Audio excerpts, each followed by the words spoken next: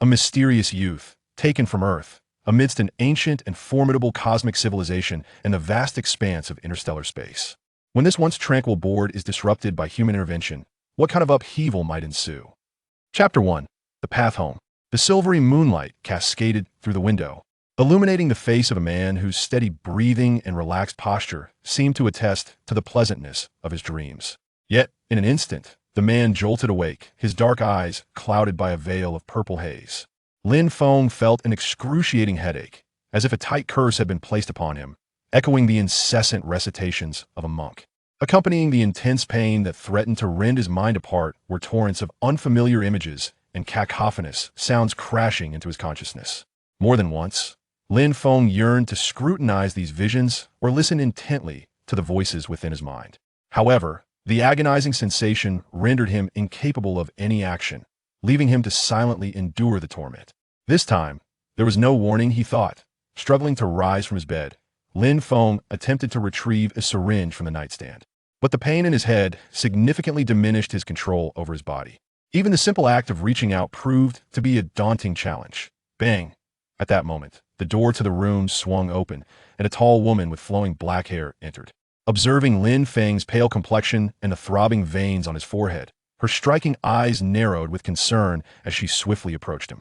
Sensing her proximity, the haze shrouding the man's vision reacted defensively, morphing into a blade of energy that shot towards her. The woman raised her right hand, extending a slender finger to lightly touch the energy blade as it neared her, causing it to dissipate gently. Lin Feng, when was the last time you administered the serum? She inquired, having discovered several vials of blue liquid nestled within the nightstand drawer. She turned to regard the man, who appeared somewhat drained on the bedpoint 2 months ago. He responded after a moment of silence. The woman lowered her gaze to Lin Feng, her brow knitting in concern. His eyes flickered, avoiding her gaze. Acutely aware of his own culpability, a retort would likely invite another lecture. You, she sighed, observing the dampness of his shirt and sheets. Shortly thereafter, she exited the room, returning with a wooden basin. After cleansing Lin Feng and replacing the soiled sheets, she settled into a chair beside the bed. Kales, are you not going to rest? Lin Feng, having regained some strength, turned to her with a question. With you in this state, do you think I could possibly feel at ease? She retorted, glaring at him, her cheeks puffed in a feigned display of anger. It's already fine, Lin Feng replied, staring at the ceiling. Kales leaned against the headboard, gazing at Lin Feng with a gentle smile. The tasks are becoming increasingly challenging that I've received several assassination missions targeting individuals with star cores. Lin Feng sighed, his expression tinged with helplessness. The universe is vast and boundless, nurturing galaxies that give rise to unique civilizations. Within each civilization, a portion of individuals undergoes a genetic alteration bestowed by their home planet, granting them extraordinary abilities. These individuals are collectively referred to as enhanced ones. The disparity between enhanced ones with and without star cores is as vast as the chasm between worlds, akin to a master swordsman whose combat prowess undergoes a qualitative transformation upon reaching level 6 and acquiring the Mad Dog bloodline in a certain game. Oh, is that so? It seems he has grown increasingly greedy. Though Kales maintained her smile, a glimmer of coldness flickered in her eyes at Lin Feng's remark. Kales! Lin Feng shifted his gaze to meet hers, a serious expression overtaking his features. What is it? If you wish to sleep, I wouldn't mind recounting a bedtime story, Kales offered softly. Disregarding Kales' jest, Lin Feng inquired earnestly, his eyes reflecting his seriousness. Well, if I calculate the time, it does seem about right, Kales mused, tilting her head in contemplation before continuing with a bright smile. Upon hearing Kales' words, Lin Feng's eyes dimmed slightly. Do not wear such an expression, it pains me to see you like this. Kales affectionately ruffled Lin Feng's hair. You said the same thing last time. Lin Feng regarded Kales with a hint of reproach, brushing aside her hand that had been playfully tousling his hair. Come now, trust me just one last time, will you? I've prepared a surprise for you, Kales said with a beaming smile, her hand instinctively returning to Lin Feng's head. Sigh. Observing Kale's playful demeanor, Lin Feng let out a resigned sigh. He understood that even if he refused, it would be futile without Kale's consent. He could never approach Earth. All right, get some rest. Children who stay up late may be taken by bad people, Kales said, rising to tuck Lin Feng in. Do you really see me as a child? 3 dark lines appeared on Lin Feng's forehead as he gritted his teeth in retort. Isn't it so? Kales placed her hands behind her back, leaning slightly forward to scrutinize Lin Feng, a mischievous smile playing on her lips. All right, I shall not tease you further. Good night, and may you dream sweetly.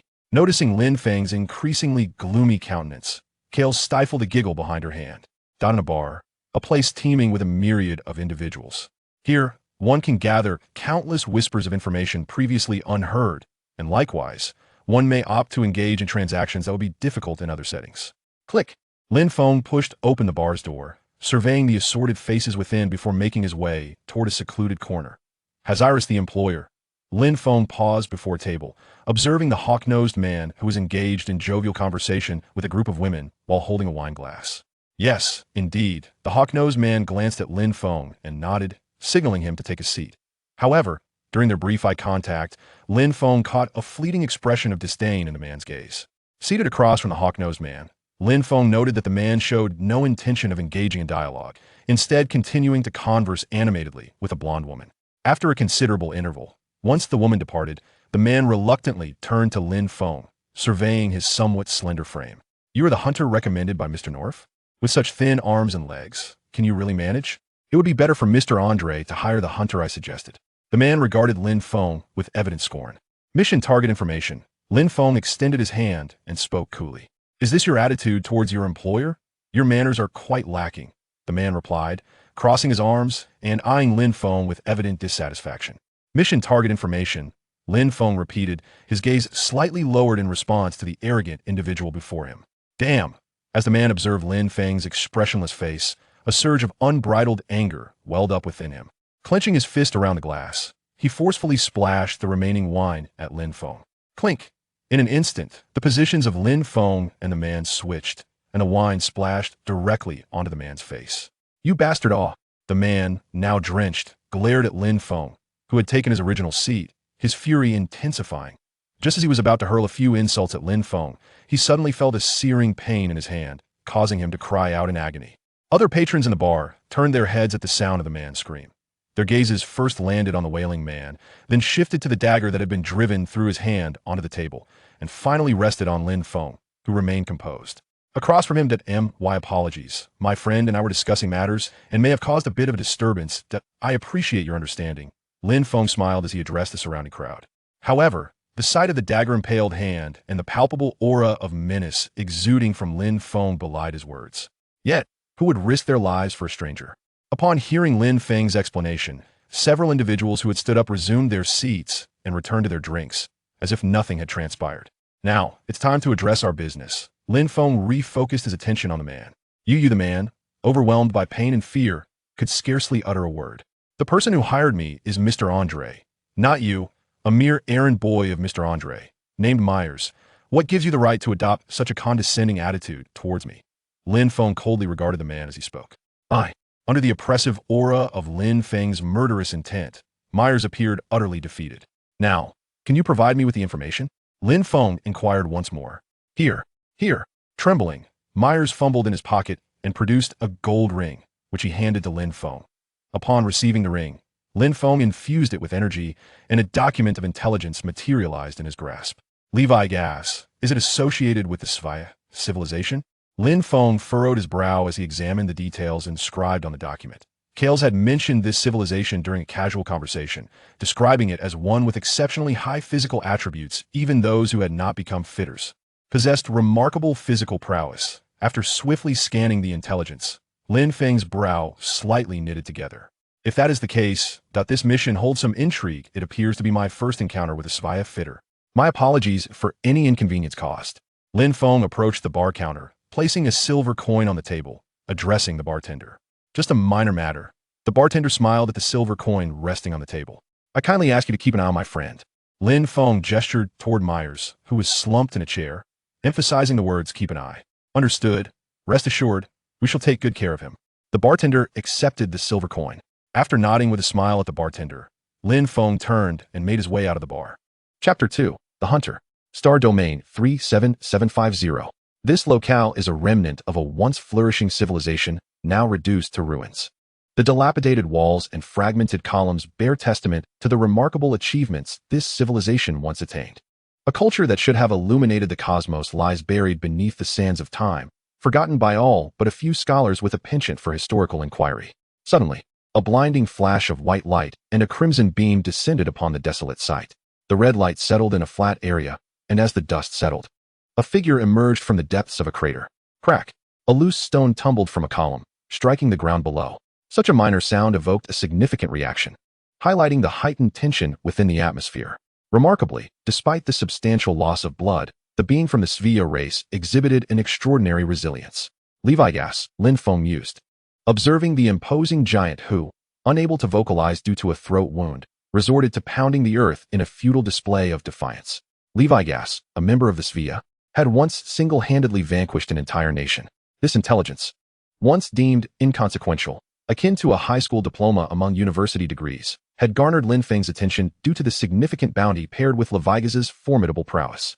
Following the announcement, Lin Feng sought out the elusive giant, who was concealed on a distant planet, and engaged him in combat.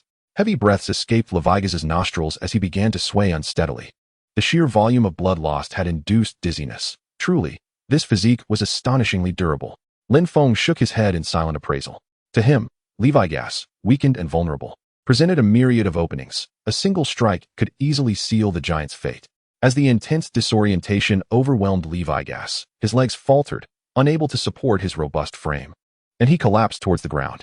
It was at that moment that Lin Feng, emerging from the shadows, swiftly closed the distance, traversing several meters in mere breaths.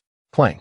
Drawing a long blade from his side, Lin Feng wielded it with a glinting edge that seemed to warn of the dire consequences awaiting any who dared to cross him. Lin Feng gripped the long knife tightly, aiming it at the neck of Levi Gas. Given Levi Gas's somewhat astonishing reputation, Lin Feng was reluctant to treat him as an ordinary bounty target. Generally speaking, for individuals lacking super genes, damage to vital organs such as the heart often heralds imminent death. However, the gene warriors endowed with super genes are different. Their elevated life essence grants them enhanced resilience. He had witnessed hunters with super genes sustain grievous injuries due to carelessness, yet still managed to escape. Some bore wounds so severe that their skulls were shattered. Yet they lived on, making a mere heart wound seem trivial. Lin Feng could not ascertain whether Levi Gas was an enhancer, but it seemed prudent to treat him as one. Just as the blade was about to make contact with Levi Gas's neck, Lin Feng caught a glimpse of a sinister smile spreading across Levi Gas's bloodied face. In that instant, he felt a surge of powerful energy emanating from Levi Gas. Instinctively, Lin Feng withdrew, his legs propelling him backward. In the next moment, Levi Gas, who appeared to be collapsing, steadied himself in an uncanny manner, launching a massive fist the size of a sandbag at Lin Feng's previous position. Ah, it is no wonder you have slain so many hunters. It appears you possessed some hidden life-preserving abilities. Retreating 3 to 4 meters, Lin Feng glanced back at the colossal pit Levi Gas had created where he once stood, shaking his head in disbelief. By this time, Levi Gas had regained his footing, exhibiting noticeable changes in his physique. The explosive muscle mass now appeared smoother, and the previously gaping wound on his neck had closed, radiating an aura completely distinct from the terror of impending death he once exuded. If circumstances were different, I would be tempted to award you the title of Best Actor, Lin Feng remarked, observing Levi Gas's transformation. Roar! Ignoring Lin Feng's comment, Levi Gas charged directly at him. Witnessing the towering figure, now exceeding 3 meters in height, rushing towards him was undeniably shocking. However, Lin Feng felt no fear. With a whoosh, 2 fists, each the size of sandbags, swung rapidly towards Lin Feng, their force evident in the gusts they produced. Yet, Lin Feng's demeanor remained remarkably calm. He deftly evaded Levi Gas's punches, which, imbued with tremendous strength, merely grazed the edges of his clothing, inflicting no harm. Hey. Your strength cannot be limited to this. It feels like you're holding back. If this is all you can muster, I would be sorely disappointed. I might even have to inform the hunting grounds that they have misrepresented your prowess. Lin Feng sidestepped once more, avoiding Levi Gas's punch, and, observing the fierce expression on Levi Gas's face, spoke again. Upon hearing Lin Feng's words, the once menacing visage of Levi Gas contorted with rage, his veins bulging as his arms swung with increasing velocity, seemingly intent on reducing Lin Feng to a mere pulp. Is it time? Lin Feng mused. Feeling the dark energy within Levi Gas swell ominously, a faint smile gracing his lips. The individual responsible for the demise of an old friend held a certain significance for Lin Feng, despite his friend's formidable prowess. The fact that he had perished at Levi Gas's hands astonished him, although the power Levi Gas unleashed now was indeed surprising. If such a level of strength could vanquish his old friend, Lin Feng would have to question whether his friend had succumbed to the vices of indulgence. With a thunderous roar, Levi Gas charged at Lin Feng. Suddenly, an unsettling sensation washed over Lin Feng as he realized he was rendered immobile. His body under an unseen control. A sharp bone spike erupted from Levi Gas's chest, piercing directly through Lin Feng's heart. Ah, I see, Lin Feng reflected. Recognizing the tactic, first immobilizing the target, then destroying vital organs to disrupt bodily functions. The bone spike was laced with a neurotoxic venom, compromising the nervous system. Thus, the demise of his old friend at Levi Gas's hands no longer seemed a mere coincidence. Gazing at the bone spike embedded in his heart, Lin Feng glanced at Levi Gas and nodded. Levi Gas, observing Lin Feng's unperturbed demeanor, felt a flicker of confusion. Was this man lacking in mental acuity? He appeared so calm, on the brink of death. Well, I have gathered sufficient understanding of the Svea race's abilities. It's time to conclude this.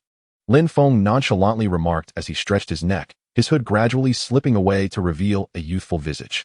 His striking blue eyes, seemingly filled with mirth, yet chillingly cold, captured Levi Gas's attention. At that moment, the sound of leaves rustling in the wind reached Levi Gas's ears.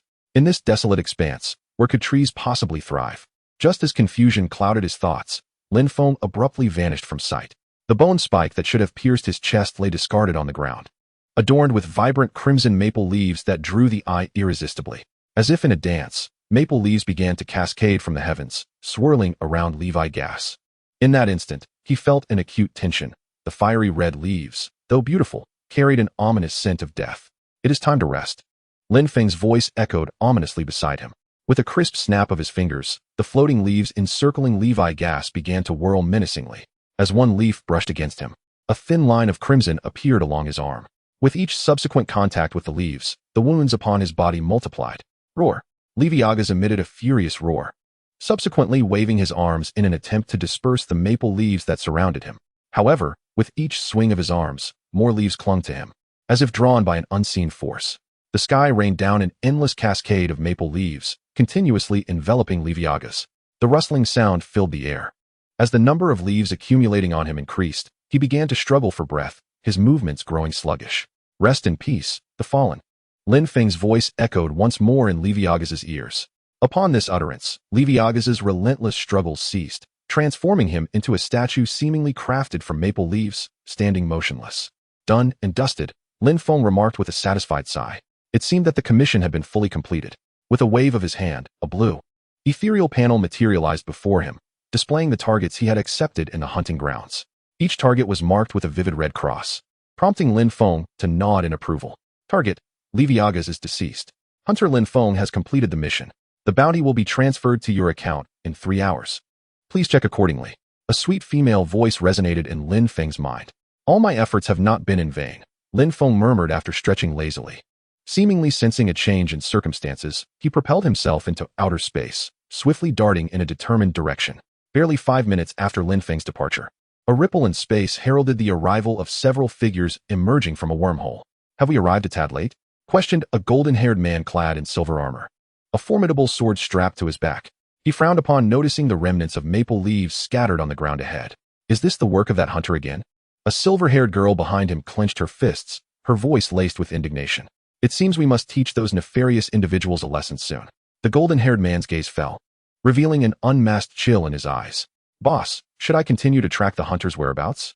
Inquired a bald man stepping forward. Exercise caution. This hunter possesses notable skills. Remain vigilant, the golden-haired man instructed with a nod. Understood, the bald man affirmed, as ripples formed behind him before he retreated into the wormhole. Chapter 3. Abandoning Identity. In the vast expanse of the universe, numerous civilizations exist. Every planet holds the potential for advanced societies, yet various factors can hinder the establishment of civilization. The 357th sector was once the battleground for 2 advanced civilizations thousands of years ago, where the rampant misuse of weaponry rendered the area inhospitable to life. As time progressed, this place gradually transformed into a desolate wasteland, so barren that even scavengers, who typically scavenge for the most trivial of benefits, deemed it unworthy of their time. Suddenly, a spatial fluctuation emerged within this area, and Lin Feng stepped forth from a wormhole. After confirming that no one was trailing him, he proceeded directly toward a specific location. With a light tap of his toes, he leapt onto a long-abandoned spacecraft. With a slight exertion of his arm, he pried open a dilapidated door and entered. Upon reaching the command console, Lin Feng produced a palm-sized silver card from his pocket. Inserting it into a slot, and entering a series of numbers. With a click, a section of the floor behind him opened, revealing a staircase leading into the dark abyss below. After retrieving the card, he descended the stairs, step by step. Has it been a decade already? Lin Feng mused to himself. In the known universe, there existed numerous individuals akin to Lin Feng, each bearing the title of hunter. Some were compelled to embrace this path due to dire circumstances. Others were lured by the allure of wealth, while some sought the thrill of excitement to escape mundane lives. However, Lin Feng's journey as a hunter was born solely from the coercion of another. Over the course of 10 years, he had lost count of how many tasks he had completed and how much blood stained the blade he wielded. Like a machine, he accepted missions, executed them, and then accepted new ones in an endless cycle. The perpetual combat had rendered Lin Feng's nerves perpetually taut. He feared that any lapse in vigilance could lead to his own demise by this time next year. Yet, thankfully, it appeared that everything was on the verge of conclusion. The hunting grounds were vast, and even with numerous structures erected, it never felt crowded. The individuals who frequented this place were esteemed hunters, and naturally, some edifices catered to their need for leisure after arduous tasks. For instance, a bar not far from Lin Feng was the most popular haunt among hunters, who often chose to unwind there after their missions. In the intoxicating atmosphere filled with alcohol and flirtation, hunters could liberate the pent-up hormones that had been stifled within. Oh, Fengzi, have you completed your mission?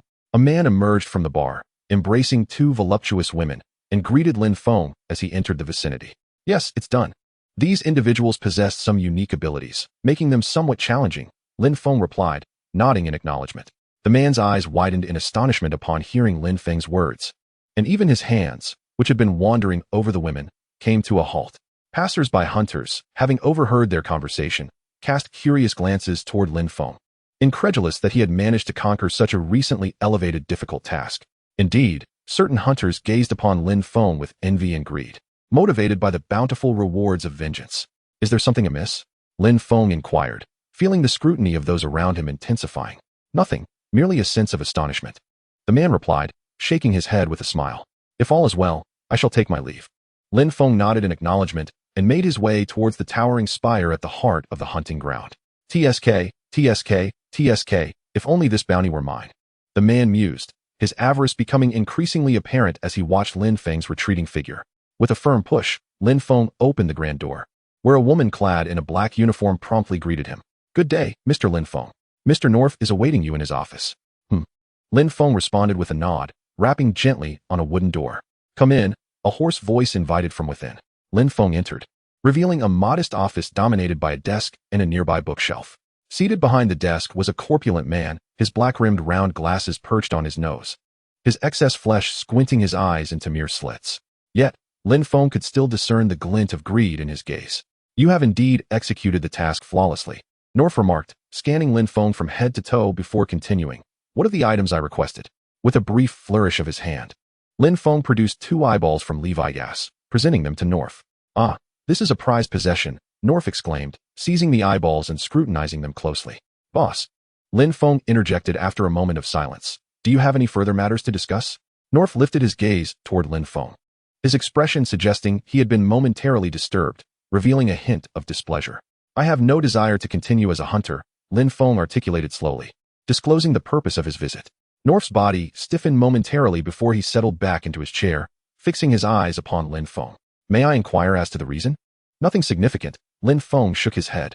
If you manage to survive for 10 years as a hunter, perhaps I will divulge the matters that have piqued your concern all along. This statement echoed the words of the person who had taken Lin Feng from Earth the night before he embarked on his journey to become a hunter. A phrase that had lingered in his memory for a decade. Is it due to the meager share of the rewards? North pondered for a moment before posing the question. The compensation for completing identical tasks varies among hunters of differing ranks. As a silver emblem hunter, Lin Feng's remuneration surpassed that of a lower-tier specialist hunter by 15%. The privileges afforded to silver emblem hunters, including the selection of tasks and lesser penalties for failure, were indeed superior. Lin Feng remained silent, observing North intently. Is that not the case?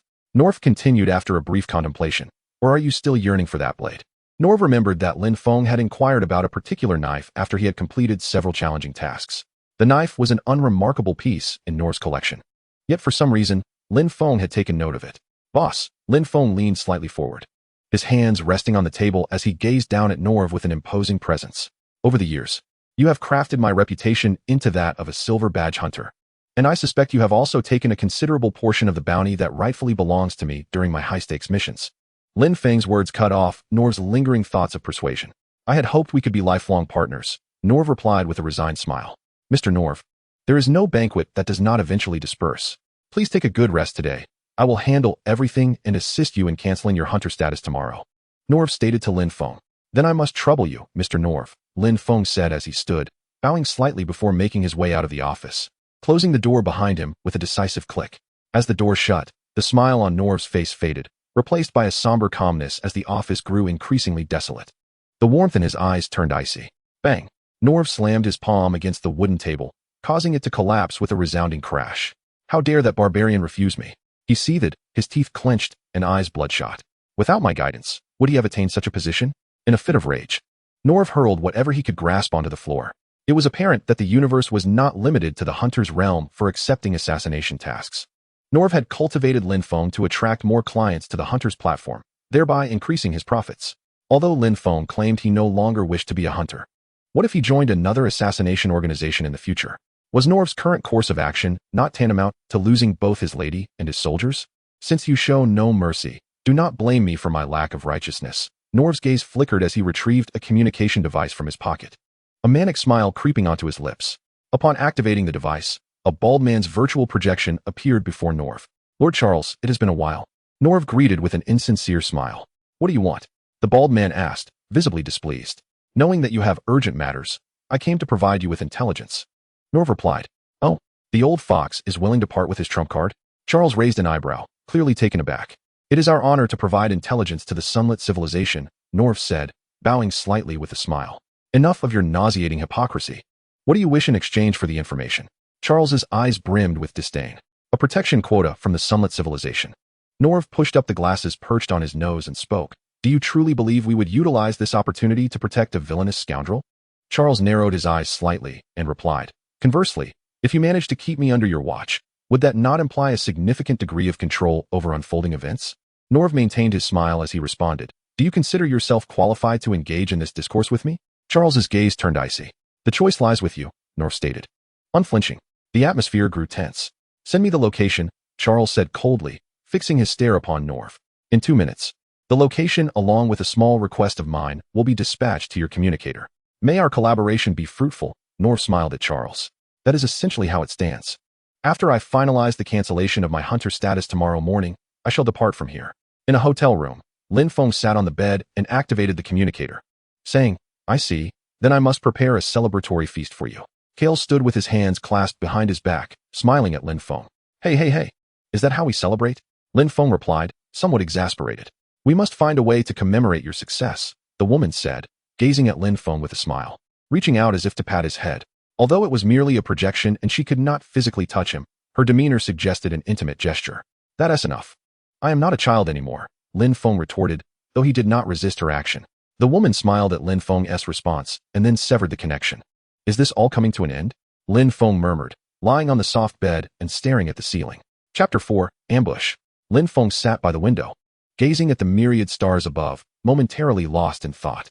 A rare moment of tranquility, he mused, stretching leisurely. He seldom spent the night in the hunting grounds, typically leaving immediately after completing a task. According to one of his hunter friends, the nights in the hunting grounds were quite lively, but at this moment, it seemed otherwise. Suddenly, Lin Feng sensed something amiss. The environment felt unnaturally quiet. The alluring moans of the woman from the adjacent room and the heavy breaths of the man had vanished, as though the world had been reduced to just Lin Feng's presence. Something is wrong. A sense of foreboding surged within Lin Feng. Boom. An intense explosion erupted within the room, the tremendous force propelling Lin Feng through the window, plummeting from the upper floors to the ground below. Cough, cough, cough. So, this is how you played dirty. Lin Feng spat blood onto the ground, his mind inexplicably conjuring Norv's irksome visage. However, he had no time to ponder how Norv had managed to plant explosives here. In his perception, a wave of energy was rapidly approaching him. With a swift motion, Lin Feng conjured a wormhole before him. Gritting his teeth against the pain coursing through his body, he stepped inside. However, this time, Lady Luck seemed to have turned her back on Lin Feng. As he entered the wormhole tunnel, a long spear suddenly tore through the fabric of the tunnel, creating a fissure large enough to expose him. The spear's wielder paid no heed to the spatial fluctuations spilling forth from the rift. and once again swung the spear with a force capable of rending all existence toward Lin Feng. He felt the surging spatial energy being violently disrupted by the spear. Without further contemplation, Lin Feng swiftly exited the wormhole tunnel, leaping in a direction away from the menacing weapon. "Why did you stop running?" A deep voice resonated in Lin Feng's ears. He looked up to see Charles, clad in gleaming silver armor and wielding the spear, a smirk twitching at the corner of his mouth. What a predicament to encounter a wild encounter, Lin Feng thought frantically to himself. Charles, one of the high-ranking commanders of the Radiant Sun civilization, had once led a 5-man team to successfully ambush a special squad of 70 from the Mora civilization, returning victorious. His signature appearance was characterized by his silver armor and spear. Following that battle, Charles gained immense notoriety, yet for reasons unknown, he had not ascended to a general's position, opting instead to train soldiers. Now, this legendary figure stood before Lin Feng, with the sole intention of confronting him. "I suddenly have no desire to flee. What can you possibly do to me?" Lin Feng proclaimed, though his muscles were taut, ready for combat. The oppressive aura emanating from his opponent was something Lin Feng had never encountered in his decade-long hunting career. "You will find out soon enough," Charles said slowly, raising his spear to point at Lin Feng. Glancing around, Lin Feng noticed the absence of other hunters. Even the staff at the hunting grounds seemed to have vanished. This indicated that the current setting was exclusively for their duel, or to put it more bluntly, this was Lin Feng's grave. "Do you have anything else to say?" Charles inquired, his gaze fixed on Lin Feng. "You do talk a lot. Are you going through a midlife crisis?"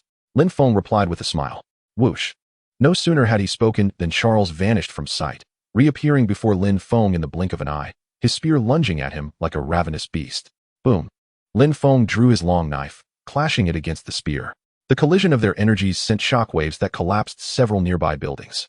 Charles, surprised that Lin Feng had managed to block his strike, studied him with a hint of astonishment.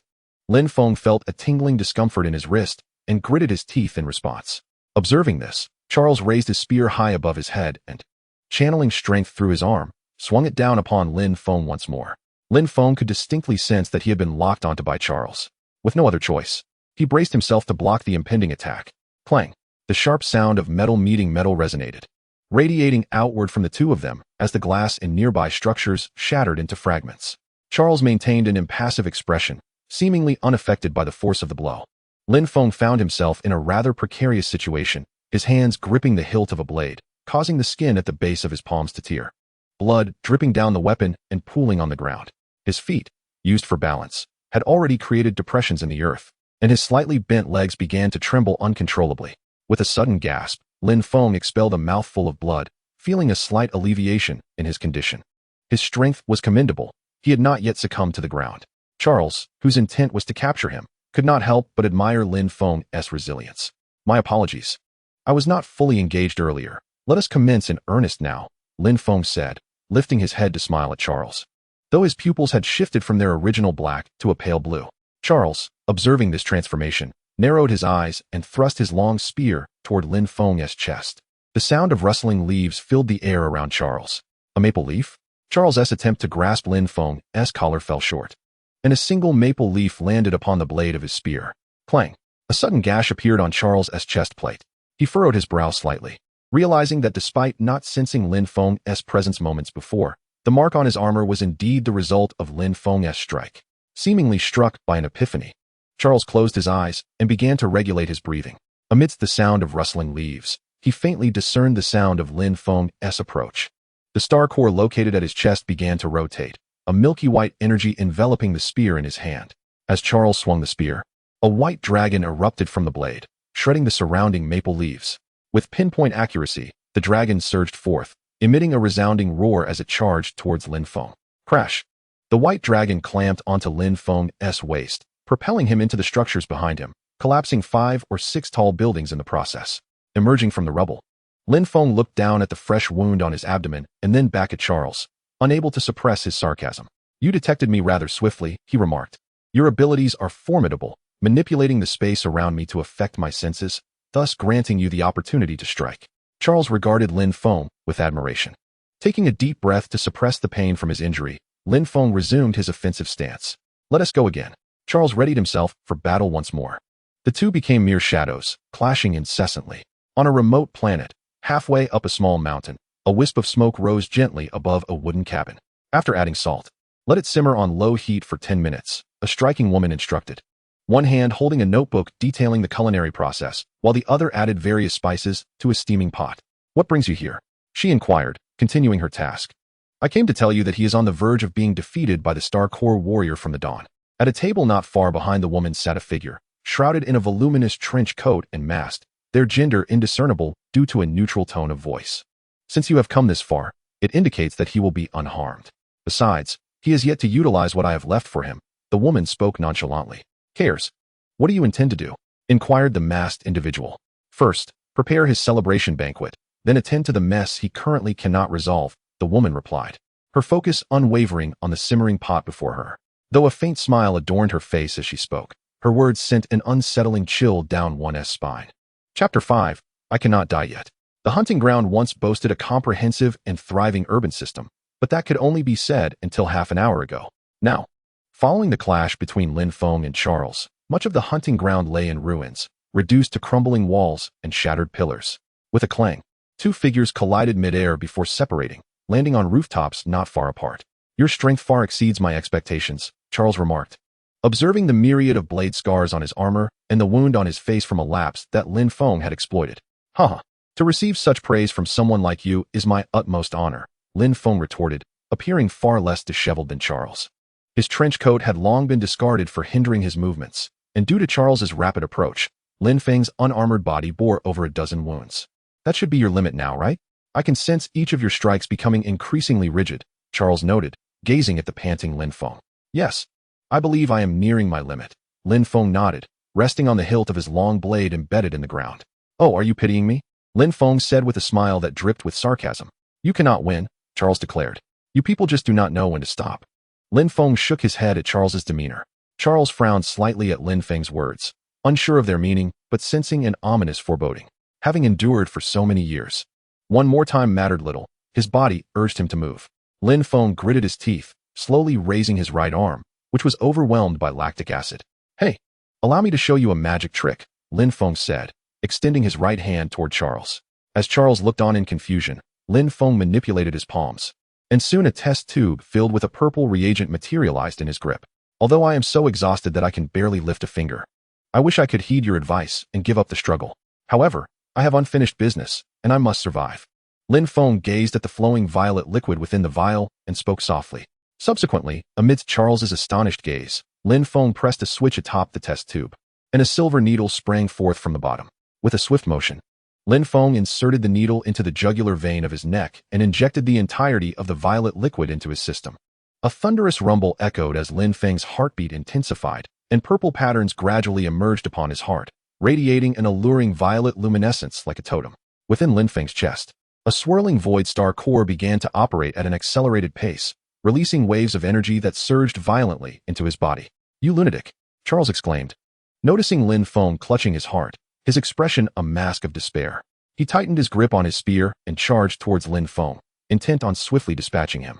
With a crack, Charles infused the spear with the power of the star core and swung it fiercely towards Lin Feng. However, just as the spear was about to strike, Lin Feng's palm was enveloped in a faint layer of runes, effortlessly absorbing the blow. The building beneath Lin Feng crumbled under Charles's assault. Yet Lin Feng remained suspended in midair, grasping the blade of Charles's spear with an air of calm. "What?" Charles stared incredulously at Lin Feng's hand that had caught his spear. "Hey, wasn't it supposed to be invincible during transformation? Can you not handle this?" Lin Feng slowly lifted his gaze to meet Charles's, his pale blue pupils glowing with an eerie azure light. Under Charles's scrutiny, Lin Feng's wounds ceased to bleed, and the energy fluctuations within him surged at an abnormal rate.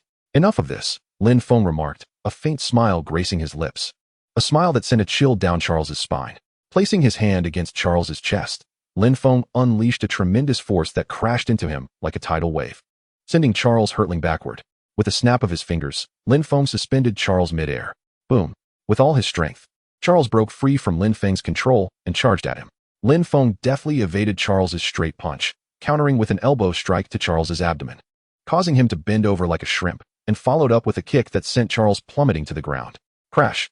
Charles landed heavily, kicking up a cloud of dust that obscured Lin Feng's vision, preventing him from discerning Charles's condition. Yet, Lin Feng would not remain idle. Summoning a flurry of maple leaves that appeared from behind him, under his command, the leaves flew towards Charles like a barrage of sharp daggers. Clang, clang, clang. Charles managed to deflect many of the leaves, but despite his efforts, his armor bore several deep cuts. Indeed, he has sustained only minor injuries, Lin Feng observed. Shaking his head, after exchanging a fleeting glance, the two individuals charged towards each other and collided. However, given the current circumstances, Lin Feng firmly held the upper hand. The tides of battle had shifted dramatically. Lin Feng effortlessly parried Charles's halberd with his long sword. It was now Charles who felt the ominous threat of his grip fracturing with each clash against Lin Feng. These hunters truly were a capricious lot. Charles mused internally while fending off Lin Feng's relentless assaults. Who could have anticipated such a swift reversal in the dynamics between hunter and prey? It was so rapid that Charles hardly realized the transition had occurred. It was time to conclude this.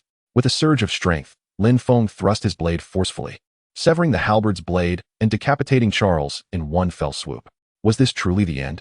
Charles's gaze shifted from his severed neck to the ground below. A most unexpected conclusion indeed. As his consciousness began to fade, he reflected on the absurdity of his fate. Lin Feng, having delivered the fatal blow, sensed Charles's energy waning until it finally extinguished. Only then did he exhale with relief. Yet, as the tension in his body eased, he found himself seized by uncontrollable spasms, collapsing to the ground despite his desperate attempts to maintain composure. The after-effects were as infuriating as ever, Lin Feng lamented before succumbing to darkness. Bang! From his vantage atop a towering spire, North seethed with rage at the sight of Charles's demise at Lin Feng's hands. He had not anticipated that the individual he had summoned would fail to eliminate Lin Feng. However, he had devised a plan. Without it, he would have truly been at a loss. A manic smile crept across North's face as he gazed upon Lin Feng, who lay unconscious on the ground. Crack! At that moment, a cadre of hunters emerged from the undamaged buildings, weapons in hand, their eyes glinting with unabashed greed as they beheld Lin Feng. Just how valuable was he? Even he himself was unaware, yet others remained acutely aware of his worth.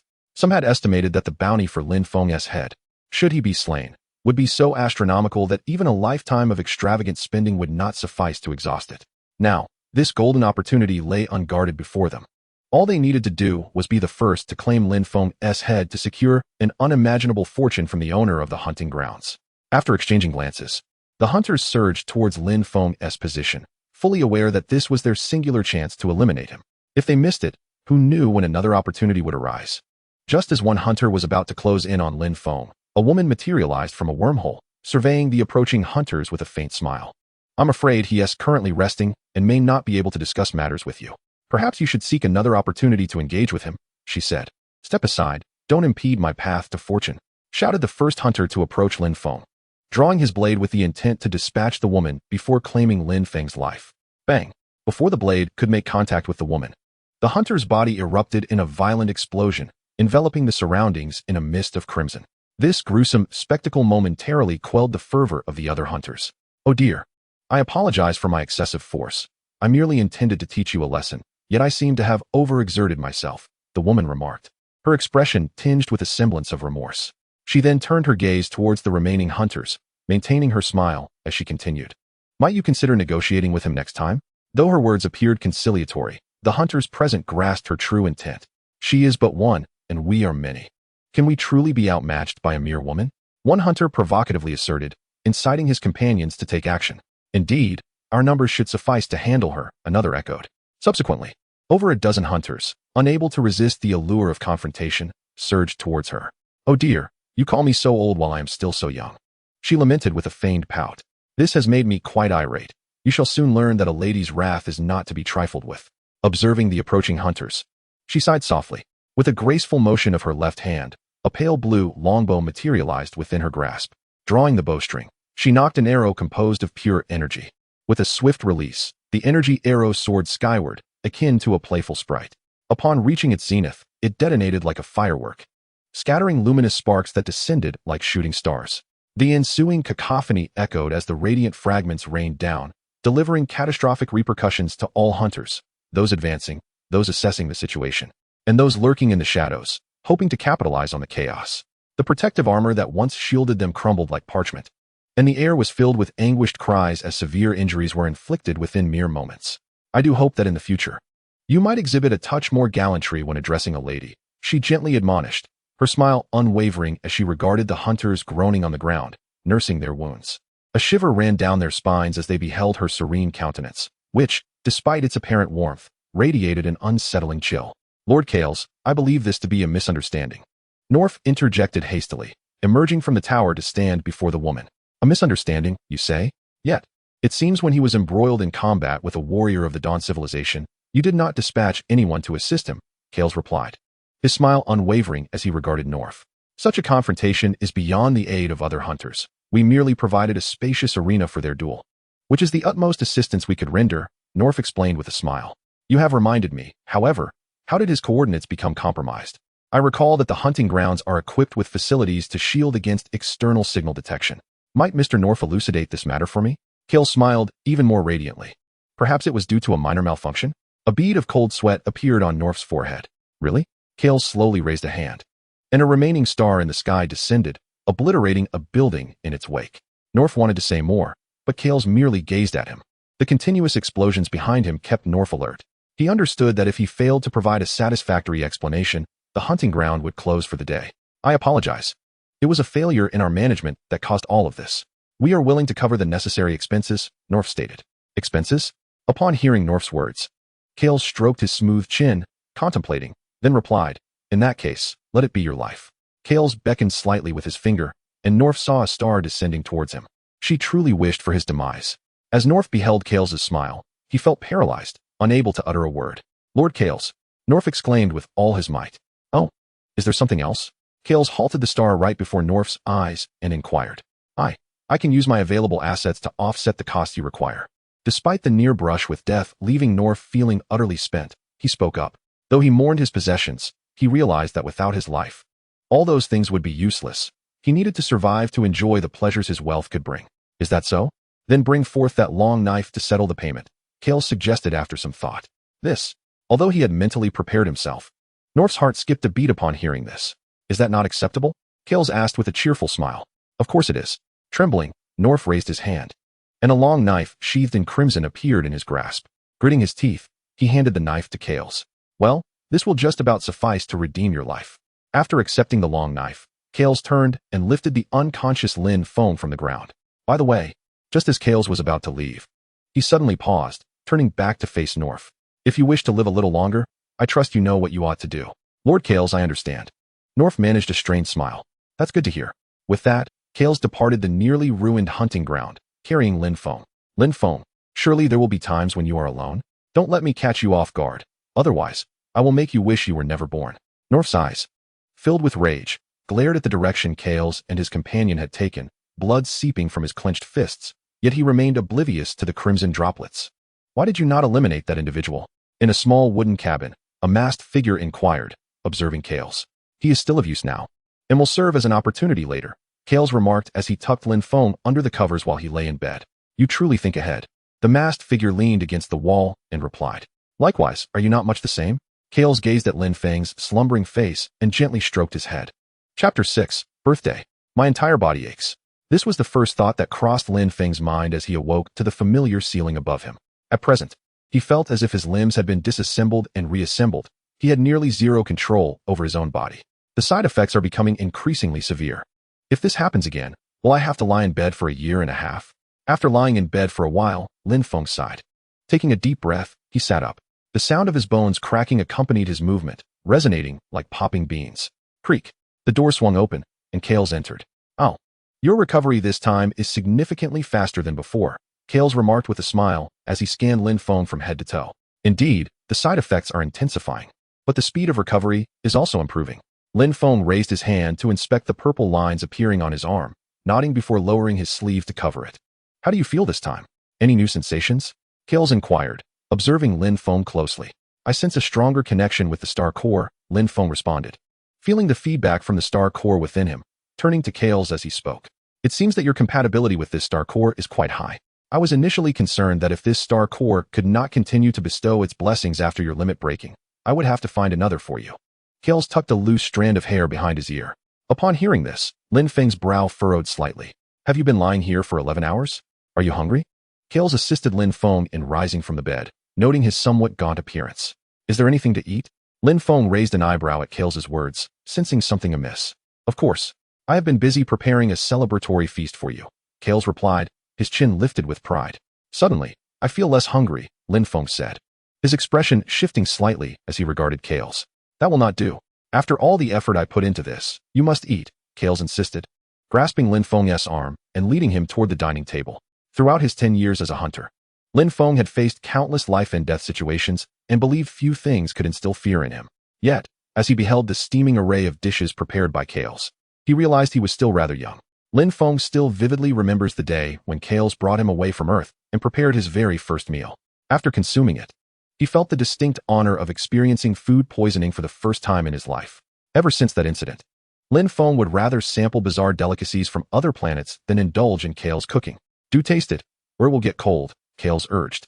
Observing Lin Feng seated at the table, his eyes devoid of their usual luster, Lin Feng slightly raised his gaze, meeting Kales' expectant yet anxious expression, and swallowed the words that were on the tip of his tongue. After a resigned sigh, he picked up the chopsticks placed before him, lifted a piece of what resembled stewed meat, and placed it in his mouth to chew. How is it? Kales inquired, her tone laced with anticipation. It's not bad. Just a tad salty, Lin Feng admitted, a flicker of surprise crossing his eyes. Humph, I told you, the last time was merely an accident. Yet you refused to believe me, Kales said, hands on her hips, pride evident in her demeanor. Thank you for your efforts, Lin Feng remarked, looking at Kales. He knew well the extent of her culinary skills. The progress she had made to reach this level was commendable, hinting at the countless hours she had practiced. Eat more to replenish your strength, Kales encouraged, her eyes twinkling with delight as she watched him. Lin Feng nodded and returned to his meal. Although the flavor was somewhat peculiar, it was far from the catastrophic experience of his last meal, which had left him unconscious. All right, I'm finished, he declared after polishing off the entire spread, feeling the energy within him gradually replenishing. Do you know what today is? Kales asked mysteriously, her hands clasped behind her back as she gazed at Lin Feng. Must I ponder so long? Lin Feng replied, furrowing his brow. Kales playfully tapped his head, exasperated. Lin Feng was taken aback by the sudden gesture, his confusion deepening as he caught the look of discontent in Kales' eyes. Today is your birthday. How could you forget your own birthday? Kales exclaimed, pinching Lin Feng's cheek in frustration as he continued to look bewildered. Birthday? The mention of the word sent Lin Feng into a daze. After leaving Earth, he had been engaged in a relentless struggle with death, scarcely finding time to contemplate matters unrelated to battle. Hearing such a familiar term now felt surreal. Happy birthday, Lin Feng, Kales said, a gentle smile gracing her lips as she observed his distracted demeanor. Oh, Lin Feng responded mechanically, nodding in acknowledgement. Guess what birthday gift I have prepared for you? Kales tilted her head, her eyes sparkling with mischief. Why do you, someone not from Earth, know so much? Lin Feng asked, still feeling a bit perplexed as he regained his composure. Enough with the chit-chat, just guess. Kales shot a glance at Lin Feng. Tentatively, Lin Feng spoke. Kales shook his head. Weapons. After contemplating, Lin Feng articulated what he deemed the most plausible thought. You guessed correctly. Now quickly close your eyes. Kales nodded. Lin Feng wished to say more, but upon receiving another glare from Kales, he resignedly closed his eyes. Extend your hand, Kales instructed. Lin Feng complied, and in the next moment, his palm met the warm, wooden texture. Upon opening his eyes, he beheld the long knife resting quietly in his hand, and he abruptly lifted his gaze to Kales. How is it? Do you like it? Kales inquired. That fellow North insisted on thrusting it into my hands. I declined numerous times, but considering your fondness for it, I ultimately accepted. Observing the flicker of delight in Lin Feng's eyes, Kales smiled. Thank you. Lin Feng expressed his gratitude. The armory of the hunting grounds was indeed replete with an abundance of weapons, including many high-tech ones available for hunters to exchange. Yet, the moment Lin Feng first entered the armory, he was instantly captivated by this long knife. It felt akin to love at first sight. Clang. Lin Feng grasped the hilt and carefully drew the blade from its sheath, revealing its elongated form. The graceful curve of the blade made Lin Feng feel as though he were holding a piece of art. The glinting edge bestowed upon him the illusion that he could effortlessly sever his enemies with ease. Oh dear, some individuals truly lack sentiment. Watching Lin Feng caress the blade with the tenderness one would bestow upon a beloved, Kales puffed his cheeks, his gaze tinged with a hint of discontent. All right. I was merely teasing you.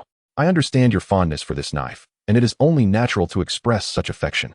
Noticing the shift in Lin Feng's demeanor, Kales chuckled softly. Kales, may I inquire about something? Lin Feng turned to him with a question. What do you wish to ask? Kales replied with a smile. Why do you seem to know so much about me? Lin Feng queried. Kales had been excessively kind, to the point where Lin Feng felt an illusion that they were longtime friends. However, Lin Feng was certain that he had never left Earth before Kales took him away. Perhaps I know you better than you know yourself, Kales responded, a glimmer of inscrutability in his eyes. So, can you tell me what it is about me that warrants your attention? Lin Feng asked, puzzled. He struggled to find a reason. A justification for Kale's unconditional kindness toward him. Kale smiled. Upon hearing this, Lin Feng swallowed the words that had nearly escaped his lips. You need not ponder so much. Simply focus on what you wish to do. Observing Lin Feng's expression, Kale's reached out and gently ruffled his hair. I know you may not fully trust me, but should you encounter problems you cannot resolve in the future, do not hesitate to seek my assistance. Please help me. I assure you there is no charge, she said, her unwavering faith in him evident. As Lin Feng observed the gaze of Kale's, he found himself at a loss for words. Well, it is getting late. We must depart. Kale's urged, gently lifting Lin Feng from his chair and adjusting his attire. Kale's words mirrored those of a caring sister, anxiously advising her younger brother, fearing he might err in her absence. Chapter 7. The Battle Plan. Earth comprises 1/3 land and 2/3 ocean. This was knowledge imparted to Lin Feng during his secondary school days. Now, standing on the moon, he gazed upon the azure planet, filled with profound reflections. What a sight, Lin Feng mused. After taking a deep breath, he opened a wormhole and stepped through. Report. Unidentified spatial fluctuations have been detected in Jianghuai City. In a command room in the capital of Shenzhou, a soldier, observing the anomalies on the screen, promptly alerted his superiors. Spatial fluctuations? Is it possible to ascertain the coordinates of their origin? A middle-aged man, wearing round spectacles, frowned upon hearing the report and approached the soldier to inquire further. Report. The entity obscured the spatial coordinates upon activation, making it impossible to trace. The man adjusted his glasses, a flicker of anger igniting in his eyes. Prepare the combat units stationed in Jianghuai City for immediate readiness. I am keen to discover the intentions of this cosmic visitor on Earth. Upon receiving the command, the soldier quickly relayed the orders to the station personnel in Jianghuai City. The changes were indeed significant. On the bustling streets, a man clad in a black trench coat surveyed his surroundings with keen interest. Passers-by overlooked the resilient weeds growing at the corners and the flocks of birds soaring overhead, all of which were meticulously noted by him. A decade had wrought numerous transformations upon the city. Structures that had never graced his memories now stood before Lin Feng, rendering the once familiar city unfamiliar. Suddenly, a figure collided with Lin Feng. He glanced down to find a little girl in a red dress, her pigtails bouncing as she sat on the ground. She clutched an empty ice cream cone. The treat that should have adorned it now sprawled on the pavement, some of it even clinging to Lin Feng's trousers. I'm so sorry. It was unintentional, the girl stammered, her grip on the cone tightening as she noticed Lin Feng's gaze upon her.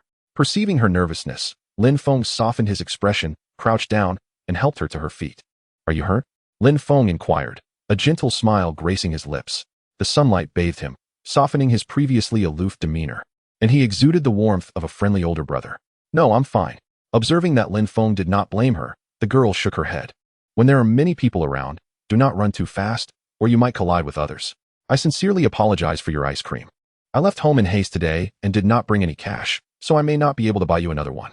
Lin Feng rose to his feet and gazed towards a nearby shop. Suddenly, he furrowed his brow slightly, yet soon resumed his casual conversation with the girl as if nothing had occurred. After a while, feeling the temperature rising, he addressed her. What about you, big brother? The girl wiped the sweat from her forehead and looked up at Lin Feng with curiosity. Lin Feng smiled and replied, as he watched the girl gradually walk away. The softness in his gaze vanished, and he turned to head in another direction. Indeed, the construction was still incomplete. Lin Feng arrived at the unfinished building on the outskirts of Jianghuai City. He recalled that before leaving Earth, there had been news reports about this very structure ceasing construction. With his hands tucked into his pockets, he strode directly inside. Shortly after Lin Feng entered, several individuals clad in black tight-fitting attire approached the entrance of the abandoned building. Qilin, check the surroundings for any other spatial fluctuations, a man with a buzz cut said as he pressed the earpiece he wore. On a nearby high ground, a woman armed with a sniper rifle surveyed the area through her scope. No other spatial fluctuations detected. It's safe to enter. Seeing this, the group proceeded into the dilapidated structure. Ah, you've finally come in. I thought you would linger a bit longer, Lin Feng remarked lazily, leaning against a pillar as he observed the three newcomers. Prepare for battle. The buzzcut man, upon seeing the target directly in front of him, immediately instructed the two others. A faint energy wave emanated from the trio's chests, and under Lin Feng's gaze, a uniform set of red and black battle armor materialized around them. Lin Feng observed their combat suits and murmured to himself, visitors from an extraterrestrial civilization, what is your purpose on Earth? The buzzcut man regarded Lin Feng with caution. What should I call you? Lin Feng inquired. I am Jiang Yun, the captain of the Jianghuai City Division of the Shenzhou Combat Bureau, the buzzcut man replied. Jiang Yun? It seems you are from the same batch as me. The second group, Lin Feng thought, stroking his chin. What exactly is your purpose for coming to Earth? Jiang Yun fixed his gaze on Lin Feng, ever ready for action. Can you represent Shenzhou? Lin Feng countered, looking at Jiang Yun. Our dialogue will be fully transmitted to the headquarters of the Combat Bureau, where senior officials will draw their conclusions, Jiang Yun stated. I see. If I claim I harbor no ill intentions, would you believe me? Lin Feng retorted. We will believe you after our investigation, Jiang Yun replied. Investigation? Does that mean you will abduct me to inquire about my origins and background? Lin Feng inquired with a smile. Captain Jiang, do you require my assistance? The sniper concealed on the high slope felt an overwhelming familiarity upon hearing Lin Feng's voice. However, due to Lin Feng's position behind a concrete pillar, her visage remained obscured. Stand by, Captain Jiang commanded. Understood. Although the sniper felt a surge of impatience, she complied with Jiang Yun's directives. Chapter 8. Confrontation if all goes as expected. There should be quite a few others hastening this way, correct? Given the prowess of the three of you, detaining me will prove exceedingly challenging. Lin Feng observed Jiang Yun's subtle gestures and spoke. Do not underestimate us, a young man standing behind Jiang Yun retorted, clenching his fists. Do you doubt my words? Lin Feng extracted a hand from his pocket, beckoning the young man with a gesture. You may come and ascertain the truth for yourself. Captain Jiang. The young man turned to Jiang Yun. Proceed. Jiang Yun's expression darkened. Although Lin Feng's tone was quite tactful, she could distinctly sense his disdain for their capabilities. With a whoosh, the young man lunged towards Lin Feng like a cannonball, throwing a punch aimed directly at Lin Feng's face. Yet, Lin Feng effortlessly sidestepped the attack. Tier 1 Adept Zhou Tao is requesting access to the weaponry vault. Request approved. The vault is now accessible to Zhou Tao. The young man's right arm armor flickered slightly, revealing a jet-black hilt in his grasp. As he gripped the hilt, a flowing metallic substance coalesced into the blade. Oh, liquid metal? Lin Feng mused. Observing the long knife in the youth's hand, Zhou Tao swung the blade towards Lin Feng, its movements akin to a bloodthirsty serpent, each strike aimed at Lin Feng's vital points. Nevertheless, Lin Feng exhibited no signs of panic, calmly evading Zhou Tao's onslaught. Although Zhou Tao believed each of his strikes should have landed, they merely grazed past Lin Feng, failing to even brush the hem of his garment. How does it feel? Do you believe me now? Lin Feng retreated a couple of steps, creating distance between them, while eyeing Zhou Tao, whose breath had quickened from the relentless assault. This is far from over. Zhou Tao, noticing Lin Feng's nonchalant demeanor, gritted his teeth in frustration.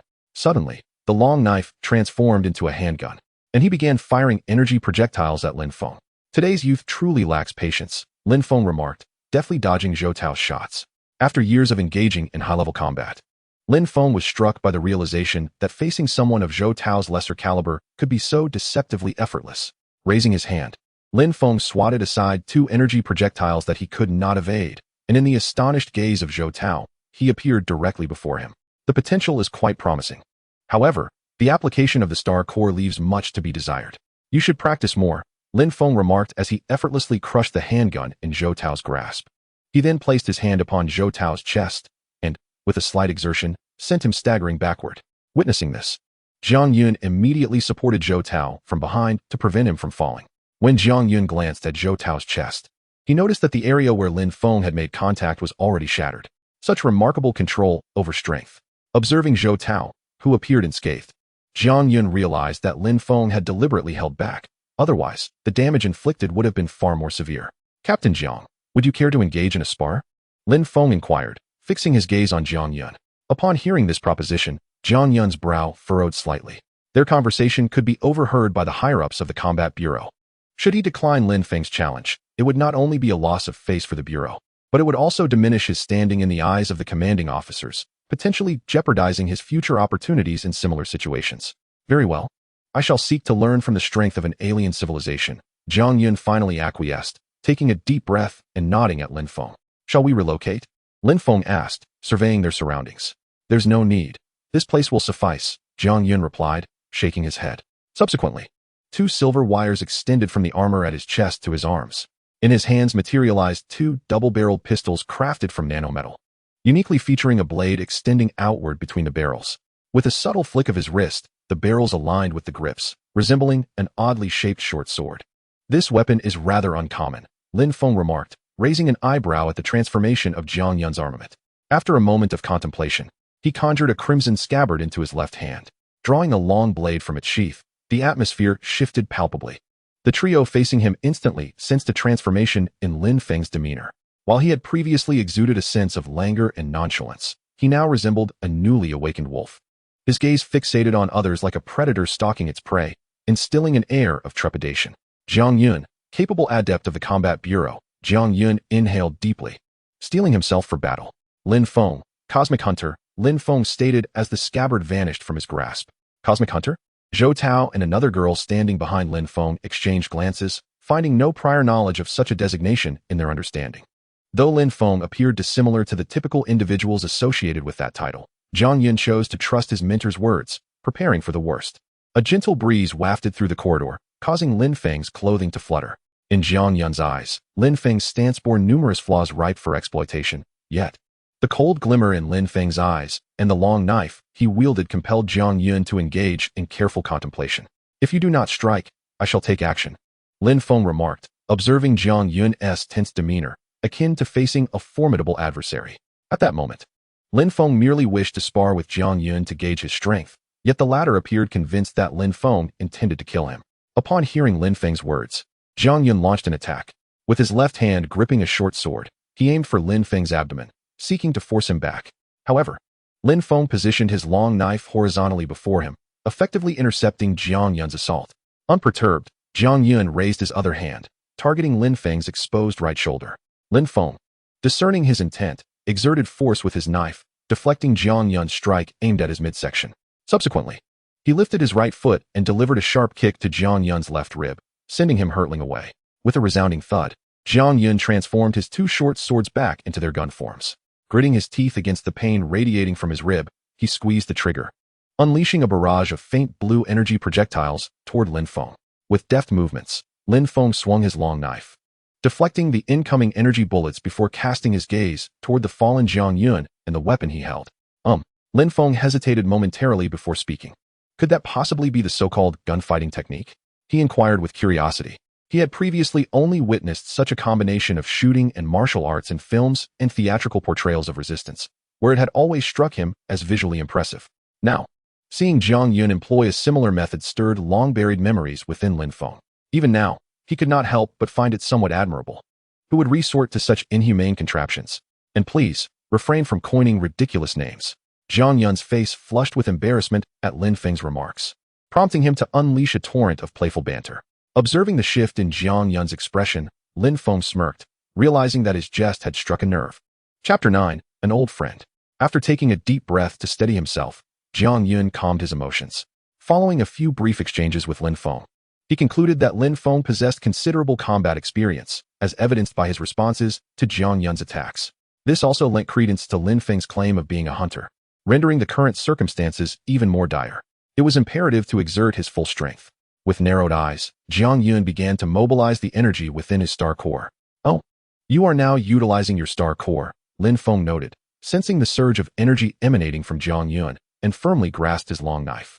Exhaling a breath of turbid air, Jiang Yun felt the energy from his star core flow ceaselessly into his being, causing his muscles to swell with newfound power. Jiang Yun stepped back with his left foot, then propelled himself forward with a powerful thrust of his calf, causing the concrete beneath him to crack under the immense force. He swiftly closed the distance to Lin Feng, the gust of wind generated by his charge tousling Lin Feng's hair, revealing a pair of icy blue eyes. In Jiang Yun's hands, two short swords shimmered with a layer of blue energy, which danced around him like silk ribbons, mirroring the motion of an additional pair of hands. Such strength! Exclaimed a girl beside Zhou Tao, watching the clash between Jiang Yun and Lin Feng in astonishment. To her, Jiang Yun epitomized an invincible legend. No matter how formidable the mission, he executed it flawlessly. Although he was merely a captain among the combat bureau stationed in Jianghuai City, his prowess was formidable even at the bureau's headquarters. Yet, this seemingly invincible figure was now engaged in an intensely protracted struggle with Lin Feng. If only I were a bit stronger, Zhou Tao lamented, clutching his chest, eyes filled with frustration. Meanwhile, Zhou Tao, locked in battle with Lin Feng, was oblivious to the thoughts of his two companions, as he remained solely focused on defending against Lin Feng's onslaught. As the battle wore on, Jiang Yun began to discern the true extent of Lin Feng's power. To outsiders, their contest might appear evenly matched, but Jiang Yun understood that Lin Feng had yet to unleash his full potential. He could sense no fluctuation of energy emanating from Lin Feng. indicating that he was relying solely on his physical strength without drawing upon the power of his star core. What an extraordinary opponent! Jiang Yun gritted his teeth, clashing his short swords against Lin Feng's long blade once more. With each swing of Lin Feng's weapon, the force grew more formidable, sending waves of pain through Jiang Yun's hands. If this continued, defeat was merely a matter of time, and the two members he had brought along could face dire consequences. Reluctantly, Jiang Yun resolved to further awaken the energy of his star core to gain greater strength. Warning: the armor's tolerance has reached its limit. Continuing to amplify energy will result in overload, jeopardizing your safety, echoed a warning from his combat suit. Ignoring the alarm, Jiang Yun pressed on, extracting more power from his star core. Carls had told him when Lin Feng first harnessed the star core's strength that the core was the key to drawing power from their home planet. Those without a star core could only wield their innate strength, while those with one could draw energy from their planet to enhance their capabilities.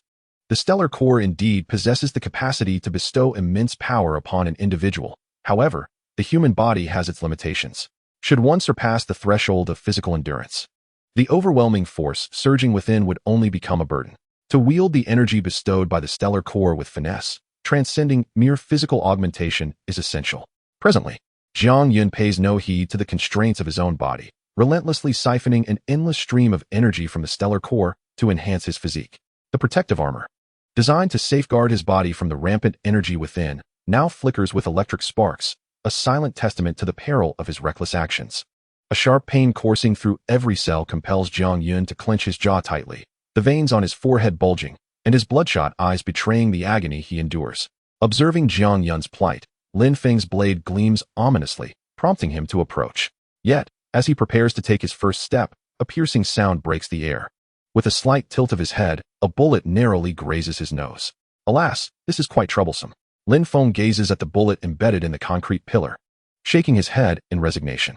He then turns to peer outside the window, directing his gaze towards the sniper concealed atop the distant hillside. Although her position is well hidden, Lin Feng had sensed her presence the moment she appeared. If he so desired, he could swiftly eliminate the sharpshooter. However, her identity renders him powerless. Do not be upset. I shall explain everything shortly, all right? Lin Feng communicates in a conversational tone, well aware that she comprehends his intent. In response, several bullets whiz towards Lin Feng's vital points. Yet he effortlessly sidesteps them, indicating that the assailant merely seeks to vent her frustration. This appears to be less formidable than I initially anticipated. Lin Feng exhales in relief as he glances at the bullet holes near his feet. What an annoyance. Behind a tree on the hillside, the woman glares fiercely at Lin Feng through her scope, her eyes slightly swollen from tears, unable to conceal the glimmer of delight within. Chapter 10. The Armor. When one's own strength fails to match that of an opponent, it may be prudent to draw upon energy from the stellar core that slightly exceeds one's limits to bolster oneself. In the face of dire circumstances, one may indeed elevate their abilities at any cost for a desperate fight. However, when engaging in combat, one should refrain from revealing all their trump cards at once. It is wise to maintain an avenue for retreat. This was a lesson imparted to Lin Feng by Kales before his inaugural mission. At this moment, Jiang Yun's energy fluctuations have surged to a level that astonishes Lin Feng, yet the price he pays is equally staggering. The armor encasing Jiang Yun, operating at an overclocked capacity, has suffered catastrophic damage, with several sections of the plating obliterated. Jiang Yun's current state starkly contrasts Lin Feng's composure. Resembling a cornered beast ready to fight for its life, Jiang Yun stepped forward towards Lin Feng, moving with an ethereal grace, directly appearing before him. With a swift motion, he brandished the short sword in his hand, its azure energy extending like Jiang Yun's own arm, ensnaring Lin Feng's body and preventing him from evading. Clang! The short sword struck Lin Feng's chest, yet the expected spurt of blood did not materialize, thwarted by the heavy armor that enveloped Lin Feng. Such formidable power. Lin Feng mused, acknowledging the blade pressed against his chest plate with a slight nod. A tremor coursed through Lin Feng's body, causing the blue energy that entwined him to dissolve into luminescence, gradually dissipating into the air. The star core was actively generating energy for the armor. Cracks began to emerge upon Lin Feng's armor, expanding relentlessly across its surface. With the armor fully charged, its powers were unleashed. It was as if a bomb detonated within Lin Feng, the shattered armor fragments scattering violently in all directions. Each piece became a razor-sharp shard, indiscriminately assaulting the surroundings. The weight-bearing wall was breached by a fragment, hurtling towards the unsuspecting Zhou Tao and his companion. Being in close proximity to Lin Feng, Jiang Yun could distinctly sense the transformation of the armor. Thus, in the instant the fragments erupted, Jiang Yun swiftly distanced himself from Lin Feng. As he retreated, the short sword morphed back into a pistol, shattering the armor shards that flew towards Zhou Tao and his companion. Jiang Yun's gaze then returned to Lin Feng. "Apologies for the wait," he said, as a figure emerged from the billowing smoke of the explosion. Clad in azure armor, what was once heavy defensive gear had metamorphosed into a lighter form. The snug design suggested a diminished protective capacity, yet promised a significant enhancement in speed. It had been quite some time since Lin Feng had donned this particular armor, and he felt somewhat unaccustomed to it. Raising a fist, he savored the sensation of energy gradually flowing into his body, bolstered by the armor's support. In the early days, after the first wave of capable individuals harnessed the star core, many perished due to their inability to properly channel its power, as their bodies could not withstand the energy. Subsequently, a group of researchers developed star core armor to assist these individuals in mastering the star core's might. Although the initial iterations of this armor bore numerous flaws, they significantly alleviated the challenges faced by the capable.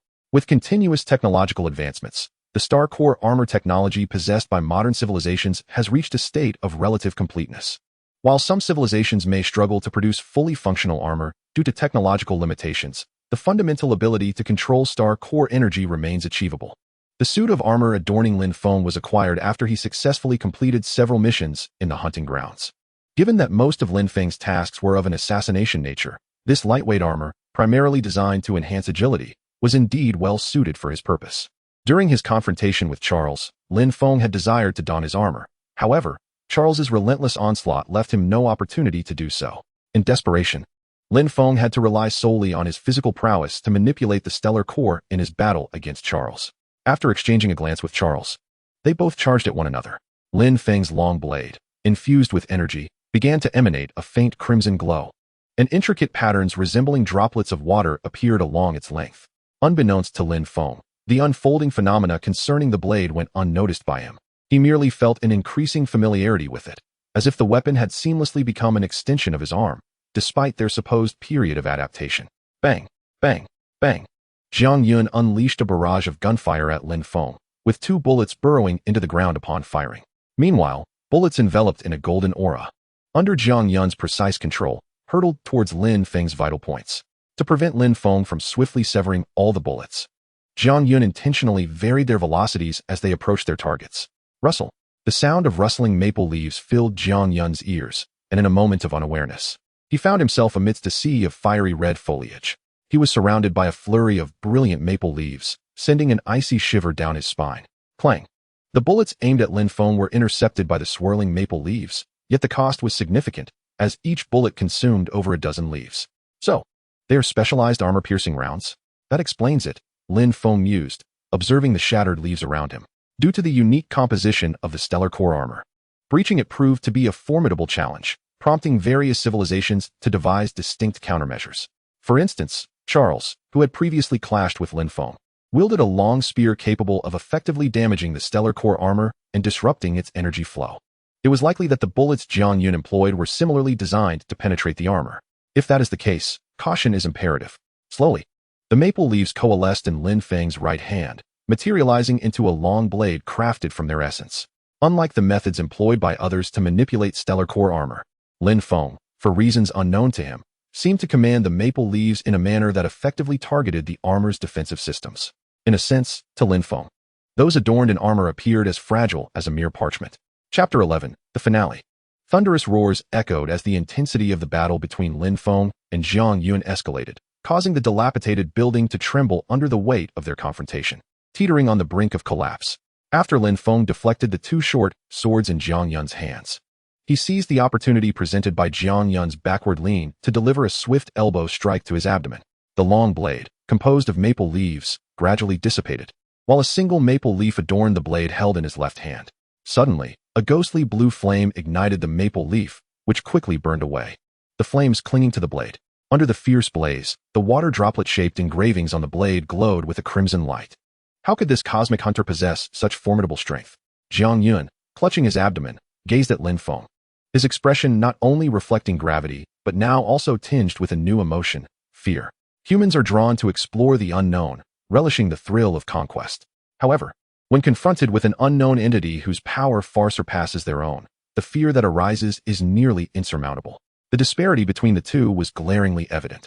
Cough, cough, cough. Suddenly, Jiang Yun fell to one knee, unable to suppress a fit of coughing, blood splattering onto the ground. The excessive use of stellar core energy had already burdened him greatly, and engaging in battle with Lin Feng required constant energy expenditure to fend off his attacks, ultimately pushing Jiang Yun's body to its limits. At his breaking point, Lin Feng observed Jiang Yun's condition, furrowing his brow before striding purposefully toward him. Cough, cough, cough. As Lin Feng approached, Jiang Yun, battling the sensation of his body tearing apart, staggered to his feet. Though his physical state could barely withstand even a modicum of stellar core energy, thoughts of his mission and the two members behind him compelled him to summon the core's power once more. Remember, you joined the combat unit to protect the weak, not to wield your power to oppress the vulnerable. If you only utilize your strength to satiate your selfish desires, then you cannot be considered a true warrior. Over the years, Jiang Yun had adhered faithfully to his mentor's teachings, using his power to safeguard the ordinary citizens of Jianghuai City who lacked super genes. Despite never advancing in rank, he had never complained, diligently fulfilling his responsibilities. Only I can withstand this hunter. I must regain my combat capacity. At the very least, I need to ensure the safety of Zhou Tao and the others until reinforcements arrive. Jiang Yun gasped for breath, his thoughts resolute. With this determination, he steeled himself. Since his body could no longer endure, he would not dwell on what might become of it. Drawing a deep breath, he began to channel the energy from his stellar core anew. As the energy coursed through him, pain caused his body to convulse involuntarily. Gritting his teeth, he persevered, allowing the energy to enter his being, the sensation of muscle tearing nearly compelling him to abandon the operation of the stellar core. Yet, the thought of falling and leaving Zhou Tao at the mercy of the hunter Lin Feng galvanized his resolve. Jiang Yun tirelessly infused energy into his body, and under the infusion of stellar core energy, the remaining fragments of his battle armor fell away one by one. His bulging muscles tore through the form-fitting attire, revealing his robust physique. Mysterious runes emerged from Jiang Yun's body, adhering to him before transforming into intricate lines that flowed to his limbs. It seemed that by sheer accident, he had inadvertently aided himself. Lin Feng observed Jiang Yun's transformation, a subtle smile gracing his lips. If possessing a stellar core is the hallmark of a complete adept, then surpassing its limits is the pivotal factor that delineates one's future achievements. To transcend limits, as the name suggests, involves surpassing the constraints of the stellar core. When an adept first acquires a stellar core, their body is not yet fully capable of bearing its power, resulting in the stellar core's energy being sealed by the mother star. As the adept's physical capacity increases, this seal gradually loosens. However, the body is ultimately bound by limits. Once it can no longer enhance itself, the stellar core can no longer provide additional strength. This level is attainable by those who diligently practice, yet to advance further requires more than mere perseverance. There are various methods to transcend limits, not solely reliant on life and death experiences. For instance, during a previous mission, Lin Feng's target had simply dined and subsequently surpassed their limits, leaving Lin Feng himself quite astonished. An adept who transcends their limits experiences a more potent enhancement from their stellar core, gaining the ability to control its energy with greater ease, even without armor. Moreover, the stellar core's energy is no longer confined to merely enhancing the body. It can respond to the adept's intentions with corresponding judgments. Jiang Yun stared in awe at the lines on his arm. Despite the overwhelming pain coursing through his body, he felt an inexplicable lightness and strength surging within him. A portion of the stellar core's energy enveloped him, gradually forming a set of armor. If this were the case, Jiang Yun lifted his gaze to Lin Feng, determination glimmering in his eyes. Lin Feng remained silent, standing still as he watched Jiang Yun, the flames on his long blade intensifying rather than extinguishing. Suddenly, Jiang Yun and Lin Feng collided, the force of their clash radiating outward. The already precarious structure of the dilapidated building could not withstand the impact, and with the shattering of load-bearing walls and concrete pillars, it began to collapse. Zhou Tao and the girls had retreated from the crumbling edifice during the conflict, affording the two combatants sufficient space to engage. They watched in astonishment as the two figures ascended from the ruins, sensing that Jiang Yun's energy fluctuations had momentarily vanished. Initially fearing for his safety, they contemplated entering to check on him, only to realize that he not only remained unharmed, but had also grown even more formidable.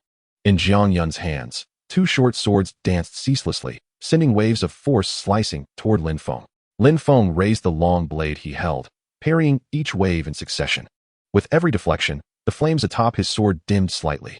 Once Lin Feng had neutralized all the waves, the fire on his blade was nearly extinguished.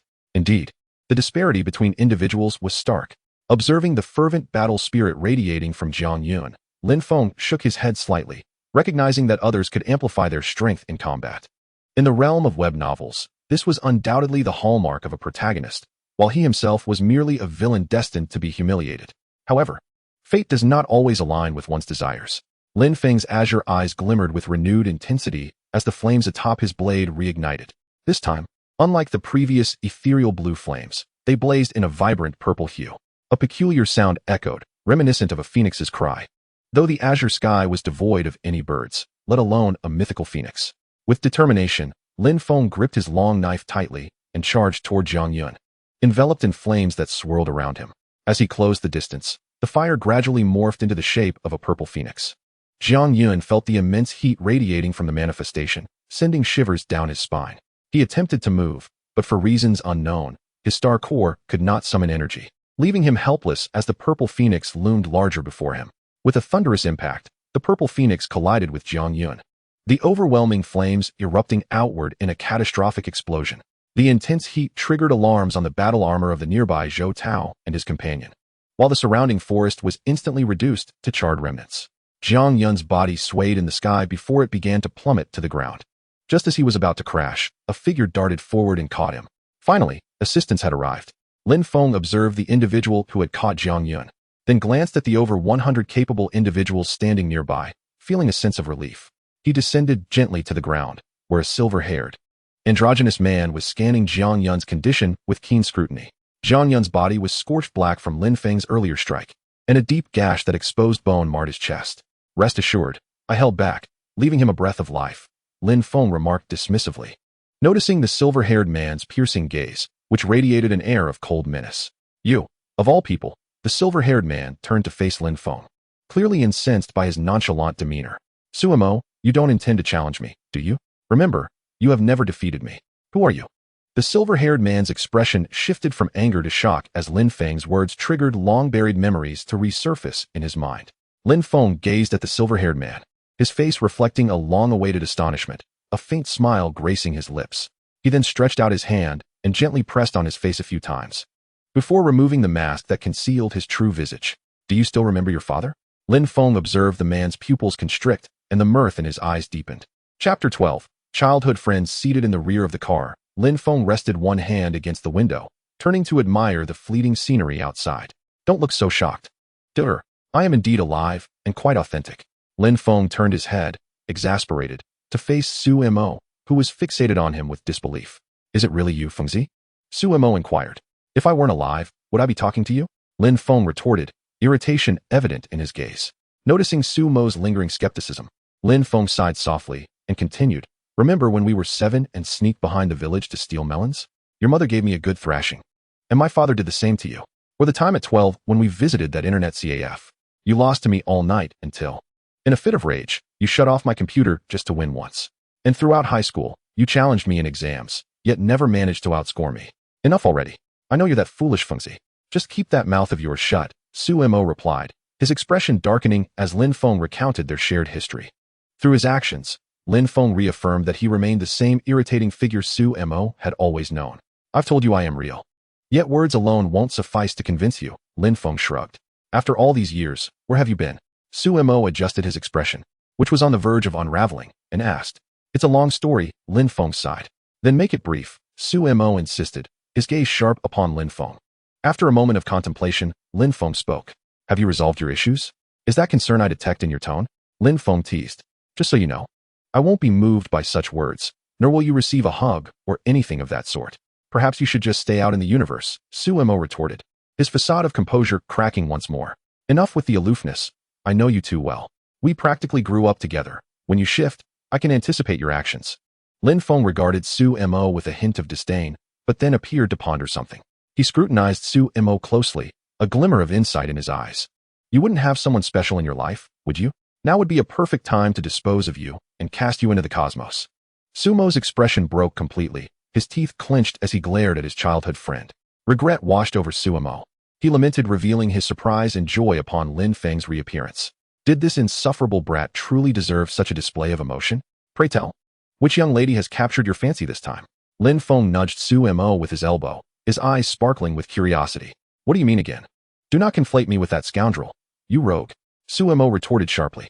All right. You are not a scoundrel, that is settled. Now, might you share your thoughts with me? After all, no one else will know, and perhaps I could offer some strategic advice, Lin Feng suggested. Considering the security of tactical discussions among the capable before missions, it is customary for the vehicles or aircraft utilized by them to possess exceptional soundproofing. Even if the capable in the back seat were to engage in lively conversation, the driver at the front would remain blissfully unaware. You'll see when the time comes. Suemo replied, averting his gaze from Lin Feng, his words slightly stammered. Oh, look who's shy now. Lin Feng chuckled, recognizing that Suemo's ears would always flush crimson when he felt bashful, which was precisely why Suemo opted for longer hair to conceal them. If you like her, pursue her. Who knows, you might just succeed. That would be a triumph. And even if you don't, we can always adjust our mindset and seek the next opportunity. Lin Feng encouraged, patting Suemo on the shoulder.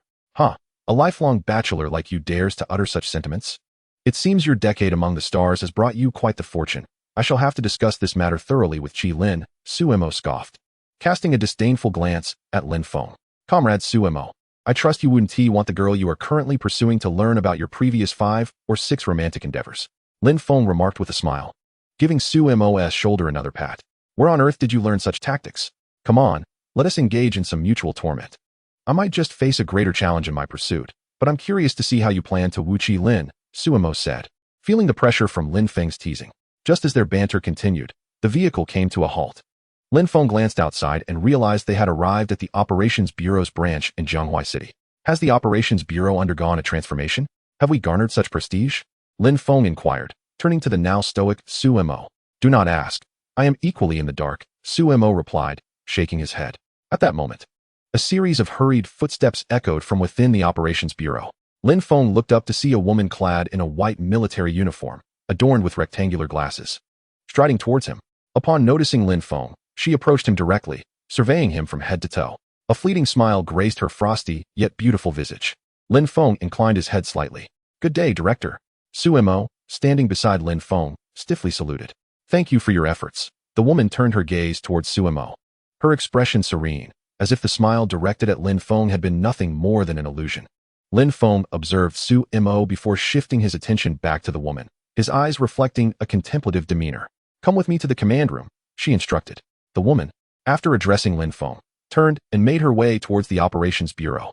Once she had entered the premises, Lin Feng playfully hooked his arm around Suemo's neck, a smirk gracing his lips as he inquired, What is the matter? Have you developed a fondness for youthful, delicate girls?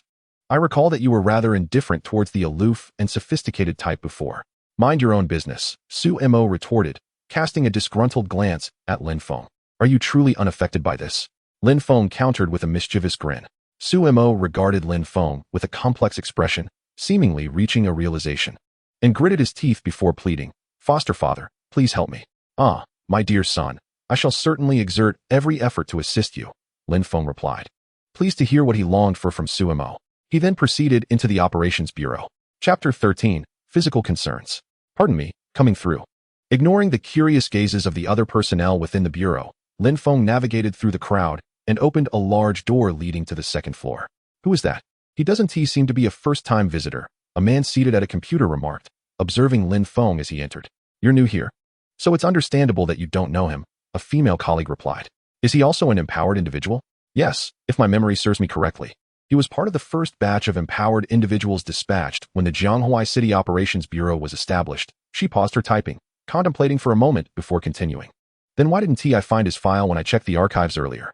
The man asked, puzzled. Some matters are best left unexamined. Otherwise, you may invite unnecessary trouble upon yourself, she admonished with a sidelong glance before resuming her work. Knock, knock, knock. Lin Feng gently tapped on a large door before him. Come in, came a cool voice from within. Upon entering, Lin Feng found a woman in white military attire seated on a chair. She gestured for him to take a seat opposite her. Miss Ling, you remain as aloof as ever, Lin Feng jested as he settled into the chair across from her. Ling Qi regarded Lin Feng, her tone tinged with a hint of exasperation. I apologize. In my eagerness to return, I neglected to mask the spatial fluctuations I created. Lin Feng offered an insincere apology. Leaning slightly forward, Ling Qi's amber eyes scrutinized Lin Feng. And how do you intend to express your gratitude for my assistance in elevating him to an extraordinary level? Have you now learned the art of negotiation? she asked, a barely perceptible smile gracing her lips. Is this truly negotiation? I am merely stating facts, Lin Feng replied, stretching languidly. By the way, have all the issues been resolved during your prolonged absence? Ling Qi removed her military cap, placing it on the table, and tucked her cascading locks behind her ear. No, it can only be suppressed for a short period. Lin Feng shook his head, then rolled up his sleeves. As a faint blue glow ignited in his eyes, intricate purple patterns emerged on his arms. Show me your arm, Ling Qi said, her brows furrowing slightly as she observed Lin Feng's arm. Hey, Miss Ling. Don't get carried away, Lin Feng remarked playfully, yet he extended his hand nonetheless. You're quite the chatterbox, Ling Qi retorted as her gaze settled on his arm. The purple patterns seemed to be an integral part of Lin Feng, fluctuating with his breath. Slowly, Ling Qi raised her hand to touch the purple markings. When her palm rested on Lin Feng's arm, no change occurred. However, upon infusing a portion of her star core energy into it, she sensed the patterns come alive, absorbing the energy from her palm. Do you feel anything? Ling Qi inquired, lifting her gaze to meet Lin Feng's. Not markedly, but I can sense a slight pause in the flow of energy within me, Lin Feng replied, noting the changes in his internal energy. While others harnessed the power of the star core to amplify their abilities, Lin Feng's experience was different. Each time he utilized the star core, although it enhanced his physical capabilities, the purple patterns would emerge on his skin, depleting both his stamina and star core energy. Does it affect you on a daily basis? Ling Qi asked as she helped Lin Feng pull down his sleeve, her gaze fixed on him. It didn't at first when I left Earth, but perhaps due to the frequent use of the star core over these years, even without utilizing it, my stamina now diminishes to some extent, Lin Feng admitted, clenching his fist. Is that so? Ling Qi pondered his words thoughtfully. Miss Ling, your concern for me is quite flattering, Lin Feng teased, observing her contemplative expression.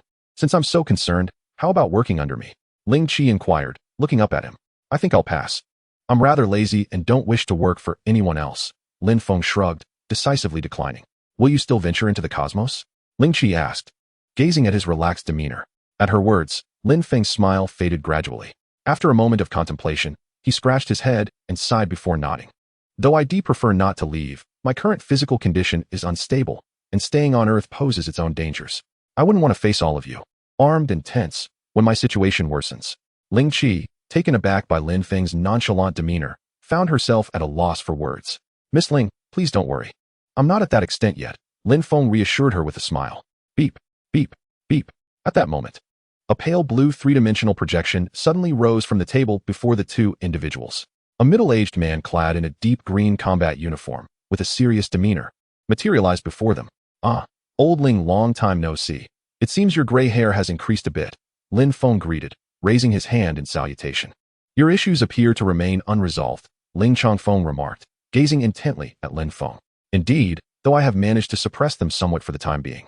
Lin Feng replied with a slight nod. I am currently engaged in a mission outside and cannot come over. If there is a gathering to welcome me, let a Qi handle it in my stead, Ling Changfeng suggested after a moment of contemplation. No way. Qi Lin is probably still waiting for me. If I follow your suggestion, I will likely have to coax her for quite some time, Lin Feng quickly declined. Noticing Lin Feng's refusal, Ling Changfeng chose not to press the matter further. Suddenly, a thought struck Ling Changfeng, and he cautioned, spatial distortion? That fluctuation seems rather complex. Lin Feng furrowed his brow slightly. He had only witnessed spatial distortion once before, when he saw someone caught in a wormhole in counterspatial turbulence. That individual was dismembered by the chaotic forces before he had any chance to react. And it was likely that the man's family was still searching throughout the universe for his scattered remains. I am not responsible for that task, so I am not well informed. However, I have heard it is not a significant issue. Spatial distortions last only a second or two, with the longest recorded duration being 5 seconds. Ling Changfeng shook his head, indicating his limited knowledge on the matter. Chapter 14. Qi Lin. Is there anything else? Lin Feng inquired, observing the Ling siblings staring at him. If there is nothing else, I shall take my leave. The siblings exchanged glances, then shook their heads. With that, Lin Feng rose and headed towards the door. If there are no further matters, I will take my leave. Should you require assistance, do not hesitate to reach out. I will help as much as I can. He waved goodbye as he exited the conference room. Brother, what do you think? Ling Changfeng mused. There's a certain casualness to it. Yet it still lacks a certain feeling. Calculating the time, it should be nearing, Ling Qi pondered. Yes, time is indeed short, Ling Changfeng affirmed with a nod. Take care. Brother, Ling Qi said, observing Ling Changfeng's projection. It had been over half a year since Ling Changfeng had embarked on his mission, compared to their last encounter. Although he still stood tall, There was a noticeable weariness etched on his brow. Rest assured, your elder brother is quite capable. Ling Chongfeng's gaze softened slightly as he looked at Ling Qi. Take care of yourself. I must go execute my mission now. Contact me if anything arises. With that, Ling Chongfeng's projection vanished before Ling Qi. The conference room fell into silence as Ling Qi pulled a pack of cigarettes from his pocket. Taking a lit cigarette, Ling Qi gazed at the smoke curling from its tip, obscuring her eyes. As Lin Feng stepped outside, he turned and ascended the stairs. Over the past decade, the Operations Bureau had undergone several minor renovations, replacing many items, yet fundamentally, little had changed. Relying on his memory, Lin Feng soon found himself on the rooftop. The scenery here remains delightful. Approaching the edge of the parapet, he took in the view, and due to the height of the Operations Bureau, he could clearly see a boy and a girl laughing as they walked away from the school entrance in the distance. Just as Lin Feng was savoring this long-forgotten vista, the rooftop door swung open. He turned to see a figure dart past him, followed by a waft of fragrance, and the next moment, he was enveloped in the embrace of Wenyu's soft warmth. Why do you always rush off when the time comes? Lin Feng said, lowering his gaze to the woman tightly gripping his waist, and he reached out to gently pat her head. Who knows if you, mischievous one, might vanish again, she replied, tilting her head back, her cheeks slightly flushed, perhaps from excitement or the haste of her run. If Lin Feng and Su Mo were childhood friends who shared everything, then Qi Lin was the devoted companion who had cared for him throughout the years. My apologies, the situation unfolded so suddenly that I didn't anticipate it, Lin Feng said. Observing the discontent reflected in Qi Lin's expressive eyes as he brushed aside the hair that had fallen onto her forehead. Are you hurt? Qi Lin released Lin Feng, scrutinizing him from head to toe. Rest assured, do I look injured? Lin Feng replied, a wry smile crossing his face as he complied with her examination. You ought to be gentler. The medical department mentioned that Captain Jiang will likely be bettered in for 3 to 4 months. After confirming that Lin Feng was unharmed, Qi Lin let out a sigh of relief but shot him an admonishing glare. That's to ensure he doesn't become arrogant after his breakthrough. Letting him lie in bed for a few days to cool off is just what he needs. Besides, this is the perfect opportunity for him to reacquaint himself with the energy flow of the star core. You should be grateful to me, Lin Feng remarked, somewhat helplessly. You always have your reasons, Qi Lin teased, pinching the soft flesh at Lin Feng's waist. Aren't you supposed to be on a mission? Lin Feng looked up as a transport aircraft soared overhead. I was on leave until you caused me to work overtime, he replied, sensing Qi Lin's displeasure as she placed her hands on her hips, puffing up in indignation. My apologies, Lin Feng said with a smile, reaching out to ruffle her hair. I'm not a child anymore. Stop patting my head, Qi Lin complained, though she made no move to shift away from his hand, her slightly squinted eyes betraying her enjoyment of the gesture. From childhood to the present, whenever Qi Lin felt angered, Lin Feng would always gently pat her head. To Qi Lin, Lin Feng's touch seemed to possess an enchanting power. Regardless of how gloomy her mood might be, a simple caress from him could effortlessly lift her spirits. Qi Lin slightly raised her head to gaze at Lin Feng. Upon hearing her words, Lin Feng gradually ceased his comforting gesture. Noticing Lin Feng's momentary distraction, Qi Lin extended her hands and firmly grasped the hand he had placed atop her head. Are you worried about how my mother and the others might perceive you? Qi Lin softly inquired, seemingly able to discern Lin Feng's concerns. Their eyes met, and Lin Feng, with a slight lowering of his gaze, nodded slowly in affirmation. What is there to fret about? If they are genuinely concerned for you, do you think they would ever abandon you? Qi Lin smiled reassuringly at Lin Feng.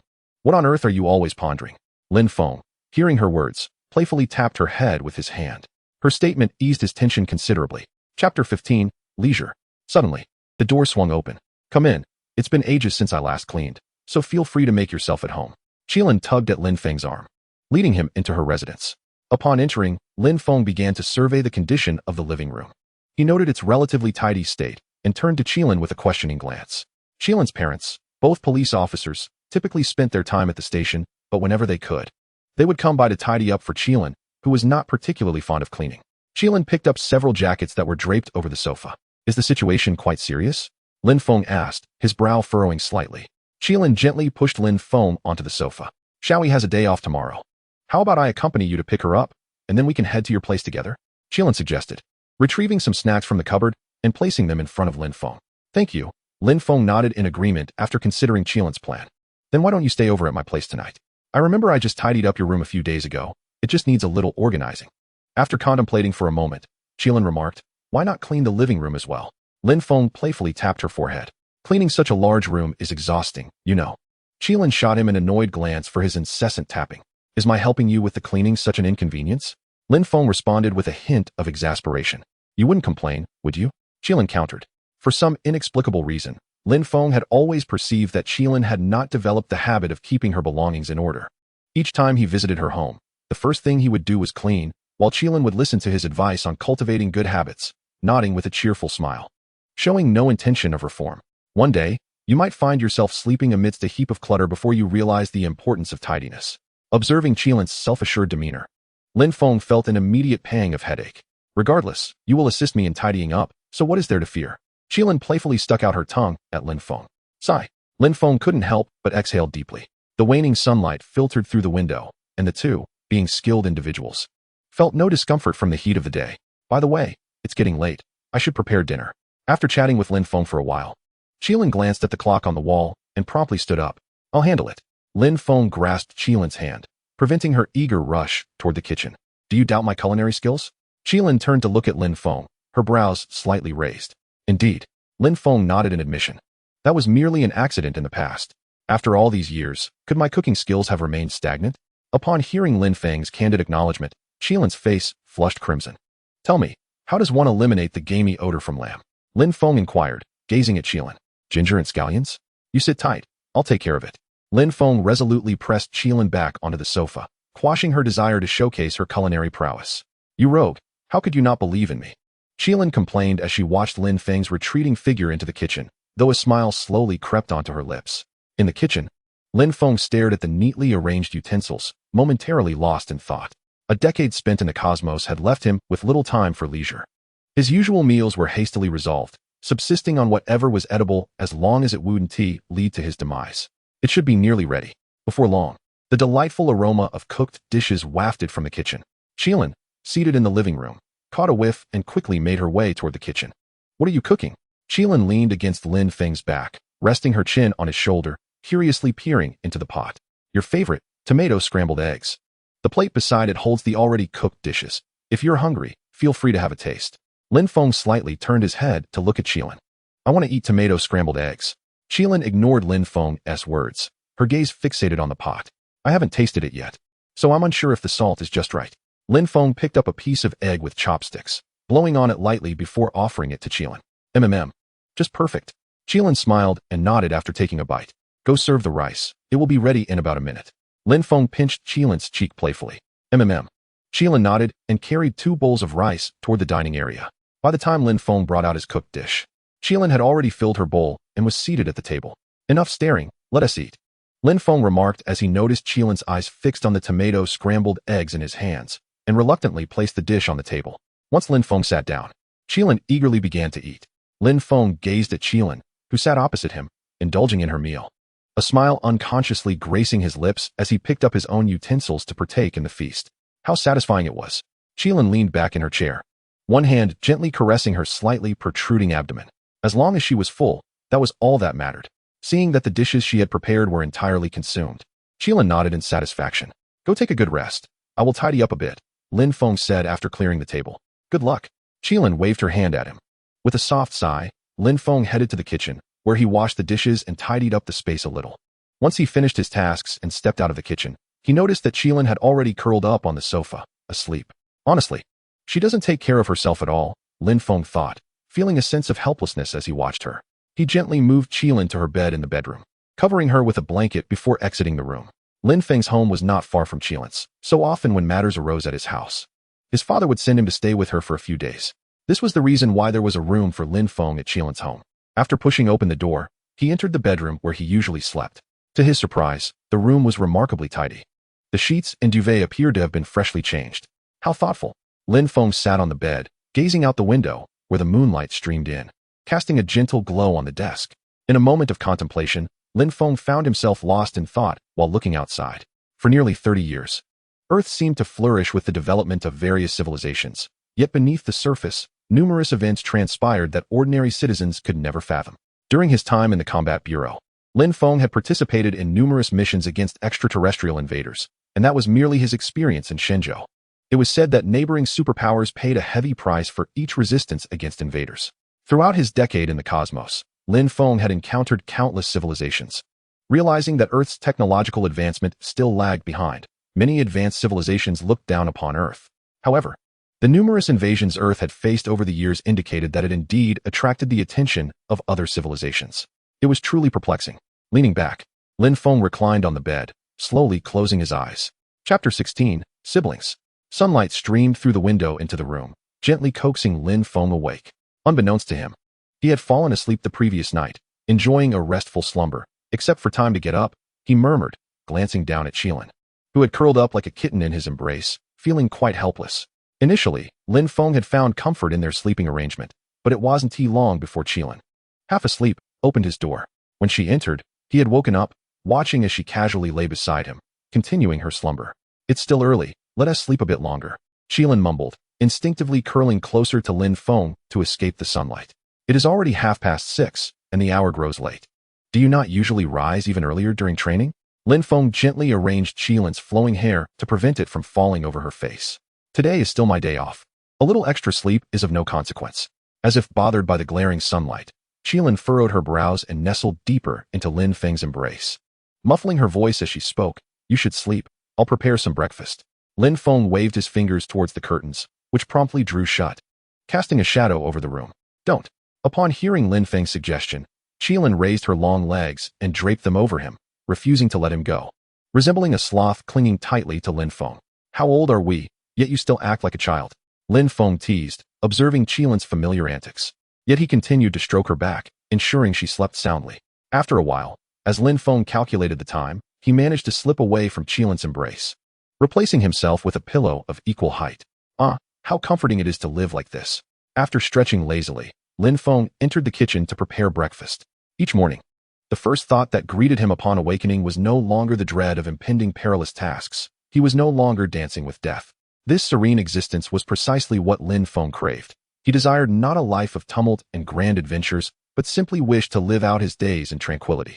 By the time Lin Feng finished cooking, Qilin had completed her morning routine and was seated at the dining table. Once they finished their meal and Lin Feng washed the dishes, they headed out. So how do you feel? Are you nervous? Qilin asked as she sat in the driver's seat, fastening Lin Feng's seatbelt, one he had not worn in quite some time. Lin Feng nodded in response. Don't worry. Xiao Yi is now a stunning beauty. I guarantee you won't recognize her, Qilin said with a smile. Lin Feng quietly nodded. When he left Earth, his sister was merely 8 years old. She must now be 18. As the saying goes, girls blossom as they grow. And Lin Feng could hardly fathom how his sister had transformed. Let us go, we're off, Qilin exclaimed as she started the car, driving in a determined direction. Zhanghua University, one of the nation's prestigious institutions, attracts many exceptional talents each year during the college entrance examination. Ding ding ding. At that moment, the school bell rang, echoing through the hallways, as students scurried about with their books in hand. Cherie, shall we walk together? A short-haired girl in an empty classroom asked as she packed her belongings, glancing at a girl with a high ponytail nearby. No. I have some matters to attend to at home today. You go ahead, the ponytailed girl replied, shaking her head, a hint of regret in her tone. Wait, Cherie, didn't you say yesterday that you had no plans today? The girl with short hair responded, surprised. Originally, there was nothing. But Sister Qilin texted me last night to say she has a surprise for me. The girl looked up at her short-haired friend, her delicate willow-shaped brows slightly furrowing. Xiaoqin, have you taken something from that person again? Upon hearing Lin Shi's words, the short-haired girl slightly averted her gaze, feeling a twinge of guilt.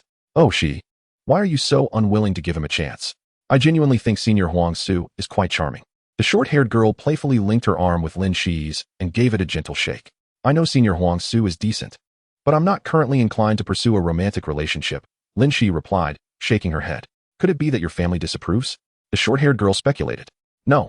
My brother once mentioned that when I wished to date, he would step in to oversee things, Lin Shi recalled, remembering a time when Lin Feng had taken her for a walk, smiling as he shared his thoughts. Then why not try getting to know him first before discussing it with your brother? The short-haired girl inquired, puzzled. Lin Shi shook her head, then checked the time on her phone before rising to leave the classroom. I'm sorry, but it's getting late, so I must take my leave. Watching Lin Shi's retreating figure, the short-haired girl scratched her head and pulled out her phone, seemingly messaging someone. Although it was only around 9 o'clock, the sunlight cast a warm glow that made the air feel somewhat stifling. As Lin Shi walked along the path leading to the school gate, the sun's rays pierced her skin, causing a slight discomfort. This summer was proving to be even hotter than the last. She dabbed her forehead with a tissue to wipe away the fine beads of sweat. What a coincidence, Lin. Are you leaving school too? A male voice called out from behind her before she reached the gate. Feeling a hint of exasperation, Lin Shi paused and turned to face the boy who had jogged up to her. Hello, Huang. Is there something you need? She greeted politely, nodding her head in acknowledgement. I happen to be leaving as well, and my car is parked at the gate. Would you like a ride? Huang Su smiled at her, his demeanor pleasant. No. Thank you. I've already made plans to leave with someone. Lin Shi declined, shaking her head, not surprised by Huang Su's presence. Her roommate must have accepted a gift from him, and this wasn't the first time she had encountered him in a similar manner. It's no trouble. We can fit a few more, Huang Su said with a chuckle, taking a step closer to her. Lin Shi furrowed her brow slightly as she observed Huang Su's approach. I'm sorry, but I've made arrangements with her to handle something today. Just as Lin Shi was about to say more, a voice from behind her caused her to freeze, rendering her momentarily speechless. She struggled to control her stiffened voice as she slowly turned around, fearful that the voice she longed to hear was merely a figment of her imagination. She desperately wished to turn around quickly to confirm the situation, yet she hesitated, concerned that doing so might reveal an empty space behind her. As Lin Shi turned around, she discovered a man clad in a trench coat, holding a cup of iced milk tea in his hand, standing behind her. Upon noticing her gaze upon him, the man removed his sunglasses, revealing his countenance. The face, reminiscent of the last time she saw him a decade ago, bore no significant changes. When she beheld the identical smile from her memories, her eyes grew moist, and tears began to cascade down her cheeks. She attempted to articulate her thoughts, but found herself at a loss for words. I couldn't find the old milk tea shop, and I'm unsure of your current preferences, so I just bought a random cup.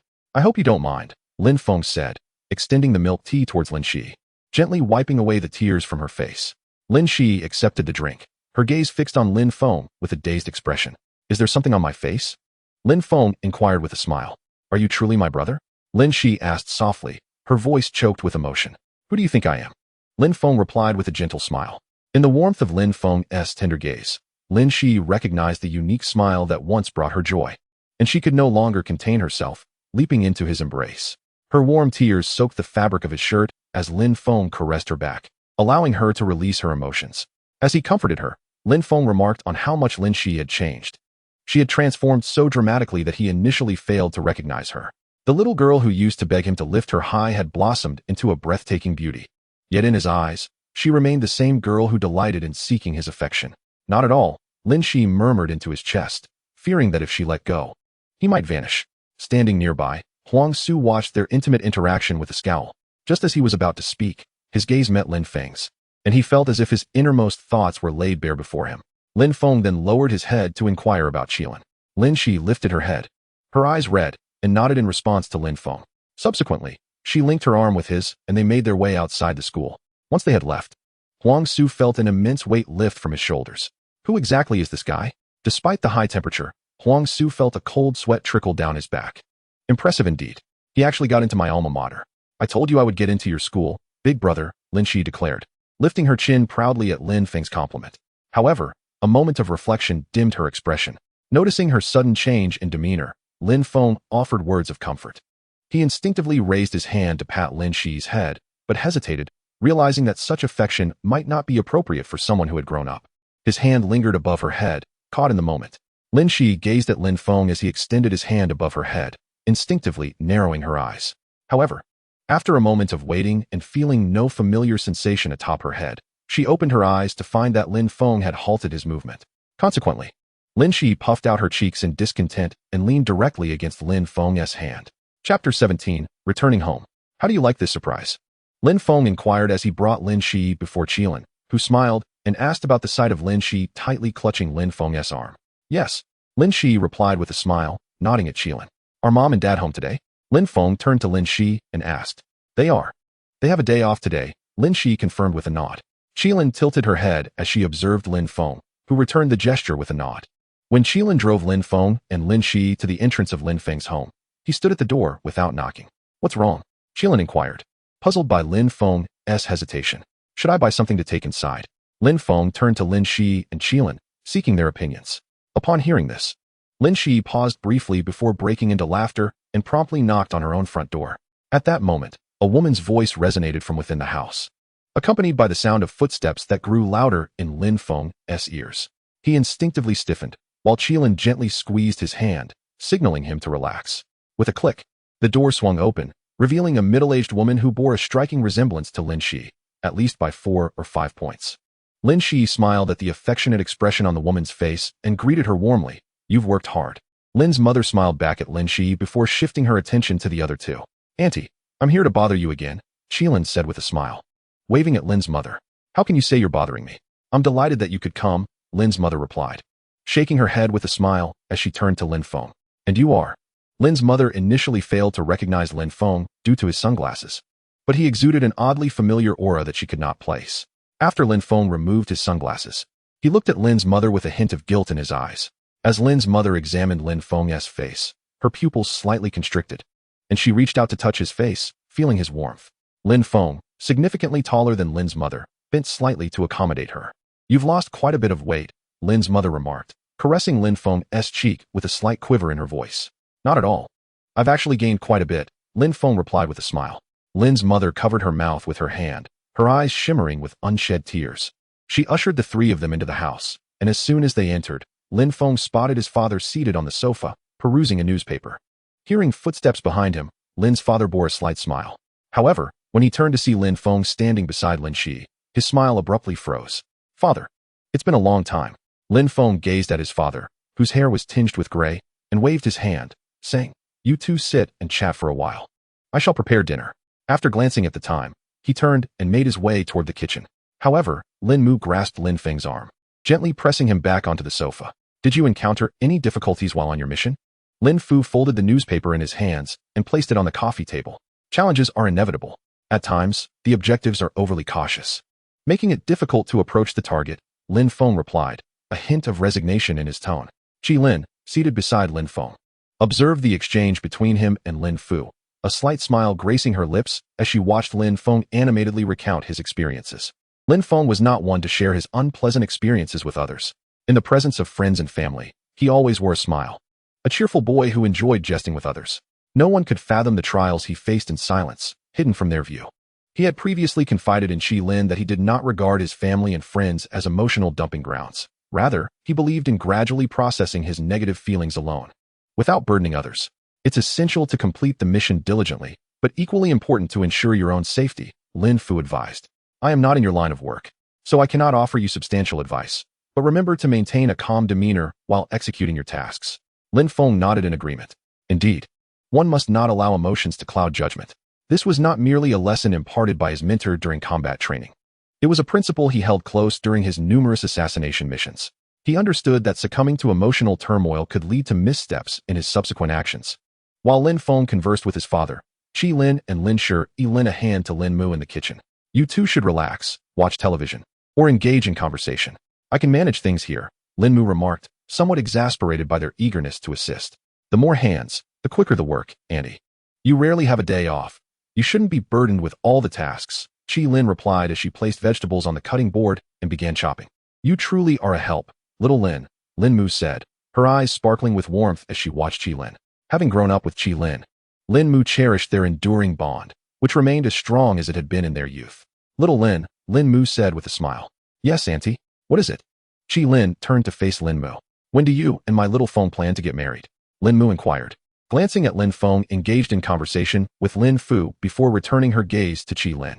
Upon hearing Lin Mu's question, Lin Shi, who was washing vegetables nearby, looked at Qilin with keen interest. The atmosphere in the kitchen suddenly became somewhat subdued. Amid this tranquility, Qilin's delicate countenance flushed with a hint of crimson. Isn't it a tad premature to discuss such matters? At least, we should wait a little longer, she stammered under the attentive gaze of Lin's mother, feeling her cheeks grow warmer. Premature? You and Xiaofeng are no longer children. Although your lifespans as adepts are comparatively longer, it is wise to plan for such matters early, Lin's mother gently urged, observing Qilin's bashful demeanor. These days, the situation in Shenzhou is hardly stable. We are often occupied with tasks, leaving little time for leisure. Let us address these issues once the threats in Shenzhou have been resolved. Qilin felt her thoughts becoming increasingly muddled and hastily replied, we should expedite matters. I am eager to hold my grandchildren. Lin's mother chuckled warmly at Qilin's response. Auntie, please start cooking. Time is slipping away, Qilin exclaimed, her face tinged with embarrassment. Wishing to steer the conversation away from this topic. When she turned around, she noticed Lin Shi grinning at her, prompting Qilin to lightly tap her forehead in annoyance. What are you laughing at? You're not far behind either. I still have time, Lin Shi teased, her playful demeanor only aggravating Qilin further. Isn't the situation in Shinjo somewhat different from what we perceive? Lin's father inquired, directing his question towards Lin Feng. Upon hearing his father's words, Lin Feng realized that his father might have sensed something amiss. Both Lin's father and mother held significant positions in government, granting them access to information beyond the reach of the ordinary populace. Well, it's a bit complicated, Lin Feng scratched his head, aware that there were matters they could not publicly disclose. Sigh, it's your responsibility to manage these affairs. I shall not pry too much. Since we have yet to detect any significant changes, it suggests that the situation is not as dire as it may seem. Come on, don't speak as if you are ancient, Lin Feng chuckled at his father. You're genuinely aging now. Even sitting for a while causes discomfort in your back. Perhaps it's the result of working too long lately that has left your mind feeling foggy. It's all in your head. Don't overthink it. Dad, Lin Feng reassured, rising to stand behind his father and gently massaging his shoulders. All right, we can prepare for dinner, Lin Feng announced after a moment. Just then, Lin Shi's little head popped out from the kitchen. Okay, I'm coming, she called back.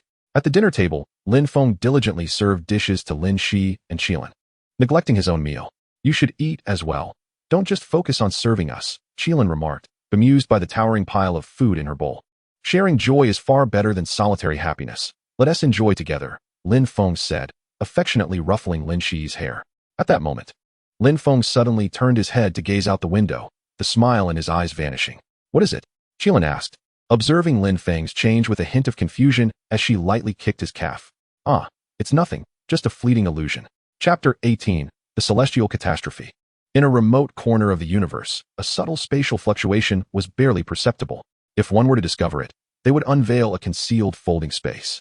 Should Lin Feng be present, he would undoubtedly recognize the similarities between this folded space and the hunting grounds. However, in terms of concealment, this location held a slight advantage. Entry into this space required authorization to prevent external intrusion.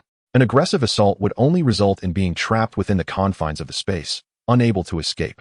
Within this folding space stood an edifice reminiscent of an ancient castle. At the pinnacle of the castle, a figure lurked in the shadows, eluding detection. The figure's gaze pierced through the window towards the outside, where nothing existed, yet their eyes remained unyieldingly fixed. At that moment, the shadow before the figure shifted slightly, and a man materialized directly in front of him. Was our presence detected? He inquired. No, the spatial fluctuations have been expertly concealed and remain undetected, the man reported. Thank you for your efforts, the figure nodded in acknowledgement. Leader, should I pursue the whereabouts of the yellow dragon? The man suggested, observing the figure's demeanor. The figure responded. Let us forego that for now. Focus on your recovery first. Leader, the location of the celestial catastrophe has likely been established. Many are eager to inquire about it. The man stated, looking at the figure intently. Do you deem them worthy? The figure's words effectively silenced the man's forthcoming thoughts. While those seeking this position may possess the requisite strength, do they have the resolve to retain their fighting spirit when confronted with him? The position of celestial catastrophe has never been a privilege to indulge in power. In my heart, there is only one individual worthy of becoming the celestial catastrophe. Others do not even approach that level. The figure slowly raised one hand, and a golden maple leaf materialized within it. I understand, the man nodded, choosing not to linger on this topic. Do you know, I have awaited this day for far too long, and now it has finally arrived. The figure clenched their hand, causing the golden maple leaf to gradually dissipate. The previously calm tone had risen several pitches, revealing a hint of excitement. I will ensure that matters pertaining to the celestial catastrophe are handled appropriately, the figure declared. The man nodded in agreement. The task assigned to Xuanji should be nearing completion, correct? The figure turned their gaze towards the window. The man reported, ensure Xuanji remains vigilant regarding the solvent supply. If it runs low, prompt replenishment is essential. The figure nodded once more. After conveying all pertinent information, the man vanished from the figure's sight. It is time for this long silent game to continue. The silhouette lifted its head and gazed into the distance, as if seeking to fix its attention on someone. Suddenly, a crimson stream erupted from the man's neck. He clutched his bleeding throat, fear evident in his eyes as he stared at the figure before him. Clad in a trench coat that enveloped her form, her alluring curves remained visible. A mask, edged with flowing clouds upon a white backdrop, obscured her face, rendering her identity a mystery. Only her piercing crimson eyes were visible through the mask's two openings. Ah, your hideouts are indeed quite dispersed. It took me considerable time to locate you. A voice rich with magnetism resonated from behind the mask. Though a mere statement, it struck a chord, stirring an unsettling sensation within the listener. The man lying on the ground looked up at the woman standing before him with palpable terror. Despite the blood gushing from his neck, he continued to retreat. attempting to increase the distance between them, as if this would grant him a semblance of safety. Clang. Perceiving his intent, the woman flicked her fingers, and a dagger flew from her waist, embedding itself in the man's thigh, rendering him immobile and confined to his spot. Now, can you obediently surrender the remains? She inquired, approaching him, as dozens of bodies clad in similar robes lay lifeless behind her. Our master will avenge us, the man spat defiantly, and as he spoke, a purplish liquid spilled from his mouth. Oh, how verbose you are, the woman remarked, casting a glance at him before producing a curved blade and severing his head with a swift motion. I should have left a few alive. I've been a bit too hasty, she mused, surveying the fallen corpses around her. Yet, her tone suggested no remorse for the lives taken, merely a sense of disappointment for not having spared more. Curious, are there no remains here? A flicker of confusion crossed her eyes, puzzled by the absence of what she sought. Just then, her communicator vibrated. With a swift motion, she grasped it, establishing contact with the sender. Xuanji, have you resolved matters on your end? A projection of Kanjing materialized before her. I've just eliminated the last hideout, but I found no remains here, she reported. Kanjing furrowed his brow upon hearing her words. Now, is something amiss? Xuanji sensed an unsettling shift in the atmosphere. If all goes as anticipated, it seems the affairs concerning Tian Sha are about to reach a conclusion. Kanjing nodded, his expression grave. Oh, it appears that things are about to become lively. A glimmer of intrigue sparkled in Xuanji's eyes. Can you divulge any details, such as who is involved? He inquired. I am uncertain.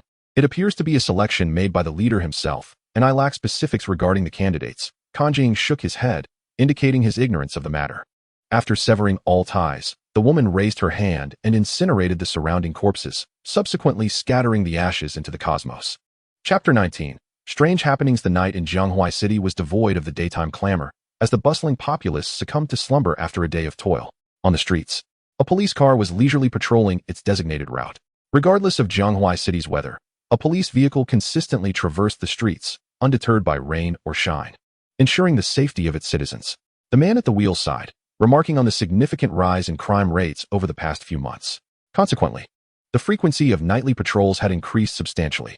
The audacity of these individuals had grown. They now dared to commit acts of violence and theft in broad daylight. The man in the passenger seat surveyed the surroundings and spoke, noting how the current state of Zhanghuai City could not be compared to that of a decade ago. Incidents of crime had become commonplace, and even when perpetrators were apprehended, their unusual mental states rendered effective sentencing nearly impossible.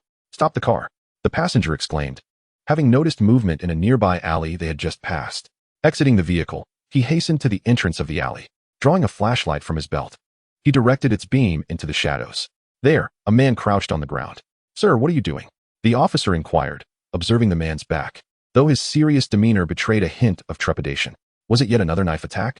The officer glanced at the body and then back at the man. As the man turned around and approached, the officer realized how emaciated he appeared, resembling little more than skin stretched over bones. His hollow eye sockets housed colorless eyes, instinctively propelling him step by step toward the officer. Don't move, the officer commanded, swiftly drawing his stun gun. Yet, the man paid no heed to the warning, continuing to advance. Recognizing the urgency of the situation, the officer squeezed the trigger. What? When the stun gun failed to affect the man, a sense of foreboding washed over the officer. The man was now mere inches away, extending his hand toward the officer. The officer felt as if he had been struck by an oncoming vehicle, propelled backward several meters. This guy. The officer slowly rose from the ground, his back aflame with pain.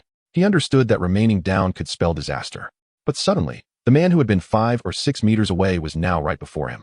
Gazing at the rapidly enlarging blade, the officer's pupils contracted in alarm. I wondered why there was a sudden surge of energy here. So it was this. A voice whispered in the officer's ear. Thank you for your efforts. Lin Feng extended his hand to help the police officer up from the ground. This matter has now exceeded your jurisdiction. To ensure your safety, let the professionals handle the situation, he said, patting the officer on the shoulder. Are you a member of the Operations Bureau? The officer inquired, gazing at Lin Feng. For now, I suppose I am an auxiliary member, Lin Feng replied with a smile. At that moment, the man who had been lying on the ground stood up once more, and Lin Feng sensed a heightened energy fluctuation emanating from him. Is it possible for ordinary individuals, who are not capable users, to generate energy fluctuations? Fascinating, Lin Feng thought as he observed the man approaching him, stretching his neck. Roar. By the way, using weapons in this situation shouldn't be illegal, right? Lin Feng asked the officer while evading the man's advances. He vaguely recalled a meeting held by the Operations Bureau prior to his imminent departure to the cosmos. where they discussed the restrictions on using abilities and weapons outside of assigned missions. After all, this was not the cosmos where he could act freely. On Earth, one must abide by the law, or else those higher-ups in the Operations Bureau would surely come to speak with him. In this case, it seems permissible. The officer pondered and nodded in agreement. Ah, then that simplifies matters, Lin Feng said, stepping back to create distance from the man. He grasped the air, and a long blade manifested in his hand. Upon seizing the sword, Lin Feng's demeanor transformed instantaneously, as if he were a different person. He raised his arm and swung the blade towards the man, severing the arm that held a fruit knife. Yet, the man appeared oblivious to the pain and charged towards Lin Feng with relentless fervor. How curious, Lin Feng mused, his brow furrowing slightly at the man's tenacity.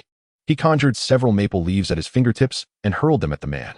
Under Lin Feng's control, the leaves morphed mid-air into a flurry of daggers, which pierced the man's body and pinned him to the ground, preventing him from rising again.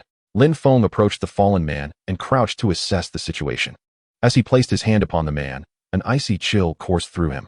Before he could withdraw his hand, a surge of energy erupted from the man's body, flowing through Lin Feng's palm and into his own being. What? As the energy integrated into his body, Lin Feng immediately began an internal examination, only to discover that it had merged seamlessly without any adverse effects. When he looked down again, he found that the once struggling man had succumbed to death, exuding an aura of decay. How peculiar indeed, Lin Feng remarked, observing the lifeless form. Chapter 20. The Meeting. In the conference room of the Jianghuai City Operations Bureau branch, many prominent figures gathered, their attention fixated on a man clad in a black trench coat. I have expressed all that I wish to convey. Do you have any inquiries? Lin Feng leaned against the wall nearby. A virtual three-dimensional map floated above the conference table, unmistakably depicting the geography of Shenzhou.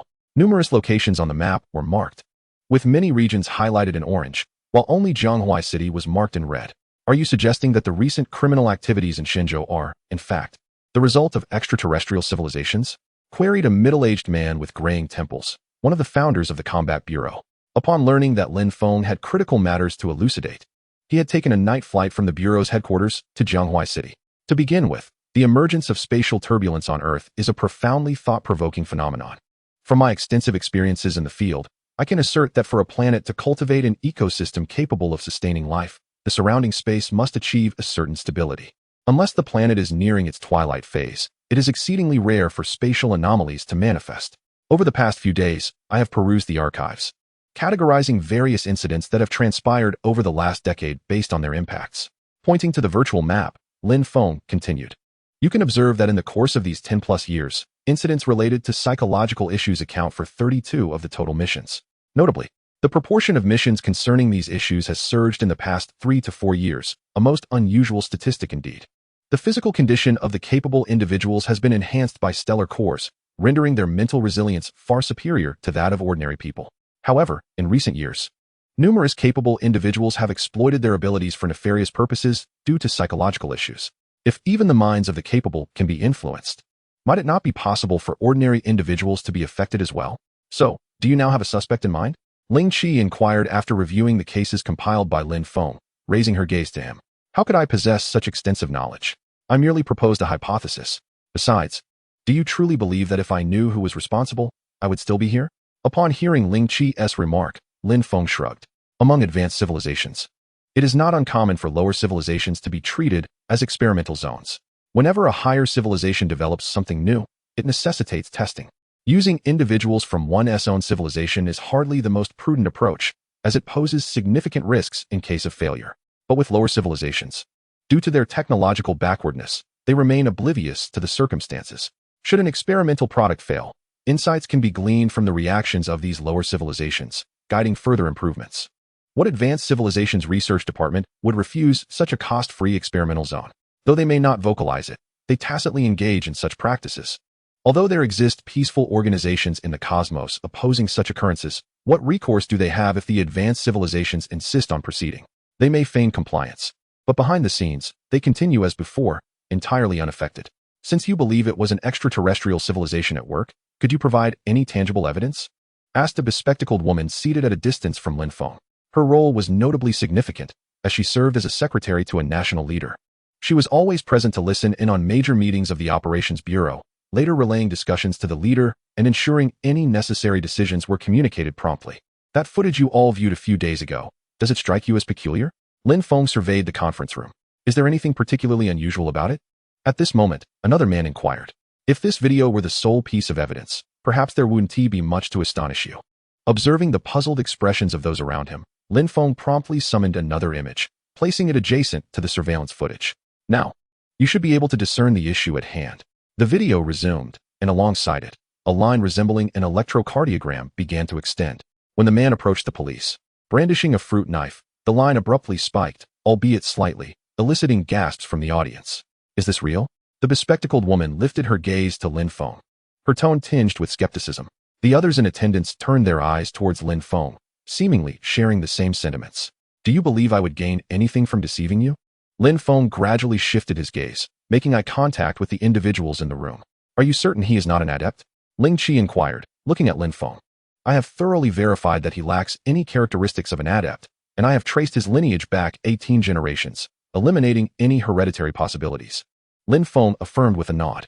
Surely, the various factions on Earth have not yet reached the capability to endow ordinary individuals with adept-like powers? If they could, he would be able to establish his own empire here on Earth, Lin Feng said, spreading his hands in a nonchalant manner. The gathering exchanged glances, momentarily at a loss for words. If a person could generate energy waves, it would equate to the ability to spontaneously create a massive superhuman army, enabling them to conquer vast territories alone. However, it is highly unlikely that anyone on Earth currently possesses such capabilities, especially since many adepts struggle to surpass their limitations, let alone pursue further research. I understand now. I will report this matter promptly. The bespectacled woman acknowledged the gravity of the situation. After discussing several other issues with those present, the meeting concluded. Exiting the conference room, Lin Feng turned his gaze toward a nearby corner, where he spotted Qi Lin peeking curiously. What are you looking at? Lin Feng approached her with a faint smile. Have you finished the meeting? Qi Lin gazed at Lin Feng standing before her and inquired. Well, having discussed the fundamental matters, I decided to step out. Lin Feng nodded and replied. Let us have something to eat first. I know you haven't had breakfast. Qi Lin handed Lin Feng the steamed bun and soy milk. Having noticed his hurried entrance into the conference room that morning after their brief exchange, she was certain he had missed his meal once again. Is the situation serious? Qi Lin asked, observing the high-ranking officials emerging from the meeting room, then turning her attention back to Lin Feng. Somewhat serious, he affirmed with a nod. It won't be too difficult to handle, will it? Qi Lin inquired, her concern evident. Do you trust me? Lin Feng lowered his gaze, locking eyes with Qi Lin's expressive orbs. Yes. Noticing the smile in Lin Feng's eyes, Qi Lin nodded in reassurance. I will resolve it. You needn't worry. Lin Feng reached out, ruffling her hair in a comforting gesture. Chapter 21, The Incident 13. It had been 2 weeks since the last meeting, and since then, Lin Feng had been patrolling Jianghua City nightly at Ling Qi's behest. During these 2 weeks, he had eliminated 13 entities reminiscent of the earlier assailant. Each of these individuals had, without exception, lost their lives prior to exhibiting any energy fluctuations. Strangely, upon contact, their energies seemed to purposefully flow into Lin Feng's own being, rendering any attempt to block it futile. The frequency is increasing, Lin Feng mused, feeling a headache brewing as the bizarre occurrences in Jianghua City multiplied. If there were any forewarnings, he might devise a means to preemptively intervene. But the issue lay in the fact that he could not detect the next candidate for becoming a living corpse until energy fluctuations manifested. Ding! At that moment, a ringtone emanated from Lin Feng's pocket. Has the mission concluded? A smile played on his lips as he answered the call. Indeed. I've been running around various regions of Shenzhou all day. I'm utterly exhausted, came Qi Lin's voice, fatigued yet tinged with complaint. Following that meeting, members of the combat bureau across Shenzhou had been mobilized. Lin Feng remained in Jianghua City to continue investigating the anomalies, as his identity had not yet been restored. Throughout these 2 weeks, Qi Lin would call whenever she had a moment to chat or voice her grievances about the arduous journey. You've worked hard. Lin Feng consoled upon hearing her complaints.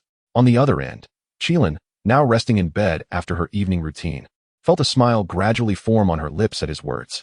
How are things on your end in Jianghua City? She asked, gazing at the moonlight spilling through the window.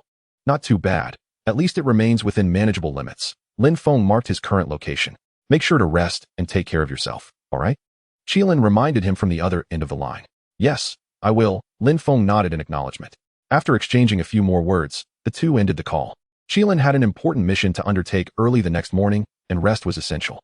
Lin Feng lifted his gaze to the luminous moon above and sighed softly. The nation's high command was fully backing the operational bureau's decisions, yet they remained unable to unearth the identity of the mastermind behind it all. The situation was indeed intricate. Shaking his head, Lin Feng turned and walked away, knowing that the bodies behind him would soon be dealt with by the operational bureau. The body capable of emitting energy fluctuations held significant research value for the scientists, had it not posed such a great threat. They might have even wished for Lin Feng to capture it alive. The evening breeze atop the building felt refreshing against his skin as Lin Feng perched on the railing of the highest floor of a skyscraper in Jianghua City. Looking down at the city that had witnessed his growth, a wave of distress washed over him. Was he truly going to seek her assistance?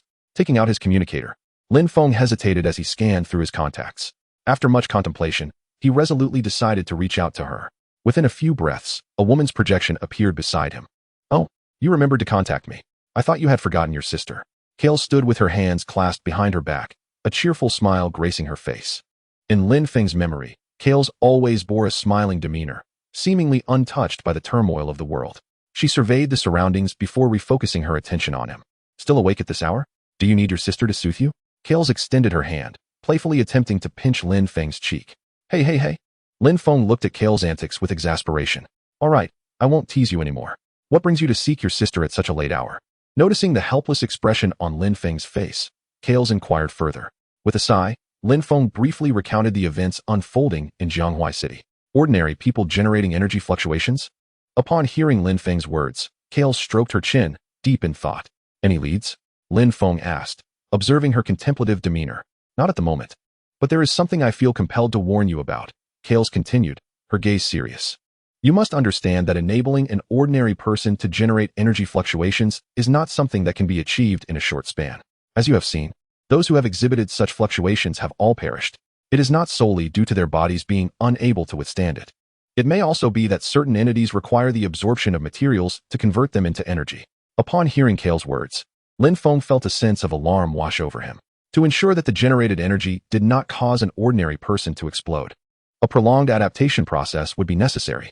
Lin Feng harbored doubts that those individuals would thoughtfully consider the varying thresholds of endurance among people. Most likely, they would indiscriminately inject their machinations into the crowd. But when exactly would this occur? Surely, there could be no signs foretelling such an event. Lin Feng's mind began to race with contemplation. Alas, there are indeed matters that remain beyond one's grasp. Kales observed Lin Feng's demeanor and shook his head, saying, "Are you familiar with the concept of simulated genetic engineering?" "Simulated genetic engineering?" Lin Feng furrowed his brow, having never encountered such a term before. It involves the simulation of supergenetic sequences to create pseudo-adapted individuals. An ancient wartime technique that, in times of dire recruitment needs, implants simulated supergenes into human bodies, granting ordinary individuals the abilities of those with true adaptations for a limited duration. Although this technology sounds formidable, the number of survivors dwindles significantly post-conflict. Kales turned his gaze to the nightscape of Jianghua City, a hint of melancholy flickering in his eyes. Lin Feng felt a chill run down his spine at Kales' words. If the situation unfolded as Kales described, the gravity of the matter far exceeded Lin Feng's expectations. If Kales' assertions held true, then the citizens of Jianghua City were essentially potential living corpses. The difficulty of identifying all targets within the crowd was alarmingly high. Suddenly, Kales' projection flickered before vanishing entirely. Lin Feng picked up his communicator, only to discover that the signal had been severed. Has spatial turbulence arisen once more? Lin Feng sighed. Raising his head to sense the unusual spatial fluctuations above Jianghua City, he had grown somewhat accustomed to the frequent anomalies occurring daily. Buzz. Abruptly, Lin Feng felt a wave of dizziness wash over him. Ugh. He knelt on one knee, one hand pressed to his forehead in an attempt to alleviate the discomfort. At that moment, purple runes floated around him, gradually illuminating as Lin Feng sensed a loss of control over his own body. Has it come this swiftly? Lin Feng clenched his teeth, clutching his seemingly fracturing head. Yet, before he could devise a countermeasure, he perceived waves of energy pulsating through Jianghua City, rising like a tide. Truly, misfortune does not come alone. Steadying himself against the railing, Lin Feng rose. Upon reopening his eyes, he discovered that Jianghua City had transformed. The once starry sky was obscured by ominous clouds, from which a colossal eye slowly opened, radiating a purple glow that enveloped the entire city. Lin Feng locked eyes with the singular gaze, and a sharp pain pierced through him, akin to being pricked by needles. Drip. Blood mingled with tears fell to the ground. Damn it. Is this the hand of the puppet master? Lin Feng wiped the tears from his face. At this moment, the energy fluctuations within Jianghua City were rising at an alarming rate. From Lin Feng's perspective, He could already see several buildings igniting. It seemed that he would need to persuade Ling Qi to increase his remuneration. After taking a few deep breaths, Lin Feng leapt from the high-rise. Sensing two distinct energy fluctuations emanating from the ground below, drawing in a deep breath, he sprinted towards his home. Unbeknownst to Lin Feng, two enigmatic runes emerged from a corpse behind him, swiftly entering his body. A surge of unfamiliar memories flooded Lin Feng's mind. Wayfarer, I beseech you to take my child away. He has not yet been tainted. A resplendent noblewoman, cradling a newborn infant, knelt before a man clad in silver-white armor, pleading earnestly. He is an unknown factor, and I cannot bring such uncertainty into the new world. Doing so would endanger its inhabitants, the man replied coolly, regarding the noblewoman. He truly has not been tainted. I concealed him at the moment of invasion, and they did not discover him. Please, he has just been born and should not be exploited by those wretches. The noblewoman continued to bow deeply to the man, her forehead bleeding, yet her pleas unwavering. Chapter 22, The Benevolent Father. Tap, tap, tap. A figure draped in a black robe walked slowly above Jianghuai City, his hood obscuring his face, making it impossible to discern his features, though his stature suggested he was male. Despite the absence of any energy fluctuations emanating from him, the very fabric of space around him began to warp as he walked. He slowly lifted one hand, and a twisted silvery substance began to hover in his palm. Buzz. The energy within the silvery substance rapidly diffused, creating an enclosed space that enveloped the entirety of Jianghuai City. Crack. The sky above Jianghuai City was rent asunder, and boundless energy spilled forth from the fissure, coalescing into a gigantic single eye. The eye glowed, casting a violet radiance that blanketed the entire city. Nearby, the man slightly lowered his head, gazing down upon Jianghuai City. It seemed he had sensed Lin Feng atop a high building. After observing him for a brief moment, he shifted his gaze away. On a highway, a man was driving his car. His attire and fatigued demeanor indicated he was a corporate worker returning home after an exhausting day. At that moment, the man's high beams illuminated a group of individuals strolling leisurely nearby, resembling those taking a post-dinner walk in a park. The man promptly slammed the brakes, halting the vehicle mere meters from the group. What is wrong with you all? Causing a ruckus on the highway at this hour, he shouted, leaning out of the window towards the group. His frustration, already heightened by his long hours at work, was ignited further by the obstruction before him. What are you staring at? Do you not realize you should clear the way? The man observed the peculiar individuals before him, unfazed, and spoke aloud. One among them slowly approached the front of the car, raising a hand, the runes upon his face shimmering faintly. You intend to stage an accident at this late hour? I have a dash cam installed, the man declared. Suddenly, with a resounding thud, the individual at the car's forefront struck the hood with his hand. It appeared to be a mere tap, yet the vehicle erupted into a violent explosion. Flames engulfed the garments of those nearby, revealing glimmering, ethereal violet stripes adorning their forms, pulsating with a mesmerizing brilliance as they moved. At that moment, Jianghuai City was not the sole location experiencing such phenomena. Nearly every district was beset by the emergence of the undead, with varying degrees of energy fluctuations rippling throughout the city. Strangely, the inhabitants of the surrounding regions remained oblivious to the chaos unfolding in Jianghuai City. Even the headquarters of the Combat Bureau failed to detect any abnormalities, as if the populace had been entranced, oblivious to the turmoil surrounding them. Meanwhile, within Lin Feng's home, Lin Qi sat on her bed, engrossed in her phone. Why do I feel a bit dizzy today? She wondered aloud, massaging her temples, puzzled by her recent mental state. She had been experiencing moments of disorientation, often standing still, pondering thoughts that eluded her grasp. Suddenly, a loud crash echoed from outside her door, the sound of a cabinet toppling over. Dad, what is going on? Lin Qi inquired, rising to investigate. Upon opening her door, she was met with a scene of utter disarray in the living room. A vase once perched on a wooden shelf lay shattered on the floor, the coffee table and television had been overturned, and in the corner, her father knelt, gasping for breath.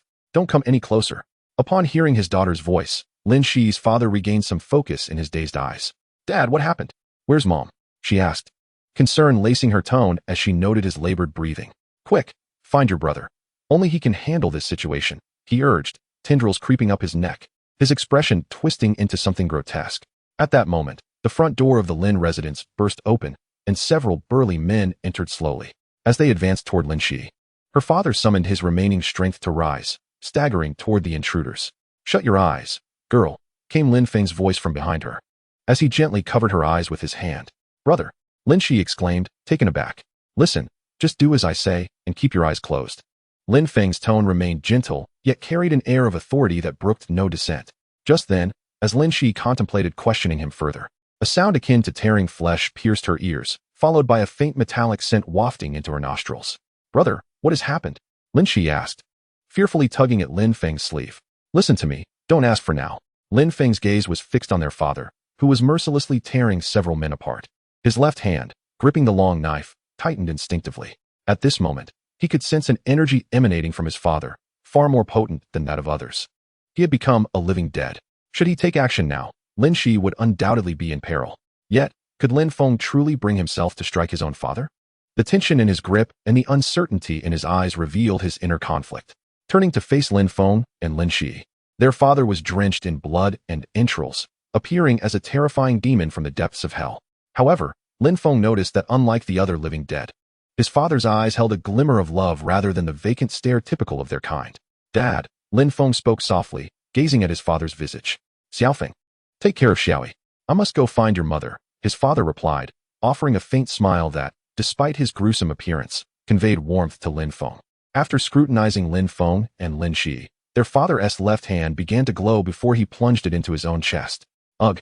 He grimaced slightly as he infused energy into his body, causing his internal organs to be violently churned.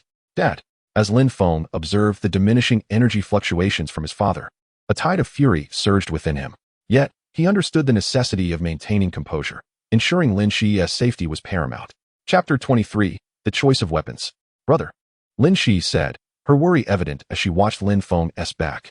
After taking her from their home, Lin Feng headed directly toward the command center. Though he remained silent throughout the journey, she could sense his struggle to remain calm. "What is happening? What on earth is going on?" Lin Shi asked, fear creeping into her voice as she surveyed the chaos around them. "I recall you've seen some zombie films before.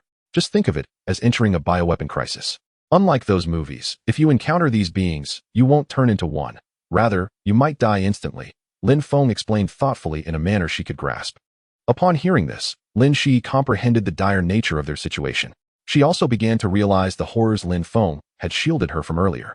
"Trust me, we will be fine," he reassured her, noting how tightly she clutched his hand. She nodded in agreement. "Let us go. If we don't hurry, we'll find ourselves in trouble." Lin Feng occasionally conversed with himself as he and Lin Shi approached the entrance of the operations bureau. Under Lin Feng's guidance, the two swiftly arrived at the bureau, where Lin Feng neutralized several staff members who had been transformed into living corpses before leading Lin Shi inside. "Xiaoi, please don this suit of armor." Lin Feng took her to the equipment center of the bureau and selected a suit of armor for her. "Brother, how do I put this on?" Lin Shi inquired, gazing at the black, one-piece armor in her hands, her eyes pleading for assistance. Lin Feng, observing her helpless expression, smiled resignedly and removed a device from the left wrist of the armor, attaching it to Lin Shi's wrist. Initiating armor identity verification. Intermediate capable individual Lin Feng, identity confirmed. The red light on the device shifted to white, and the armor seamlessly conformed to Lin Shi's form, reminiscent of Iron Man from a superhero film. "Wow, this is impressive," Lin Shi exclaimed, astonished by her new attire. In the midst of battle, every second is invaluable, and no one wishes to squander time donning armor. Witnessing Lin Shi's excitement, akin to a child discovering a new toy, Lin Feng took the opportunity to explain. After ensuring Lin Shi's safety, Lin Feng proceeded directly into the control center of the operations bureau. Sitting before the computer, he swiftly accessed the surveillance layout of the bureau. To his dismay, he found no anomalies in Jianghuai City under the bureau's watch, despite the city now being engulfed in a hellish turmoil, with no unusual activity detected. "This is peculiar," Lin Feng remarked, furrowing his brow at the data before him. The rapid occurrence of this incident had left him unprepared. The spatial boundaries of Jianghuai City had become entirely isolated from the outside world, and even if he wished to create a wormhole to send Lin Shi away, he currently had no means to pinpoint any other location. "I must rely on myself now," Lin Feng mused, his expression troubled. His own condition was far from optimal, as his physical state had considerably diminished his combat capabilities. Given that Lin Shi showed no signs of becoming a living corpse, it was imperative for Lin Feng to expedite her evacuation from Jianghuai City. Seated in a chair, he rolled up his sleeves, revealing intricate purple patterns that had spread across his arms. This situation was more severe than any he had encountered previously, and without any available potions, he could only wait until the ordeal concluded to seek out Kales. The energy fluctuations within Jianghuai City were escalating, likely leading outsiders to mistakenly believe the city was flourishing with a plethora of capable individuals. The situation was becoming increasingly complicated. Lin Feng approached the window, observing the serious expressions of the people on the street outside. He pondered the reasons behind Jianghuai City's emergence as a target for extraterrestrial civilizations, questioning why the entirety of Earth was not simply designated as an experimental zone. Brother. At this moment, Lin Shi entered, presenting a cup of coffee to Lin Feng. Thank you, he acknowledged with a nod, then took a sip of the beverage. Have you rested well? We need to prepare for the journey ahead. Lin Feng raised his gaze to Lin Shi, sensing a considerable number of undead approaching their vicinity. Although these creatures were not particularly formidable and could be easily dealt with, Lin Feng was not in optimal condition and the situation could worsen. Furthermore, with Lin Shi by his side, he was uncertain if he could muster the energy to protect her amidst the overwhelming tide of adversaries. Yes, Lin Shi replied with a nod. I heard from Qilin that she taught you how to shoot, right? Lin Feng recalled their recent conversation. Yes. Sister Qilin advised me to protect myself and then taught me how to shoot. Lin Shi affirmed with another nod. Lin Feng opened a drawer and retrieved a handgun, placing it into Lin Shi's hands. Remember, if anyone attempts to approach you, simply shoot at them. Aim for the head. This equipment is designed for dealing with enhanced individuals. Although our foes may not be enhanced, it should still prove effective, he instructed earnestly. Brother, do you all typically use such weapons? Lin Shi inquired, examining the handgun in her grasp. Generally, yes. Due to the nature of our missions, most of the weapons used are ranged, Lin Feng explained. Then why do you prefer cold weapons? Lin Shi questioned, her gaze fixed on the long knife at his waist. In her recollection, Lin Feng seldom utilized firearms. Qilin had also complained to her that Lin Feng would charge into battle wielding a blade, necessitating that she carefully consider her shots before firing. Chapter 24, Extinction of Stars. The universe is boundless, and no one can ascertain its boundaries. Within this vast expanse, countless vibrant civilizations have emerged. The continuous expansion of the universe has led to increasing distances between civilizations. As eons pass, the inhabitants of a civilization may forget that other civilizations once existed nearby, be they friendly or hostile. In the 3278-star region, a well-structured celestial system thrives, home to an ancient and powerful civilization. From the cosmos, their planet resembles a verdant glass orb, encircled by a ring of milky luminescence. Not far from this planet, a small spacecraft is piloted by two blue-skinned men clad in protective suits designed to shield them from cosmic radiation as they navigate towards the planet. Danny, we are running low on fuel. I am uncertain if we can reach the administrative zone of the Hughes civilization, the man at the controls remarked, glancing at the fuel gauge, addressing the other man who was urgently repairing the circuitry nearby. Do not panic, Danner. Simply steer the craft forward, the man named Danny reassured, while attending to his own tasks and soothing the increasingly agitated Danner. What a stroke of misfortune. After finally venturing out to explore other civilizations, they encountered a band of scavengers along the way, utterly unfortunate. Danner lamented as he observed the dwindling power systems of their spacecraft. Scavengers are a collective term for those who wander the cosmos, plundering passing ships. You are still young, Danner, and thus unaware of the treachery beyond the confines of civilization. While scavengers may evoke disdain, many among them are merely displaced souls, forced into the void by the wars that rage between civilizations. Having lived under the care of your parents and elders, you remain oblivious to the darker aspects of existence, Danny remarked, shaking his head at Danner's expression of profound aversion. However, after absorbing Danny's words, Danner found himself at a loss for a retort. Very well, the communication system should now be operational. Let us attempt to contact the border authorities of the Hughes civilization, Danny stated, glancing at the successful repairs to the wiring. This is a vessel from the Moose civilization, hindered by an encounter with scavengers, resulting in damage and a fuel shortage. We seek assistance to repair our ship, Danner announced as the craft established a connection with the Hughes civilization's communication network. Strange, what is the situation here? Danner mused, scratching his head in confusion. As the ship crossed into the borders of the Hughes civilization, with fuel reserves dwindling, Danny furrowed his brow. After weighing the pros and cons, he resolutely instructed, "Let us proceed into their territory." But Danner hesitated, glancing at Danny's profile. His education had instilled in him the principle of seeking permission before entering another's domain. In times of crisis, one must adapt. The doctrines you've learned may not apply under certain conditions, and you must reconsider your approach, Danny counseled, taking control of the ship from Danner. The spacecraft came to a halt at a space station as the fuel reserves were depleted, and the two stepped into the station. How peculiar. Why is there no one on guard? Danny pondered while refueling the ship. Despite their bewilderment over the absence of personnel, they diligently worked to repair the vessel.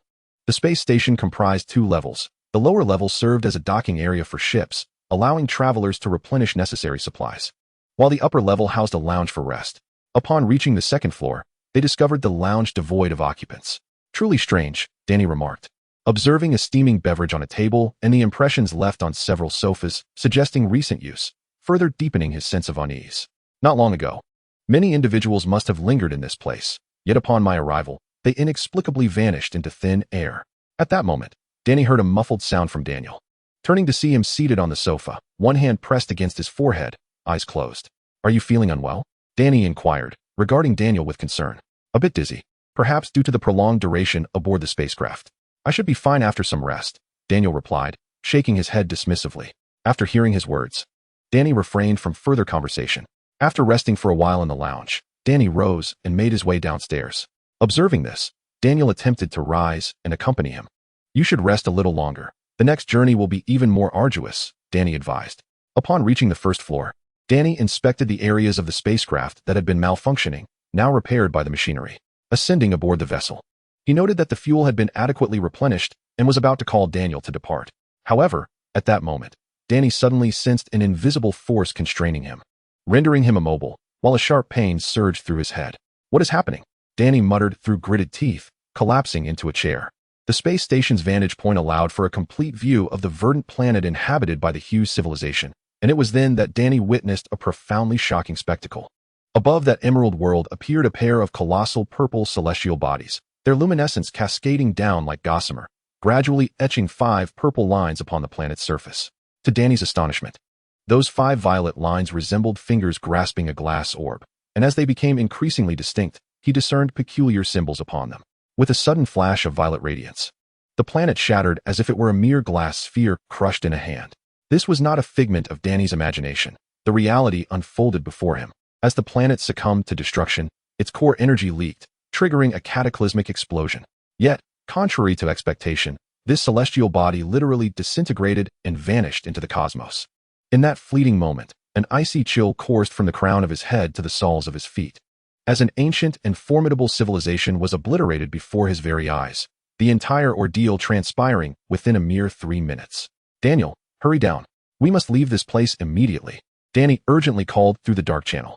This location brimmed with enigma. He wished to linger no longer, compelled to escape at once. However, through the communicator, he could only hear Daniel's labored breathing, devoid of any response. "Daniel, what is wrong?" A sense of foreboding gripped Danny as he yearned to stand and ascertain Daniel's plight. Yet he found himself as immobile as if pinned beneath a great mountain. At this moment, Darnell lay motionless on the sofa on the 2nd floor of the space station, his gaze fixated on the creeping purple patterns enveloping his body, a sense of dread rising within him. He yearned to call out to Danny for salvation, yet no words escaped his lips.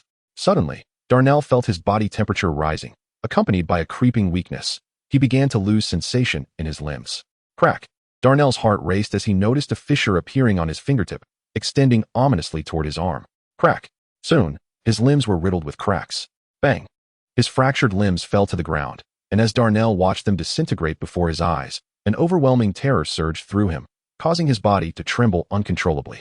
"I don't want to die. I don't want to die. I don't want to die." The fear of death overwhelmed him, and he found himself unable to contain his tears, which streamed down his face, carrying fragments of his cracked skin that fell onto the sofa and dissipated. "Danny, save me." Even as his head began to fade, he murmured these words in his heart. Meanwhile, Danny, waiting aboard the spacecraft, felt cracks forming on his fingers as well. Observing the numerous dismembered limbs scattered on the ground without a hint of blood splattering, he was instantly filled with apprehension. His body was already showing signs of carbonization. If he did not leave soon, he too might meet a grim fate. What is happening?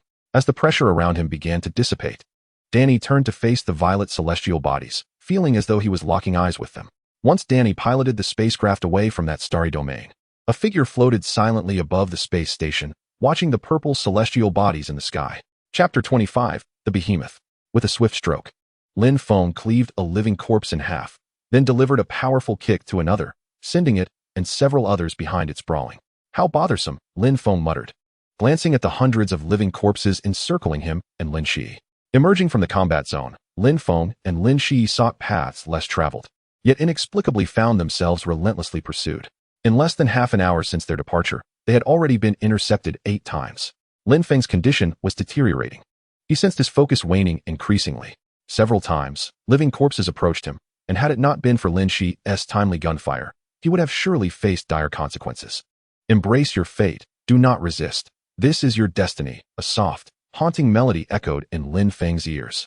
Shaking his head to regain clarity, he dispatched 2 living corpses before him. In that moment, Lin Feng seized an opportunity. He wrapped one arm around Lin Shi's slender waist, drawing her close. And with a powerful push from his legs, leapt high into the air.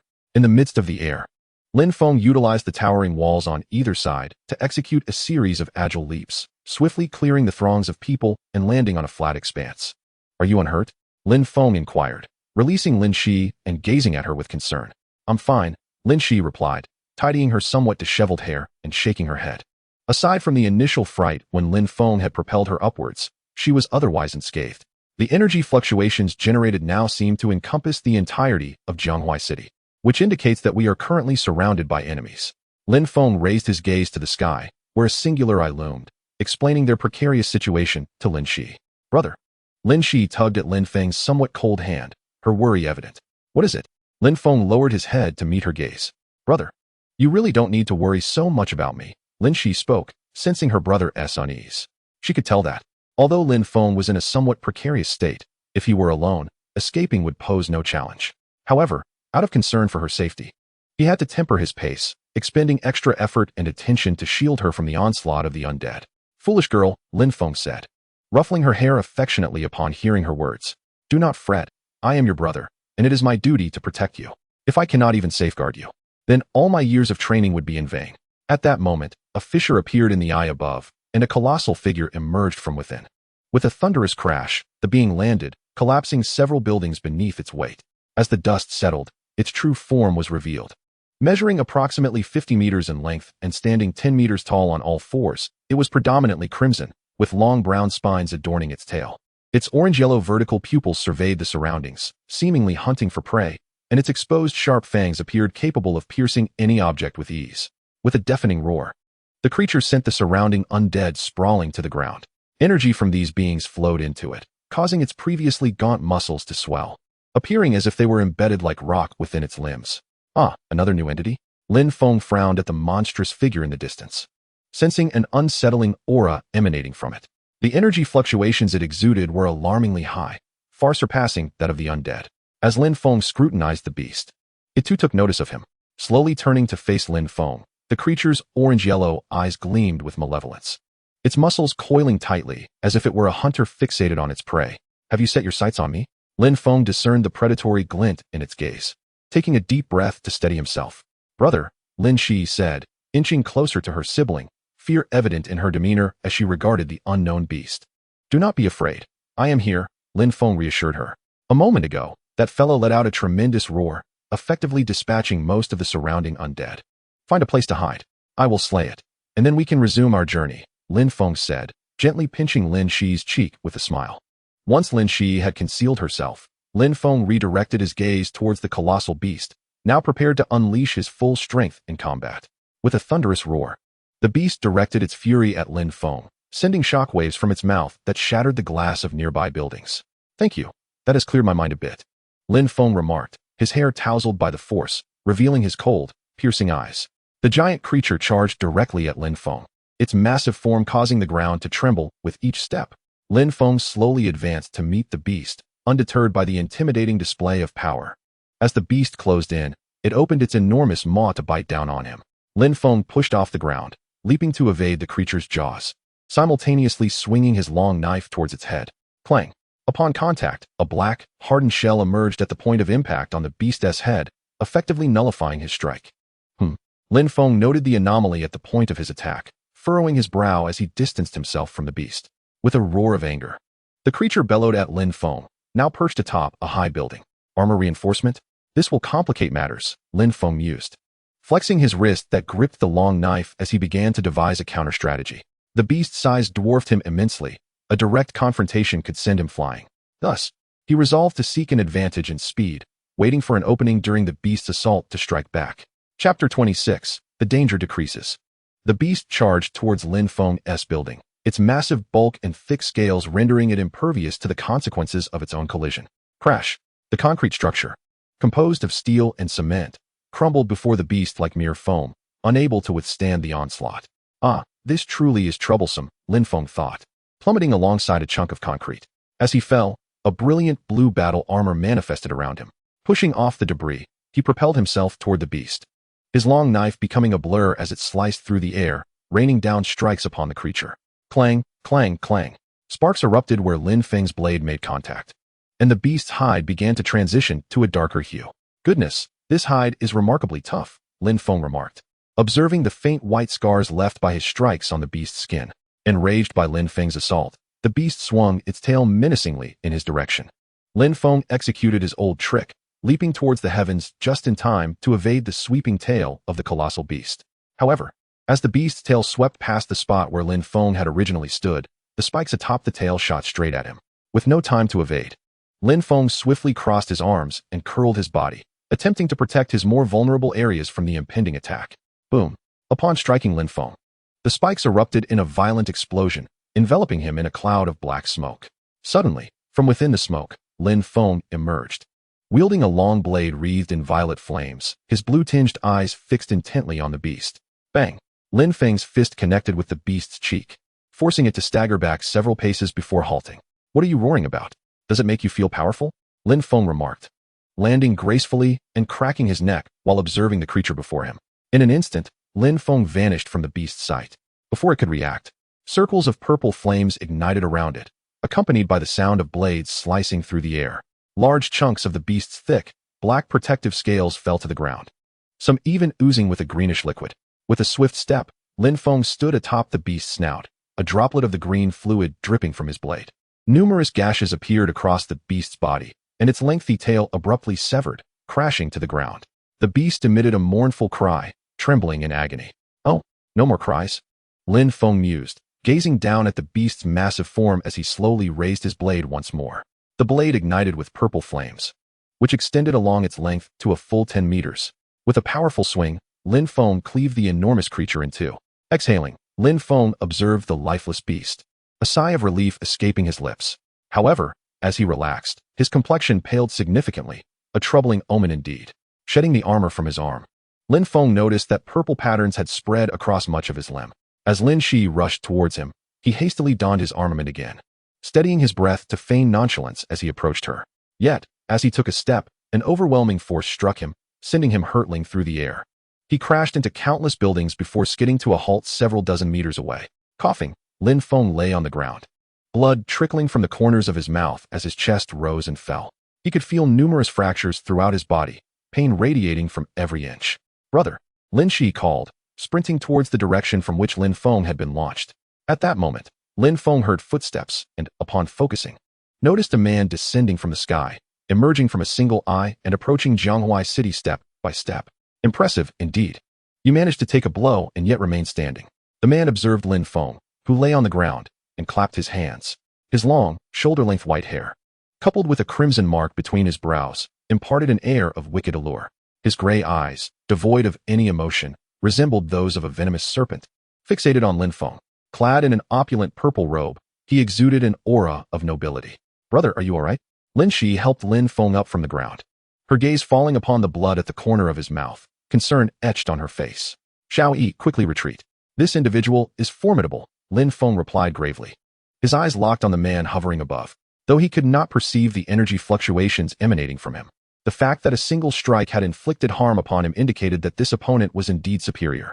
Kales had once cautioned Lin Feng, advising him not to assume that surpassing one's limits guaranteed a bright future. While those who could transcend their constraints possessed unique advantages, the world was rife with prodigies. Even possessing distinct qualities was far from sufficient. The path ahead for those who had transcended their limits was arduous, and a moment's inattention could prove fatal. You have slain my beloved pet. How do you intend to compensate me? The man's gaze shifted from the severed beast to Lin Feng. Beloved pet? Your taste is certainly not lacking, Lin Feng retorted, standing upright with Lin Shi's assistance, raising his chin defiantly. Did the man appear likely to spare him? Rather than cowering submissively, Lin Feng found it more prudent to maintain an upright posture and deliver a few barbs. Oh, it seems you are not inclined to apologize for your actions, the man remarked, a glint of malice flickering in his eyes. Apologize? Your lapdog was roaming about biting people. I merely provided it with a well-deserved lesson. Perhaps you ought to express your gratitude to me, Lin Feng suggested, motioning for Lin Shi to step back. He then took a moment to steady his erratic breathing. It was evident that the man harbored murderous intent, and Lin Feng's current strength was far inferior to his peak. Even at full capacity, victory against this adversary was uncertain. Keeping Lin Shi close posed a significant danger. Maintaining distance might afford her greater safety. Will my body hold up? Lin Feng pondered, feeling the struggle to control his own form. He inhaled deeply, readying himself for combat. Rather than dwell on his endurance, he resolved to find a way to resolve the current predicament. Otherwise, he would lack even the right to walk out of Jianghuai City alive. Chapter 27. Strength. Gritting his teeth, Lin Feng bore the pain and charged toward the man. The latter displayed no sign of alarm as he raised a hand, aiming it at Lin Feng. In that instant, a chill coursed down Lin Feng's spine, prompting his body to instinctively evade to the side. Crack! A 2-finger-wide gash was etched into Lin Feng's chest armor. How swift! He could barely react. Lin Feng lowered his head to observe the damaged mark upon his chest. A sudden shock coursing through him. He had not clearly discerned the technique employed by his opponent. Had it not been for his body's instinctive response to the imminent threat of death, he might well have been cleaved in two. His reflexes were astonishing. Upon witnessing Lin Feng evade the attack, a glimmer of appreciation flickered in the man's eyes, akin to one who has stumbled upon an intriguing plaything. Entirely dismissing Lin Feng as a worthy adversary, Lin Feng furrowed his brow at the man's demeanor, yet he charged forward nonetheless. Let me see just how much you can delight me, he thought. The man beckoned Lin Feng with a casual flick of his finger. The distance between them was merely 500 meters, which Lin Feng swiftly closed in his sprint, arriving before the man in no time. A flash of blue light sparked in Lin Feng's eyes as he swung his blade directly at the man. The man, observing the long knife's approach, leisurely raised a finger mid-arc of Lin Feng's attack. When the blade collided with his finger, Lin Feng felt as though he had struck an incomprehensibly hard metal, rendering his strike utterly ineffective. Gradually, Lin Feng's form began to fade in the presence of the man, transforming into a fiery red maple leaf that drifted gently toward the ground. Simultaneously, Lin Feng reappeared behind the man, his long knife ablaze with a fierce purple flame. Without a moment's hesitation, he seized the opportunity presented by the man's exposed vulnerability to launch his assault. Clang! Just as Lin Feng's blade was poised to sever the man's neck, an invisible barrier thwarted his attack. Realizing his strike had missed, Lin Feng attempted to retreat. Yet the space around him thickened, rendering him immobile. He was astonished that in such a primitive world, there existed individuals whose superlative genes were intertwined with the fabric of space itself. The man turned to face Lin Feng, scrutinizing him as if seeking to pierce through his very essence. Though I find you quite intriguing, it is regrettable that you were born into the wrong civilization. Had you emerged in a more advanced society, perhaps we would have taken a greater interest in you, he mused with a faint sigh, before gesturing grandly toward Lin Feng. Like a cannonball, Lin Feng was propelled downwards, embedding himself into the earth. The sheer velocity caused the surrounding concrete to shatter explosively. A resonant chime echoed as spatial fluctuations appeared above Lin Feng, giving rise to a colossal cube. With a flick of the man's finger, the cube descended, crushing Lin Feng beneath its weight. The cube began to operate, its surface temperature escalating rapidly. Boom! A violent explosion erupted from within the cube, a dark mushroom cloud ascending into the air. As the smoke gradually dissipated, Lin Feng's figure reemerged, his armor significantly damaged from the near-contact explosion. Lying on the ground, he found himself momentarily bewildered, uncertain of his current predicament. Is this all you can muster? He questioned inwardly. The man suspended in midair gazed down at Lin Feng, who lay on the ground, shaking his head with a hint of regret in his eyes. Suddenly, a projectile of energy struck him squarely on the head. However, this attack bore no real harm. It merely diverted his attention momentarily. Almost forgotten, there was still a mere ant to contend with. The man turned his gaze towards the source of the bullet and discovered Lin Shi, wielding a pistol aimed directly at him. You shall not lay a finger on my brother, Lin Shi declared as she repeatedly pulled the trigger, her crimson eyes reflecting unwavering determination. Her aim was remarkably precise, each energy shot hitting the man's forehead with unerring accuracy. Yet, it was evident that such an assault held no effect against him. Rather than displaying anger, he regarded her with keen interest. He could perceive Lin Shi trembling, but he could not fathom how, despite being consumed by terror, she mustered the courage to stand her ground. Indeed, as the man discerned, Lin Shi was paralyzed by fear. She felt as though the events of the night were plucked from the realm of film. If this were a dream, she yearned to awaken from it swiftly. The figure of Lin Feng, who had always sheltered her from the tempest of life, now lay defeated before her eyes. The pervasive dread enveloped her heart, causing her limbs to weaken. Yet, she summoned the strength to rise once more, drawing forth the pistol Lin Feng had entrusted to her, and fired at the man repeatedly. Shao Yi flee! Lin Feng, lying on the ground, turned his head to watch Lin Shi, his mouth opening as if to speak, but no words could escape his lips. The man was overwhelmingly powerful, so formidable that Lin Feng could scarcely conceive a means to overcome him. He wished to buy some time for Lin Shi to escape. However, he had either underestimated his adversary's strength or overestimated his own capabilities. From the looks of it, you must be siblings, the man remarked, glancing between Lin Shi and Lin Feng, his expression contemplative. A faint smile appeared on his lips as he extended a finger toward Lin Shi. Lin Feng noticed the man's gesture and instinctively understood his intent. Struggling, he attempted to rise and thwart the man's actions. Yet his body was so battered it could only be described as broken. He was utterly immobile. Were it not for the super gene sustaining his life, he would have long since met his end. Your brother cannot survive much longer. Since you care for him so deeply, I shall grant you an opportunity to relieve his suffering. The man concentrated energy at his fingertip and injected it into Lin Shi's body. Instantly, myriad arcane symbols manifested upon her skin as a torrent of energy ravaged and reconstituted her insides, subjecting her to unfathomable agony. Lin Shi's consciousness began to blur. She sensed an incantation echoing in her ears, a persistent sound that penetrated her attempts to cover them, an inexplicable voice that seeped into her very being. Remember, this is equipment designed to deal with the capable ones. Aiming for the head, it can achieve a one-shot kill. Lin Shi recalled Lin Feng's words during their combat briefing. Trembling, she picked up the handgun that had fallen to the ground and gazed in Lin Feng's direction, locking eyes with his bloodshot gaze. Lin Shi offered him a gentle smile before directing the gun's muzzle towards her chin. No, Lin Feng exclaimed, panic rising within him as he witnessed her actions. He yearned to intervene, but felt utterly powerless, forced to watch Lin Shi proceed with her intentions. Brother, I want to be a police officer too. To assist you in your missions. Foolish girl, I can handle this myself. You should pursue what you love. Don't you enjoy painting? Being an artist is quite wonderful. I refuse to be a burden to you, brother. I will become someone who can help you. Lin Feng looked at Lin Shi, now lying lifeless on the ground. Tears streaming down his face uncontrollably. Damn it, damn it, damn it, he thought, clenching the soil beneath him, consumed with despair. In the end, he had failed to protect anything. Despite his relentless efforts to strengthen himself, he watched his loved ones fade away, helpless to intervene. This is meaningless. The man gazed at Lin Shi's lifeless form, his eyes transforming to a calm demeanor. To him, his actions seemed entirely natural, akin to inadvertently squashing a bug. I need power, the power to kill him. Lin Feng's gaze fixated on the man above, like a lone wolf thirsting for blood. Do you desire power? A voice whispered in Lin Feng's ear, reminiscent of a demon's murmur. I need the strength to kill that man. At this moment, Lin Feng was nearly incapable of rational thought.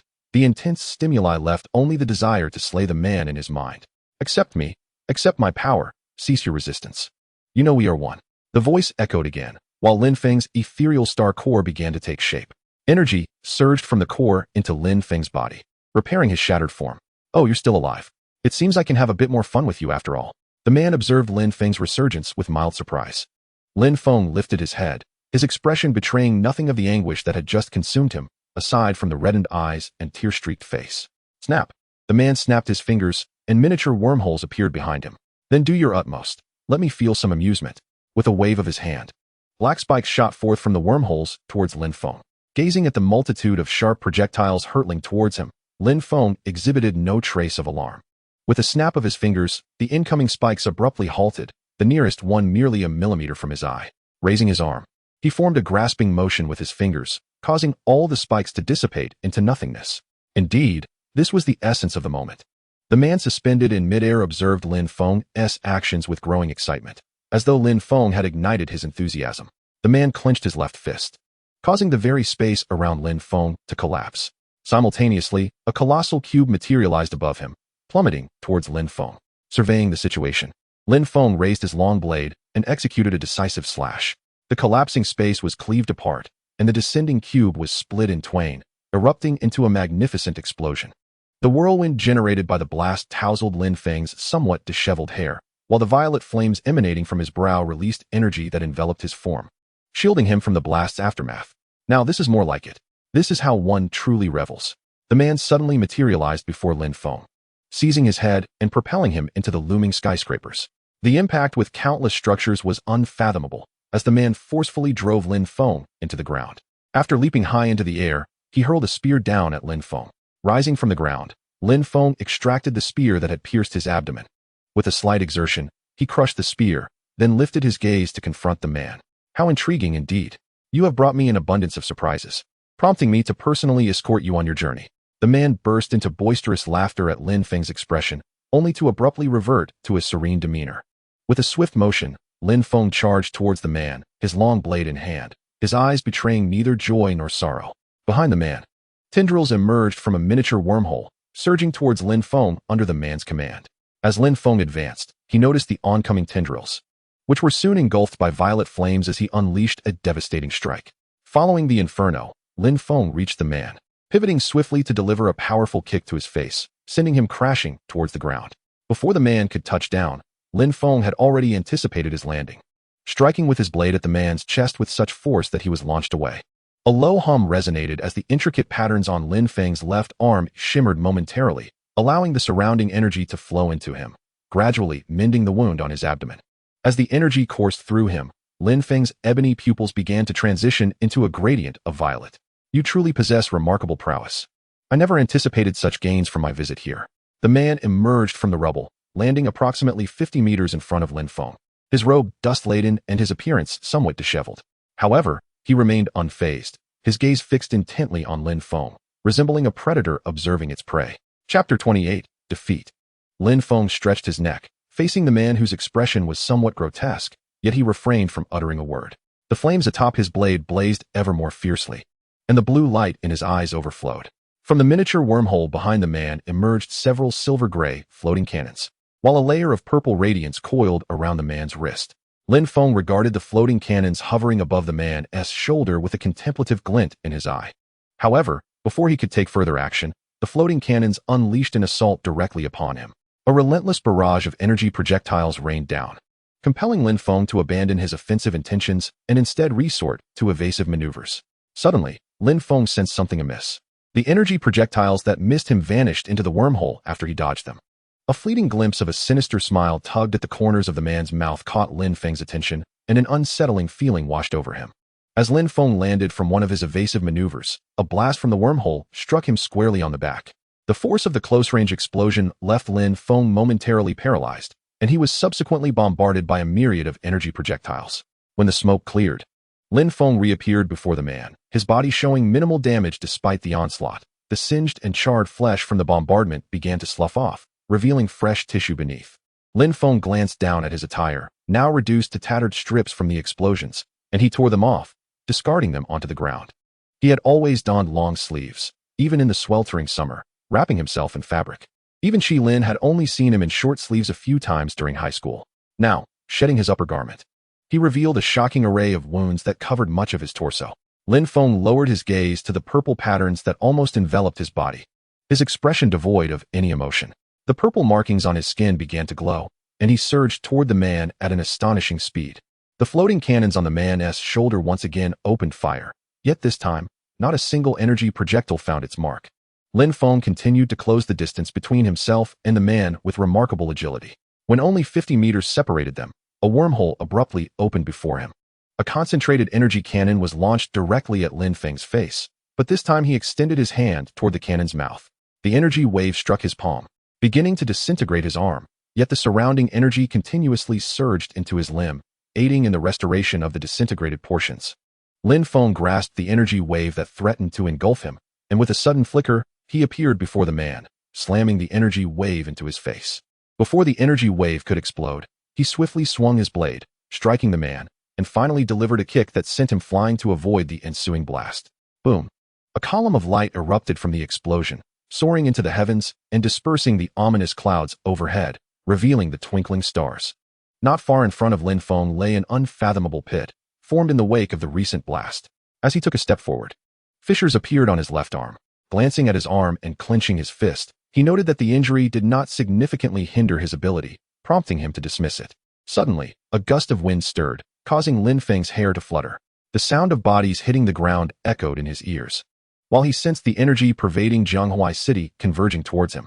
The gentle breeze morphed into a fierce gale, lifting his hair as waves of energy surged into the pit, creating a powerful disturbance. Ding! A surge of energy raced toward Lin Feng, and despite his swift attempt to block it with his long knife, he sustained some damage. Darkness clouded his left eye, and warmth trickled down his face. He wiped his hand across his visage, observing the blood staining his palm and the inability to open his left eye, while a flicker of realization crossed his right eye. Suddenly, sharp spikes emerged from the ground, piercing Lin Feng's body and lifting him into the air. He glanced at the protrusions that had impaled his limbs and chest, and with a slight exertion, he broke free. However, gravity abruptly intensified, forcing him down to the ground. This sudden change left Lin Feng momentarily disoriented as the earth beneath him cracked, seemingly pulling him into its depths. Just as his head was about to submerge, the star core began to activate, enveloping Lin Feng in a violet energy. This energy coalesced into a suit of armor, helping to mitigate the gravitational pressure. Like an eel, he wriggled his way out. Emerging from the pit, Lin Feng beheld a man ascending slowly from within. The man donned a heavy silver-gray armor, and behind him, Lin Feng glimpsed a nebulous sea of stars. The scene before him shifted abruptly. He had been in Jianghua City moments ago, yet now found himself among the stars, surrounded by peculiar planets drifting in space. I wish I could play with you a little longer, but alas, time is not on our side. The man's voice resonated around Lin Feng. He attempted to locate the source of the voice, but to no avail. Rumbling, the planets began to gravitate toward Lin Feng, who tightened his grip on his long knife, bracing for battle. Yet, despite the considerable distance, Lin Feng felt as if he had been struck by an unseen force, and blood erupted from his mouth. He collapsed to the ground, akin to a soft-bodied creature, unable to even retain his hold on the long knife. He struggled to rise, but his fractured bones rendered him utterly incapable of doing so. Amidst this sea of stars, Lin Feng's stellar core could barely function. Deprived of the energy supply from the core, he found it impossible to restore his body. It was time to conclude. The voice of a man echoed once more in Lin Feng's ears. No sooner had the man spoken than Lin Feng distinctly felt a torrent of immense energy surging towards his stellar core. Bang! The sound of the core shattering reached Lin Feng's ears, and in the next instant, he was acutely aware of the pain coursing through his body. Reality shifted, and the scenery of Jianghua City reappeared before him. He lay on the ground, surrounded by blood that poured from his body. Cough, cough, cough. Weakly lying there. Each cough sent excruciating pain through Lin Feng. Ding! An energy orb began to coalesce above his head. Ah, it seems that this truly is the end. Lin Feng's gradually dimming gaze fixated on the morphing energy orb, a sense of reluctance swelling within him. What a pity, if only he were a bit stronger. Perhaps everything could have been altered. As the energy orb encroached upon him, darkness began to envelop his vision. Boom! The energy orb exploded, engulfing Lin Feng's figure. When the smoke from the explosion dissipated, Lin Feng's body had vanished from the man's sight. The man furrowed his brow, perplexed. Who? 2 arrows materialized out of thin air, piercing through the man's chest and bringing him crashing to the ground. Rising from the earth, the man found his wound healing rapidly. Not far from him, a woman knelt with her back turned, her gaze fixed upon the lifeless form of Lin Feng. I'm sorry for making you endure this alone. Karis gently wiped the blood from Lin Feng's face, speaking in a soft voice, as if afraid to disturb him. It reminded him of the nights when he couldn't sleep upon arriving on Earth, with Karis sitting at his bedside, conversing with him in a similar tone. I wish I could have intervened, but if I had, many things would have changed. Still, I am truly sorry that I could not help you when you were most helpless. Karis looked at Lin Feng, her eyes filled with sorrow as she repeatedly expressed her apologies. Who are you? The man inquired, frowning at the woman's silhouette. He was baffled by how Karis had managed to enter Jianghua City, which, theoretically, was a sealed space that no one could penetrate. I'll come back to keep you company. Let me first deal with this bothersome fellow. Like before, Karis reached out to ruffle Lin Feng's hair. Standing up, she strode directly toward the man, and though she wielded no weapon, he felt an undeniable sense of impending danger. Such theatrics. The man gazed at Kales with a furrowed brow, then launched a direct assault against her. However, before the floating artillery on his shoulder could even activate, a mere snap of her fingers obliterated it entirely. What? A look of astonishment crossed the man's face. Is this all you are capable of? Where is that arrogance you displayed when facing him? Show it to me. Let me witness whether you creatures have changed even the slightest over the years. Kales advanced step by step towards the man. The smile that usually graced her lips vanished, replaced by an unexpectedly cold expression. Chapter 29, Light and Shadow. Humph. The man's eyes flickered with anger as he swung his hand towards Kales once more. In an instant, countless tendrils surged forth from the wormhole behind him, encircling Kales and cutting off all avenues of escape under his command. You don't truly believe this tactic will be effective against me, do you? Kales surveyed the writhing appendages that surrounded her and shook her head. Gradually, a transparent longbow materialized in Kales's hand, adorned with a pink gem embedded in its grip.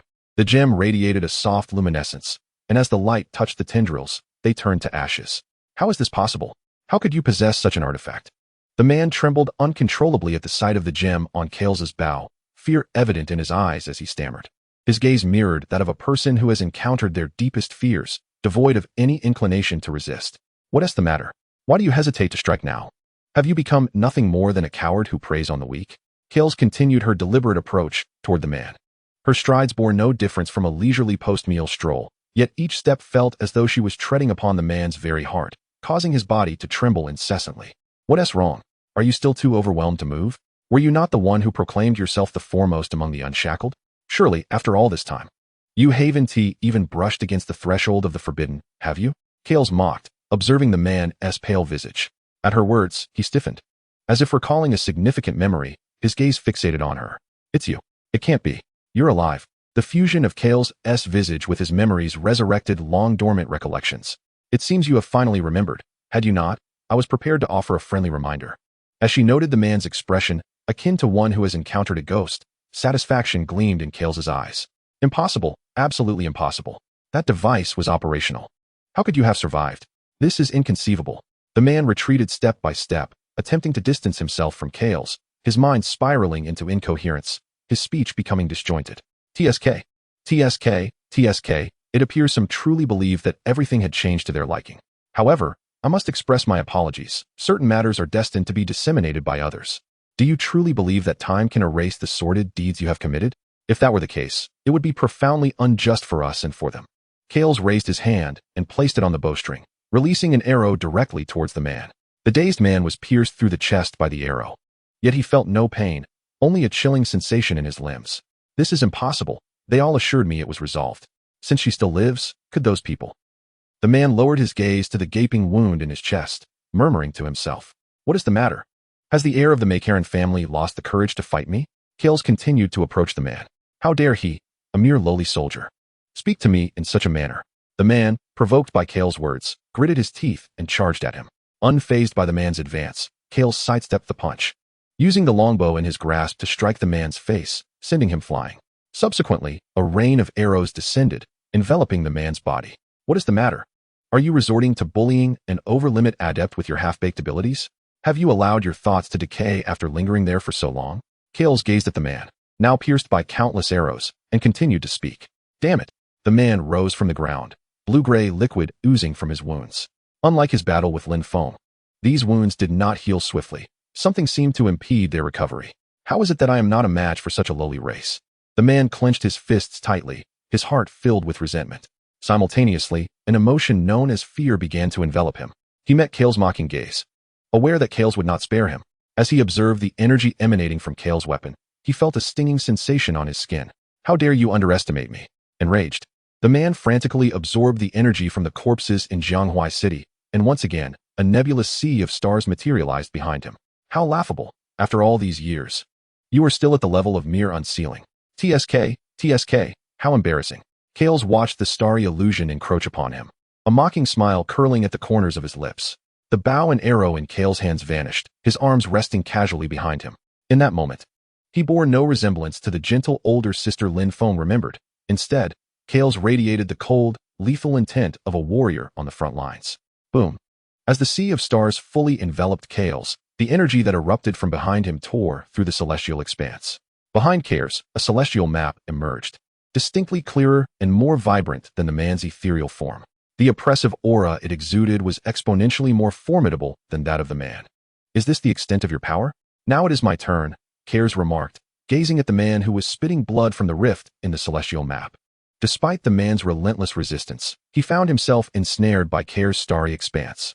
The planets within this cosmic realm collided with him as if they were tangible entities. With each impact, the man coughed up blood, unable to mount any semblance of defense.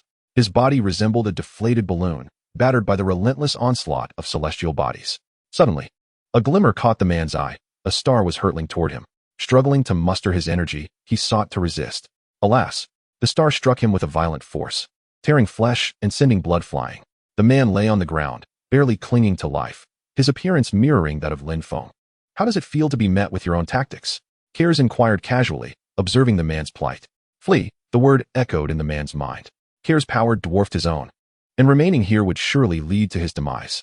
Gathering his remaining strength, the man conjured an energy sphere and hurled it at Cares. As Cares raised his hand to deflect the projectile, the man darted toward the lone eye suspended in the sky. If he could reach it, he might survive.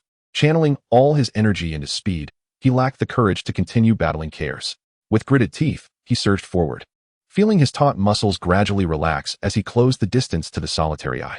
Apologies, but this path is blocked, a languid voice chimed beside him. To his horror, the solitary eye shattered before his eyes.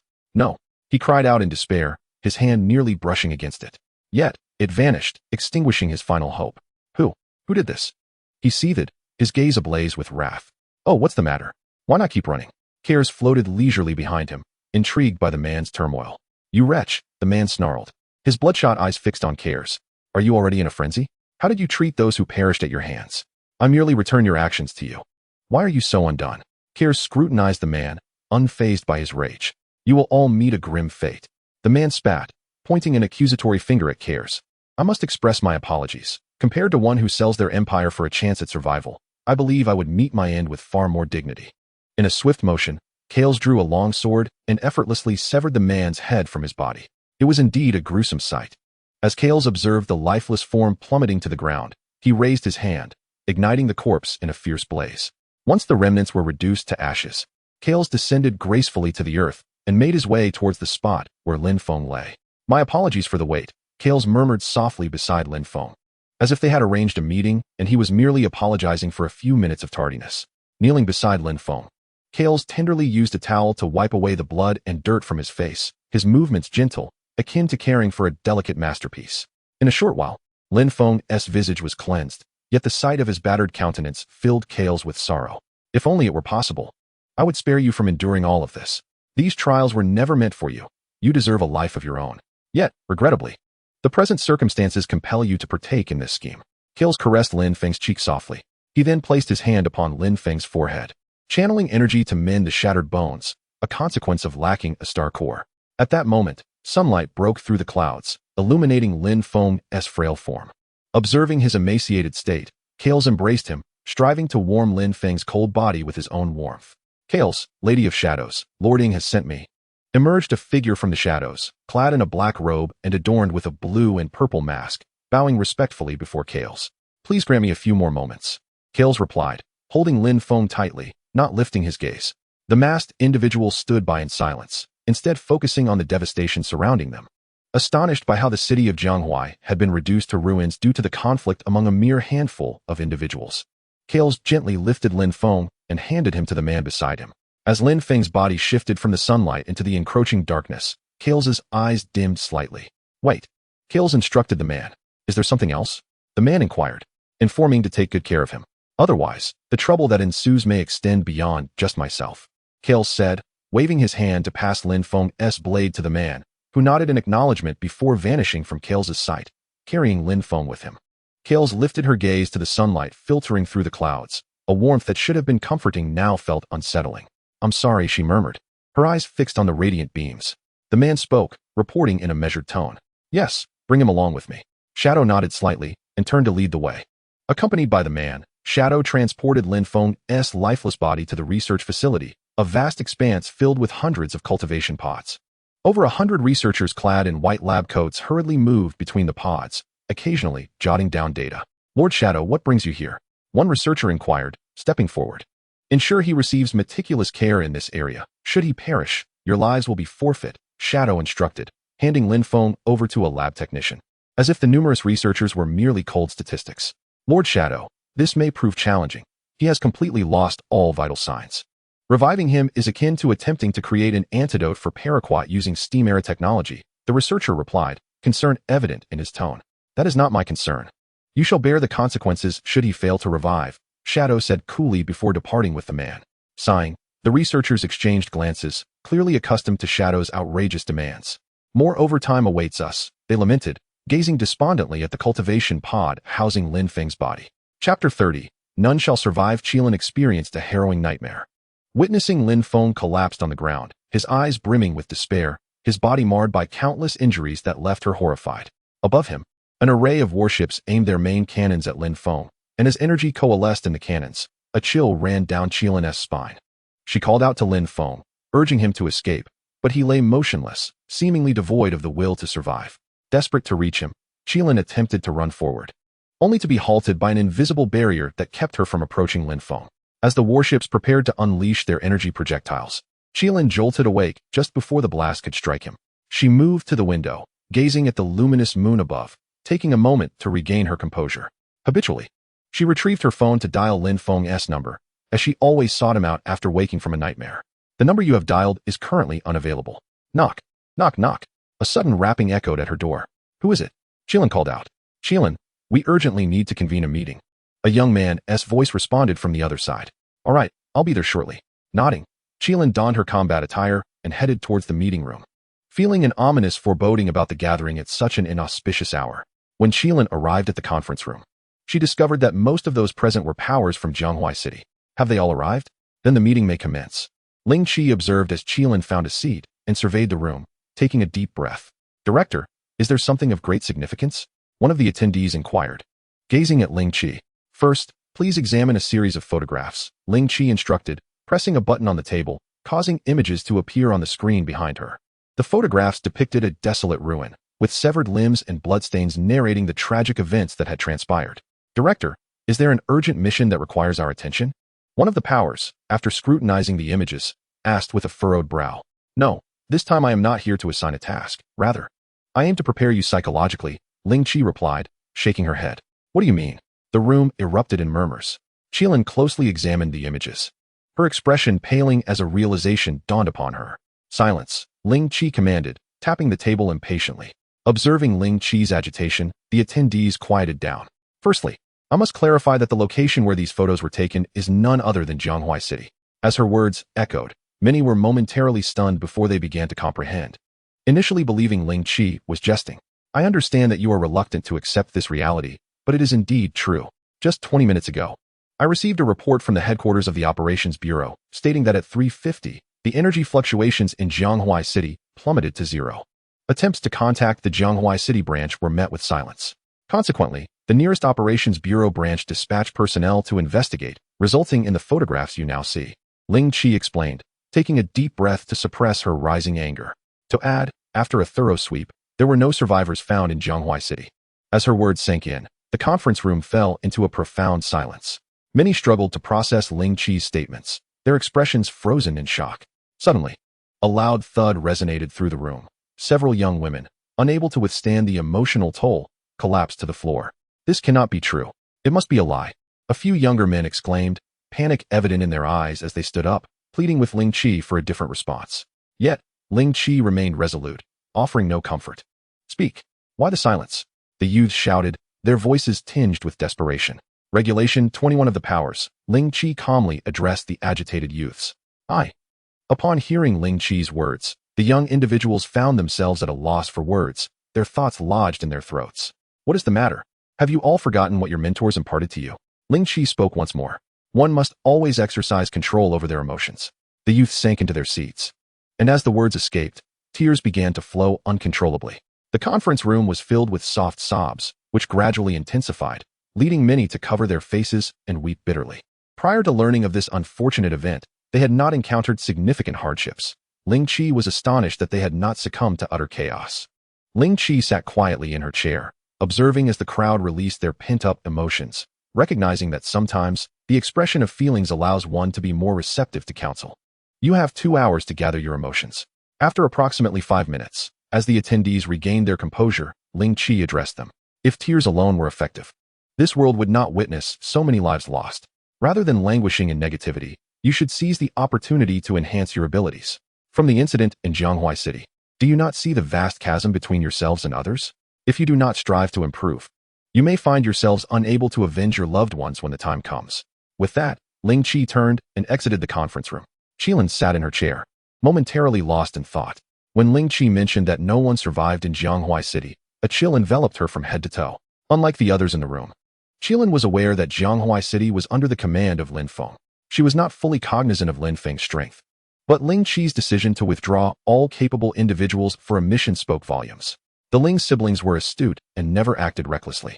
Ling Qi's personnel choices indicated her profound trust in Lin Feng's abilities. Yet, The tragedy in Jianghuai City starkly illustrated the formidable force behind the massacre. Had Ling Qi not relocated the capable individuals, the already grim statistics might have worsened. Just a short while ago, Lin's mother had playfully inquired when she would marry Lin Feng, and now she found herself utterly alone. This stark contrast was jarring, and despite Qilin's resilient nature, she struggled to cope. No, that fellow is certainly not dead. Lin Feng's image flashed in her mind, and shaking her head, a glimmer of hope returned to her once vacant eyes. She firmly believed that Lin Feng was alive, perhaps engaged in the same pursuit of strength he had undertaken a decade ago, and would surely return to confront the architect of this tragedy once he reached a certain level of power. I must also hasten to enhance my own abilities and not become a hindrance to him. Wiping away the tears from her eyes, Qilin resolved to regain her composure. It is natural for one to experience moments of stagnation, especially when the path ahead remains shrouded in uncertainty. However, how can one ascertain whether the path they have chosen is indeed the right one if they do not continue onward? After all, it is a path of their own selection, and it is only fitting to let those who question their decisions witness their resolve. I have never regretted my choices. After leaving the conference room, Ling Qi made her way directly to the rooftop terrace, pushing open the door to find Ling Changfeng had already arrived. Have the emotions of those youngsters been settled? Ling Changfeng inquired as he observed Ling Qi approaching him. They are not as fragile as you might think. Remember, they are soldiers I have trained. If they were truly that delicate, I would have dismissed them long ago. Ling Qi retrieved a pack of cigarettes from her pocket. Extracting one and igniting it between her fingers, she simply watched the smoke curl from the burning end, showing no inclination to actually smoke it. Ling Changfeng also held a cigarette, quietly burning at his fingertips. Brother, do you think it was an inability on their part, or was it a deliberate arrangement? Ling Qi raised her gaze to Ling Changfeng, a gentle breeze tousling her bangs and revealing her stunning visage. As for it, I am uncertain, but I doubt it is aware of our circumstances. Otherwise, it would not have remained indifferent for all these years. The situation over there is far more dire than here. I cannot believe it has refrained from intervening for so long. Personally, I suspect those intellectually stunted followers are behind this. After all, we were not lacking in such individuals back in the day. Ling Changfeng's deep-set eyes concealed his thoughts, making it impossible for others to discern his musings. Followers? They are likely just a bunch of well-fed miscreants. A hint of derision flickered in Ling Qi's eyes. Ling Changfeng sighed. Brother, are you off to handle another matter? Ling Qi queried. Yes, I have been tasked with addressing some minor issues. Rest assured, this time it is genuinely not perilous, he replied, nodding. Chapter 31, The Transaction. Is this truly the realm beyond death? Lin Feng pondered as he surveyed the seemingly endless expanse surrounding him. His last memory lingered on the moment an energy blast from a man was about to strike him. When Lin Feng regained consciousness, he found himself in this very space. Alas, nothing had been preserved. Gazing into the water beneath his feet, he caught sight of his own reflection and let out a faint sigh. He heard a mocking laugh echoing in his ears and turned to see another individual, identical in appearance, seated nearby. The only distinction was that this counterpart had one eye closed while the other burned with violet flames. What a joke, Lin Feng muttered, casting a fleeting glance and saying nothing further. According to our agreement, the reins of control now pass to me, the other Lin Feng declared, rising from his seat and approaching him step by step. Oh, who informed you of that? Lin Feng turned to confront his doppelganger. Oh, are you having second thoughts? Lin Feng wore a smile that belied his true feelings as he gazed at Lin Feng. I have not changed my mind. I am already dead. Even if I relinquish control of my body to you, it would be futile. Lin Feng shrugged, observing his counterpart. If you grant me control of your body, I shall undoubtedly find a way. Lin Feng replied nonchalantly. Do you possess the means to resurrect? Lin Feng raised an eyebrow, inquiring with interest. Of course, Lin Feng replied, tilting his chin slightly. In that case, control shall not be yours. Lin Feng smiled, his gaze unwavering. What do you mean? Lin Feng's eyes flashed with anger as he regarded Lin Feng, seemingly irked by his apparent duplicity. Did you not claim you could defeat that individual in exchange for control of my body? Now you see, I have been defeated and perished. This implies that the power you bestowed upon me was insufficient to vanquish him. Thus the terms of our exchange are null. And I cannot grant you control of my body, Lin Feng remarked, feigning a sense of helplessness as he spread his hands. You scoundrel. Lin Feng's face flushed with rage upon hearing Lin Feng's words, and it took him a moment to muster a retort. However, if you wish to acquire control of my body, it is not impossible, provided you agree to one condition. Lin Feng observed his counterpart with a smirk playing on his lips. What is it? Lin Feng asked, curious. Resurrect me. And once I have eliminated that individual and all those behind him, I shall grant you control. Lin Feng continued to smile at Lin Feng, though the murderous intent and hatred in his eyes were unmistakable. The invasion of a superior civilization upon an inferior one is not inherently problematic. They possess the right to do so. One cannot expect a civilization to wait for centuries until their technological prowess catches up. The advancement of technology requires the consumption of resources, and the higher the civilization's level, the greater the resources they expend. Resources in the universe are not infinite, and every civilization relies on them to enhance their technological capabilities. It is akin to a group of individuals gathered around a table to share a cake. The more powerful individuals naturally receive a larger portion, while the others vie for the remaining scraps. You wretch. Lin Feng's fists clenched tightly, and he unleashed a punch toward Lin Feng. Do not be so agitated. We can have a civil discussion. Lin Feng caught the punch with ease and leaped backward to evade a descending cube. I shall never again believe your deceitful words. Lin Feng waved his hand, summoning a spear into his grasp, then propelled himself towards Lin Feng. The distance between them was not great, and with a swift dash, Lin Feng was upon him, thrusting the spear toward Lin Feng's vital points. Yet, Lin Feng managed to evade each of Lin Feng's attacks with precision. Let us converse earnestly. Our mutual hostilities serve no purpose. In Lin Feng's hand appeared a long blade, which he wielded with finesse, deftly deflecting the tip of his opponent's firearm while casting a cheerful glance in their direction. I have nothing further to discuss with someone whose words hold no weight, Lin Feng replied, gritting his teeth as he regarded himself. We could engage in a meaningful dialogue. If we persist in this entanglement, the odds of victory will remain elusive. Surely you perceive it as well. Here, we are both unable to harness the power of the star core. Of course, should you wish to engage in a skirmish to alleviate your emotions, I am willing to oblige, but whether it is worth it is a matter for your contemplation. As Lin Feng deftly evaded Lin Feng's assaults, he muttered incessantly. Lin Feng feigned ignorance, relentlessly launching attacks, yet it appeared as though their movements were choreographed. Each of Lin Feng's strikes was effortlessly parried by Lin Feng, leading one to suspect whether Lin Feng was intentionally presenting the gun's point to him for defense. Oh, how vexing. Now, can we engage in a proper discussion? Observing the situation, Lin Feng discarded the long knife onto the ground. With a wave of his hand, he summoned 2 chairs, seating himself before gesturing for the other to join him. So what must I do to gain dominion over my body? Lin Feng inquired. Seated and gazing across at Lin Feng, I have stated, once I resolve the matter with that individual and his associates, the control of my body shall be yours. Lin Feng responded. I cannot shake the feeling that you are withholding something. Lin Feng scrutinized Lin Feng, his disbelief palpable.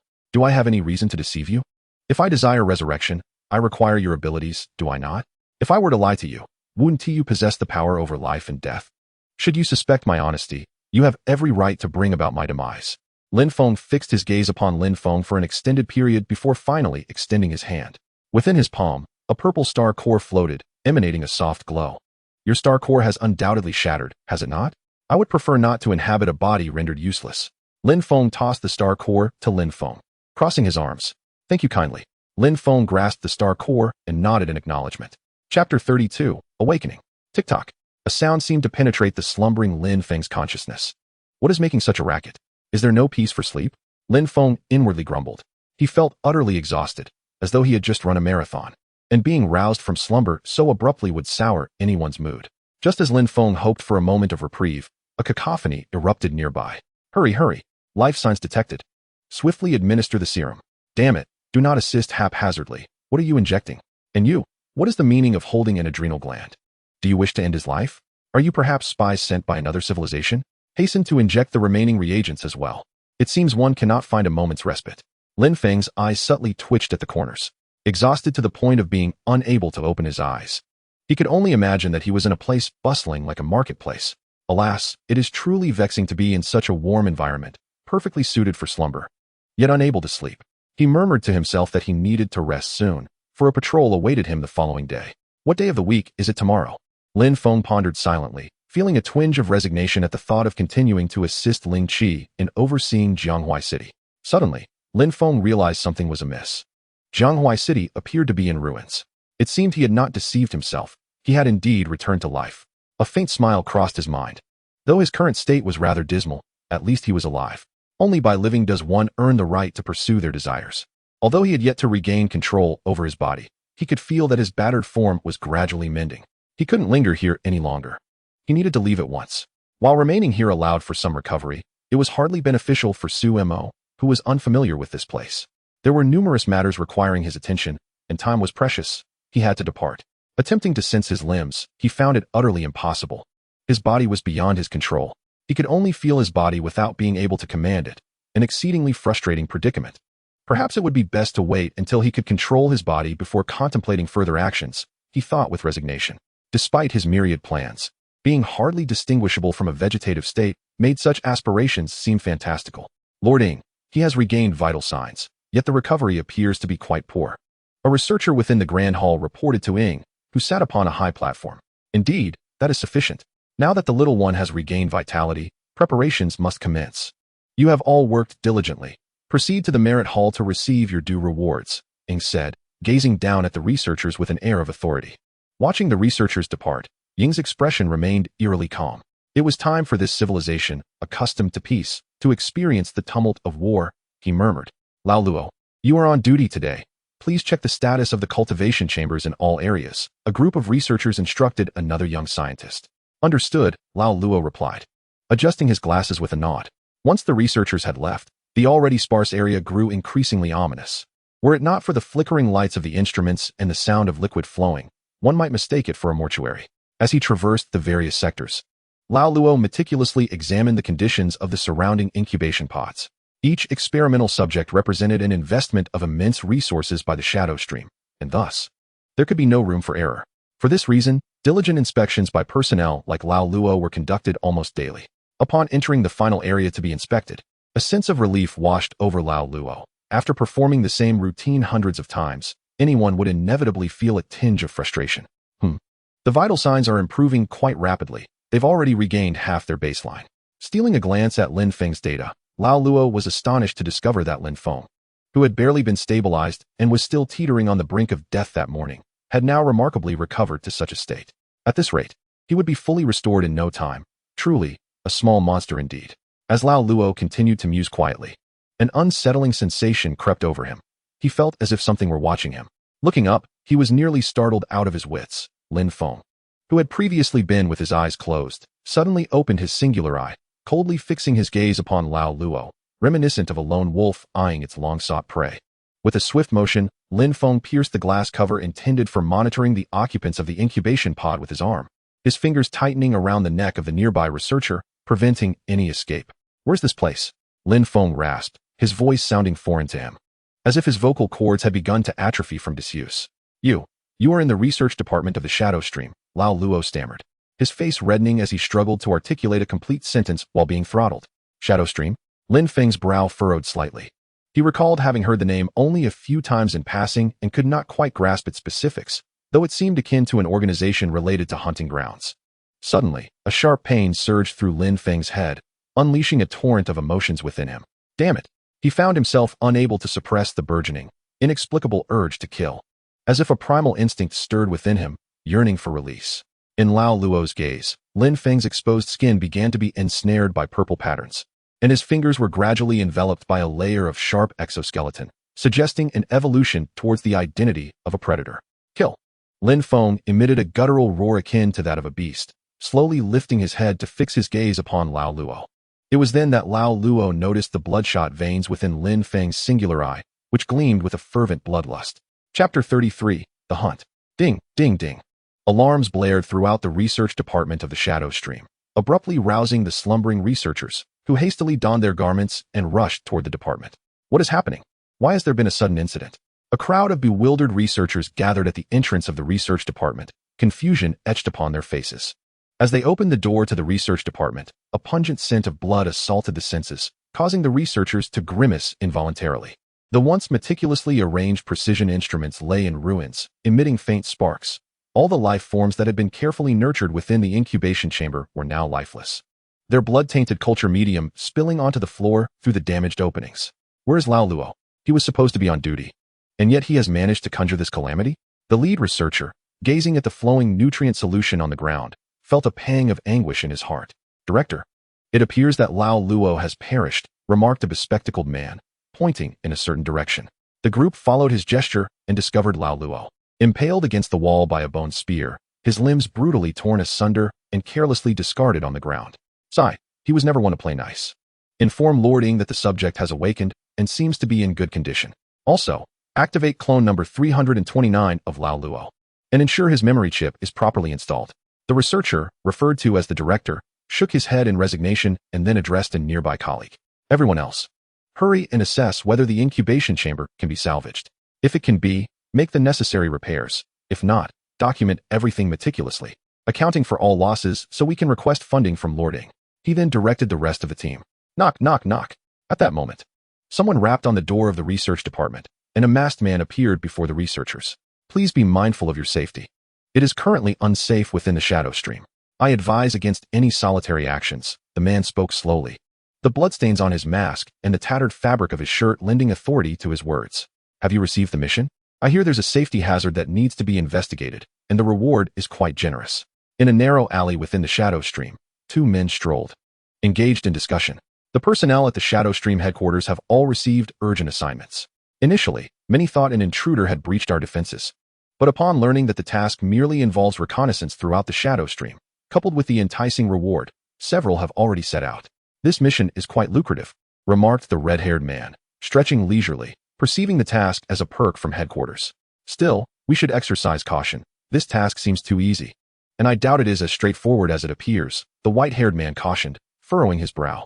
A gentle breeze brushed past the faces of the two men in the corridor. How could that be? It's just a reconnaissance mission, and we are at the shadow stream headquarters. Surely, no one would dare. The red-haired man's words were abruptly cut short as a figure sprang towards him with blinding speed, catching both men completely off guard.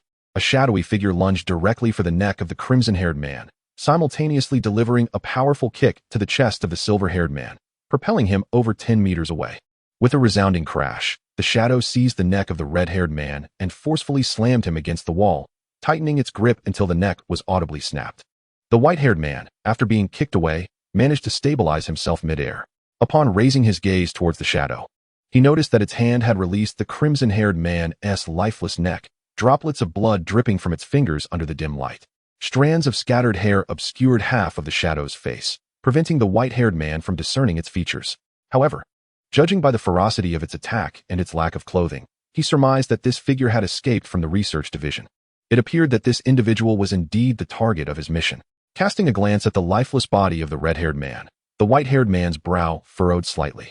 Just as he contemplated retrieving his communicator to relay his location, the shadow suddenly appeared before him with alarming speed. Such swiftness. The white-haired man was struck by a profound sense of disparity. He barely perceived any movement from Lin Feng's body. In the current predicament, there was no time for reflection. With a swift push from his toes, he leapt backward, donning a sleek black battle armor in the process. As he locked onto his target, the shoulder plates of the armor opened, releasing a barrage of miniature missiles aimed directly at the shadow. Boom, boom, boom. The unyielding shadow was struck by the missiles, enveloped in a cloud of smoke that rendered the white-haired man unable to ascertain Lin Feng's status. Seizing the opportunity, he urgently transmitted his location via the communicator. He surmised that he lacked the prowess to eliminate the crimson-haired man in mere moments, and his current objective was to delay the shadow until reinforcements arrived. He had no confidence in his ability to confront the shadow in a one-on-one encounter. Suddenly, a high-velocity object pierced through the smoke, hurtling straight toward the white-haired man. Fortunately, the distance between them provided a buffer. Had it been merely 10 meters closer, he would have been impaled by the projectile that grazed his chest armor. Turning his head, the white-haired man beheld the object embedded behind him, a blood-stained bone spear. Is this a spatial-type individual? The sight of the man who had materialized before him filled the white-haired man with astonishment. Spatial-type abilities grant their wielders a heightened sensitivity to spatial fluctuations, making them particularly troublesome for high-ranking officials, as their elusive nature renders them well-suited for assassination. Whenever high-ranking individuals learned that their bounties had been claimed by a spatial-type adept, they remained perpetually on edge, fearing sudden demise. The research division had indeed birthed a formidable monster this time. Gritting his teeth, the white-haired man met the shadow's gaze, feeling a chill creep down his spine under the intense scrutiny of its bloodshot eyes. Kill, the shadow growled menacingly. Chapter 34, Shall we spar? Lord Shadow. We have located the position. In a high-level chamber of the shadow stream, a man sat in a chair, gazing at the fluctuations on the virtual screen before him. He raised his head to observe the figure leaning against the wall, not far away. Indeed, Shadow nodded. Is there a need to relay this information to the others' communication devices? The man inquired. How many have perished at the hands of Lin Feng? Shadow countered. 53 individuals have been slain by Lin Feng, the man reported. Glancing at the compiled data, is it truly the case that so many idlers exist within our ranks?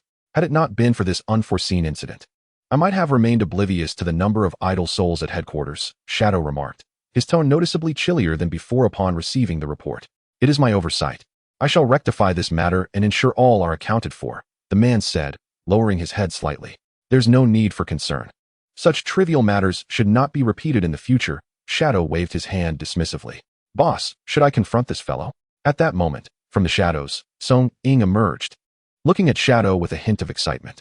Not yet. The time is not ripe. Shadow shook his head. Bang! The white-haired man was knocked to the ground, struggling to rise once more. Before him, Lin Feng held the severed arm he had disarmed, casually discarding it onto the ground as he approached the white-haired man step by step. Damn it, it's been so long. Why hasn't anyone come? The white-haired man gritted his teeth against the pain from his severed limb, slowly attempting to rise. It had been 5 minutes since he attempted to send out the message.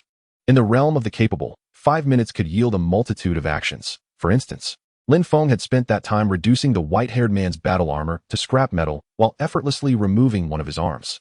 With such commotion occurring here, why had no one arrived? This perplexity gnawed at the white-haired man. Bang! Just as he regained his footing, Lin Feng delivered another punch to his face, sending him staggering backward before collapsing once more. Have you heard? The leader has once again dismissed a candidate for the position of Heavenly Calamity, for reasons unknown.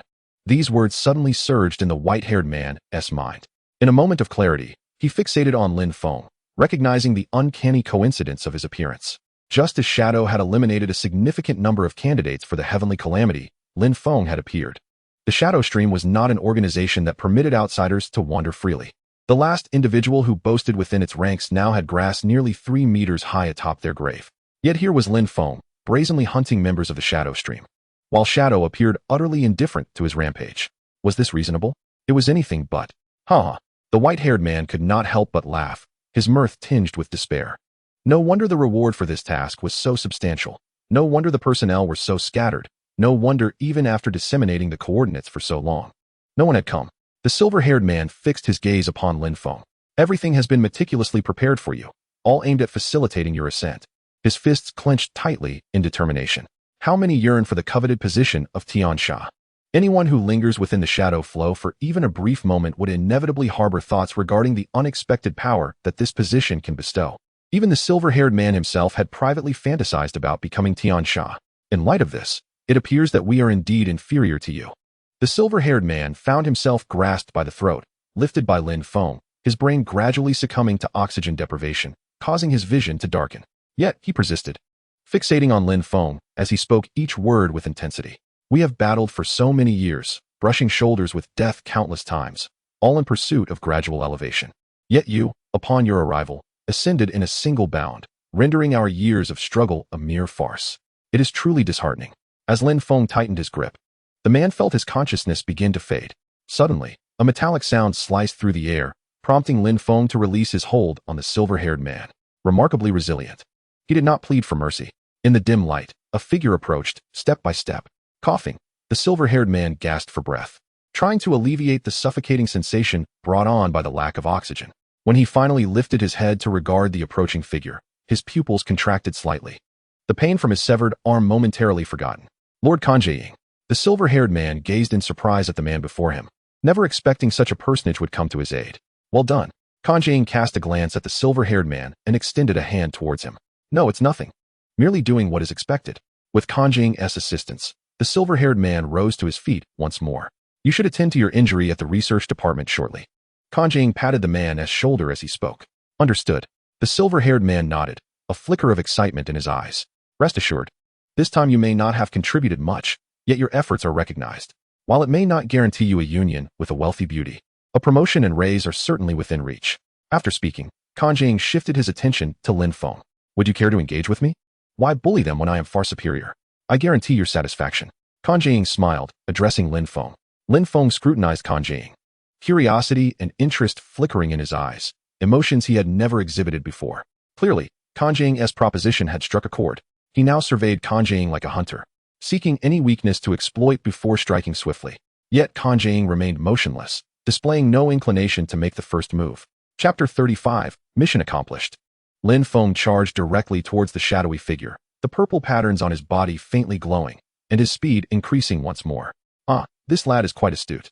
It appears he is yet to fully awaken. Yet he is capable of harnessing this power to bolster himself. No wonder the leader holds him in such high regard. It seems there is indeed some merit to it. The shadowy figure continuously evaded Lin Feng's assaults while keenly observing him. What a clever boy. He possesses some intriguing qualities. After sidestepping Lin Feng's elbow strike, the figure struck Lin Feng's shoulder, sending him hurtling away. In midair, Lin Feng's right arm cracked ominously, and he hurled a bone spear directly at the shadow. The figure reached out and grasped the flying bone spear, raising an eyebrow at the warm blood smeared upon it. Truly, a veritable arsenal in motion. Noticing the runes embedded in the spear, the figure crushed it effortlessly. Kill. As Lin Feng landed on the ground, he exhaled a breath of foul air, and the purple patterns on his body expanded significantly. Now, much of his form was adorned with these purple markings, even his face bearing several new lines. Still a bit lacking. The shadow gazed at the patterns on Lin Feng with a glint of frost in his eyes. Kill. Lin Feng's fingers underwent a transformation, his bones thickening and piercing through his skin. The blood upon his fearsome claws quickly congealed, forming an invisible membrane. Once again, Lin Feng surged towards the shadow, but this time the space around him rippled, rendering him somewhat ethereal. Where did he acquire such skills?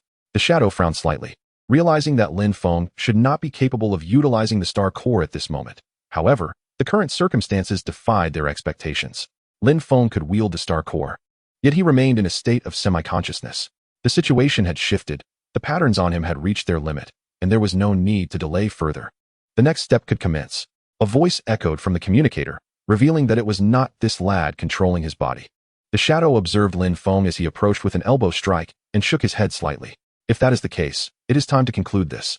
Armin, secure the surrounding space. The shadow spoke calmly. The execution of spatial lockdown was initiated, set for 5 minutes. A mechanical synthesized voice echoed in the shadow's ear, and then ripples emanated from the wrist guard on his left hand. The areas traversed by these ripples grew exceedingly viscous, drastically hindering Lin Feng's advance. The shadow stretched his neck and then vanished from Lin Feng's sight. Just as Lin Feng searched for the shadow's figure, a sudden, searing pain struck his back, propelling him forward. Before he could touch the ground, the shadow reappeared before him, pressing Lin Feng's head forcefully into the floor beneath him. The tremendous force exerted by the shadow caused the very ground around Lin Feng to shatter and rise. Crack. At this moment, the space surrounding Lin Feng slowly tore apart, and he struggled to rise. Apologies, but if you wish to spar again, do remember to summon the main player next time. You, a mere child, are far too inexperienced to contend with us. Song Ying pressed down firmly on Lin Feng's head, preventing him from standing. In his other hand, a light blue potion appeared as if by magic, which he then swiftly injected into the nape of Lin Feng's neck. As the potion coursed through him, the intricate patterns on Lin Feng's body gradually faded, and his struggles diminished. Once the markings had completely vanished, Lin Feng ceased all resistance, appearing as though he had fallen into a deep slumber. Of course, this was contingent upon the removal of the hand that had been firmly pressing down on his head. Task accomplished. I hope the boss might consider a small reimbursement, Song Ying mused. After a considerable time had passed, he realized that Lin Feng had truly lost consciousness, prompting him to release his grip. Observing the empty vial in his hand, Song Ying's eyes brimmed with pity. He removed his trench coat and draped it over Lin Feng, then hoisted him onto his shoulder and began to walk in a specific direction. Is this what it means to be defeated? Lin Feng, seated in a chair, tilted his head to regard the frustrated expression on Lin Feng's face. Shut up. I haven't lost. I merely let my guard down and was caught off guard. Give me 10 more seconds, and I would have broken free. Lin Feng's words seemed to trigger something within Lin Feng, igniting a spark of anger. All right. You haven't lost. You were just ambushed. If given another chance, you would undoubtedly prevail. Lin Feng quickly amended his statement upon witnessing the shift in Lin Feng's demeanor. It's good that you understand. Hearing this, Lin Feng's expression softened. So, can you now relinquish control of the body to me? Lin Feng inquired. Upon awakening and sensing something amiss within his body, Lin Feng realized that the other party was reluctant to relinquish control so easily. Thus, when his consciousness began to blur, he offered no resistance, allowing the other to take command of his body. Go away, I'm tired of looking at you. Lin Feng waved his hand dismissively, urging him to depart. Fear not, I shall ensure he is subdued for you, Lin Feng replied, a faint smile gracing his lips before his form gradually faded away. Chapter 36. What do you need me to do? Lin Feng slowly opened his eyes. As he regained control over his body, a face suddenly loomed close before him. What the? Startled, Lin Feng recoiled, the sensation reminiscent of waking up in the morning only to find his pet's face inches away. Ah, it seems you have awakened, Song Ying remarked, pleased with Lin Feng's bewildered expression. Once he had composed himself, Lin Feng began to survey his surroundings. He appeared to be in a rather rudimentary room, furnished only with a bed beneath him, a desk, and a chair. How is it? Do you remember anything? Kan Jing sat in a chair, observing the furrowed brow of Lin Feng. Wait a moment, let me gather my thoughts. My mind is somewhat disordered. Lin Feng extended a hand, signaling Kan Jing to remain silent. Although he had regained control of his body, the confusion of his memories hindered his ability to think clearly. All right, you take your time. Seeing Lin Feng's state, Kan Jing understood that effective communication was currently beyond their reach. After a considerable while, Lin Feng managed to organize his tumultuous memories and exhaled deeply. Do you have any questions?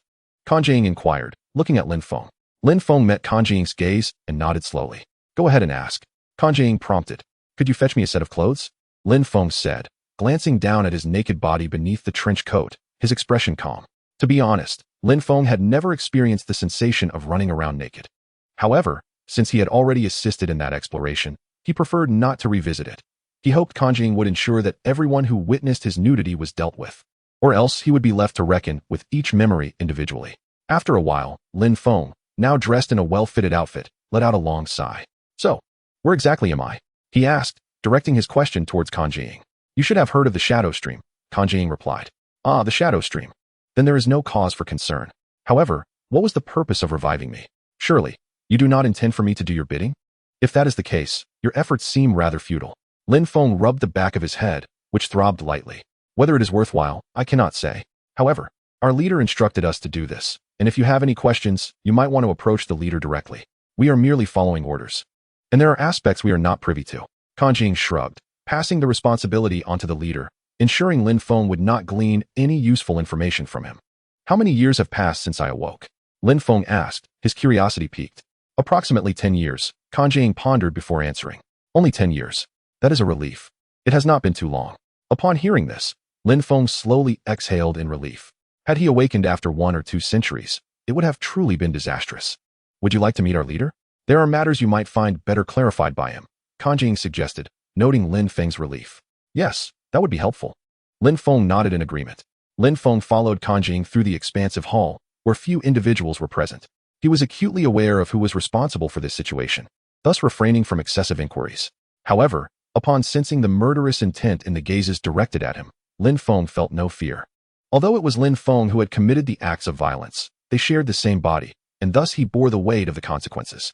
However, should they truly choose to take matters into their own hands, Lin Feng would not hesitate to retaliate. It is uncertain whether it is due to Lin Feng having once taken control of another's body, but he now appears somewhat indifferent to matters of life and death. Song Ying cast a sidelong glance at Lin Feng, but refrained from further comment. His task was to present Lin Feng before the shadow. Should anyone wish to harm Lin Feng at this moment, he would naturally not impede Lin Feng's actions. Despite Lin Feng having only recently awakened and still feeling somewhat unfamiliar with his own body, he was more than capable of dealing with these individuals. Fortunately, the few people in the hall exhibited restraint and chose not to engage. Otherwise, the staff would have faced the troublesome task of cleaning up blood and bodies. Song Ying led Lin Feng through the hall to a stone door, then gestured towards it. The boss is inside.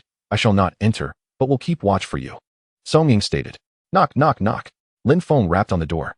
With a click, the stone door automatically opened, creating just enough space for one person to pass. Lin Feng glanced at the door and then at Song Ying, seemingly questioning whether even doors had become intelligent. Song Ying shrugged, indicating that he was just as perplexed.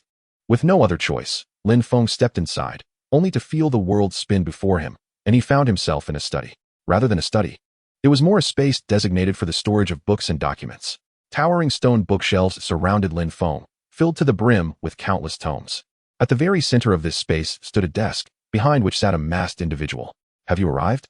Upon noticing Lin Feng's presence, the shadow lifted his head to regard him. Are you the leader of the shadow flow? Lin Feng inquired, studying the shadow. Indeed. The shadow nodded, gesturing to the chair opposite the desk for Lin Feng to take a seat. I cannot fathom why you went to such lengths to resurrect me. Lin Feng expressed his confusion, unable to understand why the malevolent capitalists would engage in such a loss-making endeavor. We require you, and you require us. It is as simple as that, the shadow replied slowly. What do you mean? Lin Feng raised an eyebrow. There are perilous tasks that no one else can undertake. And you, once a hunter, are a suitable candidate, the shadow explained. Then why do you believe I would need your assistance? Lin Feng furrowed his brow. Because you seek to investigate the mastermind behind the Jianghuai City incident, and we, the Shadow Flow, possess the most fluid intelligence in the entire universe, the Shadow articulated, observing Lin Feng intently. Upon hearing this, Lin Feng's expression darkened, an aura of menace subtly emanating from him. Lin Feng was acutely aware that the duration of his unconsciousness was a concern. It was precisely so he could have ample time to investigate the events surrounding Jianghuai City. If he remained dormant for too long, many truths could be obscured, complicating the investigation significantly. As the Shadow has articulated, the Shadow Stream is the most informed realm within the entire universe. To illustrate with a rather inappropriate example, when a high-ranking official of a certain civilization has a child, the Shadow Stream is aware of the child's appearance even before the family members waiting outside the door. "What is it that you require of me?" Lin Feng inquired. Gazing at the Shadow. "You are well aware," replied the Shadow. As it was stated, some matters can only be addressed by Lin Feng, and only he possesses the capability to accomplish them. Chapter 37. The Search for a Path. Alcohol has the power to numb the human nervous system, allowing individuals to temporarily forget their troubles. Thus, regardless of the planet, alcohol remains an indispensable item, with stressed individuals flocking to bars to dull their senses. Another drink. At the bar of a certain planet, a man downed a glass of high-proof liquor in one gulp, the potent aroma wafting from him indicating he had indulged considerably. "Sir, for your safety, I would personally advise against consuming any more," the bartender suggested kindly, observing the man's state. "I have plenty of money. It's none of your concern. Just focus on mixing your drinks," the man replied, his eyes slightly glazed from intoxication. The bartender, resigned, recalled the adage that the customer is always right, and this particular patron appeared to be no saint. He decided to simply mix the drinks, as he had a family to support and did not wish to meddle in affairs that did not concern him. After several more drinks, the man placed a thumb-sized sapphire on the bar and, swaying slightly, made his way toward the exit. Once the man exited the bar, Lin Feng, who had been seated in a corner, donned his hood and followed suit. Elmer, Lin Feng had been brought into the hunting grounds by Norv, and according to the information obtained from the Shadow, Elmer seemed to be the individual Norv intended to nurture as a star hunter.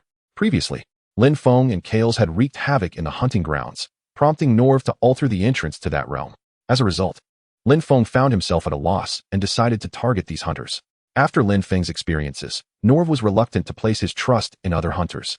And despite Lin Feng's inquiries, he had failed to uncover a method to access the hunting grounds. Thus, Lin Feng's attention shifted solely to Elmer. He found it hard to believe that Norv would withhold the location of the hunting grounds from Elmer. Lin Feng followed Elmer at a leisurely pace, occasionally stopping at street stalls, yet maintaining a distance of approximately 50 meters. At this interval, Elmer remained within Lin Feng's line of sight, while Lin Feng was subtle enough not to alert Elmer to his presence. The two traversed the bustling streets and arrived at a less populated road, where Elmer abruptly halted and turned to face Lin Feng. "How long do you intend to follow me?" Elmer inquired, frowning slightly as he regarded Lin Feng. Despite his somewhat unsteady gait, his eyes were remarkably clear, revealing no signs of drunkenness. "Nothing much, just here to inquire about a few matters," Lin Feng remarked, gazing at Elm. "Oh, is it necessary to summon me to such a place for inquiries?" Elm raised an eyebrow and questioned, donning his red and black battle armor. "Can you guess what question I intend to ask?" Lin Feng advanced towards Elm, his steps measured and unhurried, seemingly indifferent to Elm's transformation. Elm's expression darkened at Lin Feng's nonchalant demeanor. Ever since he had been elevated to the status of a star hunter by Norv, he had been the recipient of envious and respectful glances wherever he went, a fleeting sensation that had left him somewhat lightheaded. The disdainful attitude Lin Feng exhibited now ignited a fierce irritation within Elm. The star core began to activate, channeling energy through his arm to his palm, which he then shaped into a heavy artillery piece under his command. Boom, boom, boom. Elm unleashed a barrage of fire upon Lin Feng, disregarding the fact that the current setting was ill-suited for such heavy weaponry. Consumed by rage, he failed to contemplate the consequences, fixated solely on the desire to eliminate Lin Feng and vent his fury. Shells exploded against Lin Feng, the shockwaves obliterating the dilapidated structures in the vicinity. Furthermore, due to Elm's utilization of the star core, energy fluctuations above average levels emanated from the site, likely attracting the attention of the local civilization. In stark contrast to Lin Feng's combat style, Elm's strategy prioritized overwhelming firepower. This propensity had often resulted in significant noise and destruction during his missions, consequently tarnishing Lin Feng's reputation. Fearing that his initial assault may not suffice to eradicate Lin Feng, the armor on Elm's back opened, extending several cannon barrels aimed directly at Lin Feng. Subsequently, azure lasers surged forth, targeting him. Under Elm's relentless bombardment, The ground where Lin Feng stood was transformed into a massive crater, the surrounding area flattened, revealing the cracked earth beneath. Is he dead? Elm questioned incessantly, maintaining vigilance over Lin Feng's condition, yet feeling no detectable energy fluctuations. The dust and debris obscured his view, leaving him uncertain of Lin Feng's state. Suddenly, a silver flash surged through the haze, hurtling towards Elm. Reacting swiftly, he attempted to evade, but the space around him thickened, rendering him immobile. As the silver streak passed, the cannon barrels on his back and the heavy artillery in his hands plummeted to the ground. Ah! Elm howled in agony, staring at his severed hands, the intense pain eliciting a visceral response. Is this all you are capable of? Lin Feng's calm voice emerged from the dissipating dust. As Elm's assault subsided, the haze cleared rapidly, revealing Lin Feng unscathed before him, causing Elm's eyes to widen in shock. It cannot be said that Lin Feng emerged unscathed. Rather, his attire bore slight stains. Has Norfa's perception of others deteriorated so drastically? It is indeed ironic that a person of such impetuous temperament could still receive nurturing. Lin Feng gazed at Elm, whose pallor was indicative of pain, and shook his head. Is Elm truly lacking? On the contrary, he possesses remarkable qualities. However, it is unfortunate that he is not suited for the hunting grounds as a hunter. Had he ventured into a civilized society as a warrior, he might have achieved renown in a short span. A hunter must maintain composure, analyze their target meticulously, and devise a plan to eliminate it. Elm's combat approach is commendable. Yet once it becomes public knowledge, will he not be vulnerable to preemptive countermeasures in subsequent missions? Elm is undoubtedly a talented individual, yet his placement is regrettably misaligned, preventing him from realizing his full potential. Who exactly are you? Elm inquired, lifting his gaze to Lin Feng, his teeth clenched. Knowing who I am is of little consequence. What matters is how I can access the hunting grounds. Lin Feng disregarded Elm's question and spoke slowly. Do not expect to extract any information from me. Upon hearing Lin Feng's response, Elm quickly deduced that Lin Feng belonged to the opposing faction of the hunting grounds, and his mind raced to ascertain Lin Feng's affiliations. It seems you are not grasping the situation. We are not engaged in negotiations. Lin Feng observed Elm's obstinacy with a shake of his head before snapping his fingers. Bang! The viscous space around them suddenly contorted, and Elm's left arm was gruesomely crushed, severing it from his body. Flesh and bone fragments cascaded to the ground, releasing a faint metallic scent into the air. The excruciating pain caused Elm's vision to darken, nearly rendering him unconscious, as beads of cold sweat streamed down his forehead. Do you now comprehend our respective positions? Lin Feng's voice resonated, akin to a demon whispering in Elm's ear. Elm's dire predicament elicited no stir within Lin Feng. He felt as if he had merely accomplished a trivial task, unworthy of further contemplation. Since awakening, Lin Feng had discovered a newfound calmness, rendering him impervious to emotional upheaval. This state of being enabled him to judge situations with greater clarity. Elm lifted his gaze to Lin Feng's serene visage, feeling as though a demon was fixated upon him, instilling a profound sense of dread. Can you now reveal how to reach the hunting grounds? Lin Feng inquired once more. Elm clenched his teeth and slowly nodded, feeling that his submission to Lin Feng was akin to trampling on his own dignity. Though deeply reluctant, he recognized that refusal could lead to his demise at Lin Feng's hands. A wise choice. Upon Elm's acquiescence, Lin Feng restored the viscous space surrounding him to its original state. Chapter 38, Return. Lin Feng felt a twinge of awkwardness as he gazed at the white-haired man standing beside him. The two exchanged glances, momentarily at a loss for words. Lord Kanjing sent me to assist you, the white-haired man explained, noticing Lin Feng's unwavering gaze, which he misinterpreted as confusion regarding his purpose for coming. Actually, I can manage on my own. I do not require any assistance. Moreover, I have yet to join the shadow stream, so I am not your superior. Lin Feng observed the man's forthright demeanor, which only amplified his discomfort. Through the imagery Lin Feng had shared, he recognized that this white-haired man was the very individual he had previously subdued. Although Lin Feng's actions were not directly linked to him, he felt a profound sense of responsibility for the incident. Before he had the chance to apologize, this man had already come to his side to lend a hand. Such a situation felt distinctly peculiar.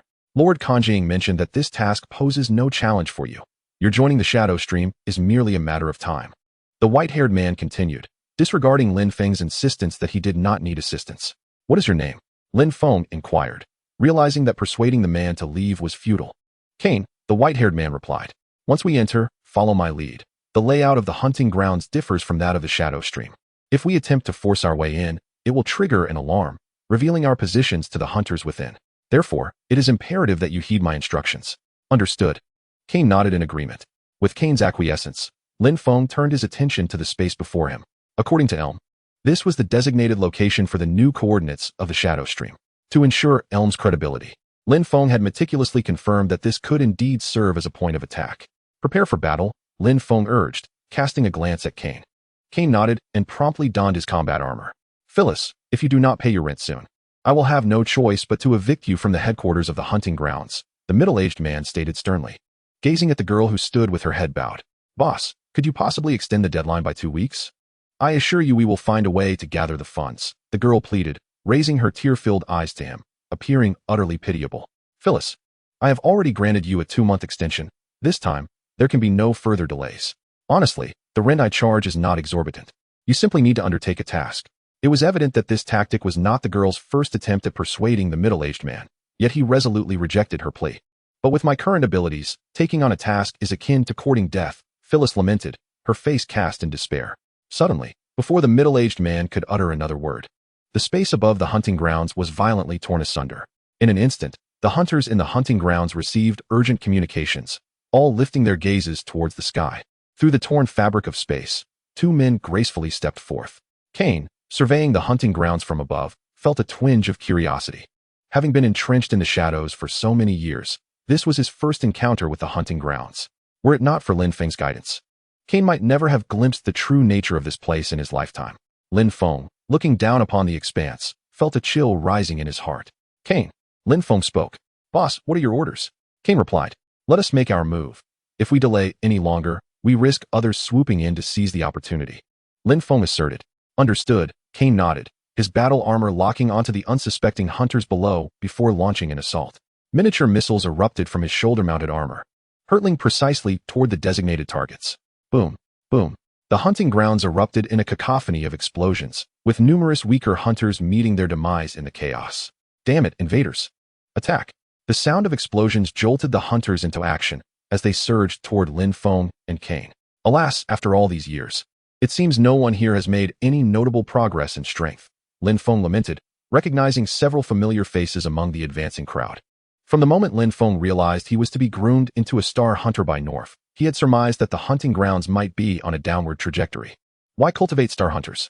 It was simply because the subordinates were ineffectual, rendering their competitive edge inferior to others. Thus, they could only invest resources into elevating one individual, transforming them into a brand representative to compete for business. Time proved Lin Feng correct.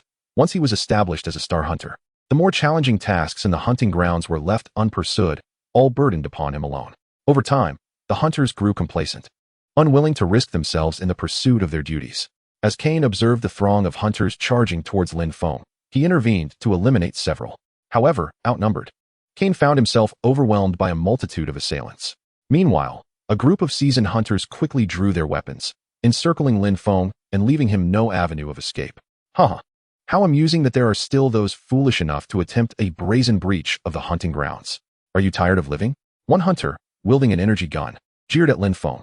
Another, portly hunter regarded Lin Feng with an avaricious glint in his eye. Oh, just you few? It seems some have begun to contemplate reaping the rewards of others' labors, Lin Feng remarked, surveying the individuals surrounding him with a calm demeanor. You insolent brat, cease your nonsense. Soon you shall be nothing more than a footnote in my expenditures for the night. Behave, and I may grant you a swift end. The hunters encircling Lin Feng cackled maliciously. Approaching someone recklessly without ascertaining their strength, it appears that you have forgotten the fundamental principles of a hunter, Lin Feng remarked, shaking his head.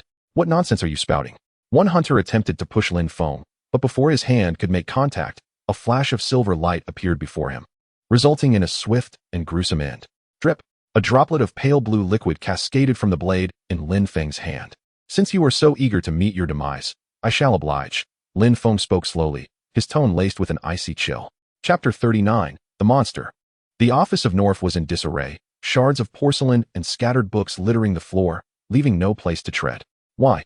Why was he able to discover the entrance to the hunting ground? North's usually meticulously combed hair was now a chaotic mess, his eyes, bloodshot and weary, reflected his troubled state. While the hunters within the hunting ground might fail to recognize Lin Feng due to the mask he wore, North was all too familiar with him. The moment Lin Feng stepped into this realm, North instantly identified him. Yet, who in the hunting ground could possibly stand against Lin Feng now? In his quest to establish a reputation for the hunting ground, Norf had invested considerable resources into Lin Feng, thus endowing him with skills far surpassing those of an ordinary hunter. Norf had built a brand for the hunting ground, but in doing so, he had also dug his own grave. Cursed be it. Norf gazed through the floor-to-ceiling window behind him, observing Lin Feng approach with deliberate steps. Sensing Norf's scrutiny, Lin Feng raised his head and locked eyes with him. A cold smile crept upon Lin Feng's lips as he silently mouthed a message to him. Norf clearly understood the implication, his complexion paling slightly. After the havoc wrought by Lin Feng and Kales, the hunting ground had only just been painstakingly restored, yet now it seemed poised for further destruction. As Lin Feng traversed the street, two hunters armed with weapons sprang from a nearby alley, attempting to ambush him. Boom. Before Lin Feng could react, two miniature missiles surged forth from a distance, striking the two assailants. Their body temperatures plummeted below freezing, and a layer of frost enveloped their forms. Before Lin Feng could even engage them, a gust of wind swept by, shattering their bodies into countless fragments that fell to the ground. Lin Feng cast a glance at the icy remnants, suddenly realizing that having someone to aid him was indeed quite advantageous. He no longer needed to dwell on minor matters. Even if some attempted to ambush him from the shadows, Kane would promptly detect and neutralize the threat. After years of being an employee, the abrupt transition to a leadership role left Lin Feng feeling somewhat out of place. However, this sensation was oddly pleasant. At least he could afford to relax a little. Boss, there's someone at your 11 o'clock watching you. The voice of Kane resonated through the communicator, reaching Lin Feng's ears. Following the direction indicated by Kane, Lin Feng's gaze fell upon a head peeking out from behind the bar. The moment their eyes met, the atmosphere grew tense.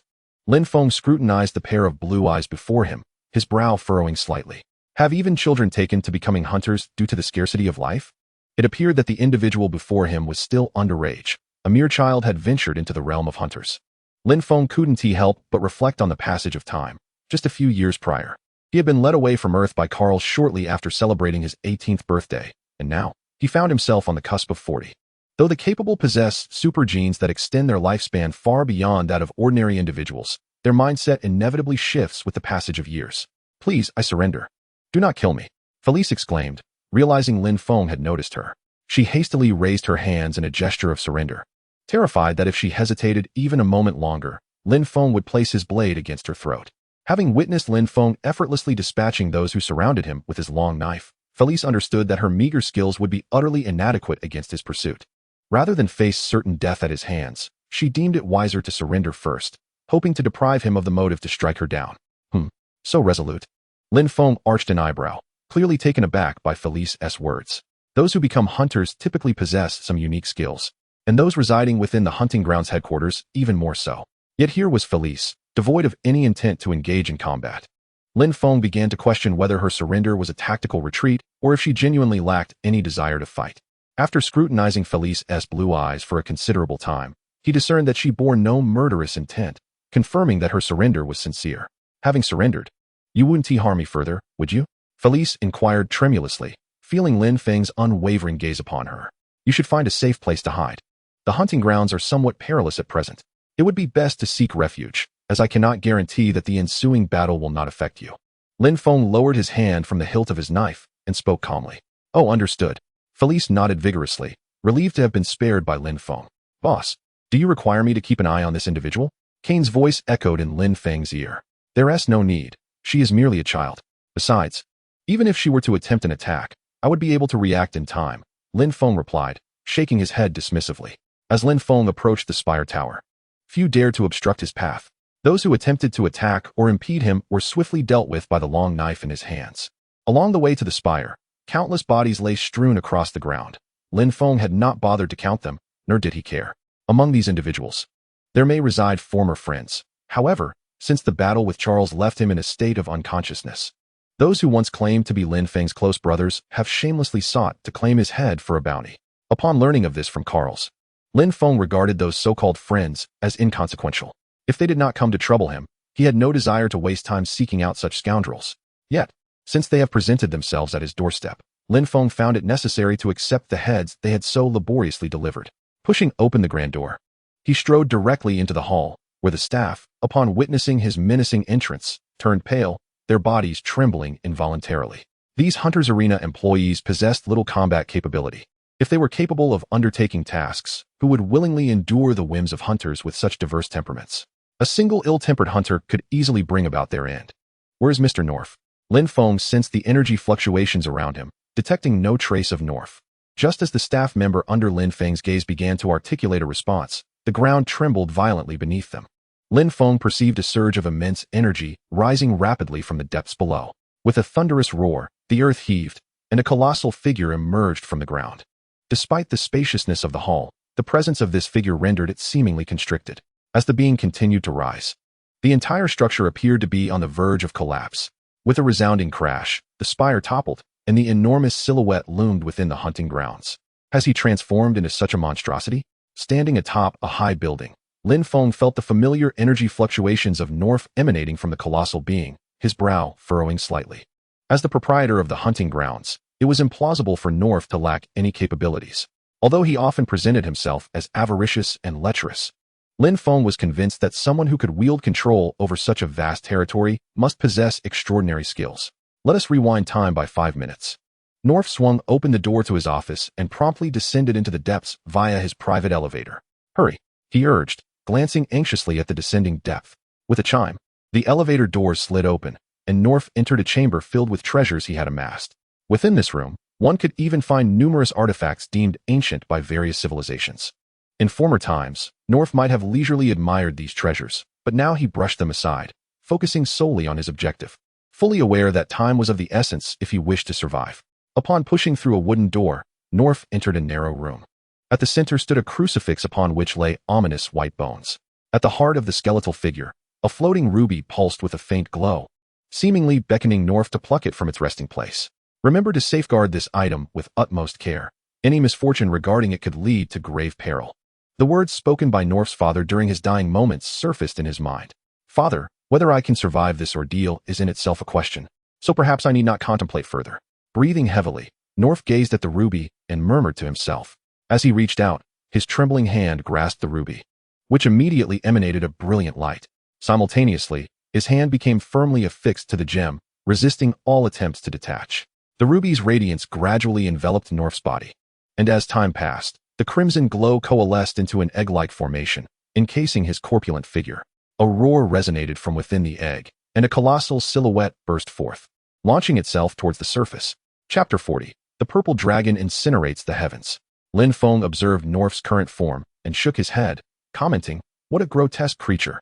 The other hunters in the vicinity gazed at the central monstrosity, feeling the oppressive aura it radiated, causing their faces to pale.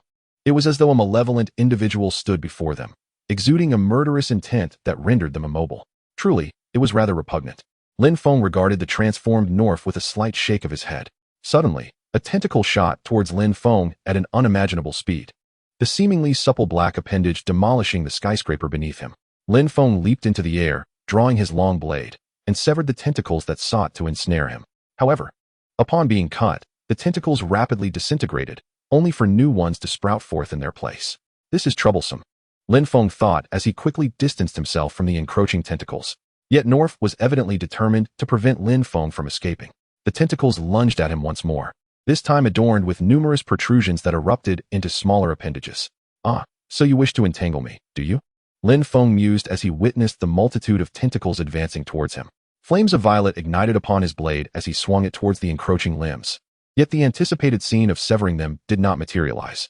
The seemingly soft tentacles met the edge of his sword, and Lin Feng felt as though he were striking metal. However, there was no time for Lin Feng to ponder the situation further, as the mass of tentacles continued to spread towards him. With a slight furrow of his brow, he accelerated, attempting to break free from their grasp, but the tentacles pursued him relentlessly. "Kane, do you have any ammunition that can provide instant stimulation?" Lin Feng inquired through the communicator while evading the tentacle strikes. "I only have sonic and flash grenades," came the response. "Prepare the flash grenade. When I call for it, fire it directly at me." Lin Feng deftly evaded a tentacle lunging towards his back and charged directly at Norf. As the distance between Lin Feng and Norf diminished, the number of tentacles surging towards him increased. The space for Lin Feng to maneuver grew ever smaller, yet he persisted unwaveringly in his advance towards Norf. Now is the moment, fire. As the tentacles threatened to envelop him entirely, Lin Feng finally issued the command to Kane. Without a hint of hesitation, Kane unleashed dozens of flash bombs towards Lin Feng's position, which exploded upon contact with the tentacles, emitting a blinding white light. A pained roar erupted from North as countless eyes atop his head shut tightly against the sudden brightness. The tentacles that had ensnared Lin Feng gradually receded, revealing him once more. Upon witnessing North close his eyes, Lin Feng seized his long blade, wreathed in violet flames, and charged forward. Thought you were tough? Let us see if you can withstand this. Lin Feng murmured as he beheld North's towering form. His singular eye gleamed with a faint blue light, and the flames on his blade intensified. With a sweeping motion of his long knife, the flames coalesced into a vivid purple dragon that surged towards North. The dragon coiled around North's immense body before opening its gaping maw to bite off North's head in one swift motion. Boom. The purple dragon swelled rapidly before erupting in a spectacular explosion, illuminating the entire arena with a brilliant blaze that soared skyward. The energy waves from the dragon's explosion caused the very space to tremble. Is this guy truly that formidable? Phyllis, huddled in a corner, gazed at Lin Feng suspended in midair, her expression betraying her astonishment. Having grown up in the hunting grounds and witnessed a myriad of hunters, this was the first time she had encountered someone as powerful as Lin Feng, who seemed capable of single-handedly decimating the arena, leaving even its owner powerless against him. The fiery tempest whipped Lin Feng's cloak, and as he sensed North's life force dwindling, he calmly extinguished the flames on his blade and sheathed it. What's this? Do you wish to exchange blows as well? Lin Feng turned to address several hunters who appeared to be approaching. Upon hearing his voice, they quickly shook their heads, indicating they had no intention of engaging. Noticing their reluctance to advance, Lin Feng walked towards the large pit before him. Suspended within the fiery pit was a ruby emanating a ghostly glow. Lin Feng extended his hand and grasped the ruby. How peculiar. As the ruby floated into his palm, Lin Feng sensed it attempting to siphon energy from him. Yet, for reasons unknown, the ruby trembled slightly before settling firmly in his grasp. As he stared at the ruby in his hand, an overwhelming sensation of hunger surged within Lin Feng. The sensation is akin to that of sitting before an exquisite banquet after having gone without sustenance for 3 or 4 days, desperately swallowing one's saliva. With a decisive motion, Lin Feng tossed the ruby into his mouth and began to chew. Surprisingly, the ruby, which should have been remarkably resilient, yielded effortlessly beneath his teeth, akin to the delightful experience of consuming broad beans. Once he swallowed the ruby, a warm current coursed through his entire being. From an unseen perspective, a stream of crimson energy surged into Lin Feng's violet star core, revealing a few runes that gradually appeared and then faded after a brief moment. Not bad. I have gained something, Lin Feng mused, nodding at the subtle changes within his body, clearly satisfied with the outcome. Chapter 41, An Unexpected Accomplice. The proprietor of the hunting ground is indeed quite affluent. Cain followed Lin Feng into the underground vault of the hunting grounds. Although the building had been utterly decimated during the Norv incident, Lin Feng understood that, given Norv's avaricious nature, it was improbable he would store his most treasured possessions in plain sight. After searching the underground with Cain, Lin Feng discovered a concealed space. Upon forcibly opening it, they were nearly blinded by the light. The once valuable gold lay scattered across the floor as if it were mere stones. Shelves lining the walls were filled with precious artifacts from bygone civilizations, and the room was illuminated by a miniature star, a creation of a renowned researcher. What should we do with these treasures, boss? Cain inquired, having exerted considerable effort to divert his gaze from the plethora of riches surrounding them. Simply take the spoils and pack them up, Lin Feng replied, his eyes slightly lowered. Due to his status, he did not place great importance on wealth. Yet he was certainly adept at recognizing value. Each artifact here was immensely precious, and had he commanded the disposal of these treasures, he would have berated himself for his folly. Moreover, since his mission did not include these items, they were his spoils of war, to be utilized at his discretion.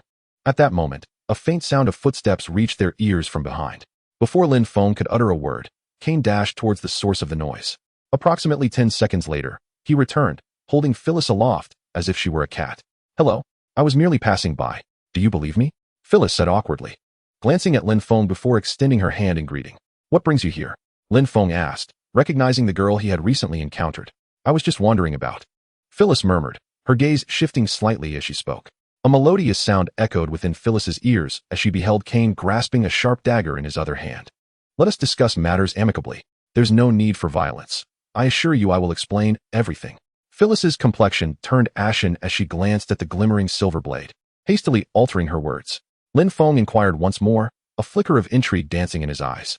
It appears you two have nearly ravaged the hunting ground. It seems this place is no longer tenable. I suspect you have dealt with the proprietor of the hunting grounds, and I shall see if I can unearth some treasures here. Phyllis candidly articulated her intentions, her gaze drawn to the scattered riches nearby. her eyes widening in astonishment as she swallowed several times. I must admit, you possess quite the audacity, Lin Feng remarked, observing Phyllis. Although North had been vanquished, the oppressive atmosphere lingered.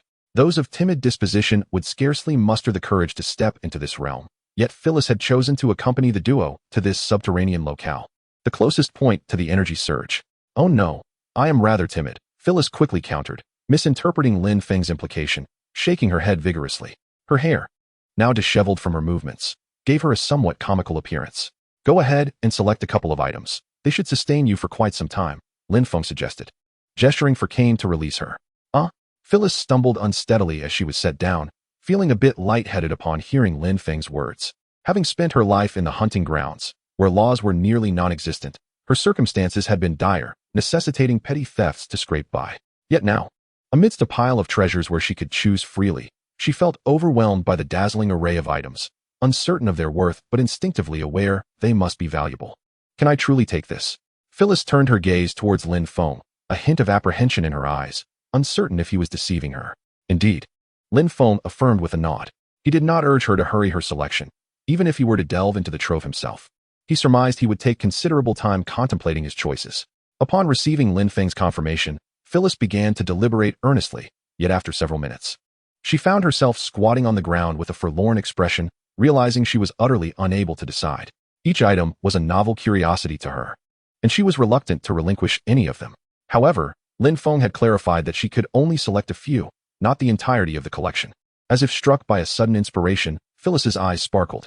She promptly stood and approached Lin Feng, who had been engaged in casual banter with Kane. As she neared, he turned his attention to her. All the items have been selected. Before Lin Feng could finish his sentence, Phyllis had clung to his leg. Observing Phyllis's actions, Lin Feng felt somewhat bewildered, momentarily at a loss for words. Boss, from this day forth, you shall be our leader, Phyllis exclaimed, lifting her gaze to meet Lin Feng's while clinging to one of his legs. Upon hearing Phyllis's declaration, Kane raised an eyebrow slightly. If Lin Feng is Phyllis's boss, then who is his superior? Please rise. Boss, do you agree? We are easy to support and will certainly not cause any trouble. Phyllis looked up at Lin Feng with hopeful eyes, her gaze glistening with unshed tears, as if she would weep if he refused her. Sighing, Lin Feng regarded Phyllis, who hung onto his leg like a cat, and found the situation both amusing and exasperating. He then turned to Kane. Kane, does the shadow stream allow outsiders to enter? Theoretically, it is prohibited. However, your status is rather exceptional, so it should pose no issue. Even if it did, they would not dare to voice it. Kane pondered for a moment before responding. With Kane's words in mind, Lin Feng redirected his attention to Phyllis. What is your name? Boss, I am Phyllis. Phyllis, first and foremost, I am not necessarily the benevolent figure you envision. I trust you have witnessed the conditions within the hunting grounds. I have no objection to you following me, but do not presume it will lead to a life of luxury. In fact, it may entail significant peril. Lin Feng articulated slowly. That's all right. We are not afraid, especially with you protecting us. There is nothing to fear, Phyllis replied, grinning at Lin Feng. Chapter 42, Codename, Celestial Punisher. This is what you requested. Lin Feng handed 2 chips to Ying, who sat across the table. Ying took one of the chips and infused it with energy, causing a virtual projection to materialize before him. The projection revealed numerous folders, each filled with countless names and information. Excellent. Ying stored the 2 chips and nodded at Lin Feng. The wealth amassed within the hunting grounds held no allure for Ying. The shadow stream had existed far longer than the hunting grounds and had amassed a fortune beyond the imagination of ordinary individuals. However, the stringent requirements for joining the shadow stream had led many to flock to the hunting grounds instead. On the surface, the hunting grounds appeared to thrive. Yet in terms of genuine strength, the shadow stream overshadowed the hunting grounds significantly. What could attract Ying's attention within the hunting grounds? Connections and manpower were of interest to Ying. The hunting grounds had endured for so long due to its clandestine network, now that it was effectively defunct. Ying had no qualms about acquiring these connections. Reliable personnel from the hunting grounds had already presented themselves, hadn't they? Is this sufficient? Lin Feng inquired, observing Ying. Indeed. Ying nodded, extending a hand toward Lin Feng. In the hands of the shadow lay a mask, a singular black mask adorned with a solitary eye, seemingly designed in advance for Lin Feng. Is this for me? Lin Feng inquired as he accepted the mask, feeling its frigid surface. Welcome to the shadow flow. From this day forth, your codename shall be Heavenly Calamity, the shadow declared, their eyes concealed behind the mask betraying no emotion. Is there anything you require me to do? Lin Feng shifted his gaze from the mask to the shadow. There's no rush. First, Take some time to acclimatize to the environment of the shadow flow. The shadow replied, shaking their head to dispel Lin Feng's eagerness to embark on a mission directly. Very well. Acknowledging the shadow's words, Lin Feng nodded in resignation and turned to exit the room. Well, I suppose this counts as taking the first step? The shadow murmured as they observed Lin Feng's retreating figure. Hey, boss. As Lin Feng stepped out, he spotted Phyllis, who had been scanning the surroundings, rushing towards him. Where's Kane? Lin Feng asked, recalling that he had asked Kane to keep an eye on Phyllis, yet Kane was nowhere to be found. Brother Kane seems to have gone on a mission, Phyllis replied, tilting her head up to look at Lin Feng, her gaze then drifting to the mask hanging at his waist. May I see it? Noticing Phyllis's curious eyes on the mask, Lin Feng removed it and handed it to her. Thank you, boss. Phyllis beamed as she took the mask, examining it closely. Can you discern anything? Lin Feng inquired as he watched her observe the mask from various angles. I can't tell.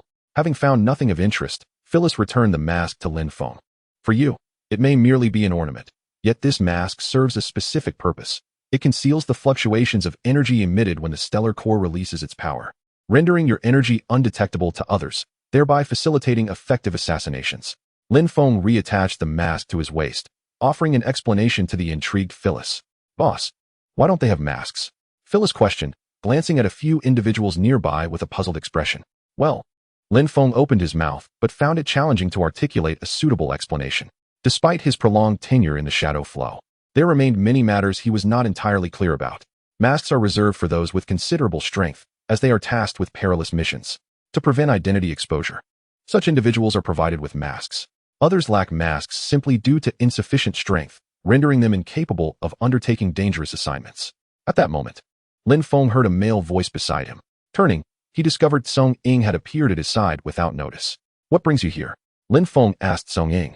Come on, I'm not one to engage in those mundane, low-challenge tasks. Don't envision me as a weary worker toiling away day in and day out. Song Ying remarked, casually draping an arm over Lin Feng's shoulder and then lowering his gaze to the mask at Lin Feng's waist. In light of this, I suppose we may consider ourselves colleagues from this moment onward. That should indeed be the case, Lin Feng nodded. Come now, call me senpai and let me hear it.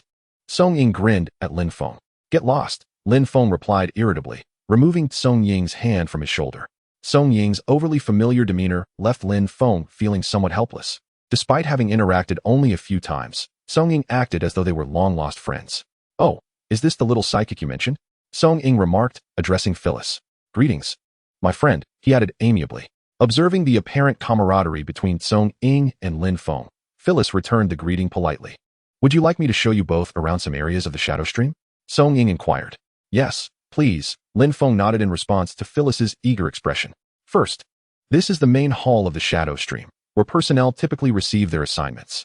Of course, our tasks are directly issued by the leader, and the level of danger is significantly higher than the regular assignments here, Song Ying explained, gesturing toward the reception area nearby. Excuse me, my friend. Does your leader hold a prominent position here? Phyllis wondered aloud, sensing that her own leader's status seemed quite elevated. How should I put it? In terms of hierarchy, your leader stands just below the head of the organization. Aside from the leader, there is hardly anyone who can command him, Song Ying replied with a smile. Wow, I had no idea you were so formidable, Phyllis exclaimed, her eyes widening in astonishment. She had initially thought of Lin Feng as a sturdy ally, believing that associating with him would ensure a life of comfort. However, the realization of Lin Feng's true stature far exceeded her expectations, prompting her to question whether she had exhausted all her prior luck in connecting with such a powerful figure. Stay composed, Lin Feng advised, gently tapping her forehead as he noticed her dazed expression. Phyllis scratched her head, resolutely reaffirming her intention to cling tightly to Lin Feng's fortunes.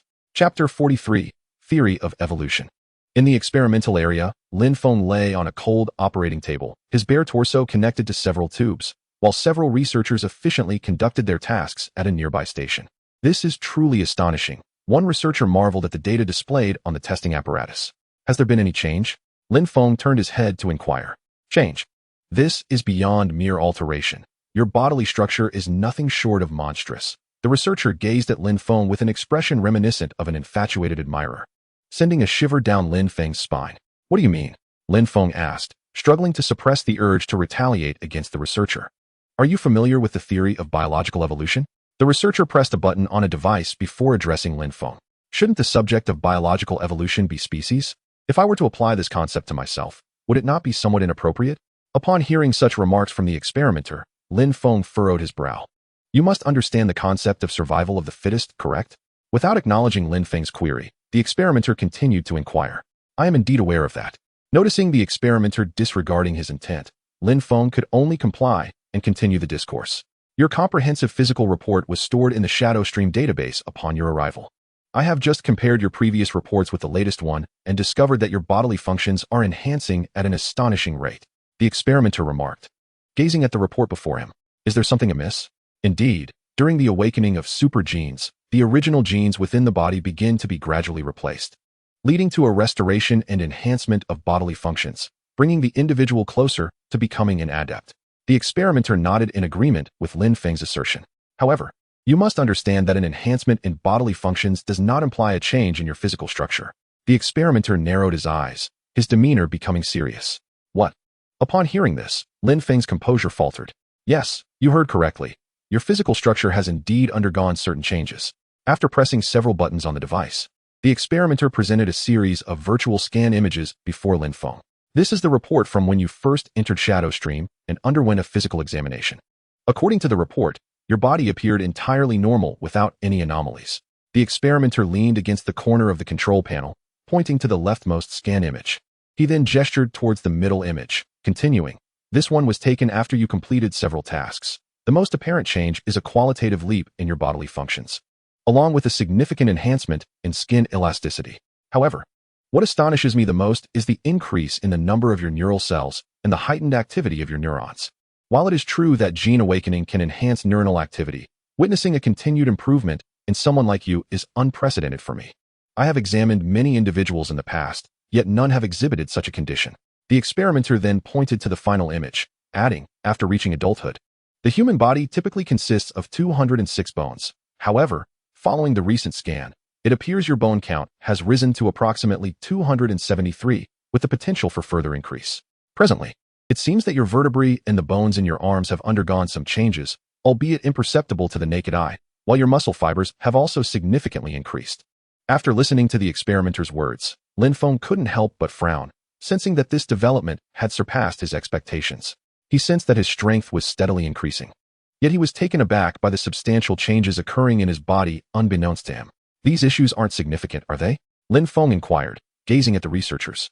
Based on your current condition, your body exhibits a favorable aspect, which indicates that you may continue your training and execute tasks without concern for any adverse effects stemming from these bodily changes, the researcher replied, hands tucked within the pockets of their lab coat, observing the data on the instruments. Is it possible to ascertain the reasons behind these bodily transformations? I am not fond of experiencing phenomena that I do not comprehend, Lin Feng questioned after a prolonged silence. I have a hypothesis, though I cannot ascertain its accuracy. The researcher mused momentarily before speaking. Please share, Lin Feng nodded. I suspect that the alterations in your bodily structure may stem from the tasks you have been undertaking, prompting your genes to relay messages to your body to adapt for combat. Consequently, the base pairs begin to alter, transforming your physique. This is also why I mentioned the theory of biological evolution. Your genes may differ from others. While other genes might be designed to enable individuals with super genes to rapidly enhance their strength in this fast-paced era, yours could be aimed at helping you adapt to this age. The principle of survival of the fittest has led your genes to continually reshape your body, honing your proficiency in warfare. Of course, this remains merely a conjecture. After all, every advantage may carry its disadvantages. Infinite evolution sounds enticing, but who knows what the ultimate endpoint of evolution entails? Who can predict what one must relinquish at that juncture? Mastering genetics is fortunate, yet being controlled by them is far from ideal. Nevertheless, this is merely my speculation. You may serve as a research subject, but it is preferable not to consider yourself a target for genetic enhancement in the future, the researcher stated with a hint of detachment. I see, Lin Feng replied quietly after absorbing the researcher's words. The notion of continually enhancing the host's abilities amidst the chaos of war seemed appealing, especially to someone like Lin Feng, who yearned for greater power. However, he harbored a degree of caution. He did not believe that strength could be acquired without consequence. While he craved power, he was not inclined to accept any dubious sources blindly. Anything offered for free often comes at a steep price, and Lin Feng was skeptical that super genes could transform his body without side effects. Chapter 44. The Mischievous Cat. Knock, knock, knock. Lin Feng rapped on the door before him. Come in, a voice from within beckoned. Leader, is there a task at hand? Lin Feng inquired upon entering the room. having just completed his morning physical training in the Shadow Flow training facility when a message from the Shadow had arrived on his communicator. Indeed, there is a task of considerable difficulty. A certain individual has offered a substantial reward for the assassination of a target. Due to the perilous nature of the target's location, only someone with a high degree of spatial compatibility, such as yourself, can undertake this mission, Shadow remarked while observing Lin Feng. Is there any pertinent information regarding the target? Lin Feng inquired. The target's name is Hakari, a politician from the Dawn civilization. According to the individual who issued the assassination request, Hakari has repeatedly dispatched troops to invade lesser civilizations without the consent of the leaders of the Dawn civilization. Numerous planets have already suffered invasions by forces appointed by Hakari. Shadow conveyed a portion of the intelligence to Lin Feng. I see, so this so-called politician wields considerable power. Lin Feng acknowledged with a slight nod after absorbing the information shared by Shadow. Hakari is quite cautious. His surrounding guards are elite warriors from the Dawn. Approaching recklessly may lead to detection by his protectors, Shadow continued. Since he is a politician, he must have a schedule, right? Lin Feng pondered aloud, furrowing his brow slightly after a moment of contemplation. According to the intelligence gathered by our agents in the Dawn, Hakari will deliver an outdoor speech in 5 days. Shadow replied, handing Lin Feng a document along with a photograph. The photograph depicted a square, while the document contained details regarding the personnel arrangements for the event. Lin Feng examined the material. Maintaining cosmic peace and exploring the potential for civilizational cooperation?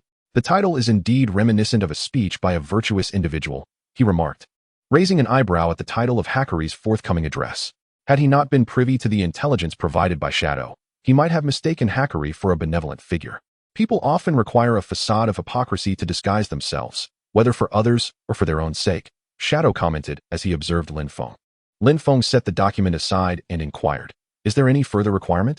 No, your sole task is to eliminate him. Hakari's speech will be broadcast live to multiple civilizations, and the client who initiated the assassination will be watching that day, Shadow replied, shaking his head. Are there any additional stipulations? Lin Feng mused, stroking his chin at the implication that an early assassination was not feasible. Can you execute this? Shadow asked, putting away the documents and looking at Lin Feng. Though my understanding of the Dawn civilization is limited, I believe I can handle the task, Lin Feng responded after a moment of deep thought. To jest, when I battled that warrior named Charles, I nearly lost my life to defeat him. Now, I am to venture into the heart of the Dawn civilization to create turmoil. It would be impossible not to harbor some trepidation. If I agree without careful consideration, it would be akin to courting death, he reflected. Do you require assistance? Shadow inquired, contemplating the difficulty of the task for Lin Feng. No, I do not, Lin Feng replied decisively. Lin Feng shook his head and continued. Since we are venturing into someone else's territory, it is better to have fewer people. A larger group would only increase the chances of exposure. Moreover, during the retreat, I may not be able to manage everyone, and if someone gets captured, I would have to devise a plan to rescue them, which would be far too troublesome. Given your insistence, I shall refrain from further comment. Lin Feng declined Ying's suggestion, and Ying found it inappropriate to press the matter further. Chief, I shall prepare to head towards Shiri to assess the situation. I fear there may be unforeseen complications. Lin Feng nodded at Ying and turned to exit the room. With the door's closure, silence enveloped the room, mirroring the rumors that had circulated. It appeared they were indeed true. After a considerable time, Ying finally spoke with a languid tone. Having just left the room, Lin Feng lingered at the doorway for a while, furrowing his brow as he surveyed his surroundings. Strange. Where's Phyllis? Phyllis had accompanied Lin Feng here, and before entering the room, Lin Feng had instructed her to wait a few minutes. However, she seemed to have vanished, as if she were a wildcat slipping away whenever Lin Feng was distracted. Boss, come quickly and save me. As Lin Feng searched various areas of Yinglu for Phyllis, he heard her voice tinged with desperation. Lin Feng's brow furrowed slightly as he discerned that the call originated from the research department. He quickened his pace toward the source of the sound. Upon reaching the entrance of the research department, he discovered a 20-meter-long venomous snake, its head raised, fixated on Phyllis, who was suspended from the ceiling fan. Boss. Upon seeing Lin Feng, Phyllis's fearful eyes brightened slightly. Lin Feng approached the coiled serpent, which, sensing the danger emanating from him, instinctively slithered away toward a nearby incubation chamber. All right, you can come down now. Lin Feng looked up at Phyllis and spoke. Thank you for saving my life, boss. Phyllis smiled at Lin Feng after jumping down from the chandelier. Did I not tell you not to wander off? How did you end up here? Lin Feng regarded her with a slight frown, his tone somewhat stern. Well, I saw you were busy, so I thought I might find something to occupy my time.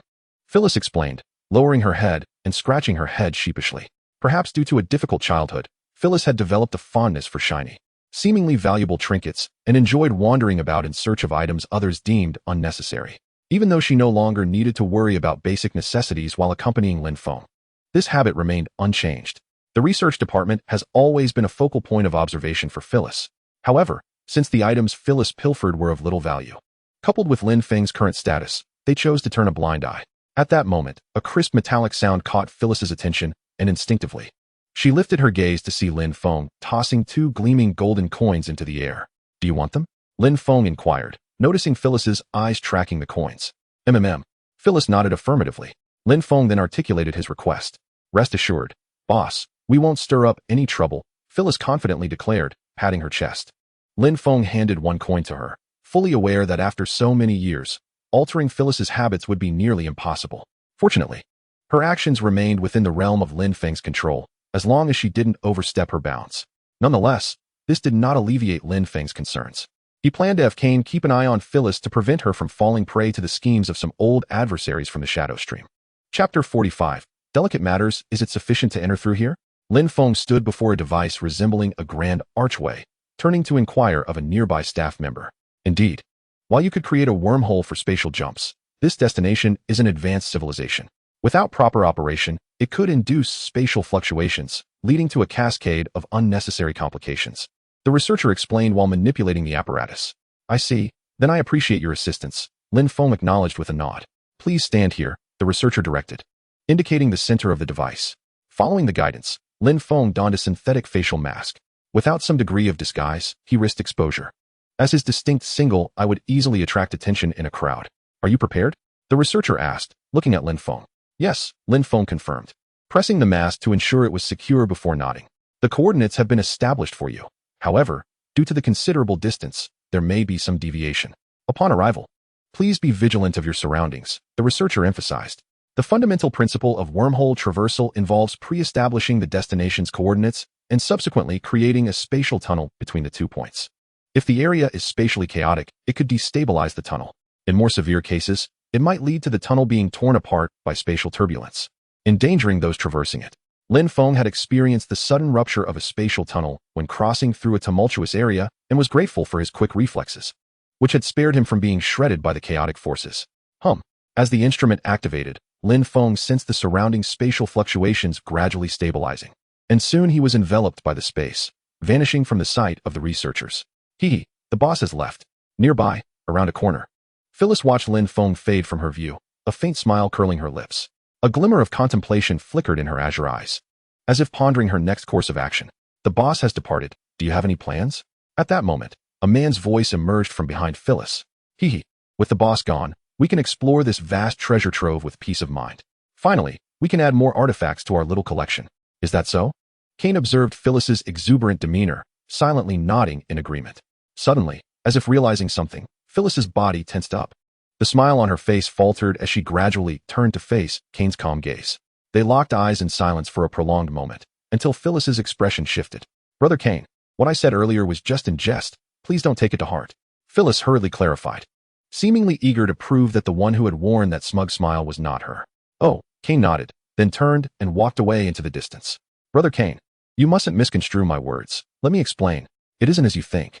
It appeared that Lin Feng had successfully reached his destination, as he observed the markers placed by the members of the Shadow Stream, who were gathering intelligence for the dawn.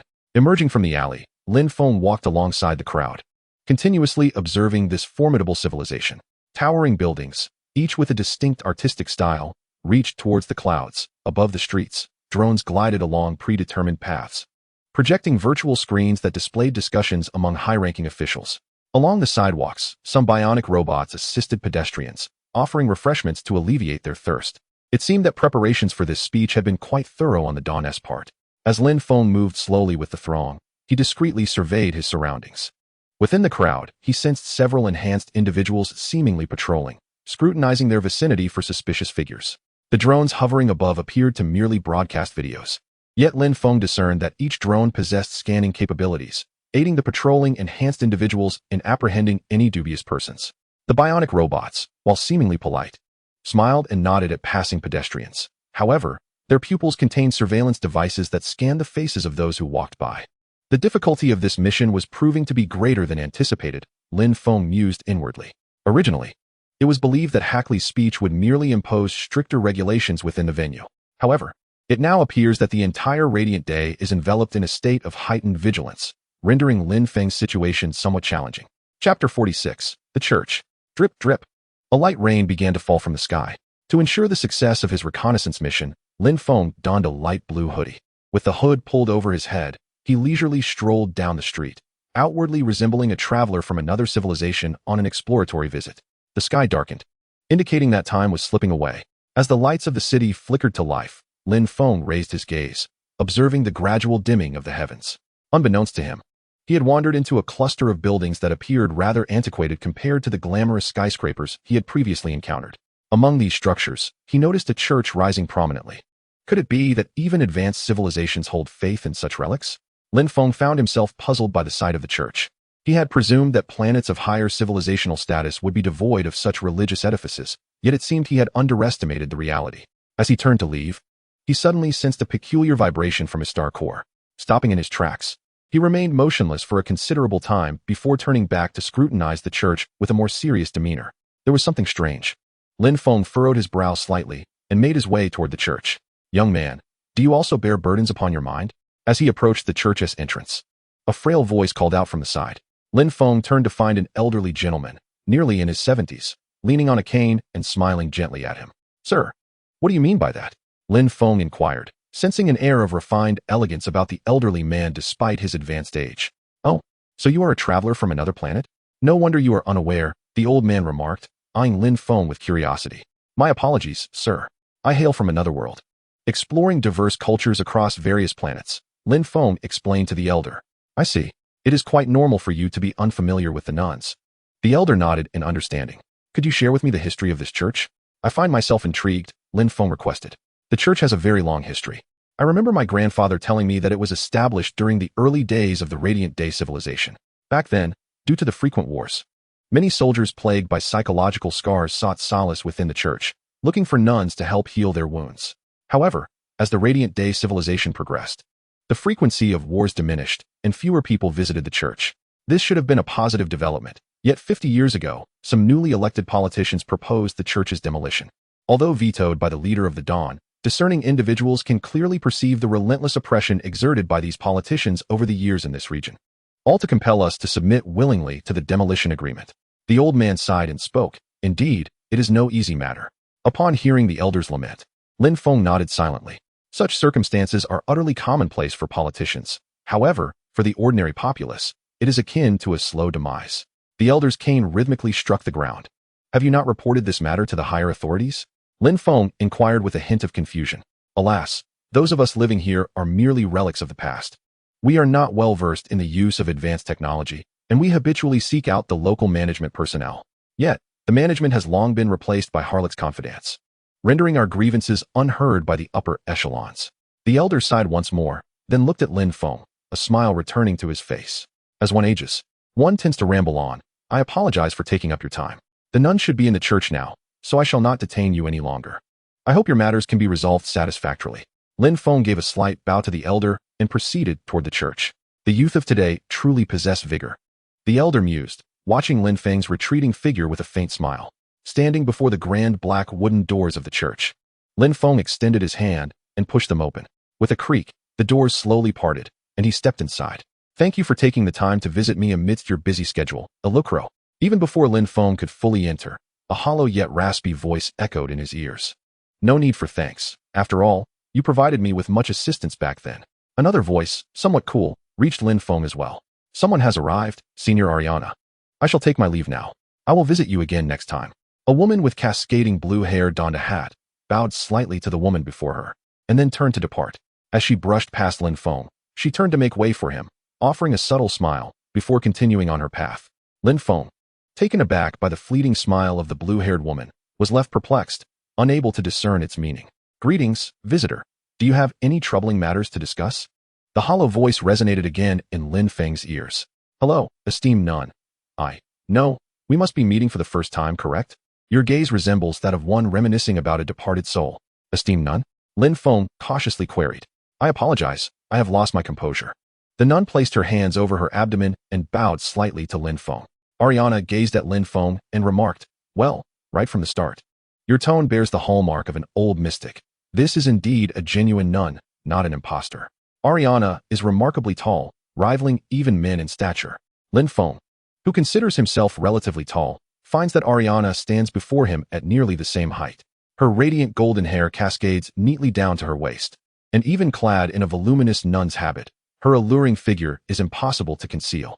As the lights within the church gradually illuminate, a mysterious aura envelopes Ariana. "Traveler, may I inquire if you are troubled by anything?" Ariana asks once more. "I seek a place to spend the night.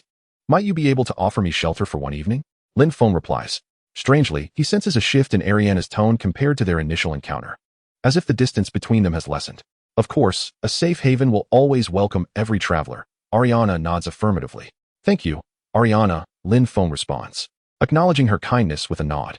"Have you dined yet, traveler?" she inquires. "Not yet." Lin Feng shakes his head. "If you do not mind, would you join me for a meal?"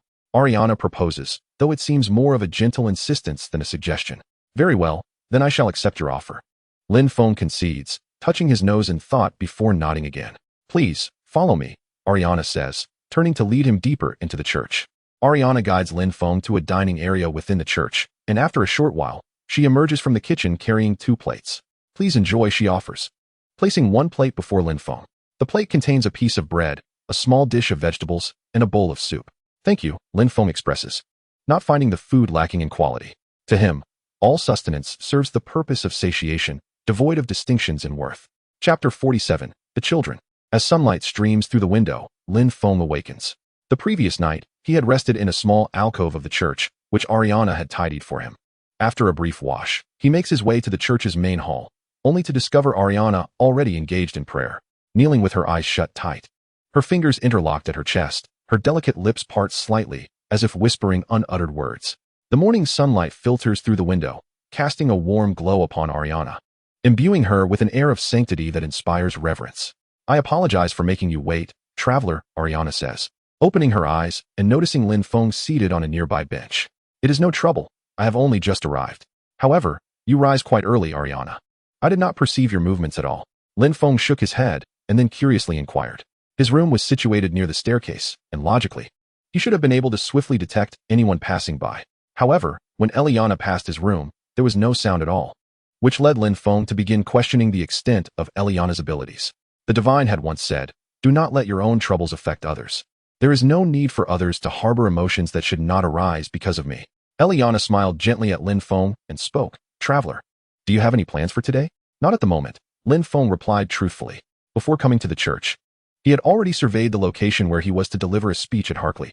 The security there could only be described as impenetrable. It was quite possible that he had already been detected while assessing the area around the square. A second visit would only heighten the chance of being watched. In that case, why not accompany me to the orphanage? Eliana suggested softly. "The orphanage?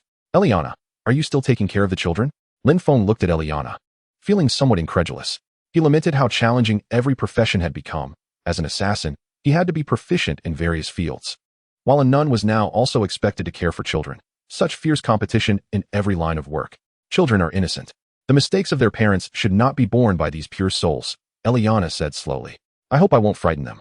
Upon gazing into Eliana's profound eyes, Lin Feng sighed and stood up from his chair. Children, after all, are not difficult to care for. Seeing Lin Feng agree to her request, a fleeting emotion flickered in Eliana's deep eyes, one that Lin Feng did not notice.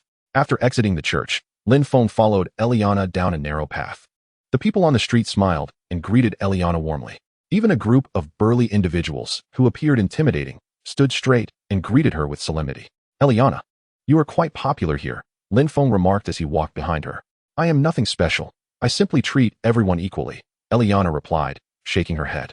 With a sigh, she knocked on the door of the orphanage. "It's Eliana, mommy." Lin Feng heard the innocent voices of children from within, along with the sound of their approaching footsteps. The door creaked open, revealing a series of youthful faces in Lin Feng's line of sight. "Hello, children," Eliana said, bending slightly to reach them, gently patting their heads. "Hello, Eliana, mommy." The children chimed in unison. "And there's a big brother too." At that moment, the children discovered Lin Feng standing behind Eliana. "Hello there." Lin Feng greeted the children with a warm smile. Although the process of caring for children can often be quite taxing, witnessing their carefree laughter and the purity reflected in their eyes something seldom seen in adults, brings a profound tranquility to one's soul. Hello, big brother. The children chimed in unison. With a smile, Lin Feng retrieved a bag of candies from his pocket and began distributing them among the eager children. In the realm of childcare, there exists no problem that cannot be solved with a piece of candy, and if there are, then a few more pieces will suffice. Thank you, big brother. The children beamed at the candies in their hands, their smiles growing even sweeter. Just then, Lin Feng heard a low grunt from a man nearby. He looked up to find a youth lurking in the shadows, coldly observing him. Upon noticing Lin Feng's gaze, the young man turned and walked away into the house. That boy, Lin Feng mused, narrowing his eyes at the slightly gaunt figure retreating from view. Don't mind him, a little girl interjected, noticing Lin Feng's attention. Kakati doesn't dislike you. He simply isn't fond of noisy gatherings. I'm not bothered at all. I merely sensed that this cool fellow might be a decent person, Lin Feng replied, smiling as he gently ruffled the girl's hair to ease her concerns. Meanwhile, Eliana watched Lin Feng interacting effortlessly with the children, a smile blossoming in her eyes, only to be shadowed by a flicker of sorrow. Had that unfortunate incident not transpired, perhaps I would still be witnessing a scene like this, she thought wistfully. Chapter 48. Assistance. Big brother, what is the world outside like? The children surrounded Lin Feng on the lawn, their curious faces tilted upwards. The world outside is both beautiful and harsh, Lin Feng replied, a smile gracing his lips as he met the inquisitive gazes of the children. You will witness some individuals fighting fiercely over a single possession. Yet you will also see people coming together in times of crisis, helping one another to withstand seemingly insurmountable disasters. You can stand by the sea and watch the sun rise majestically from beneath the horizon, while simultaneously observing the devastation wrought by humanity as vast forests are felled for survival. The world is vast, far too expansive to encapsulate in mere words. Each person's perspective is unique. Perhaps the world you perceive is even more vibrant than mine, and you might uncover wonders I have yet to discover. As Lin Feng gazed upon the children before him, their faces illuminated with anticipation, his expression softened. At that moment, he noticed Kakati, who had initially retreated into the room, now leaning against the wall not far from the group. Upon noticing Lin Feng, Kakati let out a cold snort and turned his head aside, unwilling to meet Lin Feng's gaze. Lin Feng, unfazed by this, merely offered a gentle smile in his direction. The world beyond the confines of books is far more captivating. If one desires to explore, it is imperative to heed the director's counsel, to eat well, and to rest adequately, thus facilitating a swift maturation to witness the wonders of the outside world. Lin Feng observed the books clutched by several girls, smiling as he addressed them. All right, children. It is time for your studies. Do not forget to complete today's assignments. Just as the children continued to chatter and pose questions to Lin Feng, a modestly dressed middle-aged woman spoke to them, her expression radiating warmth. Now, off you go to study. We shall resume our conversation shortly. Lin Feng encouraged the children, who eagerly rose and made their way inside. Thank you for your efforts, Mr. Traveler, the middle-aged woman said with a slight bow. It's no trouble. These children are quite obedient, hardly a burden, Lin Feng replied with a shake of his head. He then caught sight of Kakati, still leaning against the wall, a leaf dangling from his mouth as he gazed at the sky. Kakati, it's time to study. You haven't engaged in learning for 2 to 3 days. If you delay further, your progress will fall behind that of I early and the others, the woman remarked, her brow furrowing slightly as her tone turned more serious. Yam's mother, it wouldn't be too late for me to study this afternoon, Kakati retorted, glancing at Lin Feng before addressing Yam. Do you suspect I would take action against her? Lin Feng inquired, a smile playing upon his lips as he regarded Kakati. Humph, at least you're aware. Kakati shot back, his eyes gleaming with defiance. Kakati, this is a guest. How can you speak to him in such a manner? Apologize at once. Yam interjected urgently upon hearing Kakati's words. It's quite all right. Lin Feng waved his hand dismissively and approached Kakati, crouching slightly to meet his gaze. Do you doubt the purity of my intentions for being here? Do you believe I am in league with those politicians, sent to persuade you to agree to relocation? Lin Feng questioned, fixing his eyes on Kakati. Isn't that the case? Kakati replied, his brow furrowing slightly as he scrutinized Lin Feng from head to toe. That is a valid point. After all, I possess no evidence to prove my disassociation with the politicians, Lin Feng acknowledged, then pointed toward the bench where Eliana sat. However, Eliana, you would still trust me, wouldn't you? Although I cannot provide proof that I am not sent by the politicians, if I truly belong to their ranks, Eliana would surely not have brought me here. At the very least, that should offer some reassurance regarding my true identity. Your statement holds some merit. Kakati, upon hearing Lin Feng's words, glanced at Ariana, who sat with her hands folded over her abdomen. For Ariana's sake, I would appreciate your trust, so please, go and study.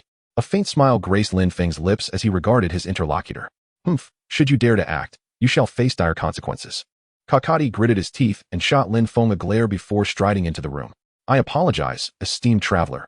Kakati's demeanor is not one of aggression, explained Yarm once Kakati had entered the room. It is quite all right, I understand. After all, a precocious child has endured much, replied Lin Feng, a smile lingering on his lips as he shook his head in comprehension. Children raised in orphanages inevitably face numerous challenges, and those who grow up under such circumstances tend to possess a deeper understanding than most. When the children had encircled Lin Feng earlier to discuss their concerns, their chatter had been lively and excited. Yet, amidst their enthusiasm, they frequently stole glances at Lin Feng's expression, clearly anxious not to provoke any displeasure. Observing these youngsters, who, despite their tender years, exhibited a keen awareness often surpassing that of some newly minted adults, Lin Feng could not help but feel a twinge of sorrow and melancholy. Director Yarm, is there any way I may assist you? Since it is still early, I would be glad to lend a hand with any tasks within my capacity. Lin Feng cast a glance at Ariana, who remained seated, knowing she had no immediate intention of departing. With nothing else to occupy his time, he resolved to aid this diligent director in any way he could. You are a guest. Please, take a seat and rest. I shall manage on my own, Yarm replied, eager to dismiss Lin Feng's courteous offer. I have a fondness for these children. This is but a small gesture of assistance on my part. Lin Feng looked through the window at the children engrossed in their studies. Even Kakati, who had previously harbored doubts about Lin Feng, was now entirely absorbed in his books. In light of this, I would be grateful if you could assist in moving a few items, Yarm conceded, unable to refuse Lin Feng's goodwill. Ariana, basking in the sunlight on the bench, observed Lin Feng and Yarm with a gentle smile, her eyes reflecting a newfound warmth. Chapter 49, A Challenge. Remember, simmer over a high flame for 5 minutes, then add salt and soy sauce, and continue cooking for another 5 minutes before serving. Lin Feng instructed as he busied himself in front of the pot, addressing Yarm beside him. Yes, I have taken note, Yarm replied, pen in hand, diligently jotting down notes and nodding occasionally. With Lin Feng's assistance, many of the dilapidated areas of the orphanage had been effectively repaired. As time passed, they prepared for an afternoon meal, and upon entering the kitchen, Lin Feng found only pasta and some vegetables available. Thus, Lin Feng once again opened his purse to procure some fresh fruits and vegetables. He is currently teaching Yam some relatively simple dishes, making it easier for her to prepare meals for the children in the future. The aroma is delightful. At that moment, voices of discussion filtered in from outside the door. Let us tidy up. Soon we will be ready to dine. Yam gazed at the children with a loving expression in her eyes. All right. The children nodded and then dashed toward the hall. Well, it's about ready. Could you taste it and see if it's a bit salty? Lin Feng looked at the simmering meat broth, which was nearly finished, and ladled a small bowl to hand to Yam. It tastes wonderful. It's just right. After savoring a spoonful, Yam felt the rich flavor of the meat spread across her palate, and a satisfied smile broke across her face. In that case, we can serve it. Lin Feng nodded and poured the broth into a large steel basin, placing the other prepared dishes onto the dining cart before pushing it toward the hall. All right, children, please take your seats. It's time to eat. Eliana observed Lin Feng and Yam approaching with the cart, while the children around her frolicked. She spoke in a gentle tone, yet her words carried an undeniable authority. Have you all washed your hands? Yam beamed at the children seated at the wooden table. We have. They raised their hands high above their heads, eager to prove their cleanliness to Yam. Even the cool boy Kakati nodded in affirmation. Lin Feng served each child a bowl of meat broth, a portion of greens, and 2 or 3 buns. With each serving, the children beamed sweetly at Lin Feng and expressed their gratitude. Thank you. As Lin Feng filled Kakati's bowl, he whispered a thank you that might have gone unheard had it not been for Lin Feng's keen hearing. If you wish to express your gratitude, eat well. You want to protect them, don't you? If you don't nourish your body, you want to be able to do that. Lin Feng smiled at him before continuing to serve the next child. All right, let us begin our meal. After Lin Feng took his seat, Yam looked at the children, who were already salivating in anticipation, and said with a smile, Don't worry, I've prepared plenty of broth. If it's not enough, we can always add more. Lin Feng reassured the children, who seemed reluctant to drink the broth. Upon hearing his words, they finally relaxed and began to eat heartily. Lin Feng chewed slowly on his bun, observing the slightly gaunt children around him. They devoured the food as if they had never tasted anything so delicious, eager to etch the flavor into their memories. These children should have been able to enjoy a complete childhood, with a warm haven of their own. However, due to the irresponsibility of their parents and various other reasons, they are compelled to band together and reside here. They do not lament the inadequacies of their living quarters, nor do they blame Yarm for the meager meals he provides each day. They bask in the warmth of the sun immerse themselves in the knowledge contained within their books, and dream of their futures. Despite their less-than-ideal living conditions, they possess an optimistic spirit. They hold the belief that even if they endure numerous unpleasant experiences today, the dawn of a new day will bring beauty anew. Such children are endearing, yet they evoke profound sorrow and regret. "Oh dear, it seems life is treating you well. Given that you can afford meat now," came a mocking voice from outside. Upon hearing this, the children halted their ravenous eating, their bodies trembling uncontrollably, with several girls turning pale. Suddenly, the door was flung open, and a group of burly men entered, escorting a wiry man with yellow hair and shifty eyes. Well, it seems you can afford meat now. You must be quite wealthy," the yellow-haired man remarked, surveying the steel basin and the children with a glint of greed in his eyes. "Marley, what brings you here?" "You are not welcome," Yarm said, taking a deep breath before standing. "Don't be so harsh. After all, we care for these children too." "I thought I might drop by to strengthen our bond," Marley replied, exposing a grin that revealed his yellowed teeth. He reached out a hand to pat the head of the nearest child. "Remove your filthy hands from Calum's head." Kakat stood up, glaring at Marley. However, Hackley seemed unsatisfied with merely pressuring Yarm and had been sending Jostan to stir trouble. While Lin Feng furrowed his brow, analyzing the identity of their intruders, he was suddenly interrupted by Alina's voice. Turning to glance at her, he noticed her gaze was not directed at him, but rather at Jostan and his entourage, her expression tinged with discontent. "Indeed, she is not an ordinary person," Lin Feng mused, his perception of Alina subtly shifting. However, the current situation compelled him to set aside his thoughts about her for the moment. "Oh, the little rascal has grown up," Jostan remarked as he approached the steel basin, scooping a generous spoonful of steaming meat soup. "No wonder you've grown so quickly. It seems we've missed out on your delightful meals during our absence." Raising his head, Jostan's gaze landed on Alina, seated at the table. "Oh, I see the nun is present as well. My apologies for not noticing you sooner," he said theatrically. "Please leave.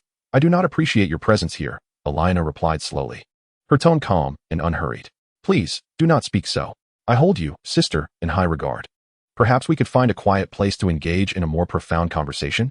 Jostan's face twisted into a lewd grin, his eyes greedily roaming over Eliana's form. "Enough. How dare you speak to a nun in such a despicable manner?" Yarm exclaimed, unable to contain his fury at Jostan's vulgar tone. "I am conversing here. What right have you to interrupt?" Jostan glared menacingly at Yarm, intending to hurl the steaming soup in his hand at him. How uncouth to intrude uninvited and to speak so crudely in the presence of a lady. Lin Feng's voice cut through the tension. "Who are you?" Jostan sneered, directing his disdainful gaze towards Lin Feng, who sat beside Eliana. "Merely a traveler of greater refinement than yourself," Lin Feng replied, rising to approach Jostan with measured steps. "Huh. Even vermin these days dare to speak out of turn," Jostan retorted, a cold smirk creeping across his lips as he prepared to splash the soup at Lin Feng. "Watch out," Kakat shouted a warning, observing Jostan's impending action. To Kakat's astonishment, the soup missed Lin Feng entirely and instead drenched Jostan himself. "Ah, the boiling soup is scalding." Jostan shrieked, his cries echoing like a wounded animal. "How loud and ignorant. Do you not know to maintain decorum in another's home?" Lin Feng said, his expression unyielding as he delivered a swift kick that sent Jostan sprawling outside onto the grass. "Kill him. I command you to kill him." Jostan barked at the burly men inside, still choking on the dirt from his mouth. "Do you not understand the need for civility in another's abode?" Lin Feng sighed, observing Jostan writhing on the ground before turning to the imposing figures. "Let us discuss this outside. I would prefer not to have to undertake repairs afterward." The murderous aura emanating from Lin Feng left them no room for refusal. "Yarm," Lin Feng said, his smile returning as he regarded Yarm. "What is the matter?" Yarm appeared bewildered by the unfolding events, struggling to comprehend. "It is getting late. After your meal, remember to ensure the children take a proper afternoon rest," Lin Feng advised gently, as if the earlier indifference had never been his demeanor. With that, Lin Feng strode towards the door, sunlight casting a serene glow upon his slender figure, instilling a sense of reassurance. Chapter 50, Strengthening. "I have finished my meal." Kakat lay restlessly in bed, tossing and turning, desperate for slumber yet unable to find it. After a while, Kakat sprang up like a fish out of water, striding towards the window. He opened it and, with a leap, climbed out onto the protruding bricks outside the orphanage. Upon landing, Kakat surveyed his surroundings to ascertain the direction, and through the window, he caught sight of Lin Feng and Jostan's party departing. Without hesitation, he sprinted in that direction. Although Kakat remained skeptical of Lin Feng, he recognized that his actions were indeed for their benefit. With that in mind, Kakat could not afford to ignore the situation. He understood the potential actions of Jostan's group and was concerned that Lin Feng might not withstand them. After navigating through several narrow alleys, Kakat found himself breathless at a crossroads, uncertain of the whereabouts of the group. Frustration welled within him as he clenched his fists, scanning the surroundings. Suddenly, a sound echoed from a particular direction, prompting him to rush towards it. Upon entering an alley, he heard a muffled thud and caught a faint whiff of blood. Kakat discerned a man's pained groan and instinctively dashed forward. However, upon arrival, the anticipated scene of Lin Feng being overwhelmed by a group of burly men was nowhere to be found. Instead, several of those men lay sprawled on the ground, while Justin, battered and bruised, was pinned beneath Lin Feng's foot. "I told you to learn to respect others. Why wouldn't you listen?" Lin Feng stated matter-of-factly, his foot pressing firmly against Justin's face. Sensing movement behind him, he turned to face Kakat, who then noticed the blood trickling down Lin Feng's face and fingers. "What brings you here? Aren't you supposed to be resting?" Lin Feng appeared unfazed by Kakat's arrival. "Are you uninjured?" Kakat asked, incredulous as he scanned Lin Feng from head to toe. "Do I look like someone who is injured?" Lin Feng replied, raising his hand, causing the men on the ground to instinctively shrink back. It was then that Kakat realized the men's limbs were twisted at odd angles, while Lin Feng seemed merely splattered with their blood. "You are surprisingly strong," Kakat remarked, looking from Lin Feng's slightly gaunt figure to the groaning men on the ground. Struggling to believe the scene before him, Lin Feng approached Kakat, paying no heed to the men sprawled on the ground. "What are you still doing here? The temperature will rise soon, and staying out too long could lead to heat stroke." He turned to Kakat, a bemused smile on his face as he patted Kakat's shoulder. The transformation from a cool persona to this bewildered state was somewhat amusing to Lin Feng. "Oh," Kakat replied, still in a daze. Before following Lin Feng towards the welfare institution, at the wash basin, Lin Feng rinsed the blood from his hands. "I hope there's nothing on my face, right?" Lin Feng regarded Kakat with a hint of exasperation. Since they had emerged from the alley, Kakat's gaze had remained fixated on him. Undeterred by Lin Feng's numerous attempts to redirect his attention, Kakat began to voice something. But at that moment, the gates of the orphanage swung open, revealing Yam and Eliana stepping forth. Yam hurriedly approached Lin Feng, visibly relieved to see that he had not sustained any injuries, allowing the tension in his heart to dissipate. "I am sincerely sorry for the unpleasant situation you encountered," Yam expressed, a note of contrition evident in his eyes. "It's nothing, merely a trivial matter. Besides, the issue has been resolved, and no one will trouble you again," Lin Feng replied, shaking his head. "Thank you, Mr. Traveler," Yam said, his eyes glistening with gratitude as he bowed repeatedly. Lin Feng exchanged a glance with Eliana, who stood behind Yam. She offered a slight nod, her eyes conveying a trust that Lin Feng found inscrutable. The more he observed Eliana, the more enigmatic she seemed, and he felt increasingly unable to decipher her. "It's nothing extraordinary, merely something within my capacity to assist the children." Lin Feng redirected his attention back to Yam. "Have the children all fallen asleep?" he inquired, glancing through the window at the somewhat vacant hall.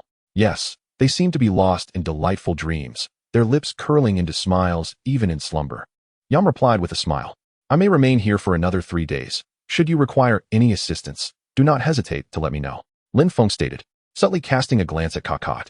Kakat, taken aback by Lin Feng's words, felt a twinge of surprise as he gritted his teeth, his expression torn, seemingly resolute. He lifted his gaze to meet Lin Feng's. "I wish to ask you to teach me how to become stronger," he declared, despite the shyness that enveloped him under the scrutiny of the three present. "Oh, what prompts this desire?" Lin Feng inquired, a smile gracing his lips at Kakat's newfound courage.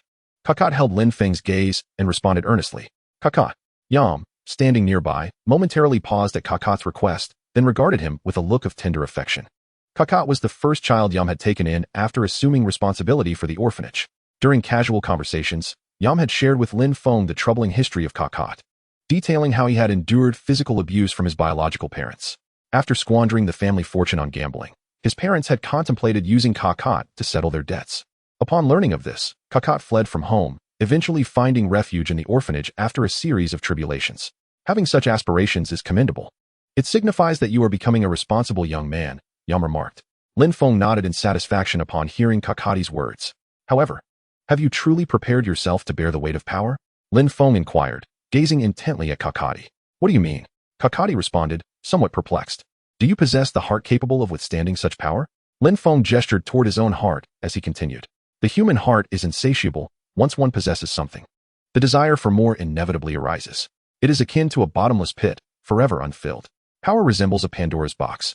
While it can be wielded to safeguard those dear to you, it simultaneously amplifies the ambitions nestled within, leading to an insatiable yearning that may spiral beyond your control.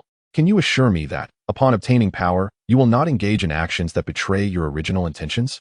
Can you guarantee that you will not morph into the very figure you despise? Upon hearing Lin Feng's words, Kakati fell into deep contemplation. It was evident that he had never pondered such matters before, and now, confronted with Lin Feng's direct questioning, he found himself at a loss for an answer. Lin Feng gently patted Kakati's shoulder, offering a comforting gesture. Goodbye, big brother, and farewell to Mother Eliana. Under the warm, golden sunlight, the children stood at the doorway, waving goodbye to Lin Feng and Eliana. I shall return to play with you tomorrow. Lin Feng smiled, looking at them fondly. Thank you for your hard work today, Mr. Traveler. Yalam expressed his gratitude to Lin Feng. It was but a trifling matter, no need for concern, Lin Feng replied, shaking his head dismissively. It is getting late, so we shall take our leave. Be sure to heed Yalam's words. If I hear of anyone misbehaving tomorrow, the candy I have prepared will not be theirs. Lin Feng smiled as he affectionately tousled their hair. We won't. We will surely listen to Mother Yalam. The children chimed in unison, resolutely affirming their commitment to obey Yalam. After exchanging a few words with the children, Lin Feng and Eliana made their way toward the church. You truly adore children, Eliana suddenly remarked during their walk. No, I do not favor unruly children, Lin Feng replied. Yet, you are remarkably kind to the children here.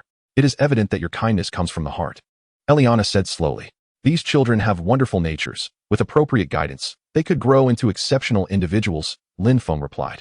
These children are inherently pure-hearted, and Lin Feng hoped to prevent them from becoming individuals despised by others in the future. Thus, he subtly guided their conversations today. However, your enthusiasm is merely a fade. All that you do is an act, Eliana observed, scrutinizing Lin Feng's profile. And what of it? If I do not harbor disdain, and others do not either, is that not satisfactory? Lin Feng responded, unperturbed by Eliana's assertion. Nevertheless, Eliana, I do not believe we have met before, have we? Lin Feng turned to Eliana and inquired. Why do you ask? Eliana met his gaze. You seem to harbor an inexplicable sense of trust towards me. I can sense that your decision to take me to the orphanage was quite spontaneous. You are not the type to expose innocent lives to a stranger, and your willingness to let me freely explore the orphanage is rather puzzling. Lin Feng spoke. Is that so? Eliana nodded in response to his bewilderment. Then, could you share your thoughts with me? Lin Feng looked at Eliana. You bear a striking resemblance to a dear departed friend of mine. Eliana gazed at Lin Feng and remarked, is that so? Upon hearing her words, Lin Feng silently nodded. You resemble him in both demeanor and gestures. A nostalgic glimmer appeared in Eliana's eyes. However, I can only be myself. I cannot become your departed friend. I apologize for that. Lin Feng looked at Eliana and shook his head. I understand, and I merely feel a sense of melancholy. If I have caused you any unnecessary trouble, I sincerely apologize. Eliana nodded in understanding. If it's not too much trouble, could you tell me about your departed friend? After a moment of contemplation, Lin Feng began. My departed friend. A feeling of reminiscence flickered in Eliana's eyes. He was both a savior of civilization and a demon in the eyes of the people. A beacon for some on their path forward, yet an insurmountable mountain for others. His glory could inspire poets, while his transgressions could evoke sighs from the heavens. He was a sword capable of fending off external foes, yet his brilliance could instill a sense of peril in the wielder. Those who understood him admired his remarkable achievements, while those who hated him incessantly pointed to his faults and cursed his name. The labels of good or evil never aptly defined him. In his own words, he was merely a pioneer navigating the path ahead. He paid no heed to the judgments of posterity, for he followed the dictates of his own heart. Eliana spoke eloquently, as if she sought to celebrate the legendary life of a remarkable individual. He truly was a great man, Lin Feng responded after a long silence, contemplating Eliana's portrayal. No, he was not a great man. Eliana shook her head. He cannot be deemed great, as his faults are equally significant and cannot be overlooked. He was a multifaceted individual, a willful pioneer. Is there any news of him now? Lin Feng swallowed the words he intended to say and asked anew. My departed friend has been forgotten by the world. Only a few remember him. Eliana shook her head, speaking with a hint of regret. It is indeed a pity that such a dramatic figure has been lost to time. I would truly like to meet him. Upon hearing Eliana's words, Lin Feng felt a pang of regret. Traveler, Eliana said, you need not feel sorrowful. Oh, why do you say that? Lin Feng inquired with a hint of confusion. You too are pursuing your own path. One day, while exploring the road ahead, you will inevitably uncover the traces of my late acquaintance and encounter the challenges he once faced. Ariana smiled gently, gazing at Lin Feng as she spoke. You seem to hold a deep belief in your late friend. Lin Feng met Ariana's profound gaze. She continued, her tone imbued with an undeniable conviction. Is that so? Then I eagerly anticipate the moment I meet your late friend. I am quite curious. Does he truly embody the qualities you have described? Lin Feng nodded. My words cannot fully encapsulate his deeds, but I trust that upon your meeting, you will understand that I have not exaggerated. Ariana replied. Chapter 52. Instruction knock, knock, knock. Early in the morning, after Lin Feng had completed his grooming, he took a seat in the church hall when a knock resonated at the church door. And Kakat entered from outside. Are you ready? Lin Feng asked, observing the dark circles around Kakat's eyes, indicating he had indeed pondered deeply the previous night. Yes. Kakat nodded toward Ariana, who was, as usual, engaged in prayer. Come with me. Lin Feng rose and walked towards the rear of the church, recalling Ariana's words about a grassy area designated for rest. First, Kakat, tell me your perspective on power. Lin Feng led Kakat to the lawn, where the morning air was refreshingly crisp. Taking a deep breath invigorated him, and even Kakat felt his previously foggy mind becoming clear. I believe power is the result of one harnessing their physical potential through continuous training. It is man who wields power, not the other way around. Kakat articulated his reflections from the previous night. Indeed. Lin Feng nodded, a glimmer of appreciation in his eyes. Now, let me pose a question. If you stood before two paths, one requiring prolonged effort to gradually enhance your strength, and the other offering a swift power boost through an object, which would you choose? Kakat furrowed his brow at Lin Feng's inquiry. Choosing the former implied a commitment to long-term cultivation, while the latter promised efficiency but raised concerns. I choose the former. After a moment's contemplation, Kakat responded. Why? Wouldn't the latter option be more convenient? Lin Feng smiled as he regarded Kakat. Yarm's mother once told us that the most precious things in this world are those that come for free. You can never truly know the price of their use. Moreover, I have never believed in power that appears from thin air. I trust only in what I can achieve through my own efforts, Kakat asserted. Indeed, one has not succumbed to the allure of power. Observing Kakati's response, Lin Feng nodded in satisfaction. With a snap of his fingers, Kakati noticed the colors around him fading into shades of gray. The leaves, which should have swiftly descended to the ground, appeared to drift down at a snail's pace. Under Lin Feng's permission, Kakati extended a finger towards a falling leaf, which, under his gaze, shattered into fragments. With another snap from Lin Feng, the vibrant colors returned to Kakati's surroundings, and the remnants of the leaf scattered upon the ground. Impressive, Kakati remarked, glancing at the debris beneath him before turning to Lin Feng, swallowing hard before he spoke. Isn't it astonishing? Lin Feng smiled at Kakati's expression. Indeed, Kakati nodded, recalling the tales he had heard from Yalam about the might of those with abilities, but it was only today that he truly grasped the extent of such terror. If Lin Feng wished, no one in the orphanage could escape his grasp alive. Fortunately, Lin Feng appeared not to be one who relished in indiscriminate slaughter, and he seemed rather benevolent. Though it appears formidable, it is not insurmountable. With diligent practice, you too could achieve this with ease, Lin Feng remarked dismissively, waving his hand. Can I truly? Kakati lowered his gaze to his hands, feeling a twinge of disbelief. Do not lose heart, young one. After all, someone whose name contains an additional character can rise from obscurity to become exceptionally powerful. Have faith in yourself, Lin Feng encouraged, patting Kakati's shoulder. Yes, Kakati replied, clenching his fists and nodding resolutely. Now, focus your attention inward, Lin Feng advised as he sat cross-legged behind Kakati. Understood. Kakati closed his eyes, striving to steady his breath. He sensed something within him stirring, a sensation that felt somewhat foreign, yet he furrowed his brow and persisted. You may have heard of the abilities. I shall not elaborate further. If you wish to become powerful, you must learn to connect with your home planet to receive the blessing of the stellar core. Now, concentrate on the sensations within you and familiarize yourself with them. Lin Feng's voice resonated behind him. Heeding Lin Feng's words, Kakati disregarded his discomfort and began to attentively explore the energy Lin Feng guided within him. Gradually, the unease within him dissipated, and he perceived subtle changes occurring in his body. His senses became somewhat blurred, as if enveloped by an enigmatic force, neither wholly comfortable nor unpleasant. Emptying one's mind, one strives to embrace the sensations surrounding them. Lin Feng's voice gradually reached Kakat's ears, clear enough to be comprehensible, yet gentle enough not to distract him excessively. Following Lin Feng's guidance, Kakat began to release his thoughts, allowing himself to fully absorb the ambience around him. This lad possesses quite the talent, Lin Feng mused as he observed the faint energy fluctuations emanating from Kakat. A subtle smile graced his lips. From the moment Eliana brought Lin Feng to the orphanage, he sensed the presence of a latent adept within.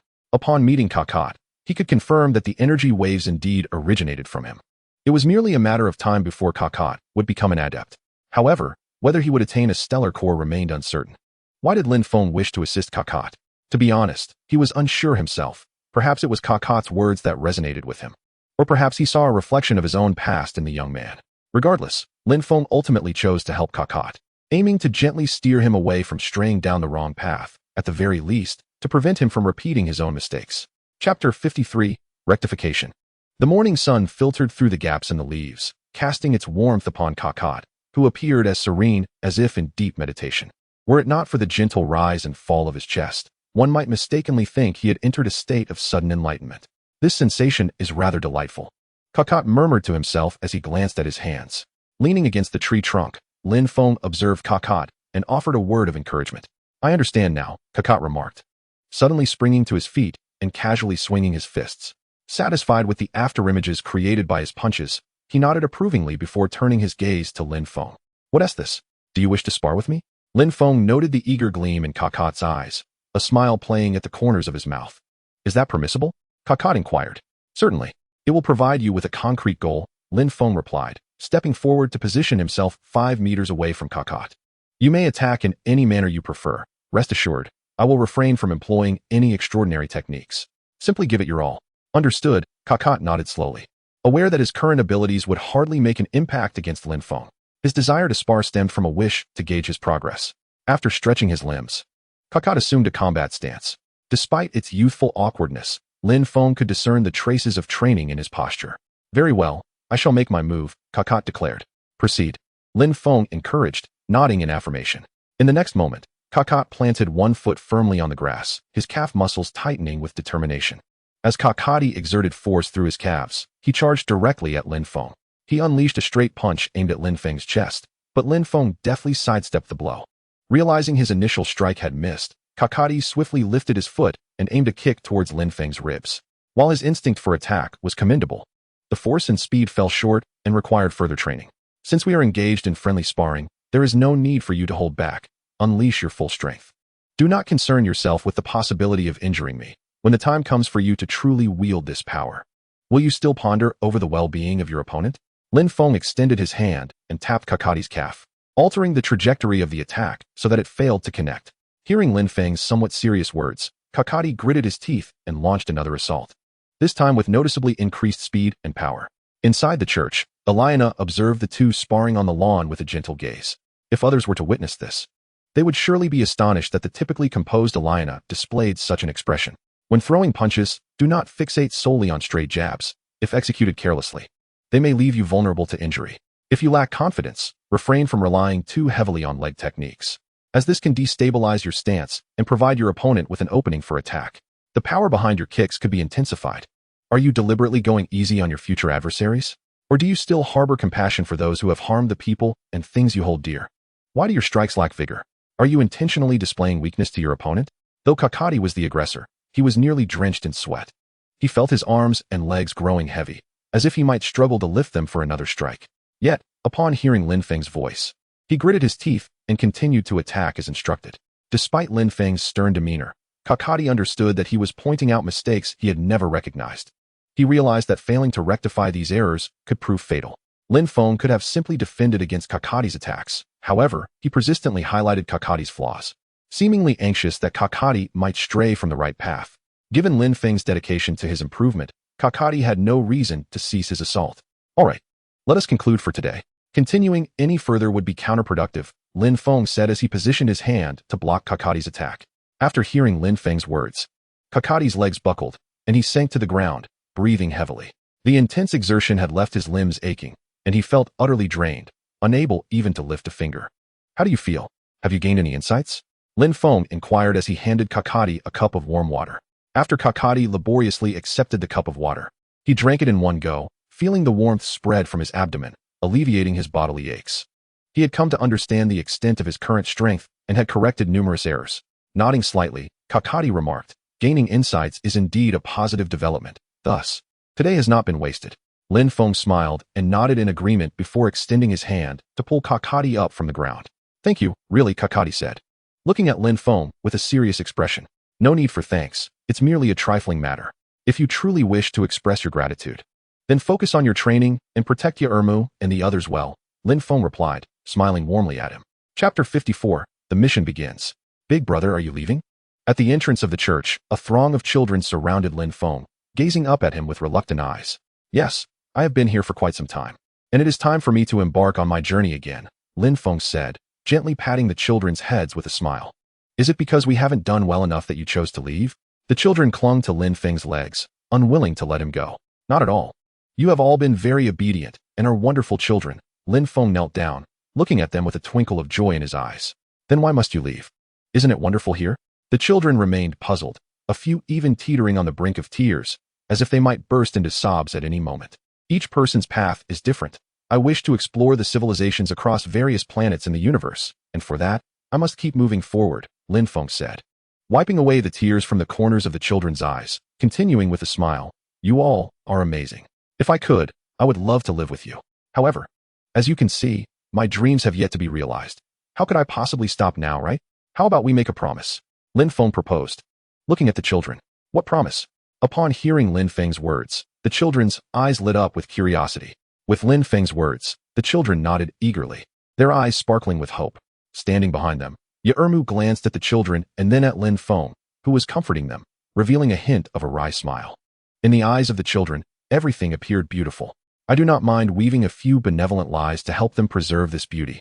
Lin Feng had mused during a previous conversation with Yermu while preparing meals for the children in the kitchen. All right, it's getting late. I must take my leave. Lin Feng stood up, tousling the children's hair, and then exchanged glances with Yermu and the others. Yermu gave a slight bow to Lin Feng, expressing gratitude for his care over the past few days. During this time, Lin Feng had repaired several dilapidated areas of the orphanage and had purchased numerous books for learning, as well as clothing suitable for various weather conditions. Yarm expressed her profound gratitude towards Lin Feng for everything he had done for the children, and at this moment, she could only convey her appreciation through incessant thanks. It was merely a trifling matter. There is no need for such formality, Lin Feng replied, shaking his head. Before exchanging a glance with Ilyana, may the divine watch over you, Ilyana said softly. Thank you for the blessing, Lin Feng nodded, then turned his gaze towards Kakat, who stood a short distance away. I will cultivate diligently, Kakat assured him, his expression serious. I hope that in the future, I will hear of your renown on another planet, Lin Feng remarked, nodding in agreement. Well then, everyone, I shall take my leave, he said, acknowledging the group with a nod before turning and walking away.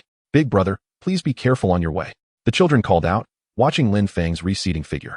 Time seems to be drawing near, Lin Feng thought as he returned to the central square, where the speech by Hackley was set to commence in half an hour. The square was now teeming with a crowd, and over a dozen drones hovered above, seemingly conducting a live broadcast. There are quite a few patrollers, Lin Feng noted casually, surveying the surroundings, mentally marking the positions of the guards among the throng. His current position was precarious, with guards stationed in 5 or 6 directions, meaning that any attempt on his part to act would be immediately noticed. At this moment, Lin Feng donned a different fade. He had worn his previous face around Ilyana for too long, and he suspected it might have been recorded by others.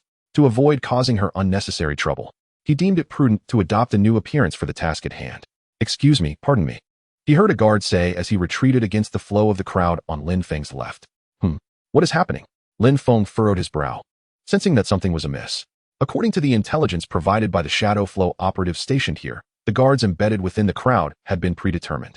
This sudden change in personnel raised suspicions in Lin Feng's mind, making him wonder if something was amiss. Let us hope nothing unforeseen occurs, he thought, controlling his facial expressions to appear as a mere spectator. During his conversation with Yarm, Lin Feng had subtly inquired about Hackley. From Yarm, he gleaned information regarding Hackley's persona. On the surface, Hackley appeared to be a peace-loving politician, yet there were whispers that he had secretly executed all his political rivals to safeguard his own interests. Furthermore, rumors suggested that Hackley aspired to become the leader of the Dawn civilization. If I calculate the time correctly, it should be starting soon, Lin Feng mused. On the rooftop of a towering building not far from the square, a woman sat by the window, gazing down at the throngs of people below. An empty wine glass rested on her desk, which she picked up and gently swirled, as if it contained fine wine. Miss, please observe the decorum. Your mentor never taught you that gesture, came a gentle voice from the shadow behind her, though it seemed to counsel her. Only she understood the true meaning behind his words. I was merely. The woman appeared startled, as if she had heard a forbidden phrase. Her movement froze momentarily before she hastily set the glass down, feigning nonchalance.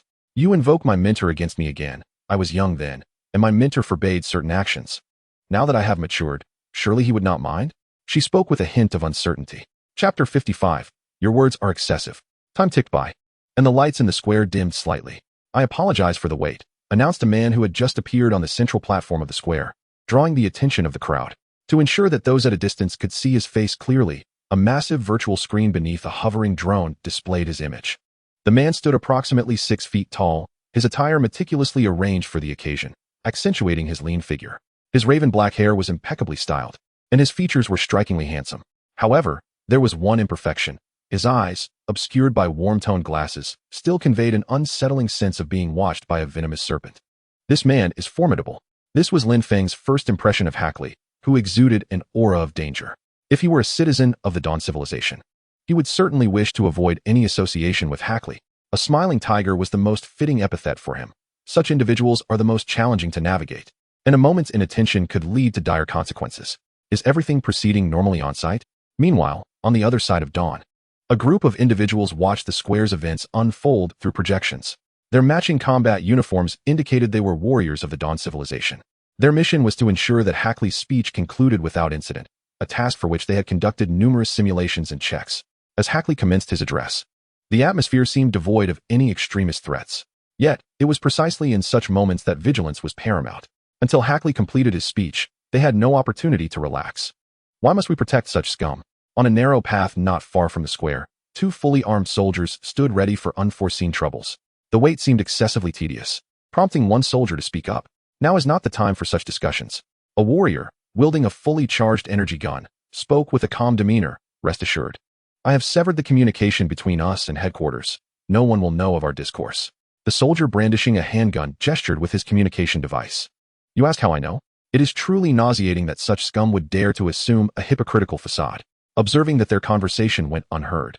The warrior with the energy gun began to voice his disdain. Hackley was quite adept at concealing his true self. Although many could speculate his involvement in various matters, they lacked the evidence to accuse him. This left many, watching Hackley's insincere smile on the virtual screen, pounding their chests in frustration at the injustice of the world. Had it not been for the mandatory presence of the Dawn warriors to ensure his safety, it is likely no soldier would have willingly attended this gathering. Suddenly, energy fluctuations were detected around the venue. Those monitoring the scene via the virtual screen recognized something amiss.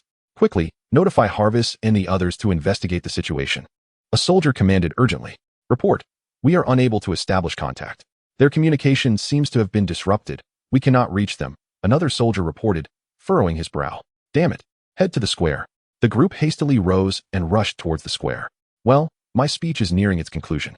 I wonder if anyone has any questions or comments.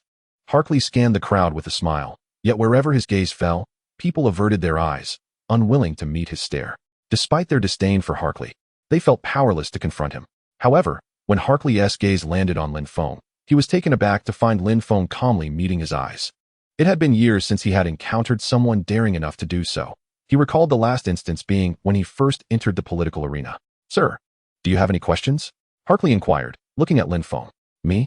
Lin Feng surveyed the crowd, noting that no one else dared to make eye contact with Hackley. Yes. Hackley replied with a smile and a nod. If you have questions or suggestions, do share. Ah, indeed, I do have some, Lin Feng acknowledged.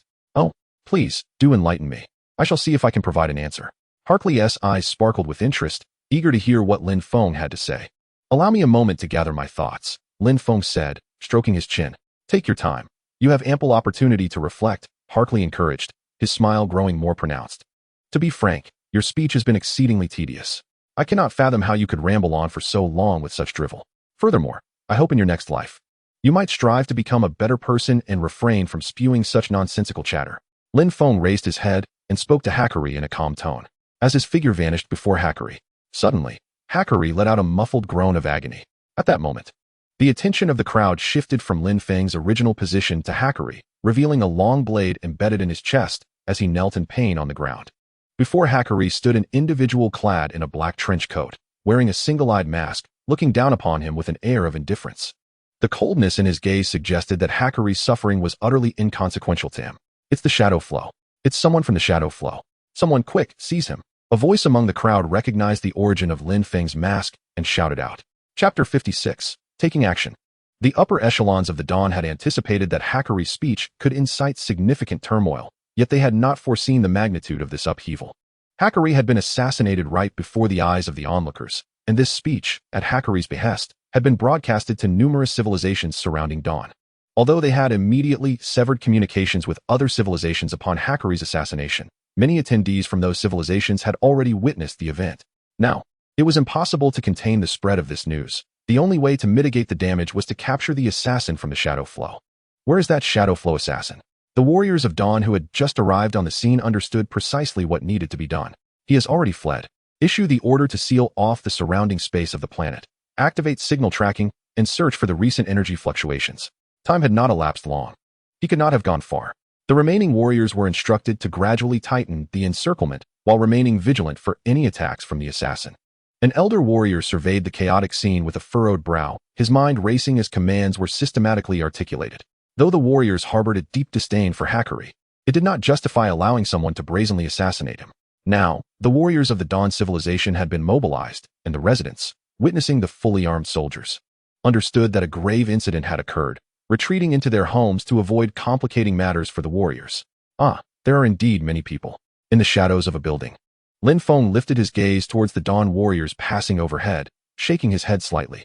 Initially, Lin Feng had not intended to assassinate Hackery directly, as the risks were far too great and not worth it. However, he had not anticipated that Hackery would seek him out, presenting the opportunity for assassination directly before him. Reluctantly, Lin Feng found himself compelled to act. The outcome was successful. He had indeed assassinated Hackery, and his head was now in his possession. Yet now, he was a wanted man throughout the city, with nowhere to hide. This is not a world of unrestrained chaos, where a mere disagreement could escalate into an assassination spree. Nor does he possess the ability to blend seamlessly into a crowd, eluding the detection of the Dawn warriors. It appears that the space around me has been thoroughly sealed, rendering any attempt to utilize a wormhole to escape futile. Lin Feng stroked his chin, acutely aware of his inability to establish a wormhole tunnel to realms beyond the Dawn. However, he felt no surprise at this predicament. If he could simply slay individuals within the territory of the Dawn civilization and escape unscathed, then the Dawn civilization would surely become a mere jest among other civilizations in the cosmos. Yet, the absence of immediate suppression was unexpected. Lin Feng clenched his fist, sensing the energy still coursing within him, piqued by curiosity. During the era of civilization's emergence, tranquility was but a fleeting dream. Countless wars erupted across various regions. To avert unnecessary conflict during the establishment of civilization, every city constructed devices designed to suppress the capable. These devices could directly influence the supergenes of the capable, inducing aberrant states in their bodies and minds, thus depriving them of their abilities. The early designs of these devices were somewhat flawed, leading to significant bodily harm for those affected. Although subsequent iterations underwent improvements and corrections, the lingering effects were passed down by the capable, solidifying the device's reputation for suppression. The Dawn civilization, as an advanced society, naturally possessed such means of control. Despite the severity of the situation, Lin Feng felt no discomfort. Lin Feng had once experienced the grip of suppression. During a mission on a distant planet, he found himself embroiled in a fierce confrontation at the heart of a city. The resulting devastation prompted the civilization's leaders to initiate suppression against the two combatants. That was the first time Lin Feng felt as though death would be a mercy. Under the influence of suppression, his muscles spasmed uncontrollably, and he could almost feel his bones fracturing inch by inch. His mind seemed to dissolve into a state of utter confusion, rendering thought impossible. Had it not been for Careless's timely intervention, Lin Feng might have perished that day. Nevertheless, even with such intervention, he remained incapacitated for 5 days under Careless's watchful care before recovering. Since the suppression had not yet commenced, there remained a chance for escape. Lin Feng discarded Hackley's severed head onto the ground, wiping the blood from his hands. In the eyes of the Dawn civilization, the definition of death diverges significantly. The brain is regarded as the repository of all human information, even if one's body is obliterated, leaving only the head intact. As long as the brain remains unharmed, one can reconstruct their body using the information stored within. This elucidates the reason why Lin Feng, after assassinating Harkley, took his head with him. Only by prolonging the time before Harkley's brain succumbed to death could Lin Feng ensure that Harkley would not survive. The technique of spatial confinement might hold some utility for others, yet for me, its effectiveness may not be as significant as you envision. Lin Feng adjusted the mask upon his face and stepped forth from the shadows. He cast his gaze towards the two warriors in the distance, then suddenly accelerated, transforming into a fleeting shadow as he charged towards them. The two warriors sensed Lin Feng's movement, but before they could even raise their weapons, he had already materialized before them. With a swift motion, Lin Feng unsheathed his long blade and struck both men unconscious with the back of the sword. At that moment, the communication devices on their bodies emitted a sound. Lin Feng retrieved one from the ground and crushed it with ease. Chapter 57, Mubaichio. My Lord Mubaichio. We are approximately 10 minutes away from reaching sunrise. A vessel was rapidly approaching sunrise. The cryo chamber was opened by a woman clad in a black combat suit, standing beside it. As the mist dissipated, the woman within gradually opened her eyes. Mubaichio made a striking first impression, cold and distant. Her exquisitely chiseled face seemed as if coated in frost, evoking a palpable sense of remoteness. Natasha, how long have I been lying here? Mubaichio sat up from the cryo chamber, and the prolonged rest made her head feel somewhat foggy. She rubbed her temples to alleviate the sensation. My lord, you have been in cryosleep for 13 days. The woman beside her, clearly anticipating Mubaichio's disorientation upon awakening, offered her a cup of warm drink that had been prepared in advance. Thank you, Natasha. Mubaichio accepted the warm drink and took a sip, feeling considerably better. She nodded at Natasha, a subtle smile gracing her lips. You're welcome, my lord, it is my duty.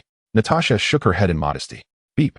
At that moment, the ship's communication system seemed to have received a call request.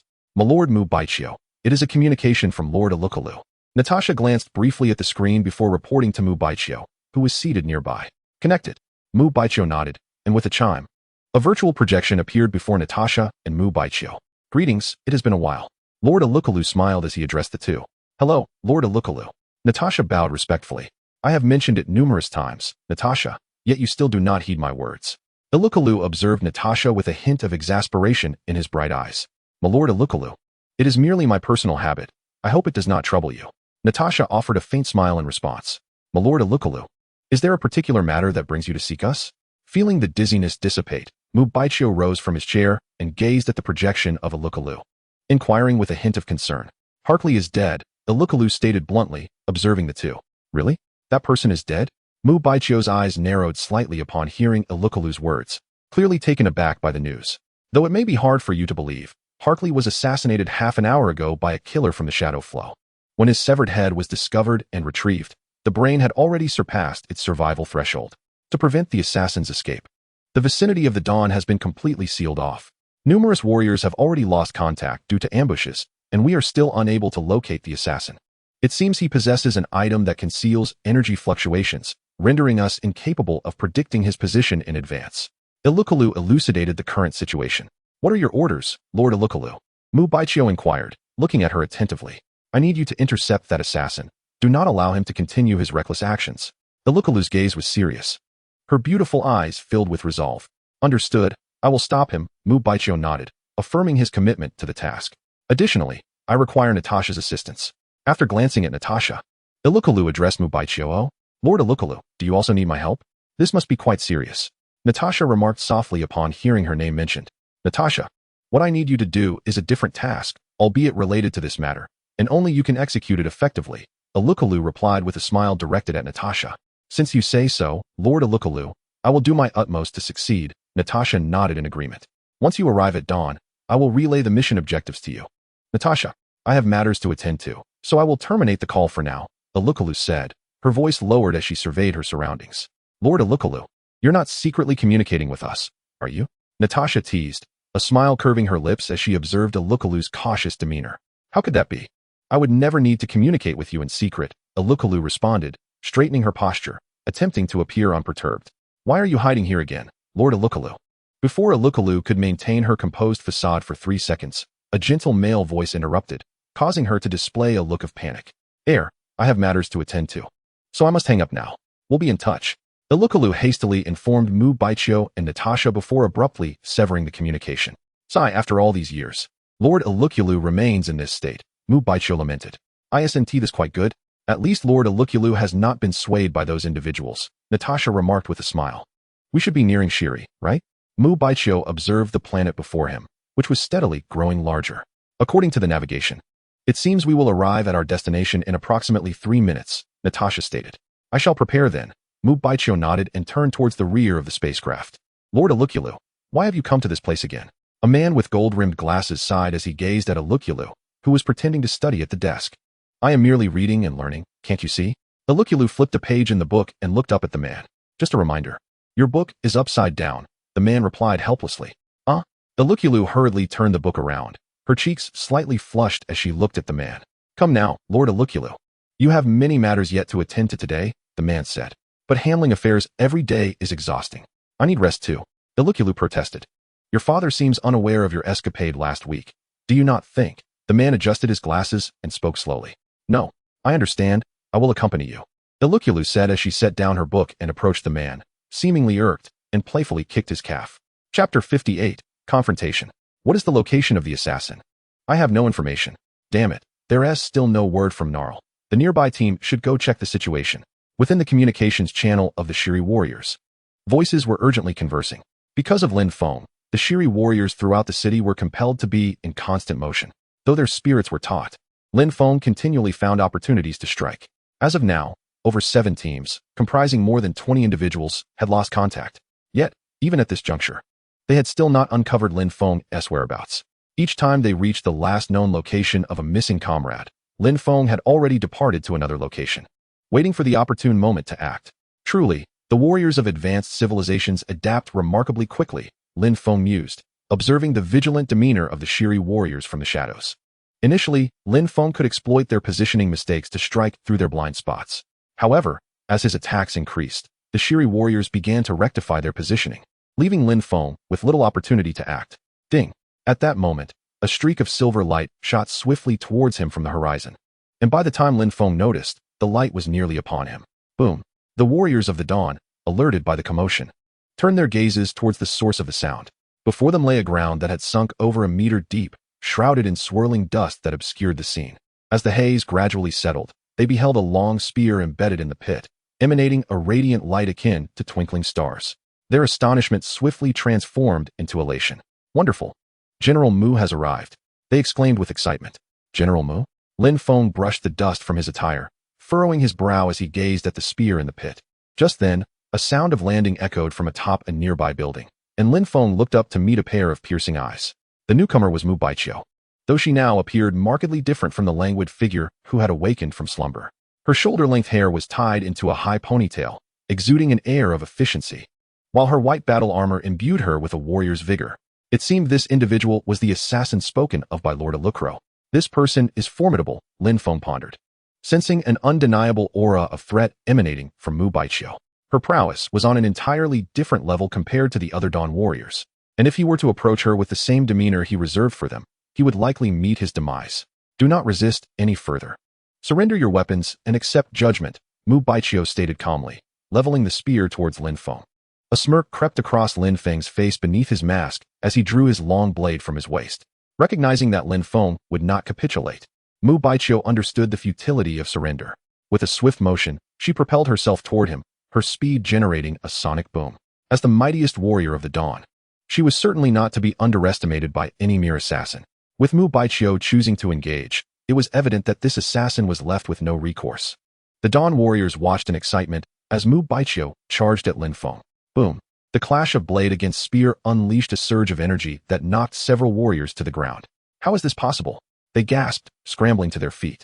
To their astonishment, the anticipated scene of Lin Feng being effortlessly vanquished by Mu Baiqiu had not materialized. Instead, they witnessed the two locked in a stalemate. And despite their disbelief, they were compelled to accept that Lin Feng and Mu Baiqiu appeared evenly matched. This fellow is unexpectedly strong, Mu Baiqiu thought, a flicker of surprise flashing in her cold eyes. Damn it, I nearly met my end, Lin Feng mused, feeling his internal energies surge wildly. He began to question whether Mu Baiqiu possessed some innate divine strength.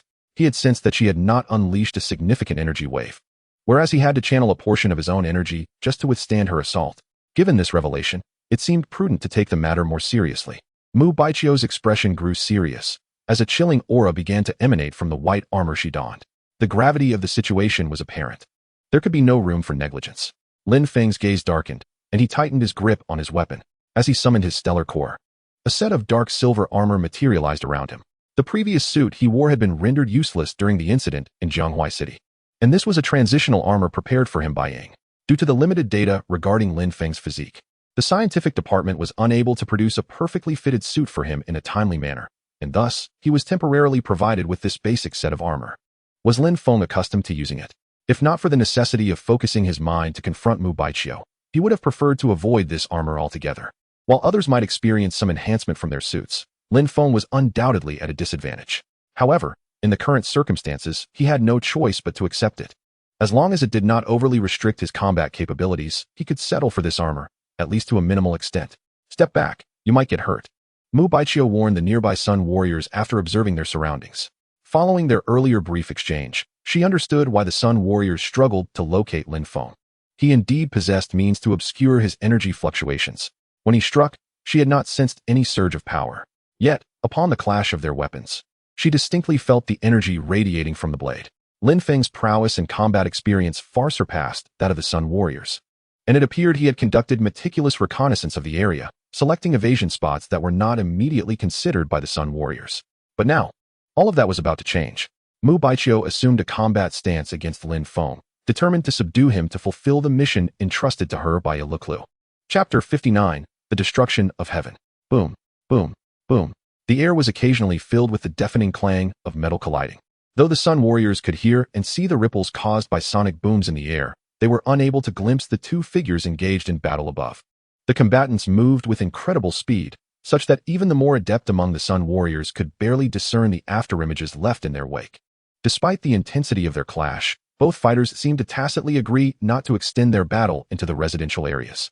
The arena of their conflict gradually shifted toward a more open space, prompting the surrounding warriors to instinctively clear a path for them. Clang. Once again, they collided. Lin Feng's blade engulfed in violet flames. Yet, when it met Mu Baiqiu's spear, which emanated a frigid aura, he found himself at a disadvantage. Damn it. This seems quite troublesome, Lin Feng thought, observing the dwindling violet flames with a slight furrow of his brow. The approach appears to be one of gradual demise. Lin Feng, engaged in a relentless duel with Mu Baiqiu, simultaneously defends against her onslaught while contemplating his strategies. Observing Mu Baiqiu's composed demeanor, Lin Feng realizes she has yet to unleash her full potential. This skirmish holds little significance for her. He recognizes his inadequacy, sensing that he still falls short. A slight furrow creases his brow as he ponders his hesitation. Mu Baiqiu, witnessing Lin Feng's passive defense, is puzzled by his intentions. A lone assassin capable of infiltrating the dawn should possess prowess surpassing this apparent mediocrity. Yet, Lin Feng's exhibited power seems merely that of an enhanced superlative, failing to evoke any surprise from her. With a surge of strength, Lin Feng deflects Mu Baiqiu's spear and leaps backward, attempting to create distance.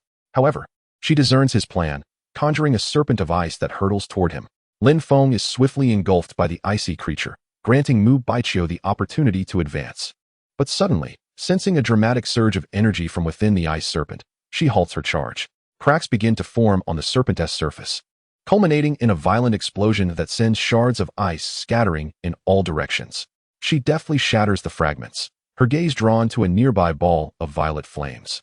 Lin Feng's voice emerges from the inferno as the flames gradually dissipate, revealing him anew before Mu Baiqiu.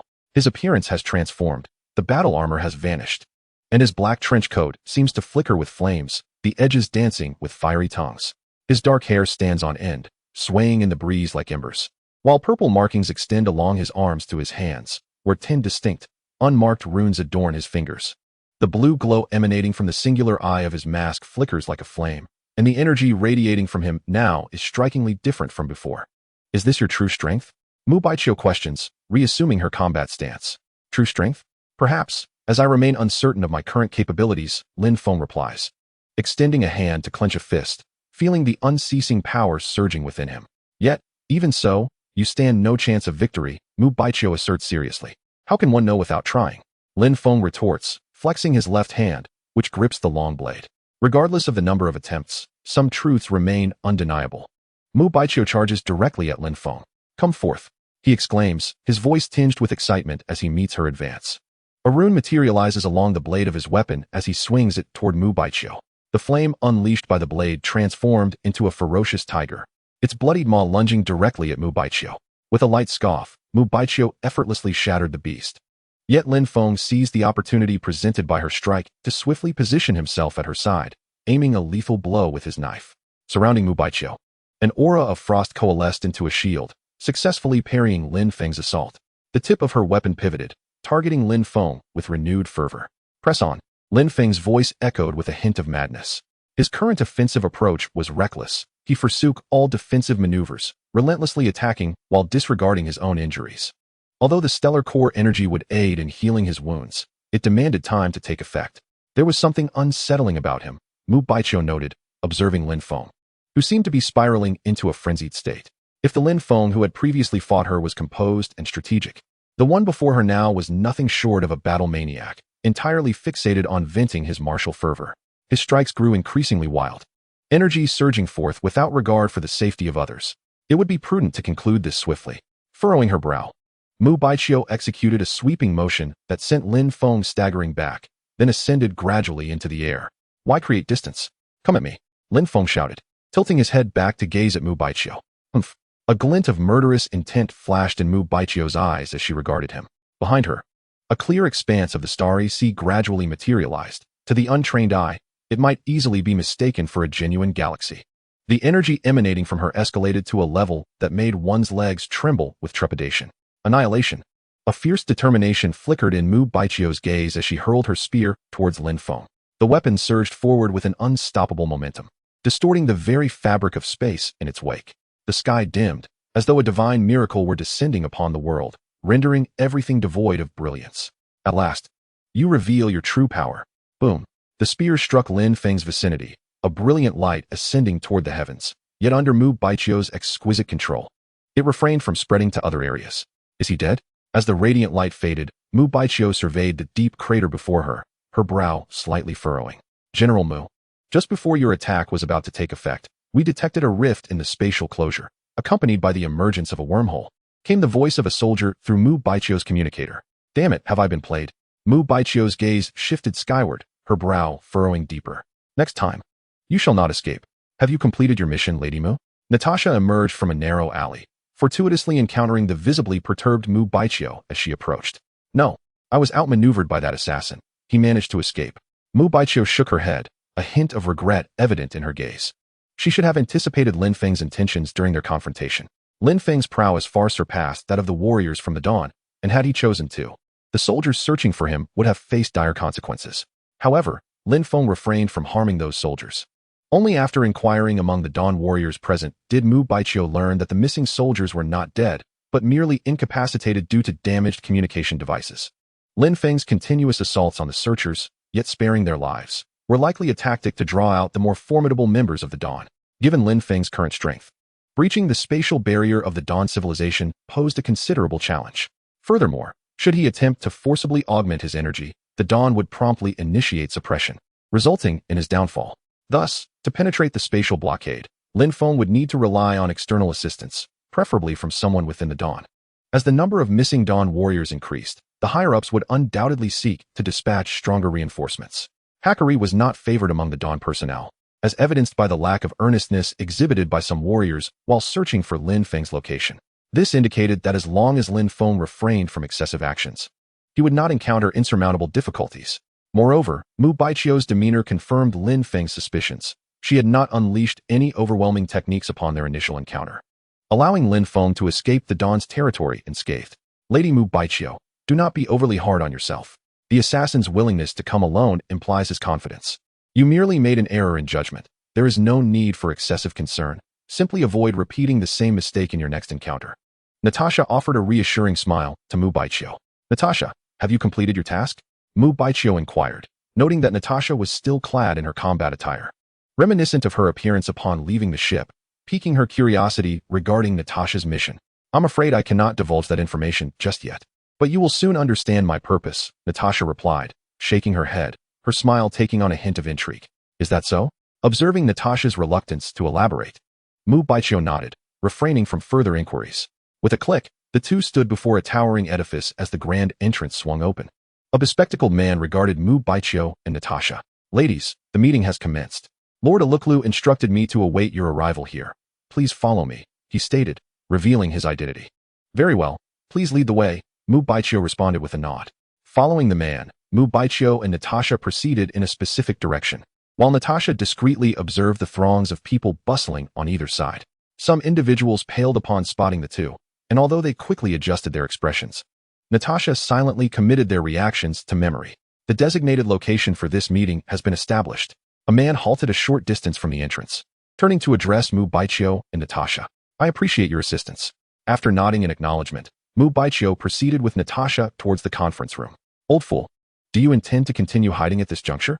How many unscrupulous deeds have you committed in secret to aid Hackley in your quest for promotion? What nonsense are you spouting? How could I ever engage in such actions? Am I truly that heartless? Even now, you dare to defend yourself? How shameless can you be? You accuse me of dissembling? Then you must furnish evidence to support your claims. As Mu Baichio and Natasha entered the conference room, they were met with a gathering of eloquent politicians at the round table, each flushing with indignation as they exchanged heated remarks about each other's parents. It was difficult to fathom that, following Hackley's demise, the previously harmonious political landscape had split into two factions in an instant. Many who had celebrated their collaboration just yesterday now faced one another with hostility. Silence, commanded Alukro, who had remained silent in her chair until Mu Baichio and Natasha arrived. Her voice, though soft compared to the clamor of the politicians, commanded attention. As she spoke, the room fell into a profound hush, all eyes turning to her. Now that everyone is present, we may commence the meeting, Alukro announced. Straightening in her chair and surveying the assembly with an air of imperial authority that enveloped them all in an invisible pressure. I trust that you are all aware of the purpose of today's gathering, she continued, glancing around at the politicians. Firstly, I must express my sorrow regarding the assassination of Lord Hackley. Despite the considerable criticism directed at him, it cannot be denied that his achievements were commendable. However, since his untimely demise, I have encountered various rumors concerning him, and I wonder if any of you could elucidate this matter? Ilukro's tone remained calm and inscrutable, concealing any hint of emotion. The astute individuals present were acutely aware of her underlying implications. Lady Ilukro, I implore you to investigate the source of these rumors thoroughly. I believe that the originator of these slanders must have been instructed by certain individuals, aiming to tarnish our reputations and jeopardize our futures. A man on Ilukro's left rose, casting pointed glances at those seated opposite him, seemingly insinuating a specific target. Lady Ilukro, the mere existence of these rumors implies that some individuals are indeed engaged in questionable conduct. I believe that since rumors are circulating, we might as well investigate. Perhaps we shall uncover unexpected revelations. A middle-aged man seated to the right of Ilukro rose, speaking with resolute vigor. In an instant, the previously tense atmosphere erupted into chaos, as a group of individuals began to hurl accusations across the table. What a hypocritical bunch they are.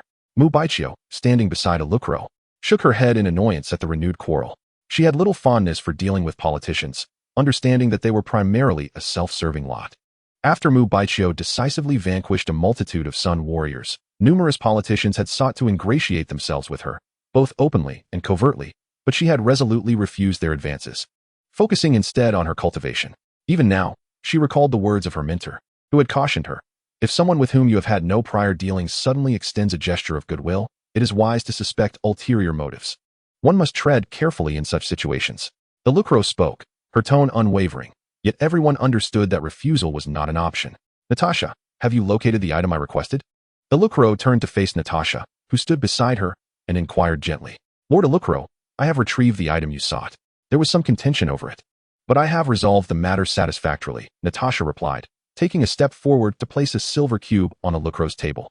Upon seeing the cube before Ilukro, the politicians in the conference room turned pale, their gazes shifting to Natasha, whose smile now appeared ominously dangerous to them. They felt a chill run down their spines. This seemingly courteous woman was perceived as a formidable threat. The cube was an object they had secretly enlisted a considerable number of warriors to guard, and its appearance here implied that the warriors they had invested heavily in had been compromised. Is there anything further you wish to discuss? Ilukro mused, playing with the cube in her hands, her gaze scanning the assembly with a hint of amusement. Those under her scrutiny averted their eyes, lacking the courage to meet her gaze. If your actions were merely minor transgressions, I would have preferred to overlook them, as you ought to know your limits. Yet, I did not anticipate that you would extend your ambitions so far, collectively obstructing my access to the truth. What is this? Do you each aspire to take turns occupying this position? Ilukro's tone grew increasingly frigid. She pointed a finger at the wooden table, which instantly shattered before the eyes of the stunned politicians. The oppressive atmosphere surrounding Ilukro rendered the politicians breathless, yet trembling and powerless, they remained unable to act. Given your past significant contributions to the Dawn, we shall refrain from placing you on the judgment stand this time. Upon hearing Ilusula's words, the crowd collectively exhaled in relief. Before they could fully regain their composure, Ilusula's voice resonated once more. The temporary nature of Ilusula's declaration remained ambiguous to all. It could span a decade, a century, or perhaps be eternal. However, at this moment, they had no opportunity to refuse. The evidence in Ilusula's possession was sufficient to tarnish their names and those of their descendants for eternity. As long as they drew breath, there remained a chance for redemption, though the duration of this wait was uncertain. Finally, the meeting concluded. Within the confines of the conference room, only Elusula and the two others remained. Once the politicians departed, the typically composed Elusula leaned wearily against the chair. Lord Elusula performed remarkably, Natasha praised. Oh, it was nothing special. I merely emulated the tone and demeanor of the gentleman during his negotiations. I never anticipated it would prove so effective, Elusula replied, somewhat bashfully toying with the strands of hair cascading by her ear. Of course, Mubaichio interjected, it is only natural. Elusula nodded, her confidence rising as she lifted her chin. The gentleman has imparted so many lessons to me. I must not disappoint his expectations. Moreover, I firmly believe I will surpass my father's achievements. Then you must strive diligently henceforth. Should you find yourself overwhelmed, do not hesitate to inform me. I can assist in alleviating some of your burdens, Natasha offered with a smile. Ah, Natasha, you are the best, Elusula exclaimed, burying her head in Natasha's generous embrace. Chapter 61, Mission Accomplished. Ding. In a fragment of the asteroid belt within the cosmos, spatial fluctuations arose, and a figure emerged from within.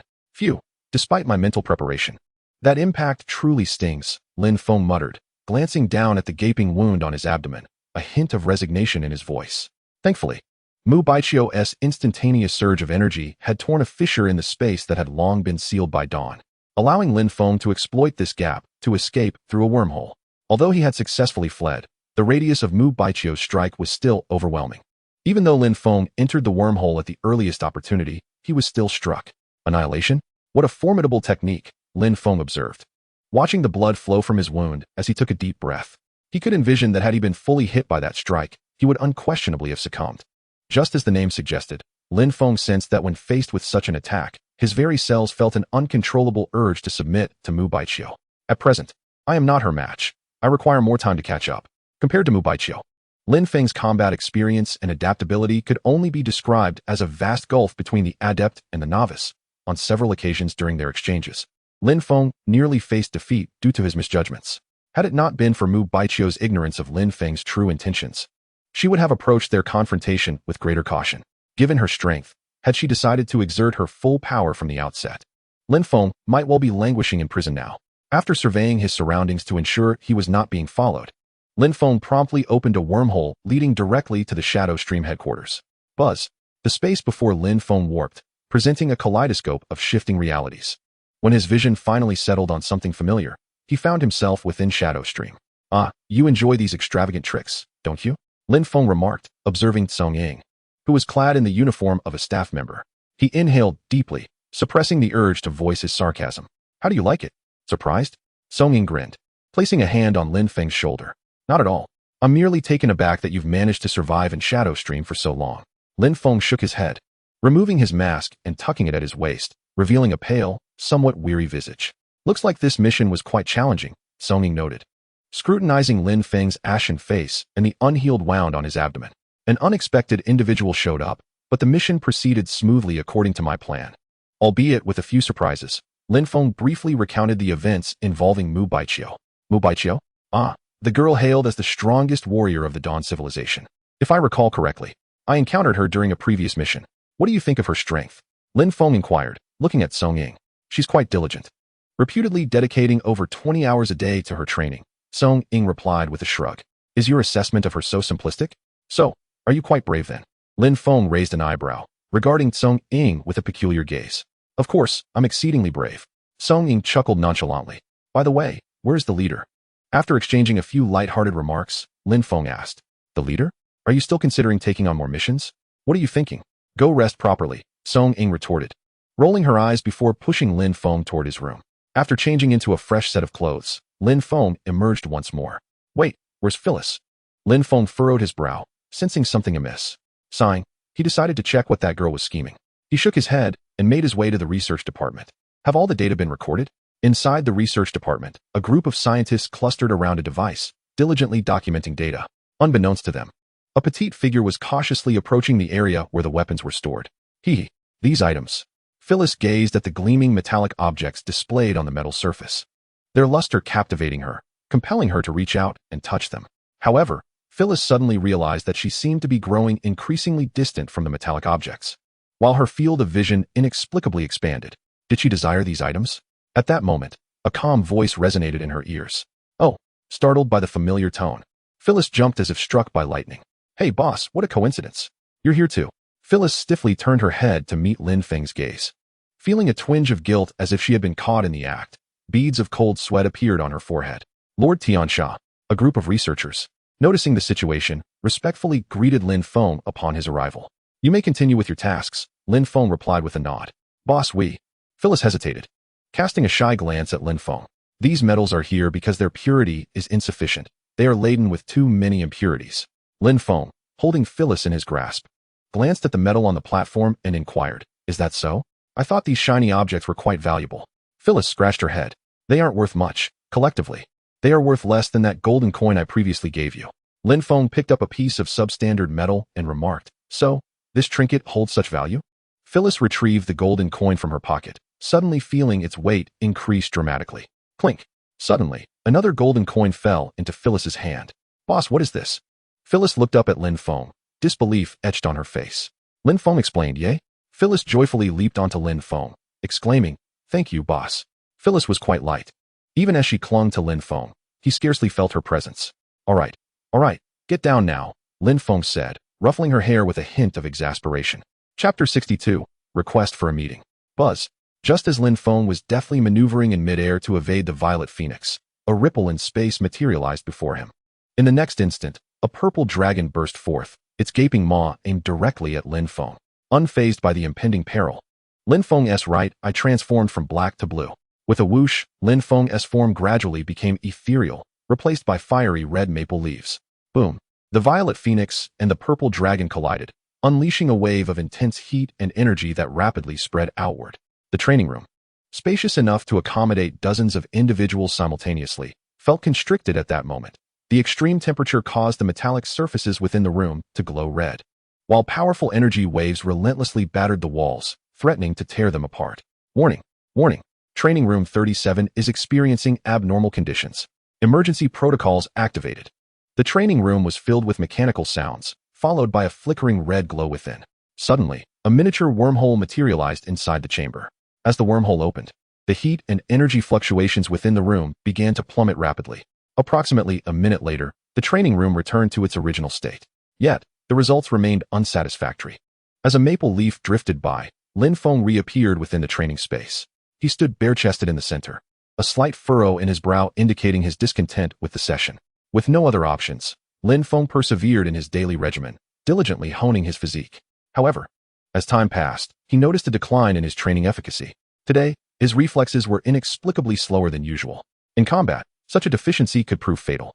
Lin Feng would not allow himself to fall prey to such elementary errors. Let us try again.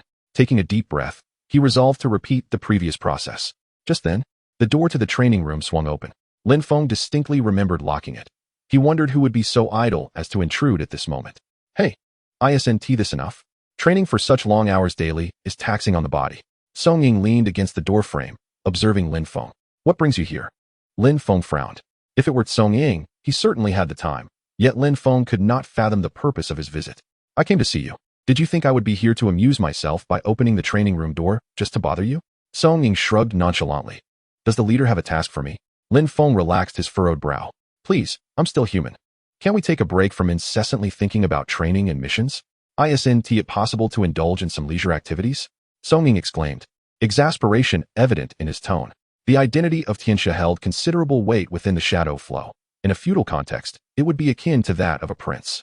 Yet, Lin Feng merely occupied a training ground under this title, a fact that, if revealed, could lead others to believe that Shadow Flow was treating Tiansha with favoritism. Leisure activities? I don't require any at the moment. Lin Feng shook his head dismissively. Leisure? Don't be absurd. When would I find the time to relax? After his encounter with Mu Baiqiu, Lin Feng had become acutely aware of his shortcomings. He needed to seize every moment to elevate his strength. Who could predict which planet he would be dispatched to next? What if he encountered someone even more formidable than Mu Baiqiu while on a mission to eliminate a target within an ancient civilization? Lady Luck would not always favor Lin Feng. To survive, he had to dedicate every available moment to his training. While you instruct others, you often remind them that haste makes waste. Yet, why do you forget this principle when it comes to your own cultivation? Kan Jing gazed at Lin Feng, letting out a soft sigh. Well then, what brings you to me? Lin Feng, having redressed himself, inquired. Kanjing began, Xuanji. Upon hearing this code name, Lin Feng momentarily paused, then suddenly recalled that this individual seemed to be someone who seldom lingered within the shadow stream. Previously, he had inquired about others, and according to the shadow's accounts, Xuanji, due to formidable strength, was perpetually engaged in arduous missions. Kanjing shrugged and recounted Xuanji's words to Lin Feng. Upon hearing this, Lin Feng felt an inexplicable sense of familiarity. During his time in the hunting grounds, Kales would often concoct bizarre reasons to celebrate him, whether it was for completing his first mission, for executing his tasks without incident, or for overcoming adversaries with ease. Time and again, Lin Feng found himself baffled by Kales's peculiar celebratory motives, perhaps relishing the astonished expression that would grace Lin Feng's face or his flustered demeanor. In any case, despite never having met Xuanji, an unsettling feeling arose within Lin Feng, an intuition that he might be a formidable opponent. Understood. I shall cleanse myself and then go to meet her, Lin Feng remarked with a sigh, nodding in agreement. Though an ominous premonition loomed over him, he acknowledged that it would be discourteous to avoid meeting a senior. Chapter 63. Xuanji. Upon returning to his lodgings, Lin Feng quickly washed himself and donned a set of gray attire. As he opened the door, he was greeted by Kane, who stood waiting outside. Boss, did you call for me? Kane asked, having been on his way to a mission before Lin Feng's sudden summons. Where's Phyllis? Lin Feng inquired, glancing beyond Kane. Boss, I'm here. Phyllis emerged from behind Kane, grinning and waving at Lin Feng. Let us go. I'll introduce you to someone, Lin Feng said, affectionately ruffling Phyllis's hair before addressing the two of them. Who are we meeting, boss? Phyllis asked, his curiosity piqued as he allowed Lin Feng to tousle his hair. You might not know her, Phyllis, but Kane should, Lin Feng replied. Huh, Kane, do you know who it is? Phyllis turned to Kane. I'm not certain. I've just arrived. Kane shook his head, indicating his lack of knowledge. Xuanji, Kane, you must know who that is, right? Lin Feng inquired, his tone matter of fact. Xuanji. Wait a moment, boss. Who are you referring to? Kane's expression faltered, showing surprise as he looked at Lin Feng. Xuanji. Lin Feng nodded and spoke once more. Boss. It must be the mysterious figure I am thinking of, right?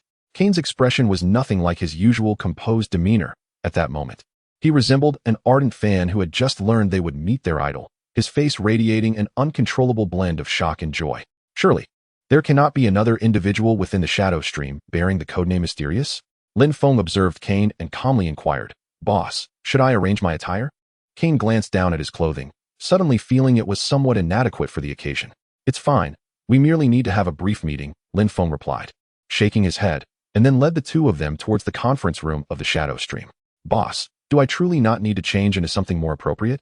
Kane nervously smoothed out the creases in his attire and asked with uncertainty. Brother Kane, this is already the fourth time you've asked, Phyllis remarked, observing Kane's anxious demeanor with a hint of exasperation. Phyllis herself was puzzled as to why Kane was so on edge. Just relax. It's not as if we're heading to a deadly banquet, Lin Feng said, turning to Kane with a look of mild disbelief. Kanjiying, where's the person you were supposed to bring? Why has it been 5 minutes, and they have yet to arrive? Can it truly affect one's nerves? Lin Feng's expression remained unchanged as he suppressed the ripples of unease within. Is this specifically aimed at me? Noticing that Phyllis and Kane were unaffected, Lin Feng's brow furrowed slightly. Kane was an adept. Theoretically, anything Lin Feng could hear, Kane should also be able to perceive. Phyllis, after being examined by the researchers of the shadow stream, had confirmed the presence of the super genes required to become an adept within her, although they had yet to be activated. The fact that the two adepts beside Lin Feng had not heard anything indicated that this was indeed solely directed at him. This intimidation came swiftly, Lin Feng thought, taking a deep breath to steady himself. According to what Kanjing had mentioned during their casual conversation, there were two others within the shadow stream holding positions equivalent to his own, one being Di Mao and the other, the mysterious figure. Lin Feng had encountered Di Mao once before, but at that time, Di Mao was preoccupied with matters, and Lin Feng had refrained from engaging him in lengthy conversation. Thus, the only one capable of instilling such intimidation could only be the mysterious figure whom he had never met. Knock, knock, knock. Lin Feng rapped on the door of the conference room. The person you wish to meet has arrived. This should prove that I am not deceiving you. Lin Feng heard a languid male voice, presumably belonging to Kanjing. The door is not locked. You may come in directly. The magnetic voice of a woman echoed once more within the room, yet this time, Lin Feng felt no discomfort. Pardon the intrusion. As the door swung open, Lin Feng stepped inside. Oh, is this the little Tianxia? Come here, let me embrace you. Seated at the far end of the conference room, the woman's eyes lit up upon spotting Lin Feng, who was at the forefront. She promptly rose and strode towards him. Prior to their encounter, Lin Feng had presumed that Xianji was a sharp-tongued woman. However, under the soft illumination, her facial features appeared remarkably gentle, complemented by a pair of sparkling eyes that exuded warmth and charm. Yet, her statuesque figure seemed to contrast with her delicate face, prompting a sigh at the favoritism of the divine.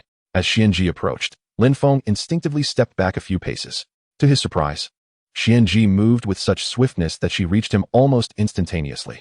He was enveloped in a fragrant embrace, and suddenly, the world before him darkened as he felt something soft against his face. Xianji held Lin Feng in her arms, her eyes reflecting an apologetic glint as she spoke. "No, please, release me. I am feeling somewhat suffocated." Lin Feng's voice emerged muffled as he struggled to extricate himself from her embrace.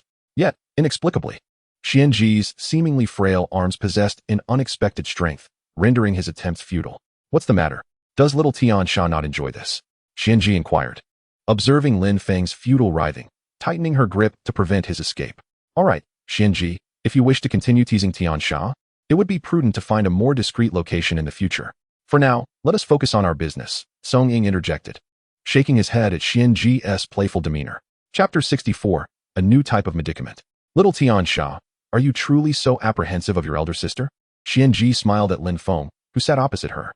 "Ahem, let us discuss something of substance." Lin Feng coughed twice, redirecting the conversation. "Oh dear. It seems little Tiansha harbors some misunderstandings about me. It appears we must find a time to converse properly," Xianji remarked with a light laugh, her gaze shifting from Lin Feng to his companions, Cain and Phyllis, seated beside him. "I presume you two are the aides to little Tiansha?" Xianji smiled at them.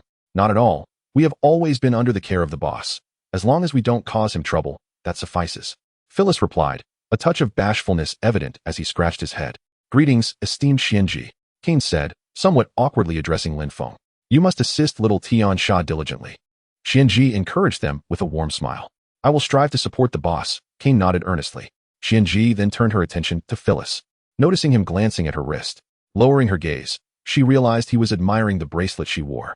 With a slight smile, she removed the bracelet and asked, "Would you like this?" as she waved the necklace before Phyllis's eyes. "Accept this as a token of our first meeting," said Xuanji, a faint smile gracing her lips as she extended the necklace toward Phyllis. Phyllis's eyes fixated on the necklace, seemingly yearning for it. Yet she hesitated to acknowledge it in Lin Feng's presence. "Please, take it," Lin Feng urged, observing the reluctance etched on Phyllis's face. He could easily discern her thoughts, which were almost transparently displayed upon her features.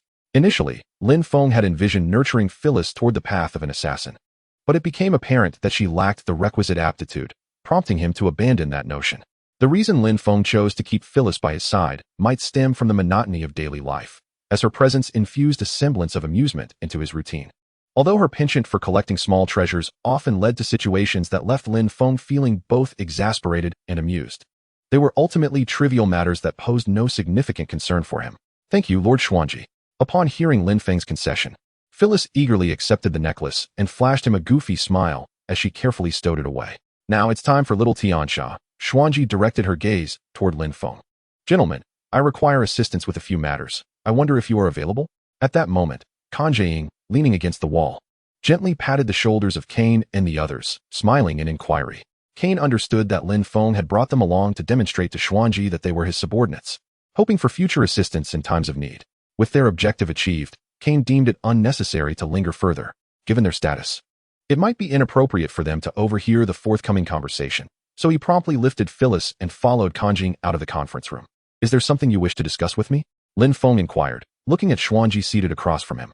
"This is a Type 4 inhibitor. Compared to the Type 3 inhibitor you previously utilized, its efficacy is notably superior, and most importantly, its duration has been significantly extended," Xuanji explained, observing Lin Feng as he focused intently on the vial before him. "Are you aware of my circumstances?"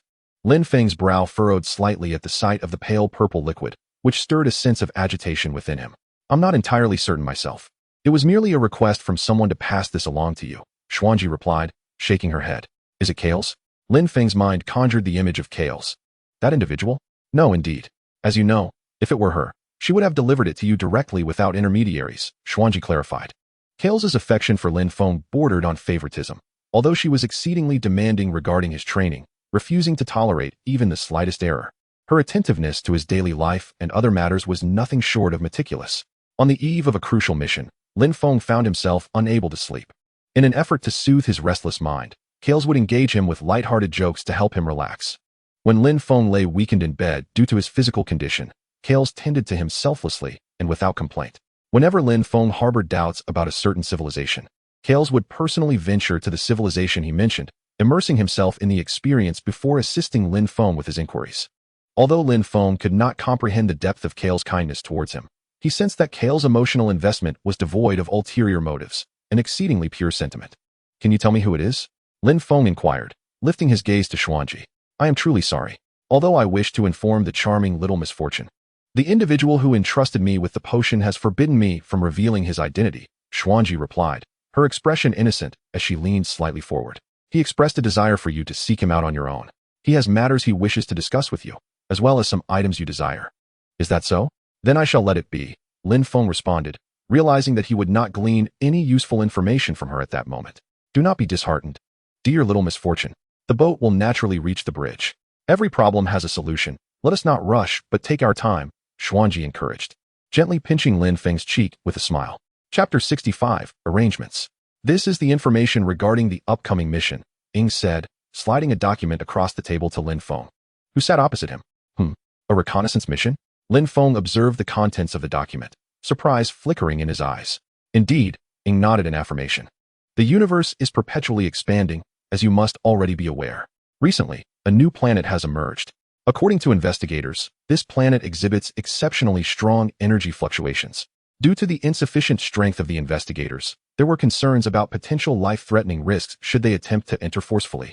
Thus, the planet has been sealed off from public knowledge. So, we are to investigate the situation on this planet?" Lin Feng asked, setting the document down and looking up at Ying. "Precisely. Your task is to thoroughly investigate the circumstances surrounding this planet. Should you uncover any extraordinary intelligence, be sure to document it. Also, remember to eliminate any traces of your presence before you depart, so as not to alert future explorers," Ying instructed Lin Feng. "Understood. I shall prepare at once," Lin Feng acknowledged with a nod, rising to make his way towards the door. Sighing softly, Ying watched Lin Feng's departing figure with a hint of concern. Suddenly, a virtual projection of Kales appeared beside Ying. After surveying the surroundings, Kales turned his attention to Ying. "How did it go? Did you send him off?" "Rest assured, I have arranged for him to go to that location," Ying replied. "Ah, that is good to hear," Kales said, visibly relieved to know that Ying had successfully orchestrated the plans. "Since you were so concerned about him, why not clarify everything directly with him? Wouldn't it be more convenient to arrange certain matters that way?" Ying inquired with a hint of curiosity as he observed Kales. "That simply won't do," Kales replied with a faint smile, slowly shaking his head. "How so?" Ying leaned back in his chair. "He has matured to a level that allows me to trust him fully. Excessive interference would be detrimental to his growth. Moreover, even if I were to divulge everything to him, he would likely be displeased. Additionally, revealing all the details now would disrupt his original plans. It is far better to allow him to explore on his own. This way, his steps will remain steady, and he can devise his own reasonable arrangements and plans." Kales spoke slowly, gazing at the spot where Lin Feng had departed. "You truly care about her, don't you?" Ying remarked, shaking his head as he observed Kales's projection. "Someone has gone so far as to disregard a promise made to a senior just to wait for another person." Kales chuckled softly, looking at Ying with amusement. "Are you going to undertake a mission again, boss?" Phyllis stood beside Lin Feng, watching as he organized his belongings, offering him his mask. Lin Feng nodded, accepting the mask from Phyllis, but as he lowered his head, he noticed Phyllis's hesitant expression. "What's wrong? Are you bored here?" Lin Feng asked, eyeing Phyllis. Phyllis looked up at Lin Feng, shaking his head before nodding. Although the space of Yinglu is vast, there are many areas that Phyllis cannot enter. Coupled with his childlike curiosity towards new experiences, it is not difficult to surmise his desire to explore other planets. "Well then, once I complete this task, I shall take you to visit other planets," Lin Feng said thoughtfully, placing a hand on Phyllis's head. "Really?" A spark of excitement flickered in Phyllis's eyes. But he then lowered his head slightly, as if pondering. "Boss, wouldn't that be a bit inconvenient? I feel like I am troubling you too much," Phyllis said with a hint of bashfulness. Lin Feng is exceptionally kind, and Phyllis is well aware of this. Having spent so long in Yinglu, Phyllis has made some mistakes due to his curiosity. However, Lin Feng never blamed him for those errors. Each time Phyllis faltered, Lin Feng apologized to the staff and explained the situation to him, ensuring he would not repeat the mistake. "When you insisted on following me back then, did you not consider this aspect?" Lin Feng smiled, observing Phyllis. "Back then, I was just caught up in the moment. Who would have thought you would actually agree?" Phyllis's expression turned sheepish upon hearing Lin Feng bring up the matter again. All right, do not overthink it. In any case, you will trouble me plenty in the future. So this is but a small matter. Lin Feng meticulously arranged the disheveled strands of Phyllis's hair, then gently tapped her forehead before making his way towards the wormhole transporter. Thank you, boss. Phyllis waved at Lin Feng's retreating figure. Having spent a considerable amount of time in the shadow stream, Phyllis often sought out intriguing curiosities, which led her to explore nearly every accessible corner of the shadow stream. While attempting to sneak into certain areas, she overheard other members of the shadow stream expressing their opinions about Lin Feng. They seemed to believe that his ascension to the position of Celestial was merely a stroke of luck, in their view. Had they been present in the shadow stream at that time, Lin Feng would certainly have been unable to match their prowess, and thus would never have become the Celestial. Occasionally, while strolling through the shadow stream with Lin Feng, Phyllis noticed that other members would keep their distance from him, their eyes brimming with wariness even when they brushed past him, as if anticipating a sudden strike from Lin Feng. However, Phyllis observed that the hostility from others did not seem to affect Lin Feng in the slightest. His daily life remained unaltered, continuing as it always had. Chapter 66. The New Star Domain. Star Domain 423. This was the latest area discovered by the Shadow Stream's reconnaissance team, featuring a solitary, earthy gray planet amidst the void. This must be the planet we are meant to investigate, Lin Feng mused, suspended in the cosmos as he scrutinized the planet and its coordinates. Confirming he had not erred, he propelled himself toward the celestial body. A flicker of murderous intent flashed in Lin Feng's eyes as his star core began to operate, enveloping him in its energy. Yet, even in this protective cocoon, he felt a prickling sensation against his skin. It seems there is something formidable here. As Lin Feng drew nearer to the planet, he sensed the energy concentration rising sharply. If previously he had felt akin to a trickling stream, he now perceived himself submerged in a vast lake. Outsider, you are not welcome here. Just as Lin Feng approached the planet, a faint crimson apparition suddenly materialized before him, obstructing his path. Oh, Lin Feng halted, scrutinizing the ethereal figure. This is the resting place of the departed. I kindly ask that you do not disturb their slumber. The specter did not vocalize this message. Yet Lin Feng distinctly heard the words echo in his mind. And what if I insist on entering? Lin Feng inquired. Then I shall be compelled to act in order to alter your intentions. The apparition's voice resonated once more in Lin Feng's consciousness, this time accompanied by a palpable surge of energy around it. Let us see if you possess the capability to sway my resolve, Lin Feng retorted. Lin Feng unsheathed the long blade at his waist. A hum resonated as the phantom slowly raised one hand, revealing a transparent, spherical energy that materialized within its grasp. With a flick of its wrist, the sphere surged towards Lin Feng, its form morphing continuously, distorting the very fabric of space around it.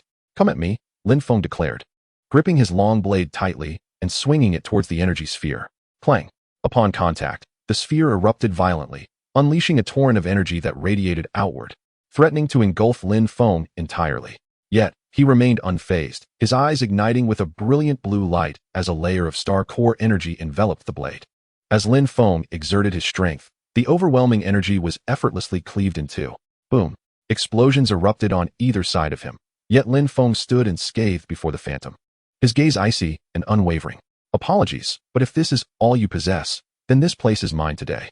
I am curious to discover what lies within, Lin Feng remarked, rolling his neck as he addressed the phantom. It would be a jest to be thwarted by some otherworldly entity. He could only imagine how the shadows would mock him for such a defeat. You are formidable, but even so, I cannot allow you to enter here. This is not a realm for your kind. Your presence would desecrate the sanctity of these spirits. The phantom's voice echoed within Lin Feng's mind, its tone now grave. Then it shall depend on your ability to impede me, Lin Feng retorted, performing a flourish with his blade, readying himself for battle. The phantom's fingers curled, causing the space before it to warp. Lin Feng sensed an oppressive density enveloping him. Raising his hand proved laborious, as dozens of energy spheres coalesced around the phantom. With a beckoning gesture, the spheres launched towards Lin Feng, adhering to him like leeches drawn to blood. As more energy orbs latched onto him, the space around Lin Feng began to exhibit signs of collapse. Were the space to cave in, his body would be torn asunder in an instant. Crack. The surfaces of the energy spheres clinging to Lin Feng began to fracture. This is bad. The phantom, sensing the impending calamity, rushed to intervene. But it was a moment too late. Bang! The spheres burst explosively, shattering the confines of Lin Feng's space like shards of glass. Is this truly your level of power? If this is all you can muster, then I find myself sorely disappointed, Lin Feng remarked, extinguishing the flames flickering on his shoulder and lifting his gaze to the phantom not far away, continuing his taunt. Having already taken action twice, It seems only fitting that the next move belongs to me. Lin Feng tightened his grip on the long blade in his hand and charged directly towards the phantom. If Mu Baiqiu were present, he would undoubtedly be astonished by Lin Feng's speed, which had significantly increased since their previous encounter. As Lin Feng approached, the phantom joined its hands in prayer, and ripples began to form around it, enveloping itself in a white energy shield. Lin Feng's blade struck the energy shield, creating ripples, yet it appeared to inflict no substantial damage. Surely, you do not believe that this feeble barrier can impede my advance? Lin Feng's eyes narrowed slightly. As he summoned the power of the star core within him, violet flames ignited along the blade, intensifying the ripples on the energy shield. Shatter for me. With a continuous infusion of energy, cracks began to appear on the surface of the shield. With a fierce shout, Lin Feng cleaved the energy barrier in two, dispersing the phantom in the process. Such theatrics. Feeling the surrounding energy fluctuations diminish, Lin Feng deftly sheathed his long blade with a flick of his wrist. What exactly lies hidden here? He gazed at the planet before him, his brow furrowing slightly. Chapter 67, Anomaly. The term corpses strewn across the battlefield had only been a phrase Lin Feng had encountered in literature. But witnessing the reality of such a scene today filled him with astonishment. As he traversed the clouds, the sight that greeted him was shocking. The vast plain was littered with countless bodies, the brown earth stained a ghastly shade of purplish red due to their presence. Lin Feng's gaze shifted to a short distance away, where several warships appeared to have made an emergency landing. Each vessel bore the marks of severe assault, rendering it impossible to ascertain their civilization of origin. Is this a battlefield relic? Lin Feng mused as he surveyed the extensive plain, overwhelmed by the sheer number of fallen. It was clear that the battle had been extraordinarily fierce. Leaping from the mountain peak, Lin Feng landed on a patch of open ground. As he inspected the fallen closely, he noted the presence of some creatures he had never seen before among the corpses, regardless of the variety of beings present.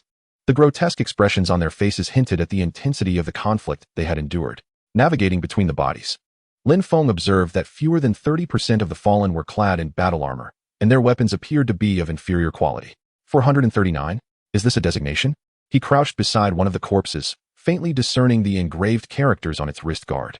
Alpha, initiate a detailed search for images. Lin Feng rose, surveying the multitude of bodies strewn across the landscape, and spoke softly, identity verification complete, serving Lord Tiansha. A mechanical voice resonated in Lin Feng's ear. Alpha, the artificial intelligence of the Shadow Stream, enabled its members to access the extensive database of the organization, seeking necessary information or intelligence. However, due to their insufficient status levels, ordinary members of the Shadow Stream were unable to access certain data. Yet, Lin Feng was uncertain whether it was due to his elevated status or Shadow's default permissions, for he could nearly access all information within the Shadow Stream's database. I apologize, Lord Tiansha, but I was unable to locate the intelligence you require. Alpha's voice echoed once again after a brief pause. Nothing at all. Lin Feng felt no surprise upon hearing Alpha's report of failure. Although the intelligence and data within the Shadow Stream's database left other civilizations' intelligence organizations in awe, if relevant information were present, it was likely that Lin Feng would not be the one to discover it. Alpha, please document this. I have encountered warriors in attire from an unknown civilization, and I have also observed the positions of several warships, currently en route to gather further intelligence. Lin Feng instructed Alpha. Understood. I have recorded the information for you. Alpha replied after a mere 2 seconds. Alpha served not only as an auxiliary tool for Shadow Stream members, but also as a means for Shadow to monitor their task performance. While Lin Feng was uncertain if Shadow was indeed scrutinizing his situation, he deemed it prudent to update his work tasks in real time. After all, he was working under someone else's auspices and should appear somewhat diligent. As he proceeded toward the warships, Lin Feng continuously examined the corpses strewn across the ground. Due to the passage of time, many had decayed into skeletons. However, the positions of the bones suggested a desperate yearning to rise and continue the fight. What kind of large-scale battle transpired here? Lin Feng pondered, taking a deep breath. Although Lin Feng had experienced numerous battles and had witnessed the demise of many, most of his encounters were one-on-one, with the most severe being a single individual pitted against 7 in a rotational struggle. Now, though his strength was formidable, he had never partaken in a conflict of such magnitude between civilizations. Alpha, are there records of large-scale wars between civilizations? Lin Feng inquired. Indeed, Lord Tiansha. In the year 323 of the era, a war lasting 5 years erupted between the Apocalypse civilization and the Dawn civilization. In 758 of the era, the Tarnan civilization clashed with the Simra civilization, resulting in the annihilation of an entire star region. Alpha recounted the documented intelligence from the database. Lin Feng silently absorbed the events narrated by Alpha while correlating those civilizations with the scene before him. He had gleaned some knowledge about advanced civilizations from Kales and possessed a certain understanding of their histories. However, the events of these civilizations seem to be unrelated to this place. Even those civilizations that bear some connection do not align with the venue and spatial coordinates. Alpha, are there any civilizations that have been obliterated but are not recorded in the universe? Lin Feng suddenly inquired, pondering a particular notion. If the current scene is not the result of present-day civilizations, then only this somewhat absurd possibility remains. Although the demise of an advanced civilization would certainly warrant documentation, there exists a possibility of a civilization being silently extinguished if it possesses technology that threatens others. I am sorry, but my database contains no records of such events. Is that so? Lin Feng nodded silently, uncertain if he had discerned something amiss. Kill. At that moment, a hoarse voice echoed in Lin Feng's ear, reminiscent of a sound emerging from a dilapidated bellows, evoking a sense of physical discomfort. Turning his head, Lin Feng beheld a half-decayed corpse slowly rising from a nearby heap of bodies.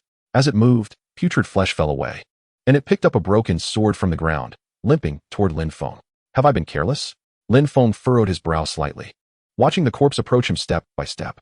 He distinctly remembered that he had not detected any energy fluctuations while passing through that area. Yet now, he sensed a faint energy emanating from the corpse, albeit exceedingly weak, but undeniably present. Kill. The corpse continued its slow advance toward Lin Feng. Chapter 68, Warship. Kill. Such an attack posed no greater threat to Lin Feng than the playful antics of children. He could identify 5 or 6 flaws in the opponent's moves at the moment of their strike. However, this time, Lin Feng did not respond as he had in the past by swiftly executing a counterattack. Instead, he surprisingly chose to evade the corpse's assaults, harboring no intention to strike back. A shadow flitted across Lin Feng's gaze. He was perplexed by his own conflicting emotions. He noticed that when he contemplated drawing his weapon against the corpse, a sense of resistance arose within him, as if both his body and mind were opposed to engaging in conflict. What in the world is this situation? Lin Feng sidestepped the corpse's downward slash and leaped backward to create distance. He had already confirmed that there were no memories associated with this region in his recollections. Yet, he could not comprehend the origin of this inexplicable emotion. Nevertheless, it was evident that he had been hindered in his progress by this corpse. A flicker of blue light flashed in Lin Feng's eyes as he immobilized the approaching corpse in place. He was uncertain if his actions were correct, but he understood that continuing to engage with it would undoubtedly be a waste of time. Rather than this, it would be more prudent to explore these warships and see if any useful clues can be discovered. Lin Feng flew towards the several warships that had fallen to the ground, and, after observing for a moment, he dashed directly towards the largest vessel. Bang! Standing at the entrance of the warship, Lin Feng attempted various methods to open the door, but to no avail. In a moment of exasperation, he resorted to force, smashing the door to create a gap wide enough for a single person to pass through. Is this the state of the warship's interior? Upon entering, Lin Feng surveyed his surroundings. Although many areas were covered in moss due to prolonged absence of light, one could still envision the advanced technological essence of a brand new warship with careful observation. The command center of the warship, designed for immediate battlefield assessment, suggested that the optimal strategy for attacking a warship would be to concentrate fire on its frontal section. However, the defensive systems at the bow are typically quite robust, rendering such an assault a formidable challenge. This insight had been imparted to Lin Feng by Tsong Ying during a discussion about facing an army single-handedly. Now, Lin Feng followed Tsong Ying's advice, advancing steadily down a corridor. Despite the dim lighting obscuring his path, directional signs along the metallic walls facilitated his navigation. As he passed an open room, a glimmer caught his eye. Upon entering, he discovered a silver necklace tucked away in the corner, adorned with a pink gemstone at its lower end. What is this? Lin Feng picked up the necklace, perplexed. Alpha, analyze the material of this necklace, he commanded. Master Tian Sha, the necklace is composed of ordinary titanium alloy, while the pink gemstone is a high-purity pink sapphire, Alpha reported. Is that so? Lin Feng's curiosity deepened. Judging by the state of this warship, it had likely been docked for a millennium, yet this ordinary necklace had endured through the ages. Were it not for Alpha's high credibility, Lin Feng would have begun to suspect he was being deceived. After securing the necklace, Lin Feng stood and surveyed the room. The layout suggested it was a dormitory for rest. On the wall hung a group photo, its faces blurred by time. Yet it was evident that several young women were present. The number matched the beds, indicating it was indeed a collective memory of this dormitory. Confirming there was nothing of particular interest, Lin Feng turned to exit the dormitory and continued towards the command center. As he made his way there, He passed numerous other dormitories, taking a moment to glance at the photographs hanging above the beds. He noted that most of the group photos featured girls, with only a few dormitories showcasing pictures of boys. Ah, it seems this fellow was indeed correct, Lin Feng murmured, shaking his head. You must have traversed numerous advanced civilizations, haven't you? Have you noticed that on planets with higher levels of civilization, the ratio of males tends to diminish? This phenomenon is inevitable. A higher level of civilization signifies a longer developmental timeline. Throughout the course of civilization's evolution, the casualties among males, compounded by a reduction in chromosomes, have led to a gradual decline in their numbers. After a night of revelry, Kan Jing, with an arm draped around Lin Feng's neck, mused aloud. Indeed, Lin Feng has visited many civilizations, each exhibiting unique gender ratios. Yet, as the level of civilization escalates, the proportion of males consistently decreases. In more advanced societies, a majority of positions are occupied by women, although certain critical roles still necessitate male presence. After all, some decisions cannot be resolved through emotion alone. A misjudgment could yield dire consequences. Hence, an individual of unwavering rationality is required to shoulder such responsibilities. Generally, males are regarded as more rational than females. Thus, the burden invariably falls upon them. Chapter 69, Video. As Lin Feng placed his hand upon the final grand door, the iron surface quivered slightly, shaking off rust. The door then began to shift slowly apart, emitting a sound as grating as nails on a chalkboard. Upon its opening, Lin Feng stepped into the expansive command chamber. Flanking the chamber were various instruments, seemingly designed to assist the warship's commander in steering the vessel. Lin Feng ascended to the central viewing platform, from where he could survey the entire command center. This must be the command position. The view is indeed splendid. Leaning against the railing encircling the platform, Lin Feng noticed an instrument beside him, positioned at a height that allowed him to effortlessly rest his hand upon it. How fortuitous. After contemplating for a moment, Lin Feng placed his palm atop the device. To his astonishment, the imprint of his hand fit perfectly upon its surface. As he contemplated withdrawing his hand, a shimmer of blue light emanated from the device. The entire warship trembled, and just as Lin Feng heightened his focus in preparation for combat, the lights above flickered briefly before illuminating with a dim glow. Is this contraption truly so easily unlocked? Lin Feng furrowed his brow at the overhead illumination. Although the command chamber had been activated, most instruments within had long since become inoperative due to age. After surveying his surroundings, it appeared that only the instrument within reach remained functional, prompting Lin Feng to concentrate on it once more. It seemed that in placing his hand upon the device again, he inadvertently initiated some program. Not far in front of Lin Feng, a virtual projection materialized. From the content displayed, it appeared to be a pre-recorded video. After much contemplation, Lin Feng ultimately decided to commence playback. Had the recording begun? A few seconds into the video, Lin Feng was greeted by a cacophony of sounds, suggesting a sizable gathering of people. The camera angle then shifted, revealing over 100 individuals donned in identical silver battle armor. Among this assembly, females constituted the vast majority, and upon closer inspection, Lin Feng discerned only 2 or 3 males. Captain, can you hear me? A long-haired girl at the forefront of the crowd waved towards the camera. Fool, we're recording a video, not directly contacting the captain. A short-haired girl beside her scolded, tapping the long-haired girl on the head. My apologies, my apologies.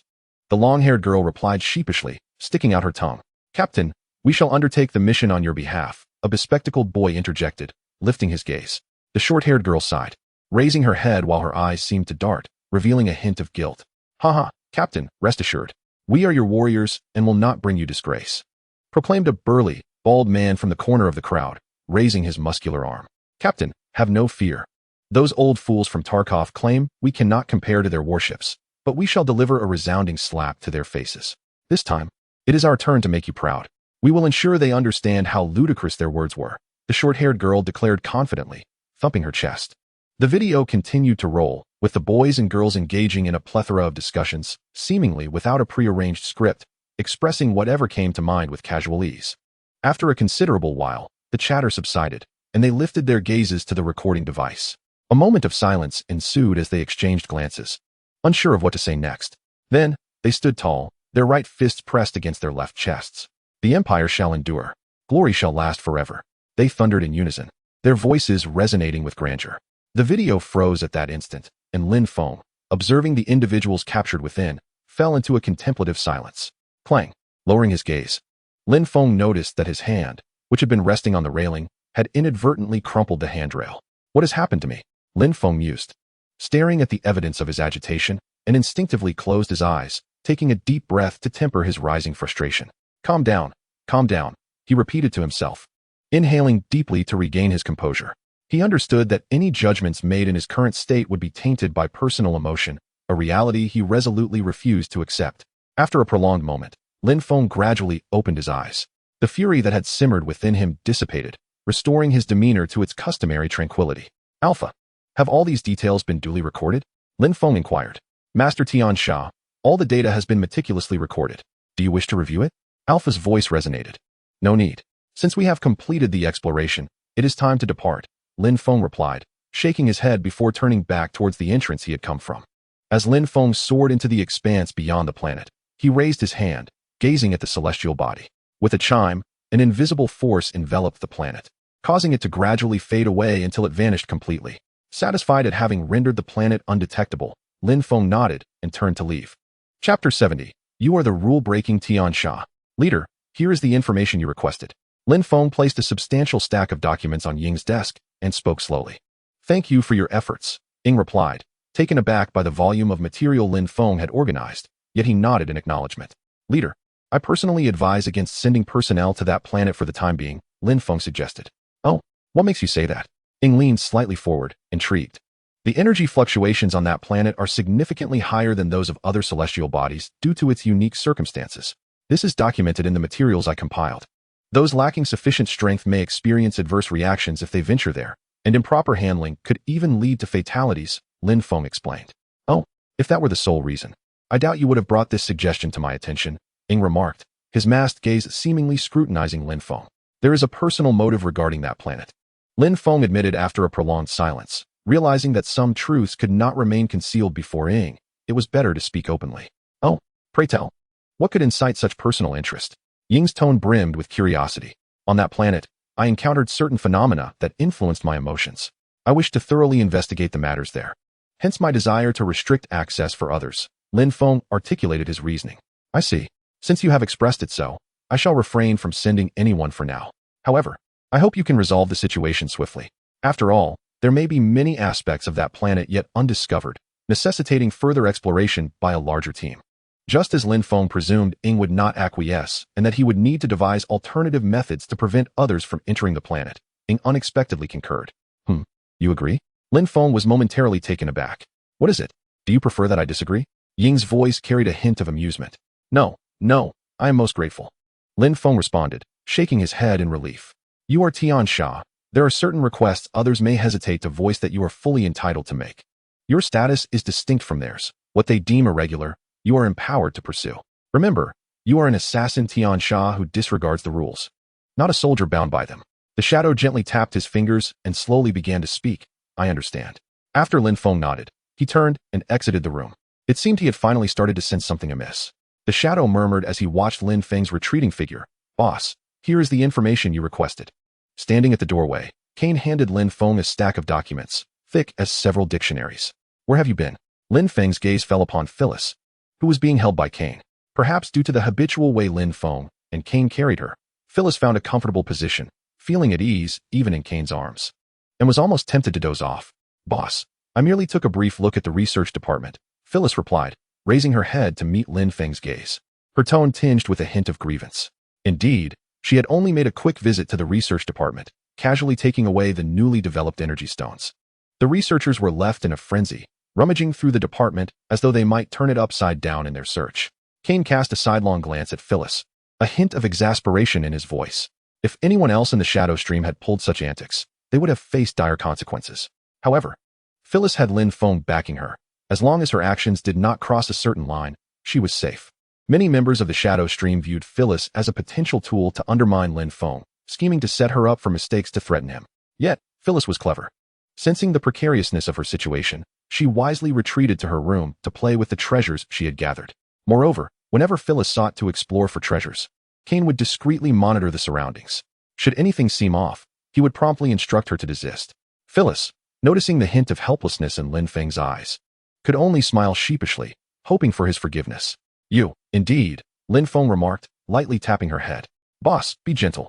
That hurts, Phyllis exclaimed, covering the spot where Lin Feng had tapped, tears glistening in her eyes, her voice tinged with complaint.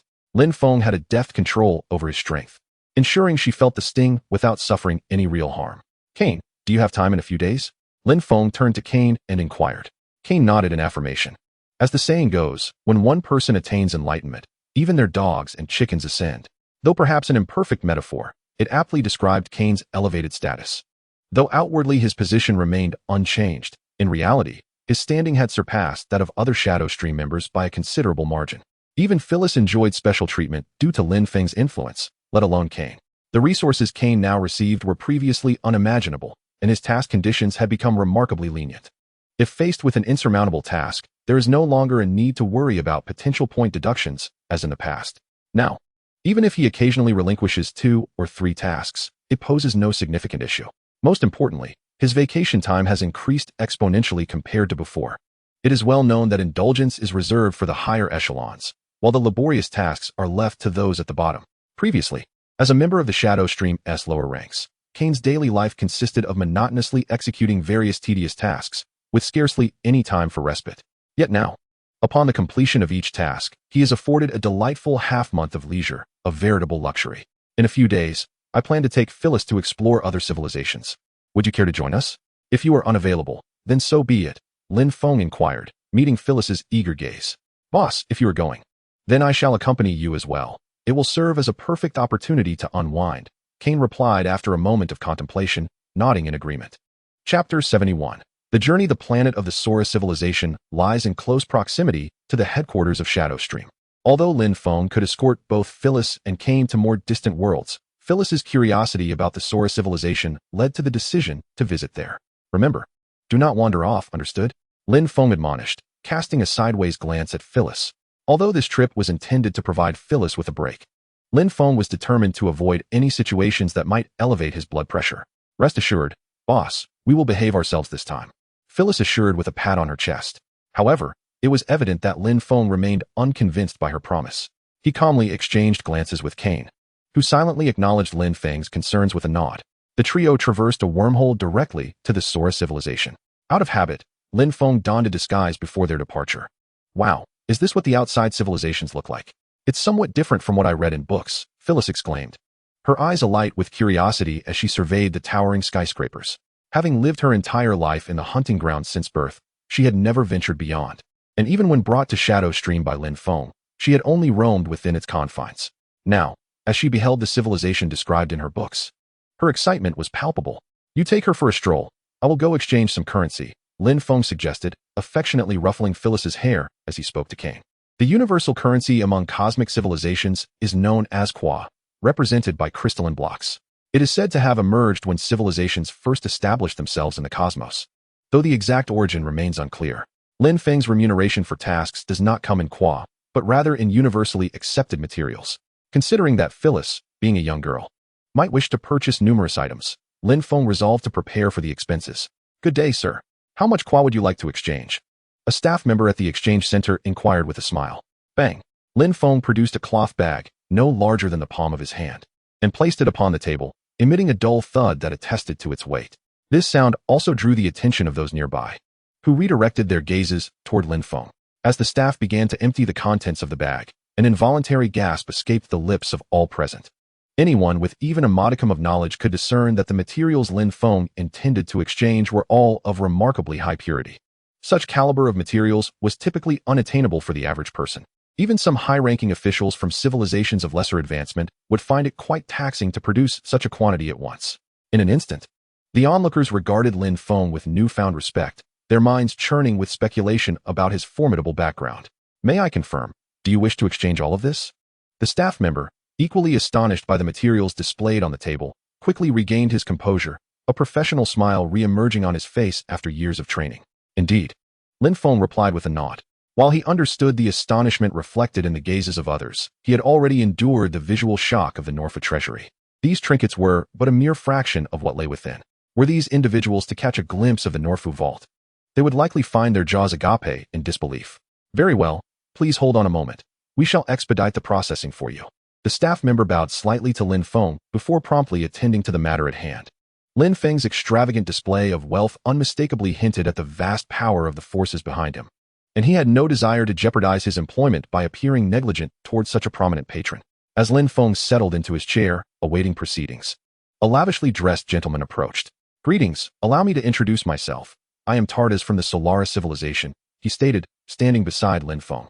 Without lifting his gaze, Lin Feng took a sip from the drink before him, entirely disregarding the man's self-introduction. "This beverage is rather sweet," Lin Feng remarked, slightly furrowing his brow before placing the drink back on the table. Tardas, noticing Lin Feng's lack of acknowledgement, struggled to maintain his smile. "Hey, our young master is speaking to you. Are you deaf?" A woman standing behind Tardas interjected, stepping forward with the intention of touching Lin Feng. Just as her hand neared Lin Feng's shoulder, a large hand shot out from the side, seizing her wrist. Crack! The sound of her wrist fracturing echoed as the hand exerted a slight pressure. "Ah!" The sudden pain elicited a cry of anguish from the woman. "Please, refrain from making unwarranted physical contact," Cain remarked calmly, lowering his gaze to the woman's pained and pallid visage. The woman attempted to withdraw her hand from Cain's grip, yet his fingers clutched her wrist like a hawk's talons, rendering her efforts futile, no matter how forcefully she struggled. "Let go." Lin Feng lifted the drink placed before him by Cain and took a sip. "Ah, Cain truly understands me. The beverage is quite pleasant and not overly sweet. Is there anything else?" Lin Feng slightly raised his head to glance at Tartarus, his tone remarkably calm, yet everyone present comprehended the underlying implications of his words. "Ha ha. My sincerest apologies for my abruptness. Next time I visit you, I shall certainly bring a gift." Tartarus wore a somewhat awkward smile before departing with the woman. "I apologize for keeping you waiting." At that moment, a staff member approached, holding an exquisite bag, and respectfully placed it before Lin Feng. "Thank you." Lin Feng picked up the bag and handed it to Cain beside him before turning to leave. "Boss, do you need me to handle anything?" Cain inquired, regarding Lin Feng. "No need. We are not here to carry out a mission. Let us simply relax." Lin Feng shook his head, indicating his disinterest in expending unnecessary energy on irrelevant matters. "By the way, where is Phyllis?" Lin Feng turned to Cain and asked. "She seems to have entered a pet store to choose a pet. I noticed she appeared somewhat conflicted, so I came out to find you first." Cain relayed Phyllis's situation to Lin Feng. "A pet? Adopting a pet might be beneficial. It could help expend her excess energy." Lin Feng nodded slightly upon hearing Cain's words. Chapter 72. Choosing a pet. "Ah, they are all so adorable." Phyllis gazed at the various pets confined in their cages, her face a portrait of indecision. "What's the matter? Haven't you made a choice yet?" At that moment, Lin Feng and Cain entered the pet store, and upon stepping inside, he spotted Phyllis standing in the center, visibly distressed. "Boss, you're here." Phyllis's eyes brightened at the sight of Lin Feng and Cain, but she quickly resumed her frown. "If you wish to adopt a pet, take your time choosing." Lin Feng surveyed the pet store and spoke. "Good day, how may I assist you?" The pet store owner approached the trio. She had intended to inquire when Phyllis entered, but noticed that although Phyllis was intently observing the animals in their cages, her gaze frequently drifted towards the door. Now that Lin Feng had arrived, she could see that both Phyllis and the man behind Lin Feng relied on him as their anchor, so she directly addressed Lin Feng. "No worries. We can select for ourselves." Lin Feng shook his head, indicating no assistance was necessary. "Boss, could you help us choose? It's you who wants a pet, not me. Besides, having just one girl like you is enough to give me a headache, let alone taking care of another little creature." Lin Feng affectionately ruffled her hair, expressing his mild exasperation. Originally, Lin Feng could spend an entire day in the training room of the Shadow Stream. However, every day, Phyllis would inevitably create some minor mischief for him to address. Consequently, Lin Feng found himself consistently cleaning up the messes that Phyllis made. "Boss, it would be helpful if you could offer us some advice." Phyllis raised her head and looked at Lin Feng as she spoke. "Advice, you say?" Lin Feng surveyed the array of pets thoughtfully for a moment. "Since you wish to keep them, you must ensure they do not disturb others. Thus, you need not dwell on these birds." He extended a finger towards a white bird, which affectionately nuzzled against it. "Personally, I suggest that larger pets may not be suitable for you, as it seems quite challenging for someone of your stature to tame them. If you insist on keeping one, it is likely to be quite a handful." Lin Feng crouched down to stroke a creature resembling a black bear within a large cage. The animal appeared to relish the attention, rolling over to expose its soft belly. "Sir, you seem to be quite popular with these animals," remarked the pet shop owner, observing the amiable interaction between Lin Feng and the creatures with a hint of surprise. The owner understood that some of the shop's animals had rather poor temperaments, often prone to aggression if approached. Yet, those typically ill-tempered animals were now docile around Lin Feng, displaying no signs of agitation. "Not too bad," Lin Feng replied, somewhat puzzled as to why he had always been favored by animals since childhood. Even ferocious dogs, feared by others, were gentle in his presence. and he could ride them without fear of them barking wildly. Meow. At that moment, a cat's meow reached Phyllis's ears. She turned her head to meet the gaze of a brownish-gray kitten hanging over the railing. In their silent exchange, both human and feline shared a moment of stillness. Boss. Phyllis tugged at Lin Feng's shoulder. What is it? Lin Feng stood up and turned to look at her. Can we adopt it? Phyllis pointed toward the cat hanging over the railing, inquiring earnestly. The cat, you say? Lin Feng followed Phyllis's finger. Meow. The kitten turned its gaze toward Lin Feng, softly mewing as if awaiting his approval. That shouldn't be a problem. If you wish to adopt it, I have no objections, provided you can take good care of it. Lin Feng nodded in agreement. Sometimes, destiny is indeed wondrous. Certain things elude meticulous selection, yet reveal themselves with a mere glance. It is a curious phenomenon that leaves one pondering its scientific basis. Hooray! Meow! Phyllis and the kitten exclaimed in unison. After completing the payment, Lin Feng gently lifted the kitten from its cage. The little creature obediently allowed itself to be cradled, even licking Lin Feng's finger as a gesture of goodwill. I am not your litter box attendant, he chuckled. Lin Feng gazed at the little cat's amiable demeanor and promptly entrusted it to Phyllis. From now on, you shall live with us, and together we shall indulge in delightful feasts. Phyllis exclaimed joyfully as she lifted the kitten in her hands. In truth, during her solitary existence in the hunting grounds, she had often felt a pang of loneliness and nurtured the desire to keep a pet. However, at that time, she could barely meet her own basic needs, and thus, she suppressed this longing deep within her heart. Yet now, with Lin Feng by her side, she no longer needed to fret about finding a place to rest or going hungry as she once did. Her life had blossomed, allowing her the luxury of pursuing her own desires. At long last, her long-held dream had come to fruition. How could this not fill her with joy? Boss, thank you. Phyllis earnestly expressed her gratitude to Lin Feng. Without him, she imagined she would still be scavenging for food in some obscure corner of the universe. It could be said that everything she possessed now was a gift from Lin Feng, for which she was immensely grateful. If you wish to thank me, just try to be a little less mischievous and cause me fewer troubles, Lin Feng remarked nonchalantly, ruffling her hair. In his eyes, Phyllis resembled a child. A child being a little naughty was only natural, and a gentle guiding hand was all that was needed. Moreover, Lin Feng found himself quite fond of Phyllis. Her vibrant and cheerful nature allowed him to momentarily relax his otherwise taut nerves. Chapter 73, Intelligence Clatter. Lin Feng had been ensconced in his room for 5 days. The light illuminating his somewhat gaunt figure, casting elongated shadows upon the floor. Throughout these days, Lin Feng had been engrossed in the materials meticulously organized by Kang. His gaze remained fixated on the recorded information. Although he could have opted to peruse the database directly, he discovered discrepancies between the digital records and the printed documents. Consequently, he had instructed Kane to retrieve the desired materials for him. In the year 323, the Apocalypse civilization and the Dawn civilization waged a war over resource disputes, a conflict that impacted multiple star domains. According to incomplete statistics, this war had indirectly obliterated over 50 small to medium-sized civilizations. The 53rd star domain lost its chance to nurture life, with the next potential emergence of life projected to occur in 3.5 billion years. In the year 758, the Talna civilization and the Simra civilization erupted into war due to conflicting interests. The deployment of interstellar-grade weaponry led to the annihilation of all civilizations within that star domain. Following the cessation of hostilities, both the Talna and Simra civilizations suffered grievous losses and were subsequently subsumed by the River of Hades civilization 700 years later. In the year 923, the River of Hades civilization conducted a genetic engineering experiment. In the year 924 of the Yuan era, an unfortunate incident occurred during an experiment, leading to the leakage of genetic programs that adversely affected hundreds of primitive civilizations, with over 43 of their populations tragically losing their lives. Despite the timely intervention by the Underworld River civilization, a portion of the leaked genetic material remained unaccounted for. Ling Feng held numerous pieces of this chilling intelligence, and the stark figures evoked a suffocating sense of dread within him. The recorded statistics encapsulated the souls lost to the ravages of war, individuals whose very existence seemed unworthy of remembrance throughout the annals of history. Ling Feng sighed, pressing a hand to his temple. In the face of warfare waged by advanced civilizations, lesser societies could only tremble in fear, hoping to remain untouched by the flames of conflict. The classification of civilizations into high, medium, and low tiers emerged from deliberations among scholars of advanced civilizations, establishing criteria based on the capacity for nuclear weaponry. Civilizations that had not endured the cataclysmic ramifications of nuclear arms were uniformly categorized as low-tier or pre-nuclear civilizations. These societies began to witness the emergence of capable individuals and entered an era of rapid technological advancement.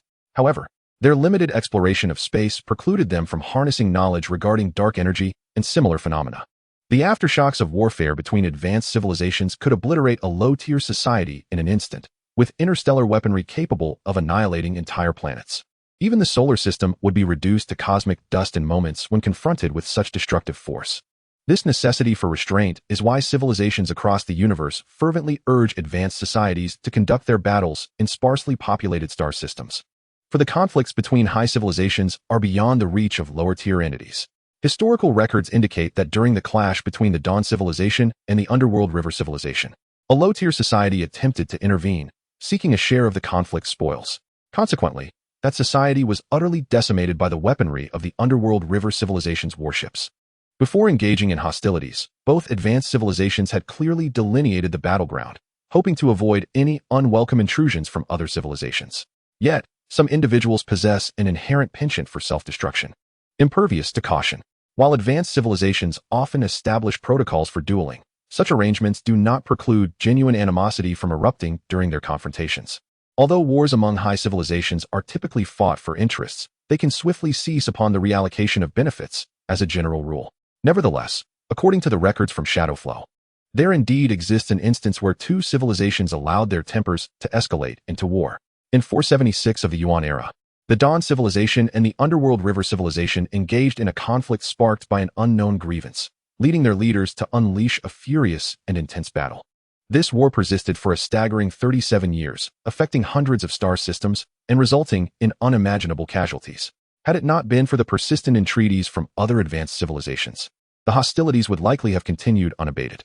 However, due to the recent conflict, the once amicable relationship between the Dawn and the Nether has plummeted to a state of utter disconnection, resembling a bond destined to wither away. Nevertheless, these matters held little significance for Lin Feng, who, after fervently perusing the documents before him, found himself unable to unearth the intelligence he sought.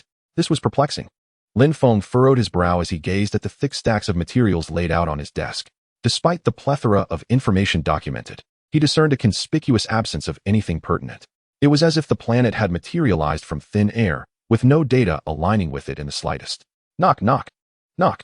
At that moment, a series of urgent knocks echoed from his door. Come in. Lin Feng neatly arranged the papers in his hands before speaking. Meow? As the door swung open, a shadowy figure darted through the gap, leaping directly into Lin Feng's embrace. Careful, Cant. Phyllis's head poked through the door. What brings you here? Lin Feng inquired, extending a hand to caress the little cat sprawled on his lap. Cant has been persistently trying to find its way to you. So I brought it along, Phyllis replied, observing Cant's affectionate antics with a hint of exasperation. She could not fathom why Cant, despite her being its rightful caretaker, insisted on seeking Lin Feng's company. Chapter 74. Pursuit within the dimly lit primordial forest, a woman clutching her right arm was sprinting desperately. The silvery moonlight filtered through the leaves, illuminating her face and revealing the palpable fear in her eyes. As she ran, she frequently glanced back at the encroaching darkness, as though a beast were in pursuit. Almost there, once I escape the thicket, I will be safe, she thought, a flicker of hope igniting within her at the sight of distant, flickering lights. Boss, this should be the last mission, right? A man's voice echoed faintly nearby. It should be. Calculating the time, the target should have arrived. Another man's voice, heavy and somber, reached her ears. Upon hearing the devilish whispers, her momentary hope was extinguished, and her legs, once driven by the instinct to survive, now felt as though they were laden with lead, refusing to move. Hey, boss, the target is approaching, Kane remarked. Having noticed her movements, Lin Feng, gathering the documents in his hands, lifted his gaze to regard the woman before him. She emerged from the forest, step by step, and under the moonlight, it became evident that her white camisole was stained with blood. Quite the runner, aren't you? Lin Feng remarked, observing her pallid face, which appeared drained either from exertion or sheer terror. You maniac. The woman glared at Lin Feng, her eyes fixated on the blood dripping from the blade he held. Curse you. Think what you will, he retorted. Lin Feng advanced step by step towards the woman, wielding a knife. As he continued to draw closer, the woman retreated until her back finally pressed against the trunk of a tree, forcing her to meet Lin Feng's gaze. The calmness of his single eye and the blood-stained long knife made her feel as though the harbinger of death had descended from hell to claim lives. You will meet a dreadful end, she cursed as Lin Feng approached her. Kane, standing a short distance behind Lin Feng, couldn't help but sigh upon hearing her words. They had been subjected to such curses countless times on their journey. Their ears had grown calloused from it. Could someone not come up with a more imaginative phrase? Well, may your last words come true, Lin Feng said, tightening his grip around her neck with a detached demeanor. Under the sacred moonlight, he raised his knife. But a dark cloud eclipsed the moon, plunging the earth into darkness. When the cloud passed, the moonlight returned, illuminating the forest's edge, where a pool of nearly congealed blood remained. Boss, is the mission complete? Upon reaching a spacious clearing, the canister perched on Phyllis's head called out to the two. Hearing the commotion, Phyllis turned and waved at Lin Feng and Kane. This time, Lin Feng was tasked with a particularly difficult assassination mission. However, it posed no challenge for him. He intended to take Kane along to assist him with some matters. Nevertheless, upon learning that Lin Feng and Kane had set out for a mission, Phyllis insisted on joining them. Reluctantly, Lin Feng agreed to take her along. How do you find the scenery of other civilizations? Lin Feng asked as he helped Phyllis to her feet. It's much better than what was described in the books. Phyllis replied with a smile and a nod. All right, the mission is over. We should prepare to leave. Lin Feng gazed at the starry sky as he spoke. As Lin Feng and the others traversed through the wormhole tunnel, his brow suddenly furrowed. Boss, are we being followed? Kane observed Lin Feng's expression and promptly donned his combat armor.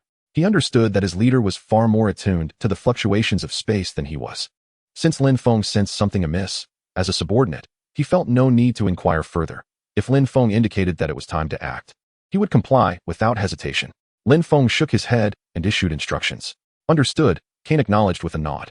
By the way, take this little one with you. I anticipate that something may transpire, and I worry it might frighten him. Lin Feng lifted the canister from Phyllis's head and placed it into Kane's hands. Canister. You must listen to Brother Kane and not cause any trouble, Phyllis instructed, glancing at the canister resting on Kane's shoulder. Meow? The canister lazily responded, flicking its tail. Boss, what do we need to do? Phyllis asked, turning to Lin Feng after Kane departed through another wormhole tunnel. Smack. Lin Feng placed a hand on Phyllis's shoulder. Old boss, Phyllis said, glancing at Lin Feng, who was silently observing her, causing her to swallow nervously. The two emerged from the wormhole and found themselves on a massive boulder. They were quite close, with Lin Feng's hand resting on Phyllis's waist, almost pressing her against him. Suddenly, several energy fluctuations materialized around them, and dozens of individuals emerged from the wormhole, encircling the pair. Oh dear. How shameless for a young couple to display their affection in public.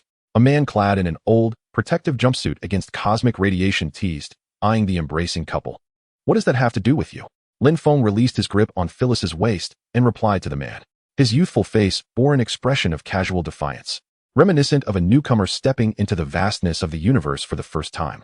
Ha ha ha, whether you're affectionate or not is of no concern to us.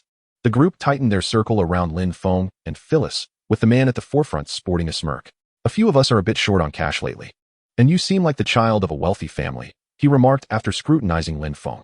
Robbing us, are you? Lin Feng furrowed his brow, pretending to be troubled. Money can be earned again, but once life is lost, nothing remains. The man patted Lin Feng's shoulder, speaking earnestly. TSK, I suppose today is my unlucky day. Lin Feng pulled out a pouch of money from his pocket and tossed it to the man, his tone distinctly displeased. Now that's more like it.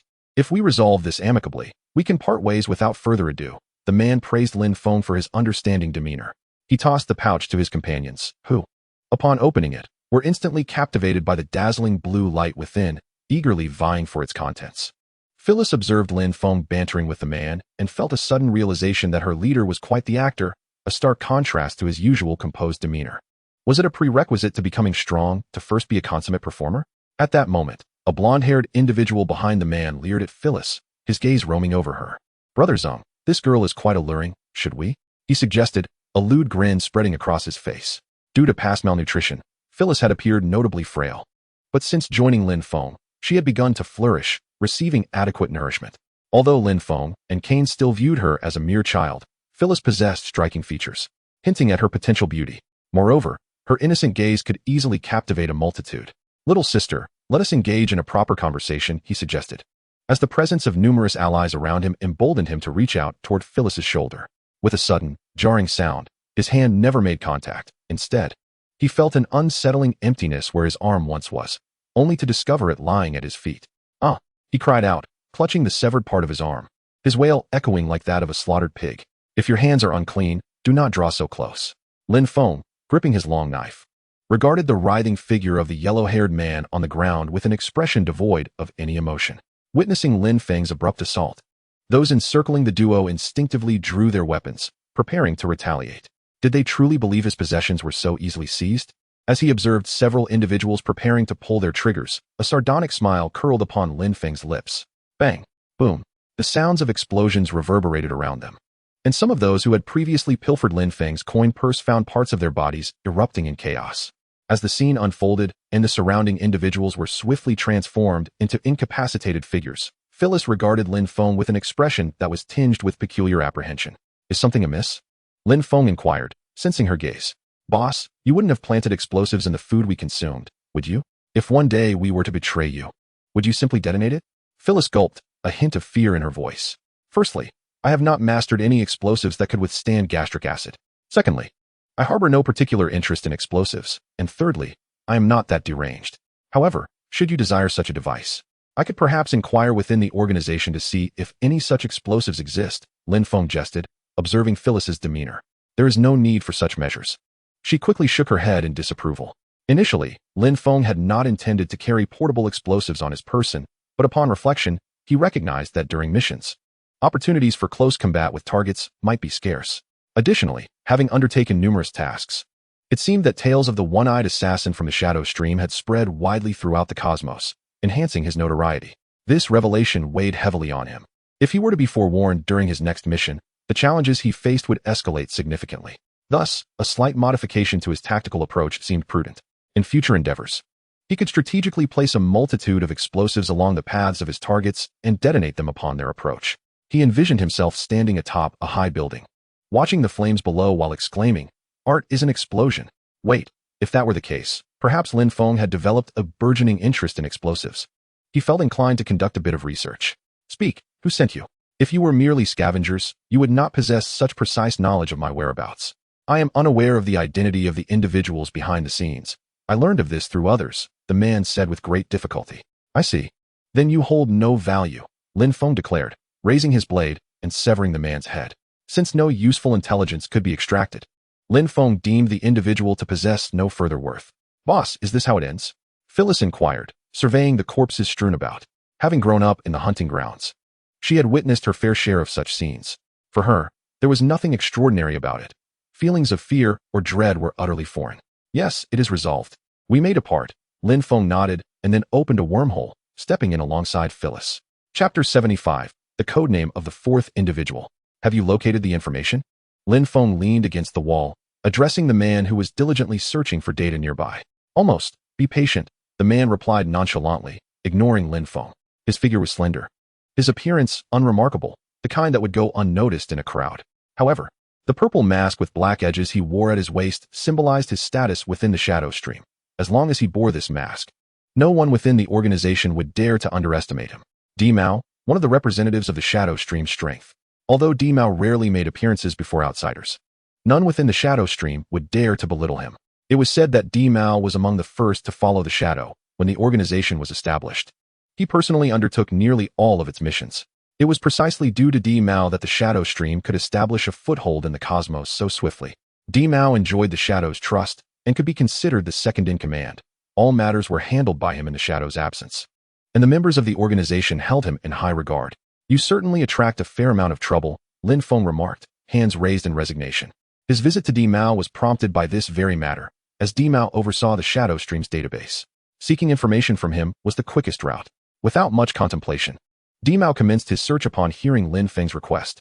Some feedback from your missions has reached me, Di Mao stated, placing down a document before him. Are you not curious about what others have said about you? Di Mao paused momentarily in his tasks. Does that hold any significance? Lin Feng replied indifferently. Was it not apparent to him how others commented on his actions? Yet, did their opinions truly matter? Whether praised or disparaged, it had no bearing on Lin Feng's mission execution. He was well aware that many within the Shadow Stream held disdain for him. After all, given the manner in which he had become a harbinger of doom, earning their respect was an elusive endeavor.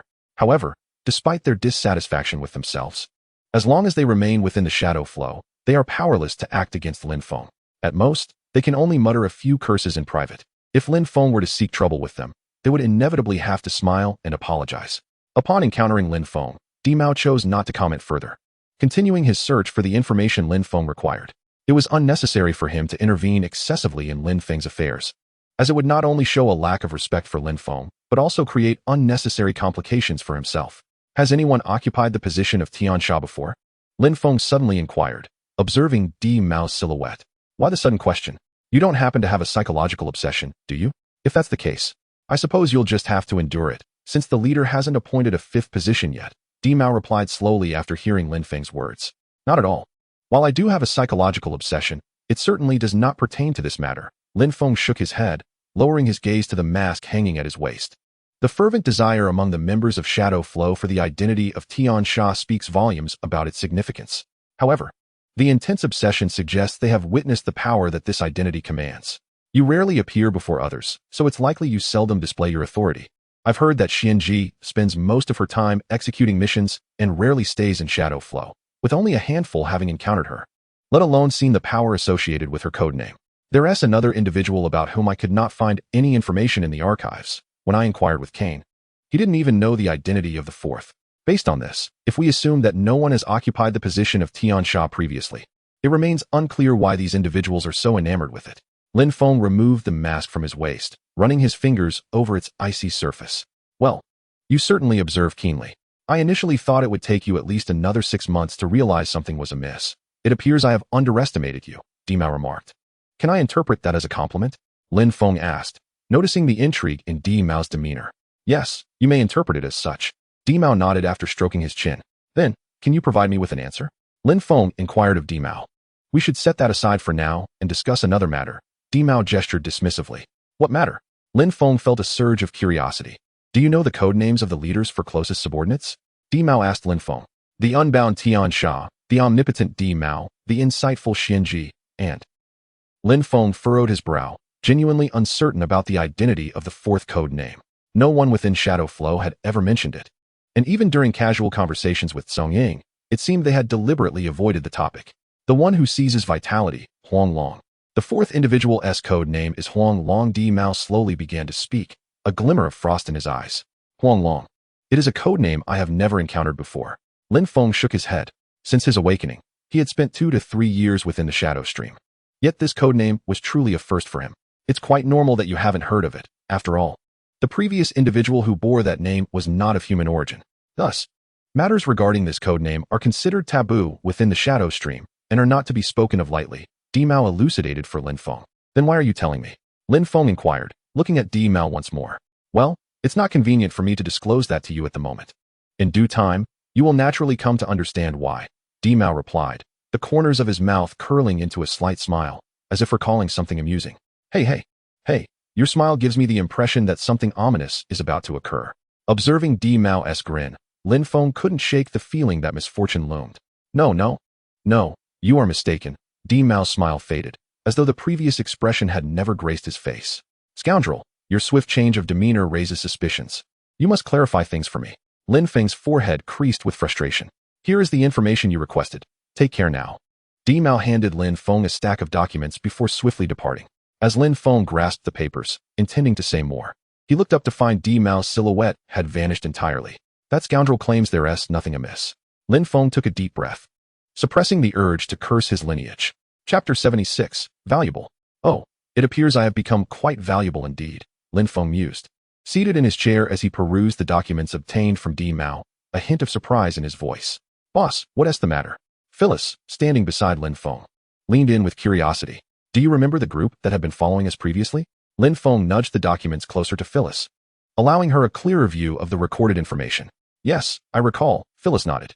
Since that incident, numerous individuals have trailed me during my missions. The intelligence gleaned from them leads me to believe they are all dispatched by the same person. I traced their spatial fluctuations back to their initial positions and had someone assist me in confirming their origin, Lin Feng explained. So, boss, have you identified where it is? Phyllis looked at the series of coordinates and spatial references on the documents, feeling somewhat overwhelmed. After shifting her gaze from the papers, she turned her attention back to Lin Feng. During her time in the hunting grounds, Phyllis had little opportunity to pursue knowledge due to her daily struggle for sustenance. However, since joining Lin Feng, her burdens had lightened, allowing her moments of leisure in which she sought out books to read. Thankfully, Phyllis possessed a keen intellect. Although her reading time was limited, she retained the information from each book she explored. Indeed, I have confirmed it, Lin Feng nodded, organizing the documents neatly on the table. Which civilization is it? Phyllis gazed curiously at Lin Feng. To be honest, I never anticipated that I would attract the attention of the Celestial Enlightenment civilization. I have only assassinated a single regent from there. Was it truly necessary to go to such lengths? Lin Feng sighed in exasperation, rubbing his forehead. Wow, boss. Has your reputation grown this immense? Phyllis's eyes sparkled with excitement.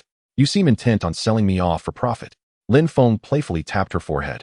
Recognizing that expression all too well, it was the same look she wore whenever she encountered something she deemed valuable. How could that be? Where would I find such audacity? Phyllis chuckled, covering the spot where Lin Feng had touched her. Who knows if you possess such courage? Lin Feng stretched lazily and jested. Boss, you must believe in me. My loyalty to you is as vast as the heavens. Phyllis exclaimed, then skillfully crouched down to embrace Lin Feng's legs, feigning sorrow. All right. If you had that kind of courage, I'd be in trouble. I was merely jesting. Get up, Lin Feng said, gently patting her head. When will you be heading to the Celestial Enlightenment civilization? Phyllis inquired as she stood up. She understood her boss well. He would never show mercy to those who sought to do him harm. Lin Feng shook his head and replied, the Celestial Enlightenment civilization is a highly advanced civilization. I cannot afford to underestimate it. Given my current strength, creating trouble within such a civilization is far too perilous. If I mishandle the situation, I could very well meet my end there. Although the feeling of being schemed against is quite displeasing, this is not the moment for rash actions. Even if I wish to provoke the Celestial Enlightenment civilization, it would require careful planning. Of course, if my strength were sufficiently formidable, I would not need to consider these matters. I could simply charge in and cause a ruckus. They would not dare blame me, but rather find a scapegoat to placate my wrath.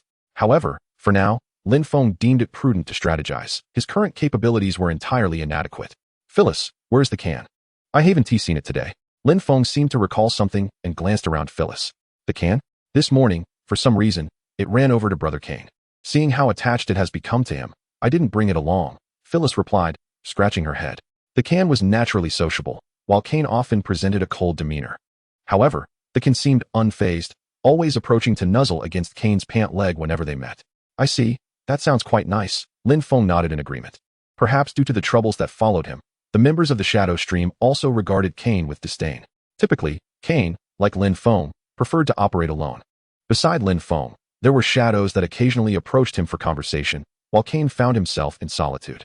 Lin Feng had observed the moments when a smile flickered in Kane's eyes while he played with a can, and since Kane seemed content with that, Lin Feng decided to pay it no further mind.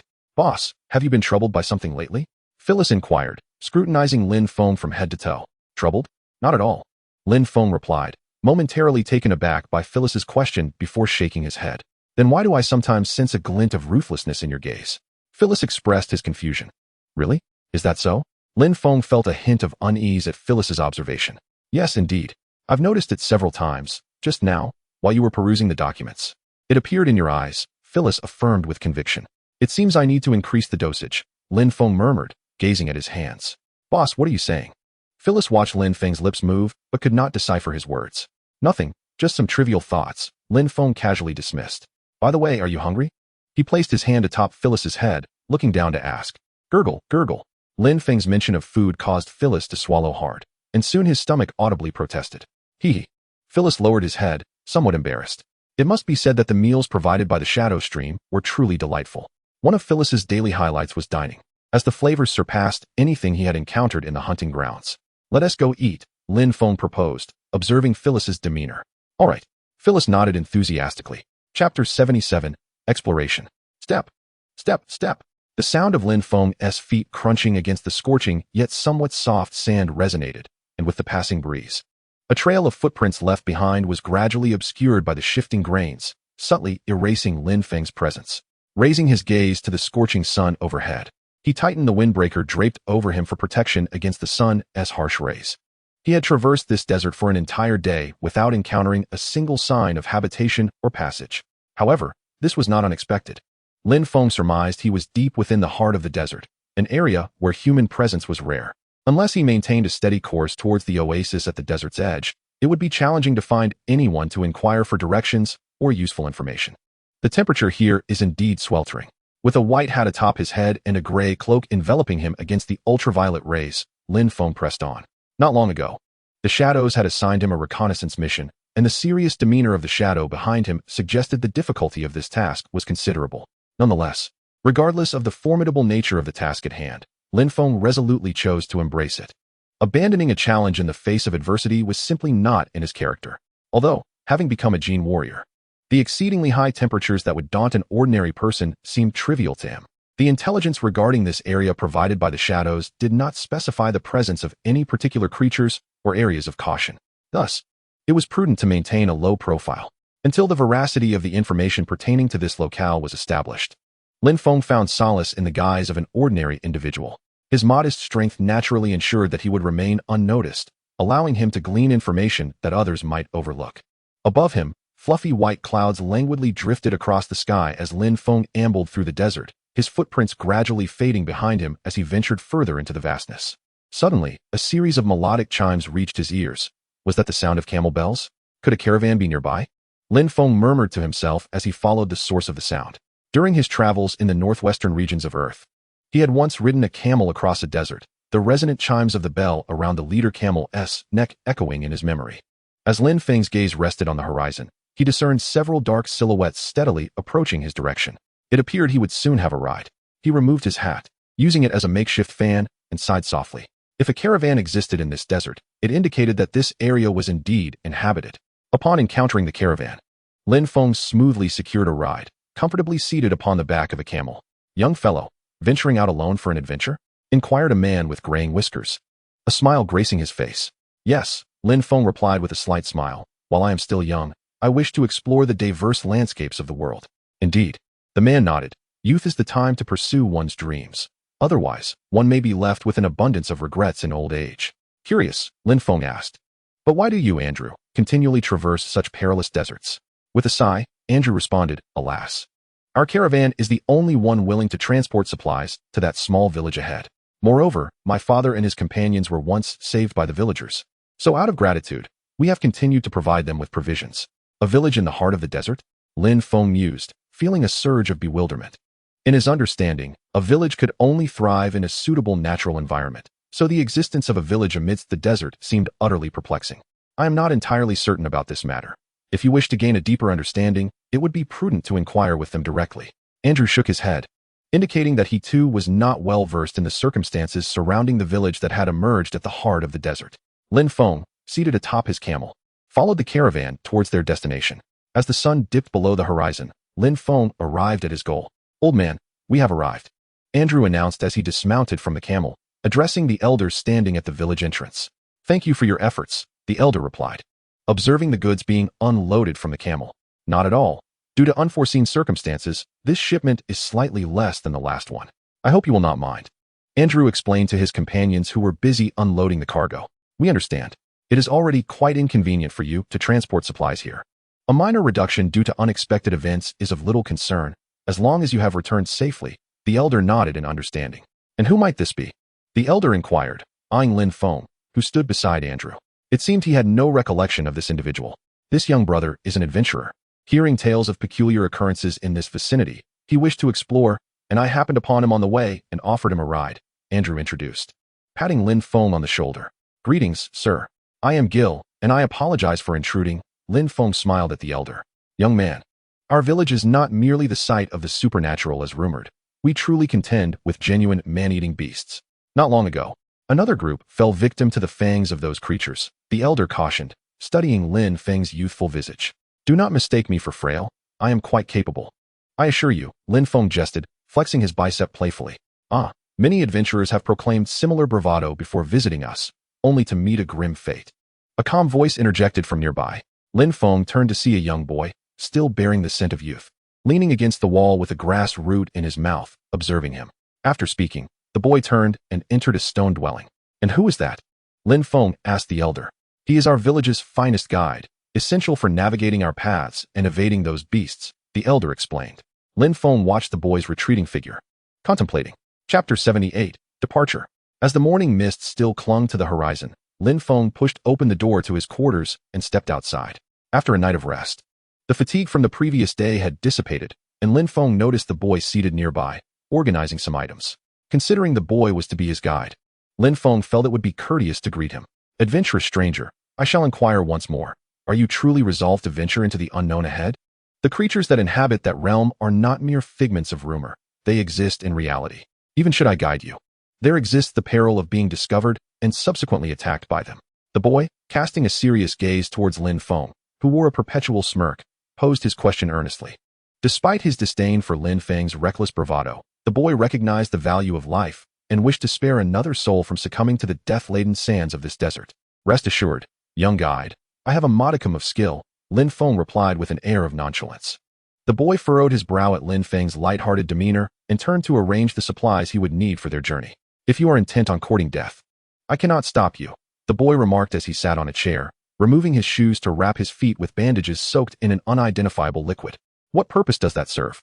Lin Feng inquired, squatting beside the boy and observing his meticulous preparations.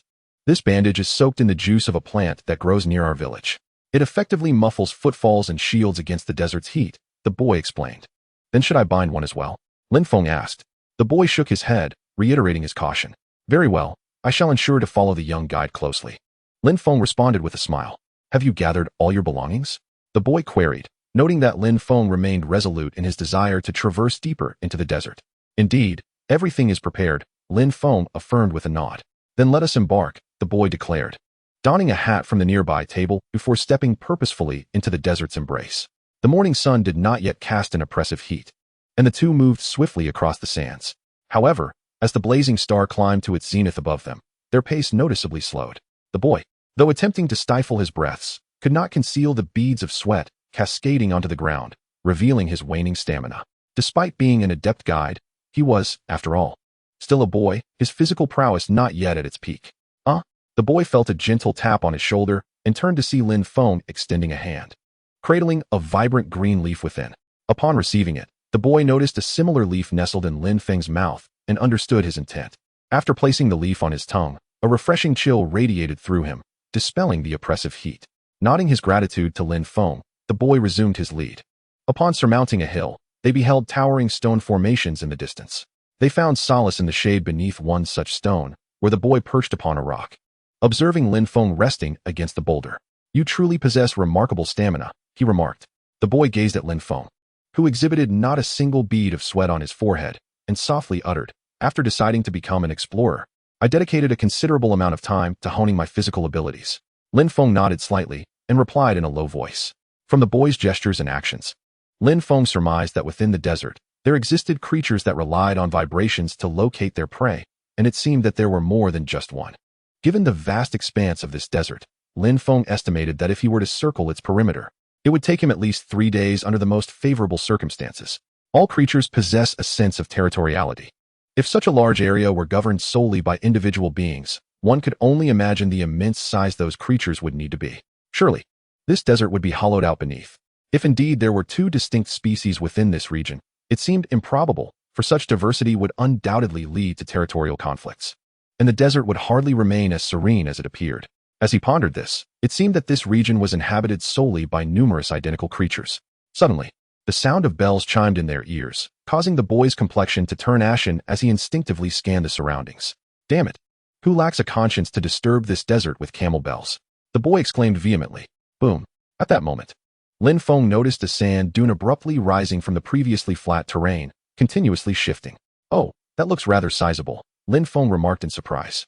This scene was reminiscent of spotting a shark's fin above the ocean's surface. While the fin appeared small, the creature lurking beneath the water was undoubtedly formidable. Do not move. It likely hears the sound of the camel bells rather than our voices. As long as we remain still, it should not detect us. We can wait until it departs. The boy whispered, observing the moving dune. They spotted a camel leisurely traversing a nearby elevation, its neck adorned with jingling bells.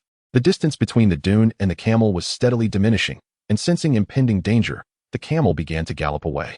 However, such an action would inevitably shorten its lifespan as prey.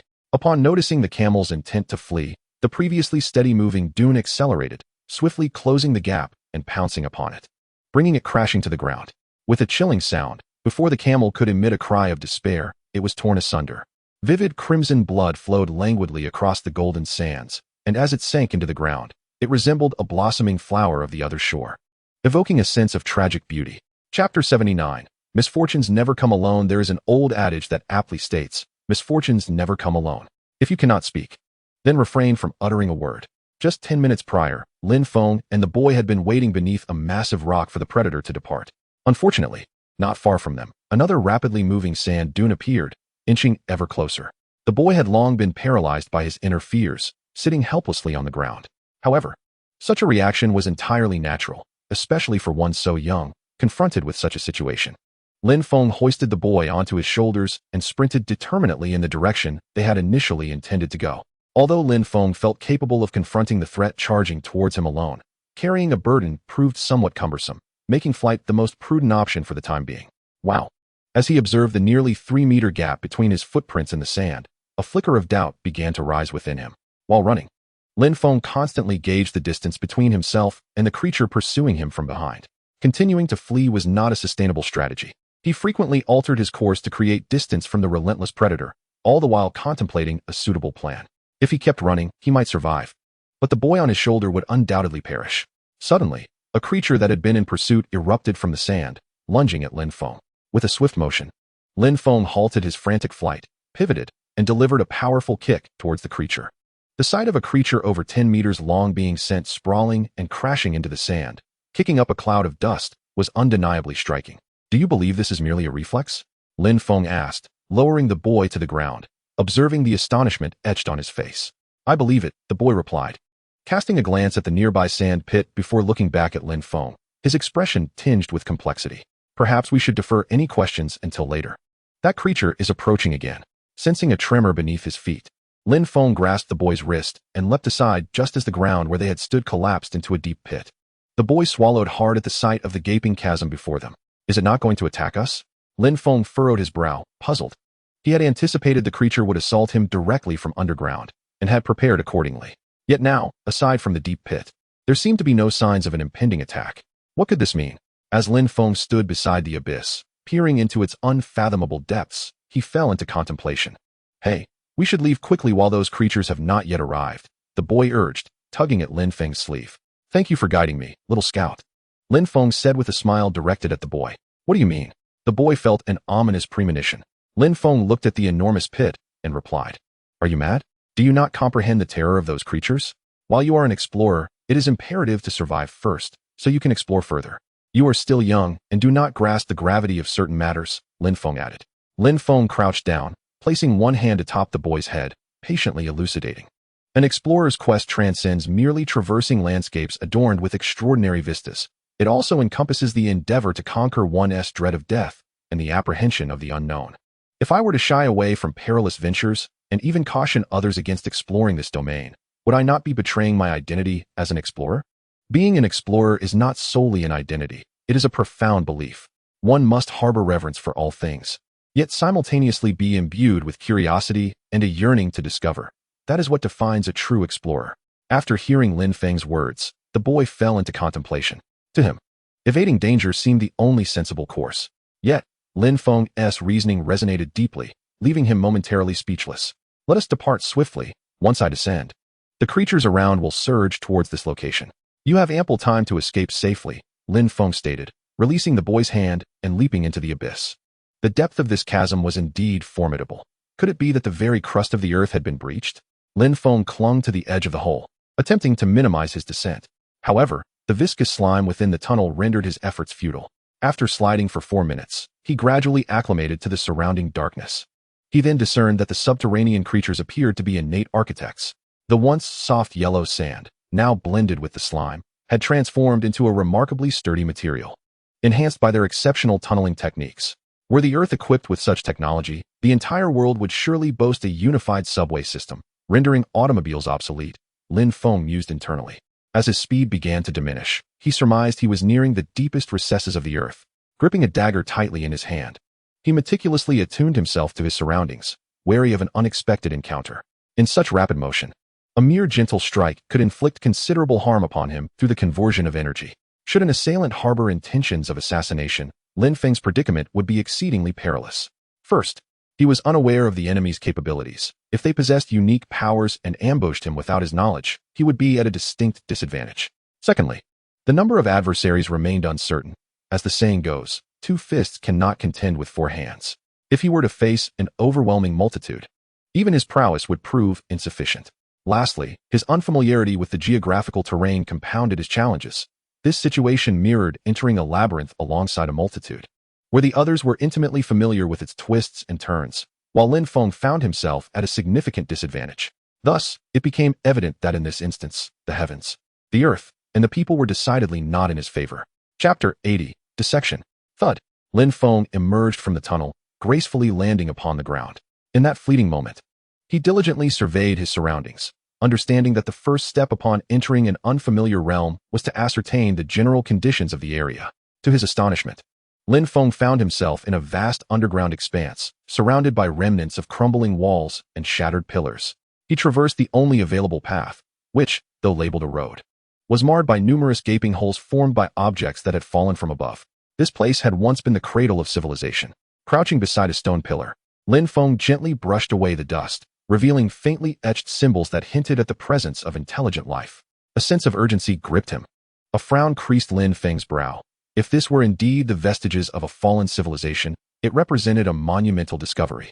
Just this revelation alone would render his mission a resounding success. Yet, a troubling thought lingered. This tunnel had been excavated by subterranean dwellers, and he had ventured into the depths of a civilization now buried beneath the earth. Goodness, if this is merely luck, I could easily become a millionaire by playing the lottery, Lin Feng murmured, a shiver running down his spine. Suddenly, he felt a warmth radiating from his heart, accompanied by a chill creeping along his back. Instinctively, he drew his blade and swung it behind him. With a swift motion, he cleaved a creature that had descended from above in two. What a sinister turn of events. You dare to mimic the leap of faith? Lin Feng remarked, his gaze fixated on the bisected corpse sprawled on the ground. This was his first meticulous examination of a creature that inhabited the subterranean world. From his observations, it resembled a large amphibian akin to a giant lizard, measuring approximately 1.2 meters in length. Its body was a pale red, save for its neck and limbs, which were covered in a purple hue. Its head was encased in a helmet-like structure of blue. Lin Feng retrieved a small knife to slice open the helmet, eager to unveil the creature's visage.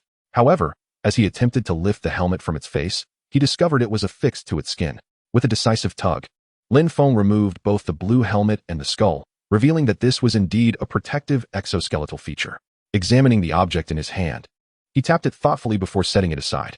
After donning gloves, he grasped his dagger and commenced the dissection of this enigmatic creature. Having studied biology during his university years, Lin Feng had lost count of the number of animals he had dissected in that relatively brief period. The allure of this unknown organism stirred a profound curiosity within him, a curiosity that might have compelled him to offer it the highest standards of dissection, were it not for the less-than-ideal conditions surrounding him. The current environment remains somewhat perilous, thus Lin Feng cannot afford to dissect leisurely as he did in university. The scent of blood is likely to attract other creatures, prompting Lin Feng to hasten his actions. The skin lacks scales, rather. It seems to be protected by a mucus secreted from beneath the surface. Lin Feng assessed the intact skin he had severed, placing his hand upon the vertebrae while wielding a knife with the other, meticulously peeling away the remaining muscles and tendons. It is still in its juvenile stage, with bone density somewhat insufficient, yet its limbs exhibit remarkable muscular development, indicating a natural aptitude for predation. Holding a severed forelimb, Lin Feng observed the sharp claws and well-defined muscles, mentally noting their characteristics. The cerebral development appears rather underwhelming, likely attributable to its juvenile condition, as inferred from the patterns on the surface of the brain. The engravings on the surrounding broken columns depict a sun-like sphere and a throng of diminutive figures prostrating on the ground. As the sphere ascends, the number of kneeling individuals continues to swell to a terrifying extent. Suddenly, Lin Feng discerned a discontinuity in the imagery etched upon the stone columns. The once prominent sphere abruptly vanished, and the multitude of kneeling figures diminished sharply to a mere dozen. Is this a historical record, or does it carry a deeper significance? Lin Feng furrowed his brow in contemplation. As he advanced, the number of figures on the columns continued to dwindle, and upon reaching the final stone column, he discovered it bore only 2 upright coffins. Ah, this is intriguing, Lin Feng mused, stroking his chin as he scrutinized the column before him. Although it is also a broken column, its fractured surface suggests it was deliberately damaged and placed here. Furthermore, the material and signs of oxidation imply it was recently positioned. If it was indeed placed by someone, why then inscribe patterns to conclude this series of images? Lin Feng pondered with a sense of bewilderment. In his view, if someone sought to obscure the truth, they should exercise greater care to avoid suspicion. It is akin to a student attempting to appear as merely friends when encountered by a teacher while with their partner. The rationale behind leaving this column appears insufficient, leading Lin Feng to question whether this is indeed disinformation. With the conclusion of the imagery, the straight path before Lin Feng was replaced by a staircase. He raised his gaze to the staircase, which appeared to rise over 10 meters, feeling a surge of irritation. Why must this archaeological endeavor be so troublesome? He stepped onto the stairs, exerting a slight force, and sensed his foot sinking. The erosion due to weathering is rather severe, he murmured. Lin Feng began to ascend swiftly.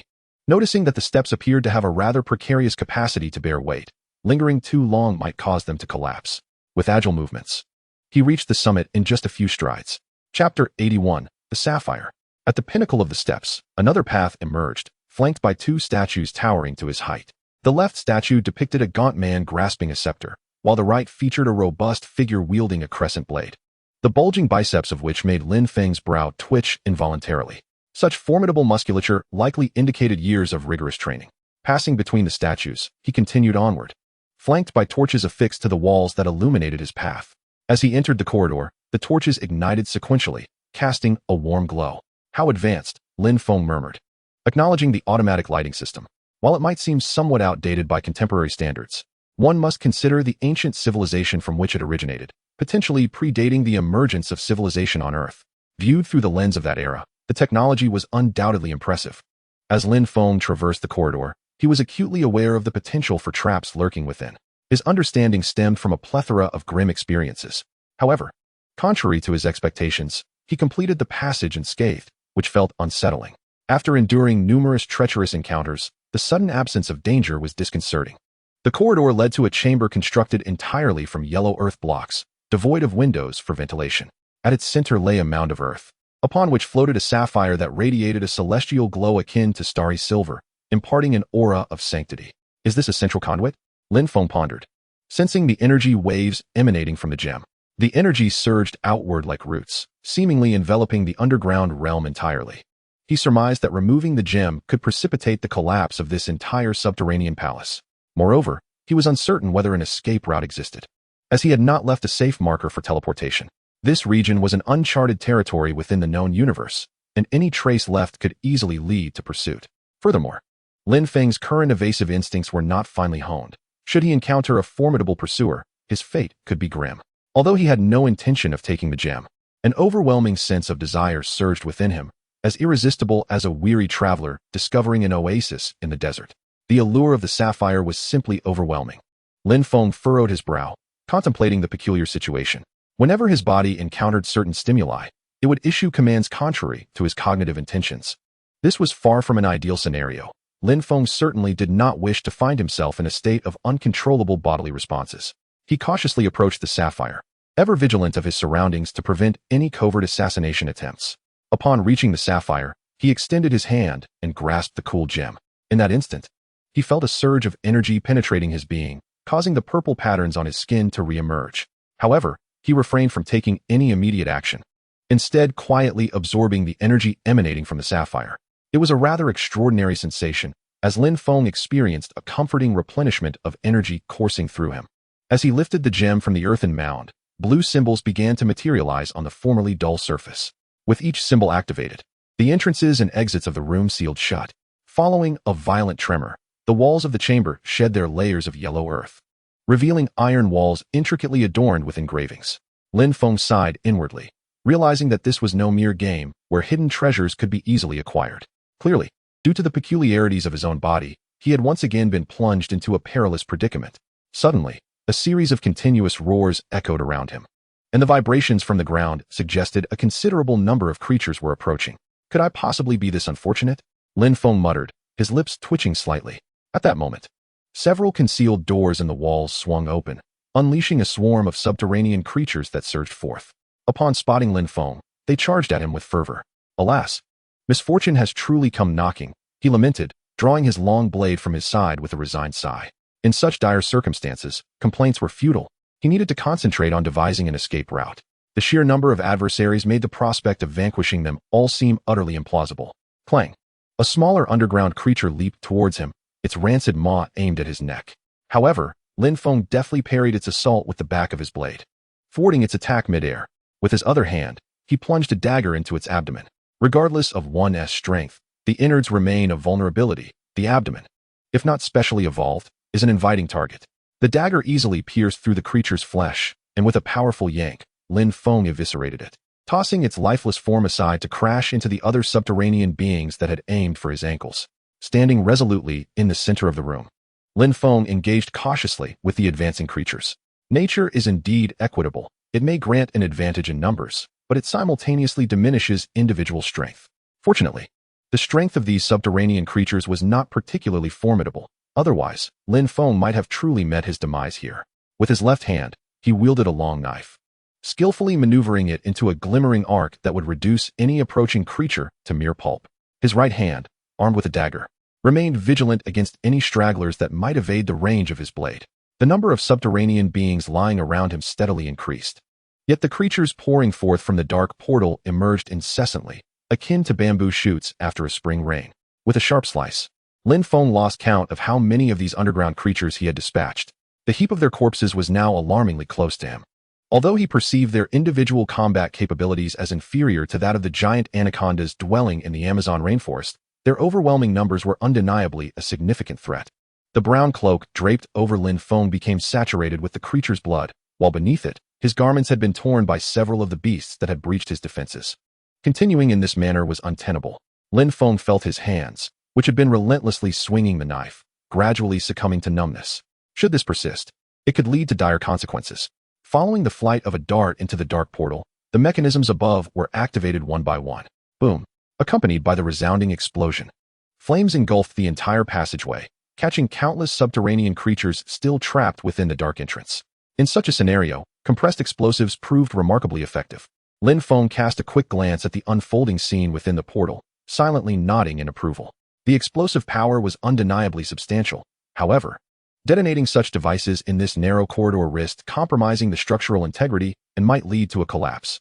Yet, after careful observation, Lin Feng concluded that the passageway's capacity to accommodate such a multitude of subterranean beings indicated relative stability. Thus, detonating a few compressed explosives should not result in catastrophic repercussions. Roar. Having lived underground for extended periods, these subterranean creatures were exceedingly sensitive to flames. Following the explosion, the fire ignited with fervor, fueled by the fat within their bodies. For many beings, flames posed a dire threat. For these subterranean creatures, it was particularly perilous. Under the illumination of the flames, the advancing subterranean horde halted, their bodies leaning forward, emitting low, menacing growls from deep within their throats. At last, Lin Feng could relish a moment of respite. Observing the cessation of the creature's assault, he exhaled slowly, feeling a wave of relief wash over him. Seizing the opportunity, he stretched his stiff arms. Although his physical prowess had significantly improved, the continuous swinging of the blade thousands of times had taken its toll on him. Given the current circumstances, it appeared that these subterranean beings would no longer pursue him, allowing Lin Feng to leave the room and press onward. Before a tightly shut stone door, Lin Feng raised his foot and forcefully kicked it open, continuing his journey forward. However, before departing the room, several darts materialized in his hand. Compared to the darts he had previously thrown, these were adorned with a few silver piston-like attachments, each the size of a fingernail. After pressing down on the pistons, Lin Feng casually tossed the darts into the room, disregarding them as he pressed onward. Boom, boom, boom. Accompanied by a series of explosive sounds, the anguished cries from within the room ceased. Surrounding Lin Feng was a circle of transparent crystals, which, originally intended as artistic decorations, now served a purpose of recording events.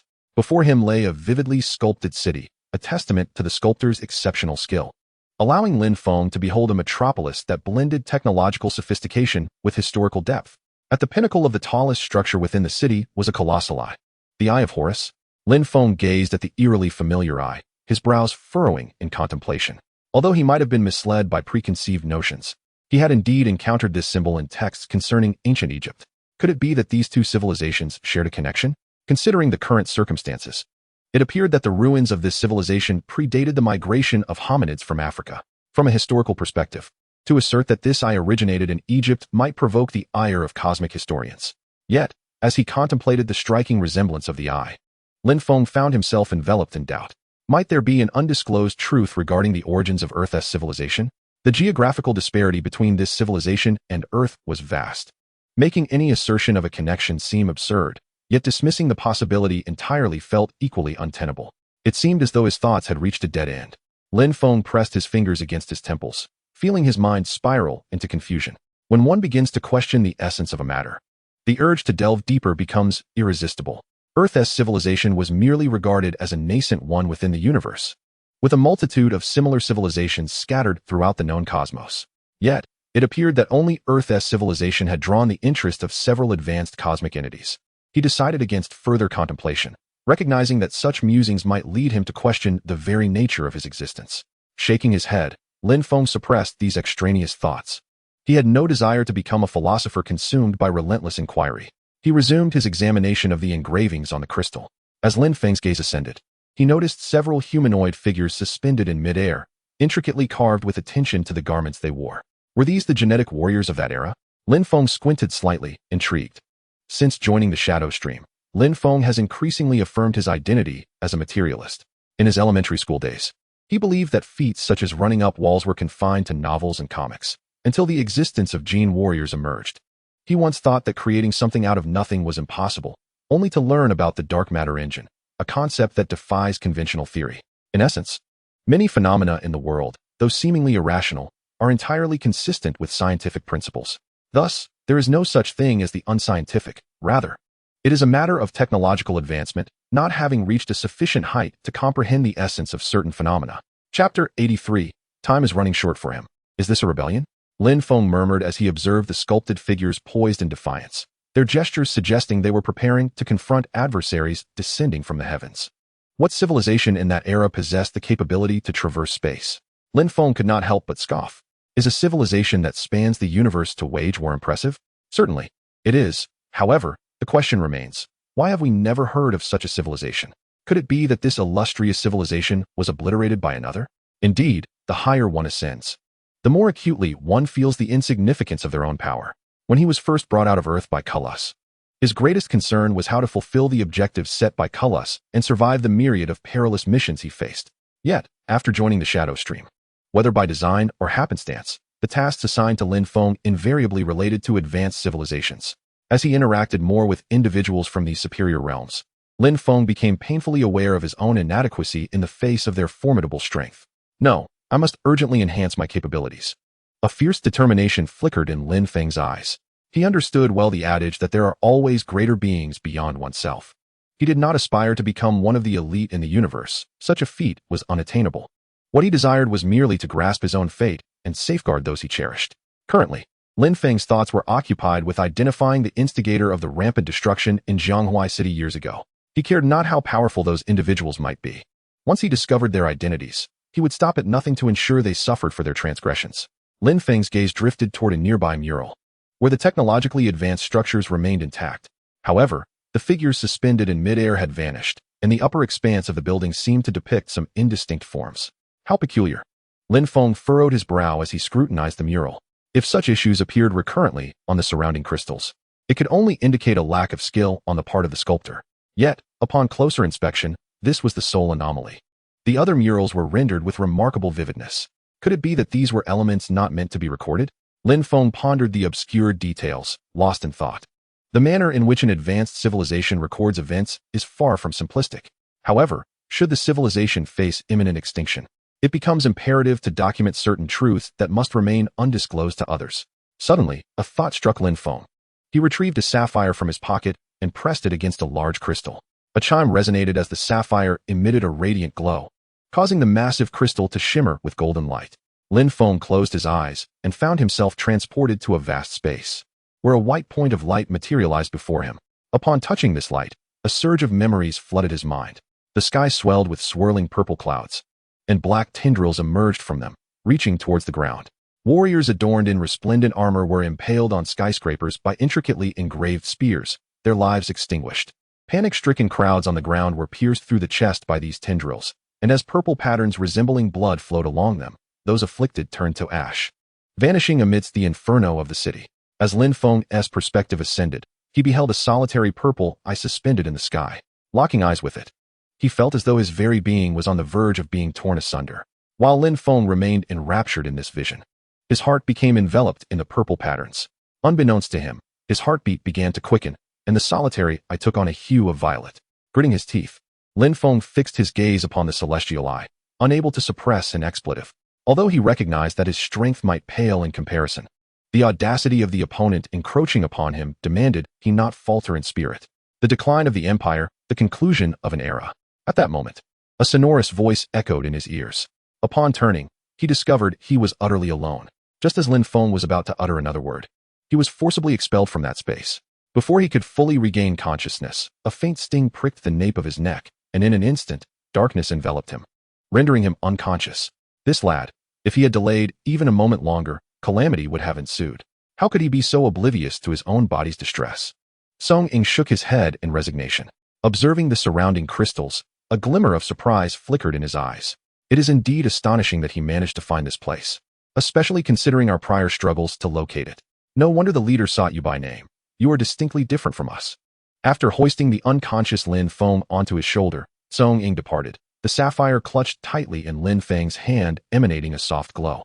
The seeds of fate had already been sown. When they sprouted into towering trees, every event would inevitably reach its conclusion. The task of Tian Sha was orchestrated by you, was it not? Song Ying leaned against a bookshelf, addressing Di Mao, who was busy organizing task lists. Indeed, it was arranged by me. What of it? Di Mao raised his head and inquired calmly. Is such a place accessible to him? Given his physical condition, can he even go there? Do you understand that if I had delayed my visit any longer, he might have faced a grave situation? Song Ying spoke with a hint of anger in his gaze. Do not forget the implications of the term Tian Sha. If he cannot even withstand this minor challenge, then his potential is limited. After setting down the documents in his hands, Di Mao crossed his arms and regarded Song Ying with a steady gaze. He is indeed a Tian Sha. But how long has he held that title? I need not elaborate on your own capabilities back then, do I? His abilities are undoubtedly commendable. Yet you all are too hasty. It is still premature for him to engage with the world at this stage. Song Ying met Di Mao's eyes and spoke earnestly. Song Ying, how much longer can you endure? How long can Lord Ying conceal the truth? Do not forget that this era does not belong to us. Certain truths cannot be hidden from everyone, no matter how hard we try. Tian Sha's starting point is significantly behind ours, and time is not on his side. If he continues to lag in intelligence, how can he compete with those born with a golden key? His ascension to the rank of Tian Sha is predestined by his unique abilities. Rather than allowing him to grow at a sluggish pace like others, it would be more advantageous for him to bridge the gap swiftly. He is not suited for a tranquil life. A life immersed in conflict is where he truly belongs. Di Mao regarded Song Ying's somewhat emaciated frame and spoke slowly and deliberately. Chapter 84, Physical Changes.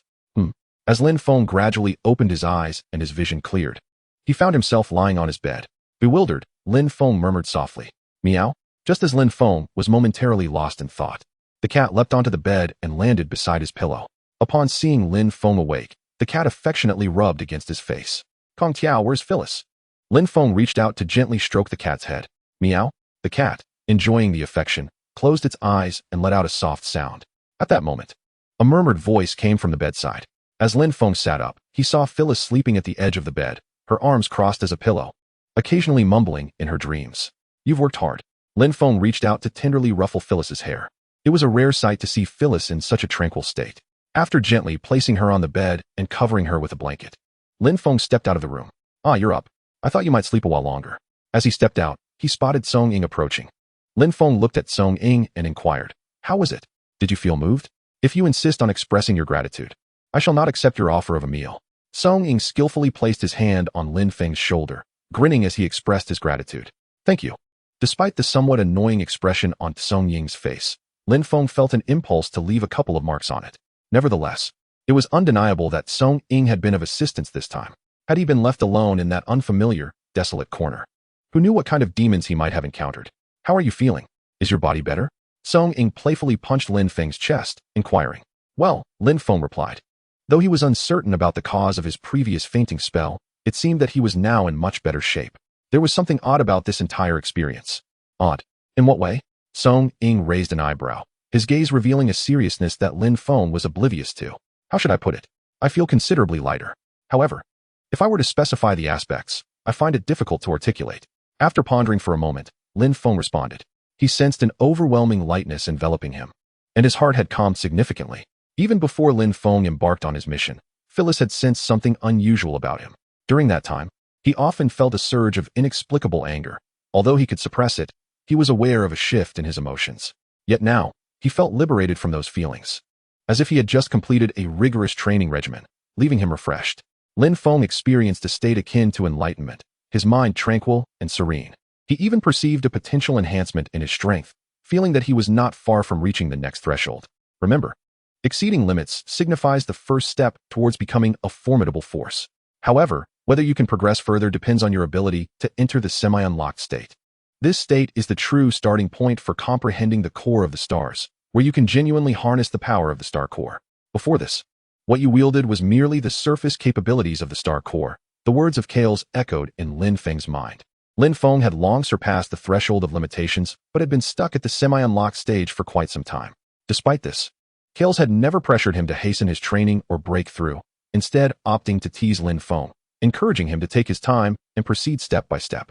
Well, according to the narrative tropes from your planet's online literature, this could be considered a fortuitous encounter, right? Seeing that Lin Feng appeared to have no issues, Song Ying's serious demeanor faded, and he jokingly patted Lin Feng on the shoulder. Wait, you actually looked into this? Lin Feng raised an eyebrow at Song Ying's comment, curious about his knowledge of such irrelevant matters. Surprised? Ever since the leader designated you as the sole representative of Tiansha, I started delving into your Earth's culture. It's quite eclectic, but I must admit, it is rather fascinating. For instance, there are tales of rings containing elderly figures, extraordinary encounters following a fall from a cliff, or the concept of a 3-year pact, among various other narratives. While some may seem utterly absurd, one cannot deny their inherent novelty. Kan Jiying nodded in agreement. As if it were a matter of course, it is perplexing why you have paid no heed to serious culture, yet remain engrossed in such trivialities. Lin Feng remarked with a hint of exasperation. The vast array of exceptional traditional cultures in Shenzhou could astound civilizations across the globe, yet Kan Jiying appears indifferent, fixated solely on these eclectic curiosities. If Qilin were to learn of this, would she mock me for not sufficiently promoting Earth's civilization? Oh, do not concern yourself with such matters. I am quite busy, and to thoroughly comprehend your earthly culture would require an inordinate amount of time, which is simply impractical. Kan Jiying said nonchalantly, patting Lin Feng on the shoulder. Busy, you say? I fail to see any evidence of that, Lin Feng replied, scrutinizing Kan Jiying with a gaze devoid of trust, as if he perceived his words as mere jest. Chapter 85, Testing the Waters. In the training room, Lin Feng and Kan Jiying stood facing each other, their distance no greater than 10 meters. Are you certain you wish for me to be your sparring partner? Kan Jiying asked, arms crossed and surveying Lin Feng. Since you have nothing better to do, why not accompany me for some practice and gauge my current level? Lin Feng suggested, stretching his arms. Given that Di Mao is currently the appointed counselor for the Shadow, Lin Feng had no opportunity to seek his assistance with various matters. However, Kan Jiying was different. After observing him for several days, Lin Feng noted that this fellow seemed to be perpetually idle. It would be more prudent for you to undertake additional missions, and your foundation is solid, requiring no deliberate assessment, Kan Jiying replied, lowering his arms. I wish to test the limits of my capabilities. Typically, missions are concluded swiftly, but now I seek to challenge my boundaries, Lin Feng stated, removing the weights from his body and looking at Kan Jiying. Aren't you accustomed to a quick resolution approach? You wouldn't genuinely aspire to tread the path of a warrior, would you? This path may not be suitable for you, at least not at this juncture, Kan Jiying said, furrowing his brow upon hearing Lin Feng's words. Lin Feng shook his head in explanation. The figures in his physical examination reports had become increasingly outrageous, and to preempt any potential issues, he intended to seek knowledge through practice. Kan Jiying nodded in acknowledgement. Whoosh. No sooner had the words left his lips than Lin Feng's fist was already before Kan Jiying. Your speed and explosive power are commendable, Kan Jiying remarked, deftly dodging with a tilt of his head. A dagger slipped from Lin Feng's sleeve, gripped firmly in his hand as he aimed for Kan Jiying's neck. Your approach is commendable. However, the overt intent behind your weapon draw is rather conspicuous, making it susceptible to detection by those with heightened awareness, leading them to adopt a defensive stance. Kan Jiying raised his arm to obstruct Lin Feng's wrist, preventing any forward movement. Upon witnessing his technique effortlessly neutralized by Kan Jiying, Lin Feng summoned the stellar core within him. In the blink of an eye, he transformed into a flurry of maple leaves, dissipating before Kan Jiying, only to reappear behind him, poised to strike with his blade aimed at his back. Indeed, this maneuver was executed with finesse, devoid of superfluous actions that might attract attention. If intended solely for assassination, its efficacy would be commendable. Kan Jiying, unbeknownst to Lin Feng, had grasped a long knife, positioning it behind him to counter the impending blow. The disparity in strength was still rather significant. Was there no need for further testing? Kan Jiying inquired, observing Lin Feng's retreat. Impossible, Lin Feng replied, a subtle smile playing on his lips. As the sound of cracking bones echoed like sizzling beans, he charged once more at Kan Jing. Whoosh! The force of Lin Feng's punch grazed Kan Jing's cheek, rustling his hair. Interesting, Kan Jing remarked, noticing Lin Feng's sudden acceleration. Have you been concealing your abilities? He asked, scrutinizing Lin Feng, who appeared unchanged. Not exactly concealment. During a particular mission, I unexpectedly attained this skeletal state, and this is my first time employing it, Lin Feng explained. Feeling the lightness of his body. During a previous assignment, he encountered a particularly formidable target, and when cornered, his skeletal structure underwent a transformation, enabling him to turn the tables. Now, he sought to test the extent of this newfound enhancement. I see. It seems you possess quite a repertoire. Kan Jing replied with a smile. Despite his cheerful demeanor, Lin Feng could distinctly sense the subtle, yet palpable pressure emanating from Kan Jing, akin to a lion awakening from slumber. In that case, I shall take this more seriously, Kan Jing stated, a smile lingering on his lips. Boom. Lin Feng felt a blur before his eyes. And before his brain could relay commands to his body, he was sent hurtling backward, crashing against the training room wall. Coughing as the dust settled, he sprang from the ground. You certainly have concealed your prowess well, he remarked. When venturing into the world, one must always retain a degree of reserve. Kan Jing replied with a chuckle. Shall we continue? He asked, observing Lin Feng's somewhat solemn expression. Yes, my body is still adjusting to this entirely new skeletal state. My mind processed the commands, yet my body lagged slightly in executing them. Lin Feng acknowledged, assuming a combat stance. Very well, Kan Jing nodded, indicating his understanding. In the next moment, the two individuals, initially 5 meters apart, collided their fists together. In an instant, Song Ying remained steadfast, while Lin Feng staggered back 2 or 3 steps. You truly have a remarkable ability to surprise me, Song Ying commended, deftly bending to evade Lin Feng's side kick. I appreciate your praise, Lin Feng replied, crossing his arms to shield against Song Ying's front kick, feeling a sharp pain radiate through his arms as he gritted his teeth. The two continued to unleash a barrage of attacks upon each other. Thanks to his extensive combat experience, Song Ying instinctively defended against Lin Feng's strikes, swiftly launching a series of counterattacks. Indeed, with sufficient time, Lin Feng might well reach great heights. However, this also confirmed Di Mao's assertion. A lack of time necessitates compensation through quantity, harnessing continuous conflict to enhance the prowess of Tian Sha. As Lin Feng sensed his growing strength, Song Ying's eyes flickered with an unusual expression. To Song Ying, Lin Feng resembled a naturally gifted contender, despite his brief training period. He exhibited a remarkable capacity for comprehension and synthesis, even demonstrating the ability to apply learned concepts to new situations. While an individual's weakness might seem inconsequential, the astonishing speed of improvement felt almost suffocating. Although Lin Feng's current abilities paled in comparison to Song Ying's, should Song Ying truly exert himself, a single strike would suffice to vanquish 10 Lin Fengs. Yet, if Lin Feng were cast into the cosmos, he could likely contend against warriors of moderate civilizations. Nevertheless, when it came to advanced civilizations, such as Mu Baiqiu, he still fell short. I wonder what intriguing events your existence will precipitate in the future, Song Ying mused, observing Lin Feng. At that moment, however, Lin Feng's thoughts diverged entirely from Song Ying's. Why is this guy so strong? This was the genuine reflection of Lin Feng's inner turmoil. He could sense his ongoing enhancement, and, in accordance with the typical narrative arc, he should be able to subdue Song Ying effortlessly. Why, then, did he feel as if Song Ying loomed before him like an insurmountable mountain? Gazing at Song Ying's ever-present smile and his composed demeanor, Lin Feng's heart abruptly resonated with an adage. Your greatness remains undeniable. Despite his internal lamentations, Lin Feng remained resolutely focused, parrying each of Song Ying's strikes while seeking an opportunity to counterattack. Clang! The two drew their blades simultaneously, striking towards one another, the metal clashing with a crisp sound that resonated through the training room. Are you managing to keep up? Song Ying inquired, observing Lin Feng's slight labored breathing. I am adapting well, Lin Feng replied with a nod. Then let us continue. The blades wielded by the two individuals transformed into twin streaks of cold light, their collision igniting sparks that erupted between them. Observing Lin Feng's increasingly feeble attacks, Song Ying realized that this battle was nearing its conclusion. Lin Feng had nearly reached his limits. Should the sparring continue, it could inflict harm upon him. It was time to end this. Song Ying spoke with a calm demeanor, raising his hand to flick the blade, causing Lin Feng's weapon to be forcefully dislodged from his grasp and clatter to the ground. Without hesitation, he executed a swift kick, sending Lin Feng crashing against the wall.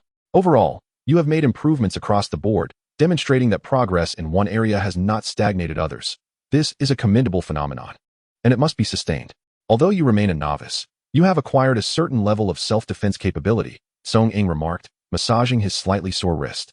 Chapter 86. Balance. That is the gist of the situation. Lin Feng placed the intelligence report on the table and pushed it towards Ing, stating, "Here, take a look. Thank you for your efforts. However, are you certain your face is unharmed?" Ing inquired, raising his gaze to Lin Feng's bruised countenance after collecting the documents. "It's nothing serious. Just a result of sparring," Lin Feng replied after a moment of silence. "That's a relief," Ing nodded in response to Lin Feng's assurance. "Chief, do you have any information regarding this civilization?" Lin Feng asked, observing Ying's expression. "Ah, that civilization is quite formidable. You may not grasp the full extent of my words. But suffice it to say, its achievements rival those of any contemporary civilization," Ing explained. "Are you familiar with the Eye of Horus?" Lin Feng queried. "The Eye of Horus? Ah, yes, a symbol of the Egyptian civilization on your planet. I have some understanding of it. What is on your mind?" Ing pondered for a moment before responding. "In this civilization, I discovered carvings strikingly similar to the Eye of Horus. Is this merely a coincidence?" Lin Feng pressed, locking eyes with Ing. "If you believe it to be a coincidence, then it is just that. If you suspect a connection, then there may indeed be one. The relationships among things require verification to be established, but until then, any theory you propose holds validity," Ing replied with a composed tone. "Are you merely playing Tai Chi with me?" Lin Feng's lips twitched at Ing's words. Nonetheless, he gleaned a significant insight. There indeed appeared to be a connection between the carvings of that civilization and the Eye of Horus. As for the nature of this connection, it was something he would have to investigate further on his own. "Chief, has anything noteworthy occurred on Earth recently?" Lin Feng pondered for a while before succumbing to curiosity. "On Earth? In relative terms, nothing significant has transpired. The situation remains quite stable overall," Ing remarked. "There is no invasion from other extraterrestrial civilizations. Overall, Earth's civilization is advancing rapidly and is expected to venture into the cosmos soon. The planet is preparing to develop a fleet, which is promising." After hearing Ing's words, Lin Feng murmured to himself. While at the headquarters of the Operational Bureau, he had overheard discussions about the need to station troops at the edges of the solar system once they acquired the capability to enter space. Additionally, they needed to explore a technology that would allow the solar system to remain concealed in the universe, thereby extending the timeline for the development of Earth civilization. Ing suddenly spoke up. Lin Feng was momentarily taken aback by Ying's statement, then slowly nodded. "You need not worry about that. Since Ing Lu can provide various coordinates for executing missions and the technology for wormholes, it naturally follows that we can also pinpoint Earth's coordinates while remaining cloaked," Ing remarked. Observing Lin Feng's expression, "Chief, do you mean that Ing Lu now possesses a celestial-level computer capable of performing space jumps between two locations?" Lin Feng inquired, looking at Ing. "Indeed, to perform arbitrary space jumps throughout the known universe, a powerful computational machine is essential. And you do not think the spatial fluctuations caused by your wormhole jumps are merely erased by chance, do you?" Ing nodded in affirmation. "If that is the case, why not connect everyone in Ing Lu to the computational machines? This would not only reduce the difficulty of tasks, but also significantly enhance the strength of Ing Lu." Lin Feng asked, puzzled. "Are Di Mao and Song Ing strong?" Ing suddenly questioned. "Yes, although they may appear as ordinary individuals, their true combat prowess is astonishing," Lin Feng replied, nodding. "Di Mao and Song Ing are immensely powerful, even holding their own in the universe. However, you may not be aware that their journey began much later than their contemporaries. I remember when I first encountered Di Mao, he was merely a child, struggling for survival against a homeless man. The path of enhancing his strength was arduous, as his genes were severely flawed, making his very survival a miracle. By the time I helped him complete his genetic makeup, he had already fallen behind others by hundreds, if not thousands, of years. The fact that he has reached his current level is indeed remarkable. The genetic warriors who joined Ing Lu are those with lesser potential or who started later than others. For these individuals, bridging the gap with their peers cannot merely rely on external equipment for support. Rather than connecting them to Ing Lu's database, it is more beneficial for them to continuously improve their shortcomings while executing tasks. Relying solely on equipment is merely a superficial remedy. Unlocking one's potential is the most effective approach. Moreover, the shadow stream is not as unified as the warriors of other civilizations. Ultimately, it is merely an organization that gathers individuals who align with their own interests. The disparity in strength results in varied social standings. Were everyone granted access to the shared database, it would undoubtedly incite discontent among some. Therefore, the notion of a shared database, laden with more disadvantages than benefits, is hardly worth pursuing. The shadow gazed at Lin Feng and inquired, "Is that so?" Upon hearing these words, Lin Feng nodded thoughtfully. Indeed, if individuals of vastly differing strengths were to wield the same power, Even the slightest privilege would evoke feelings of psychological imbalance. Why should I, who have exerted considerable effort to attain my power, allow someone who has done nothing to enjoy the same? It would render my endeavors futile. In any societal structure, resources are finite. To allocate these limited resources among the majority necessitates the establishment of distinct classes. A majority of resources is monopolized by the elite, leaving the remainder for others to contest. While this may appear unjust, it is, in fact, a means of maintaining equilibrium. Chapter 87. The Celestial Visitor. In the 785 star domain, the expanse is littered with various derelict ships and single-person capsules, remnants of conflicts or other calamities. The frequent wars that have erupted in this region have led to a depletion of resources, rendering even scavengers in the cosmos reluctant to venture here. Bang! At that moment, a flare shot towards the horizon, colliding directly with a dilapidated vessel. Crack! A single-person capsule was forcefully kicked open from within, and a man, his forehead bleeding profusely, staggered out from the smoking compartment. Have they not caught up yet? He murmured, clutching the gaping wound in his chest where his heart could be seen pulsing. Limping away step by step, the capsule had sustained considerable damage before takeoff, leaving many internal components loose. Further activation could likely result in an explosion. Time was of the essence. The man, battling the overwhelming weakness from excessive blood loss and the agony coursing through his body, pressed forward towards a nearby wormhole jump point. Once there, he could transmit the crucial information. Gritting his teeth, he trudged onward, each step staining the ground with his blood. As he drew nearer to the wormhole, a flicker of hope began to rise within him. Suddenly, the sound of a long blade being drawn from its sheath echoed in his ears. Though the noise was faint, it resonated in the man's mind like thunder, draining the color from his face. Out of the corner of his eye, he caught a glimmer of cold steel. Before he could react, an immense force struck him, and with no strength left for defense, he was sent flying like a willow seed caught in a tempest. Boom! The man collided directly with a derelict spaceship, a protruding steel bar piercing through his heart. With a gasp, he expelled a mouthful of blood. A curse escaped his lips as he gazed at Lin Feng, who approached him step by step, clad in an eye-patch mask, his expression a mixture of fury and dread. What evokes the deepest sense of despair and frustration? It is akin to spending half an hour meticulously navigating a game world, only to be ambushed by a lurking thief, or preparing to confess your feelings to a girl you have pursued for months, only to witness her entwined with another man in a passionate embrace, or discovering that you fall just 1 point short of the minimum score needed for your dream university. In essence, these scenarios are predicated upon the culmination of your efforts, only to be met with a harsh reality that delivers a staggering blow just as you are on the brink of achievement. After striking, the assailant merely looks down at you and casually remarks, "My apologies. I hope I have the wrong person. Please, step aside." He was but a step away from his goal, yet it was at this final juncture that Lin Feng intercepted him. "So slow," Lin Feng remarked, observing the man, who was on the verge of collapse. The man's anger surged anew, causing him to spit out another mouthful of blood in response to Lin Feng's calm demeanor and nonchalant tone. "Hand it over. That item does not belong to you," Lin Feng stated firmly. "Huh, you'll never get it. That item is beyond your reach." The man snarled, his expression turning menacing. Lin Feng sensed a violent surge of energy from the man, yet his gaze remained unruffled. With a slight grip of his right hand, Lin Feng immobilized the space around the man, extinguishing any thoughts of self-detonation to safeguard the information he possessed. "What is happening?" The man, filled with terror, realized that the energy intended for his self-destruction had abruptly ceased to function, leaving him ensnared as if trapped in quicksand, unable to control his own body. "Do not attempt it. As long as I am here, suicide is impossible," Lin Feng declared, addressing the man, whose eyes were filled with confusion and fear.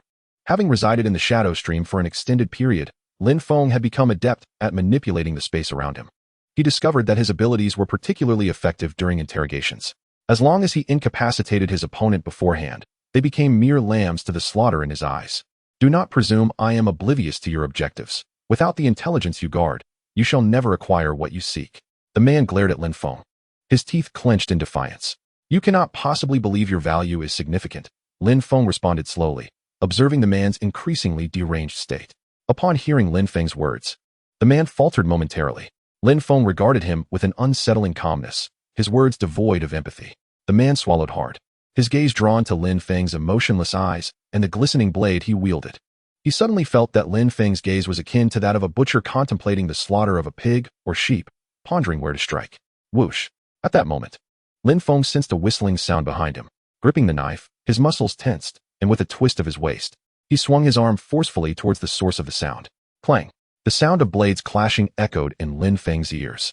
Heavens, you have gone too far. A blonde woman exclaimed angrily as she glared at Lin Feng. Having spent many years within the shadow stream, Lin Feng had gleaned a wealth of information regarding the formidable beings of various civilizations. In that instant, a flurry of intelligence raced through his mind, ultimately settling on a warrior of the celestial civilization. To be candid, the celestial civilization is quite unique in the cosmos, as it is composed entirely of women. It is said that a tyrannical man established this civilization, and due to his belief in male superiority, the women of this civilization once held an extremely low status. Eventually, unable to endure the discrimination, the women united under the leadership of a female visionary and successfully overthrew the male dominion. If one were to ask Lin Feng which civilization in the universe is the most compassionate, he would hesitate for no moment before naming the celestial civilization. While others may merely pay lip service to compassion, the women of the celestial civilization genuinely act upon their beliefs.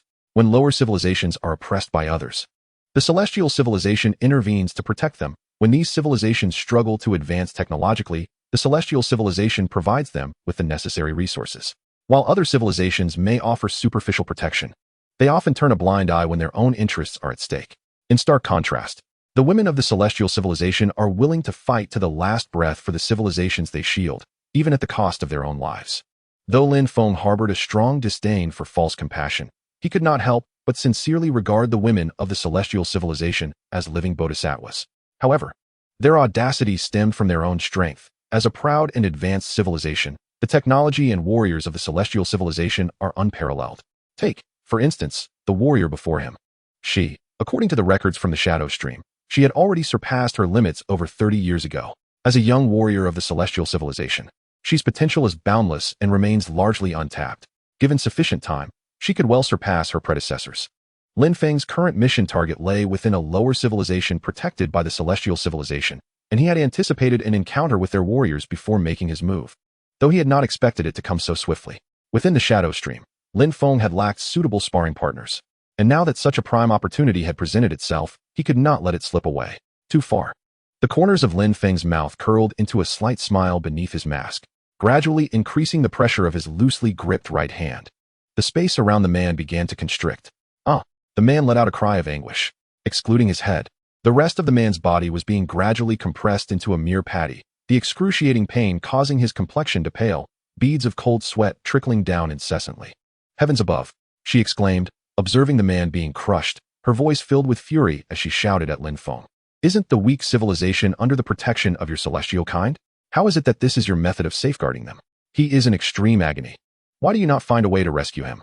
Lin Feng, exerting his control over the space, responded with unwavering resolve. You are nothing but a demon. She, her face cloaked in frost, retorted, Demon? Spare me the jest, lofty celestial warrior. Are there truly demons in this world? Or are they merely individuals striving to survive in the unseen corners of your reality? With a hint of irony glinting in his eyes, Lin Feng continued. You protect civilizations to allow the weaker ones to flourish in a relatively safe environment.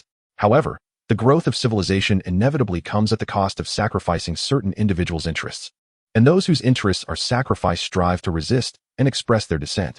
Yet, you label them as evil, contrary to justice. Does that not chill your heart? Chapter 88. Justice, filled with fallacies. She glared at Lin Feng, her eyes ablaze with indignation. In her perception, his words completely disregarded the just order of the celestial civilization. Suddenly, Lin Feng delivered a sharp kick to Xi's abdomen, sending her flying. It seems it's time to get serious, he remarked, adjusting his wrist that held the knife, his expression shifting from mockery to solemnity. Given that Xi's strength was acknowledged among the new generation of celestial warriors, it was evident her prowess would not be lacking. Lin Feng, still ensnared in his limitations, realized that if he did not approach Xi with utmost seriousness, he might very well face defeat. Where are you looking? Lin Feng's voice echoed from behind Xi. Instinctively, Xi raised the massive sword she wielded, its surface shimmering with golden light, and spun to strike at her rear. However, the blade barely grazed the hem of Lin Feng's garment. As she prepared to pursue him, she discovered that Lin Feng had transformed into a flurry of maple leaves, dissipating into the air before her. In that moment, several daggers shot forth from the shadows towards Xi's vital points, although as long as her brain remained unharmed. Other injuries were manageable. Being struck in a critical area could severely hinder her combat capabilities, potentially incapacitating her temporarily. In the midst of such a fierce battle, Every second was incredibly precious. If the opponent seized the opportunity, it would be nearly impossible to regain the initiative. She narrowed her eyes, swiftly calculating the trajectories of the daggers, and then wielded her great sword to deflect them one by one. Not far away, Lin Feng observed she suspended in midair, murmuring to himself. Her combat experience was exceptionally rich. Even when confronted with Lin Feng's sudden assault, she remained remarkably composed. In Lin Feng's scheme, should she persist in evading the barrage of daggers, she would inevitably fall into Lin Feng's trap, relegating her to a position of passive defense. The light refracted from other planets illuminated she, rendering her a celestial savior, as if she descended from the heavens to rescue the world. Half of Lin Feng's form was ensconced in shadow, his cloak stained a deep hue with blood. The two exchanged silent glances, despite Lin Feng's lone eye being obscured by darkness, rendering his emotions inscrutable. She was certain that neither fear nor anger resided within him.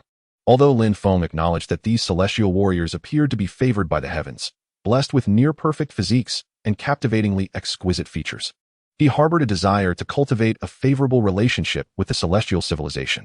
After all, who wouldn't be enamored with a gentle, commanding presence? Yet, alas, there are no what-ifs. From the moment Lin Feng donned his mask, he understood that he was perhaps irrevocably estranged from the so-called justice of the celestial civilization, and that his actions might even be deemed shameful in the eyes of these warriors. But what of it? Should he languish in despair simply because he found himself in the disdained shadows? Absolutely not. Lin Feng's deeds were never meant to be defined by others. Humanity does not share a singular mindset. Each individual possesses their own unique approach to existence. Lin Feng remained unperturbed by actions that clashed with his own beliefs, just as others held no authority to intrude upon his thoughts. Gradually, he lifted the long blade in his hand and charged at she, propelling himself into the air with a surge of power, gripping the hilt firmly as he swung the blade overhead, aiming directly at her. With a resounding clash, the blade met its target, forcing she toward the ground with tremendous force. What overwhelming strength! She gritted her teeth, bracing against Lin Feng's blade, murmuring to herself. Prior intelligence had recorded Lin Feng's astonishing arm strength, but it was only through this confrontation that she comprehended the true magnitude of his power. Descend. Lin Feng, concealed beneath his mask, clenched his teeth, exerting his arms with relentless force, gradually pressing she closer to the earth. No, this cannot continue. As the distance between she and the ground diminished, her mind raced with strategies. Just as her body was about to collide with the surface, a pair of wings suddenly sprouted from her back, allowing her to soar parallel to the ground. Boom! Lin Feng's blade struck the earth, sending a plume of dust into the air. TCH, did she evade me? Lin Feng observed she, now awkwardly suspended in midair, and couldn't help but smirk. It seems I can no longer afford to prolong this. As she felt the intensifying pressure from Lin Feng, a glimmer of gravity flickered in her eyes. She raised her great sword high, channeling her energy into the blade. Its radiance intensified, resembling a miniature star. Oh, you're taking this seriously. Lin Feng gazed at the somewhat blinding great sword, a faint smile gracing his lips. Judging by the fluctuations of power emanating from this move, it was likely a skill of considerable range. He turned his head to glance at the man he had ensnared in place, whose eyes were now filled with a profound sense of despair. It was evident that the use of such wide-ranging damage would not take into account the potential casualties among others. Thus, the man's demise was all but assured. The celestial warriors are benevolent beings, unflinchingly devoted to protecting the lower civilizations besieged by higher ones, allowing them to develop and flourish. However, their kindness is confined within the bounds of the righteous order they uphold. If saving the many necessitates the sacrifice of a few, the celestial warriors would not hesitate. From a moral standpoint, this is not inherently wrong. It is a means to avert greater calamities at minimal cost. The celestial warriors are not naive. As a civilization that has evolved over tens of thousands of years, they surely comprehend fundamental truths. They choose to adhere to the righteous order of their civilization to shield the weak. But this does not imply that they will forsake crucial decisions in the name of protection. Chapter 89. Danger. That strike was akin to a nuclear weapon. Lin Feng murmured to himself, observing the brilliance atop she's great sword. Evasion may be too late. The audacity to unleash such an attack indicated that the trajectory had been meticulously calculated. Given the considerable wind-up of such an assault, Lin Feng could envision numerous offensive strategies. Surely, no one believes that during battle, adversaries akin to those in television dramas would grant you the time to execute a grand move? Let us give it a try. Lin Feng's entire skeletal structure began to realign, accompanied by a series of crackling sounds as he transitioned to a new skeletal state. In this form, Lin Feng could fully unleash his strength, deeming it essential to prevent being obliterated by a single blow. As the seriousness in Lin Feng's eyes deepened, the spatial fluctuations around him intensified. A vast space, under his deliberate manipulation, began to compress in volume. Judgment. She swung the great sword in her grasp down towards Lin Feng, unleashing a beam of light imbued with astonishing energy that rushed toward him. Clang. Just as the beam was a mere 10 meters away from Lin Feng, a cube-sized space, akin to an egg, floated in his hand. Go. Watching the imminent beam, Lin Feng propelled the cube space forward. The moment the cube collided with the beam, its size rapidly expanded, effectively obstructing the beam's advance. Goodness, this is quite a drain on resources. Lin Feng finally understood what it meant to expend energy at a rate akin to opening the floodgates. He could now feel the energy within the stellar core being continuously siphoned away, supplying the cube space with a relentless flow of power. Although the consumption of energy is substantial, he cannot cease the supply of energy at this moment. The intense fluctuations in energy can only attest to the formidable power of Shi's technique. Should the energy supply be halted, he might not only face Shi's onslaught, but also suffer from his own backstab. The beam of light and the cube are locked in a stalemate, gradually grinding the ground beneath them into powder. The man nearby gazes in despair as the encroaching energy shatters his body to pieces. This fellow. She furrows her brow, locking eyes with Lin Feng's calm gaze. Is the mask merely for show? Certainly not. The primary purpose of wearing it is to ensure one's identity remains concealed, and secondly, it prevents others from discerning one's next move or current state through subtle facial expressions during battle. At this moment, the two are locked in a confrontation, and she, observing Lin Feng's tranquil demeanor, finds it impossible to ascertain whether he is still capable or merely enduring. Beneath the mask, Lin Feng grits his teeth, beads of sweat trickling down his cheeks. Does this woman truly not need to worry about energy depletion? Why does she not exhibit any signs of exhaustion? Lin Feng cannot help but grumble internally while continuously channeling energy. In just a few fleeting minutes, he feels nearly drained, yet Shi's attacks remain fiercely relentless. Crack. Suddenly, a fissure appears in the spatial cube before Lin Feng, rapidly spreading across its surface. An opportunity. She immediately intensifies the energy input, causing the original beam of light to widen further, hastening the already spreading cracks in the cube. Boom. The light beam pierces through the spatial cube, forcibly releasing the energy contained within. The overwhelming force engulfs Lin Feng's figure entirely, while she hovers in midair, observing the violent explosion below with an unperturbed gaze. As the energy dissipates, tranquility returns, and the ruins that once lay beneath vanish, leaving a vacuum in their wake. Is he dead? Angelian murmurs, sensing the absence of Lin Feng's dark energy fluctuations. Whoosh. At that moment, a shadowy figure materializes behind Shi. What? Sensing danger from behind, she turns to strike, but is met with a sharp pain in her waist, causing her to plummet downwards. As she lands on a meteorite, she slowly rises, looking up at the figure suspended in midair, clutching a blood-stained dagger. You actually survived? She gazes in astonishment at Lin Feng, who stands with an unwavering posture. Huh. Do you understand the value of invincibility frames? Lin Feng wipes the blood from the corner of his mouth and speaks. At this moment, the upper part of his trench coat and armor lies in ashes from the explosion, leaving his bare torso marred with numerous bleeding wounds. The mask adorning Lin Feng's face was largely destroyed, revealing the area below his nose to Shi. During the recent explosion, Lin Feng had transformed into a maple leaf to withstand the initial wave of assault, buying himself a fleeting second. In that moment, he swiftly created a rudimentary wormhole, leaping to a nearby meteorite and narrowly escaping disaster. Although Lin Feng's reflexes were remarkably swift, he had still underestimated the explosive force generated by the two energies. The current state of his half-destroyed form was the best outcome he could hope for. Utilizing the wormhole had created spatial fluctuations. However, the distortion of space caused by the explosion meant that even Lin Feng's wormhole went unnoticed by Shi, allowing his ambush to succeed. In that case, let us continue the battle, she declared, gripping her greatsword tightly. Let us engage once more, Lin Feng responded, shaking his hand as he reconnected his already healed bones and drew a long knife from his waist. You must understand one thing, he stated, holding the long knife in his left hand while grasping a dagger in his right. What? Shi's eyes filled with caution. Under her watchful gaze, Lin Feng vanished without a trace, only to be met with a chilling voice behind her.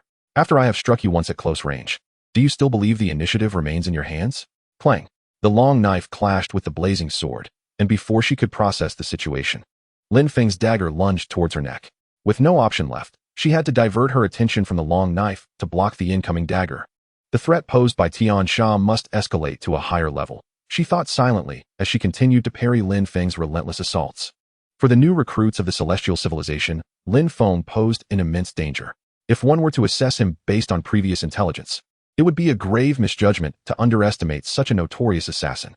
While Lin Feng's abilities might only be deemed superlative at face value, when coupled with his composure and unparalleled skill, dismissing him merely as an exceptional adept could lead to disastrous consequences.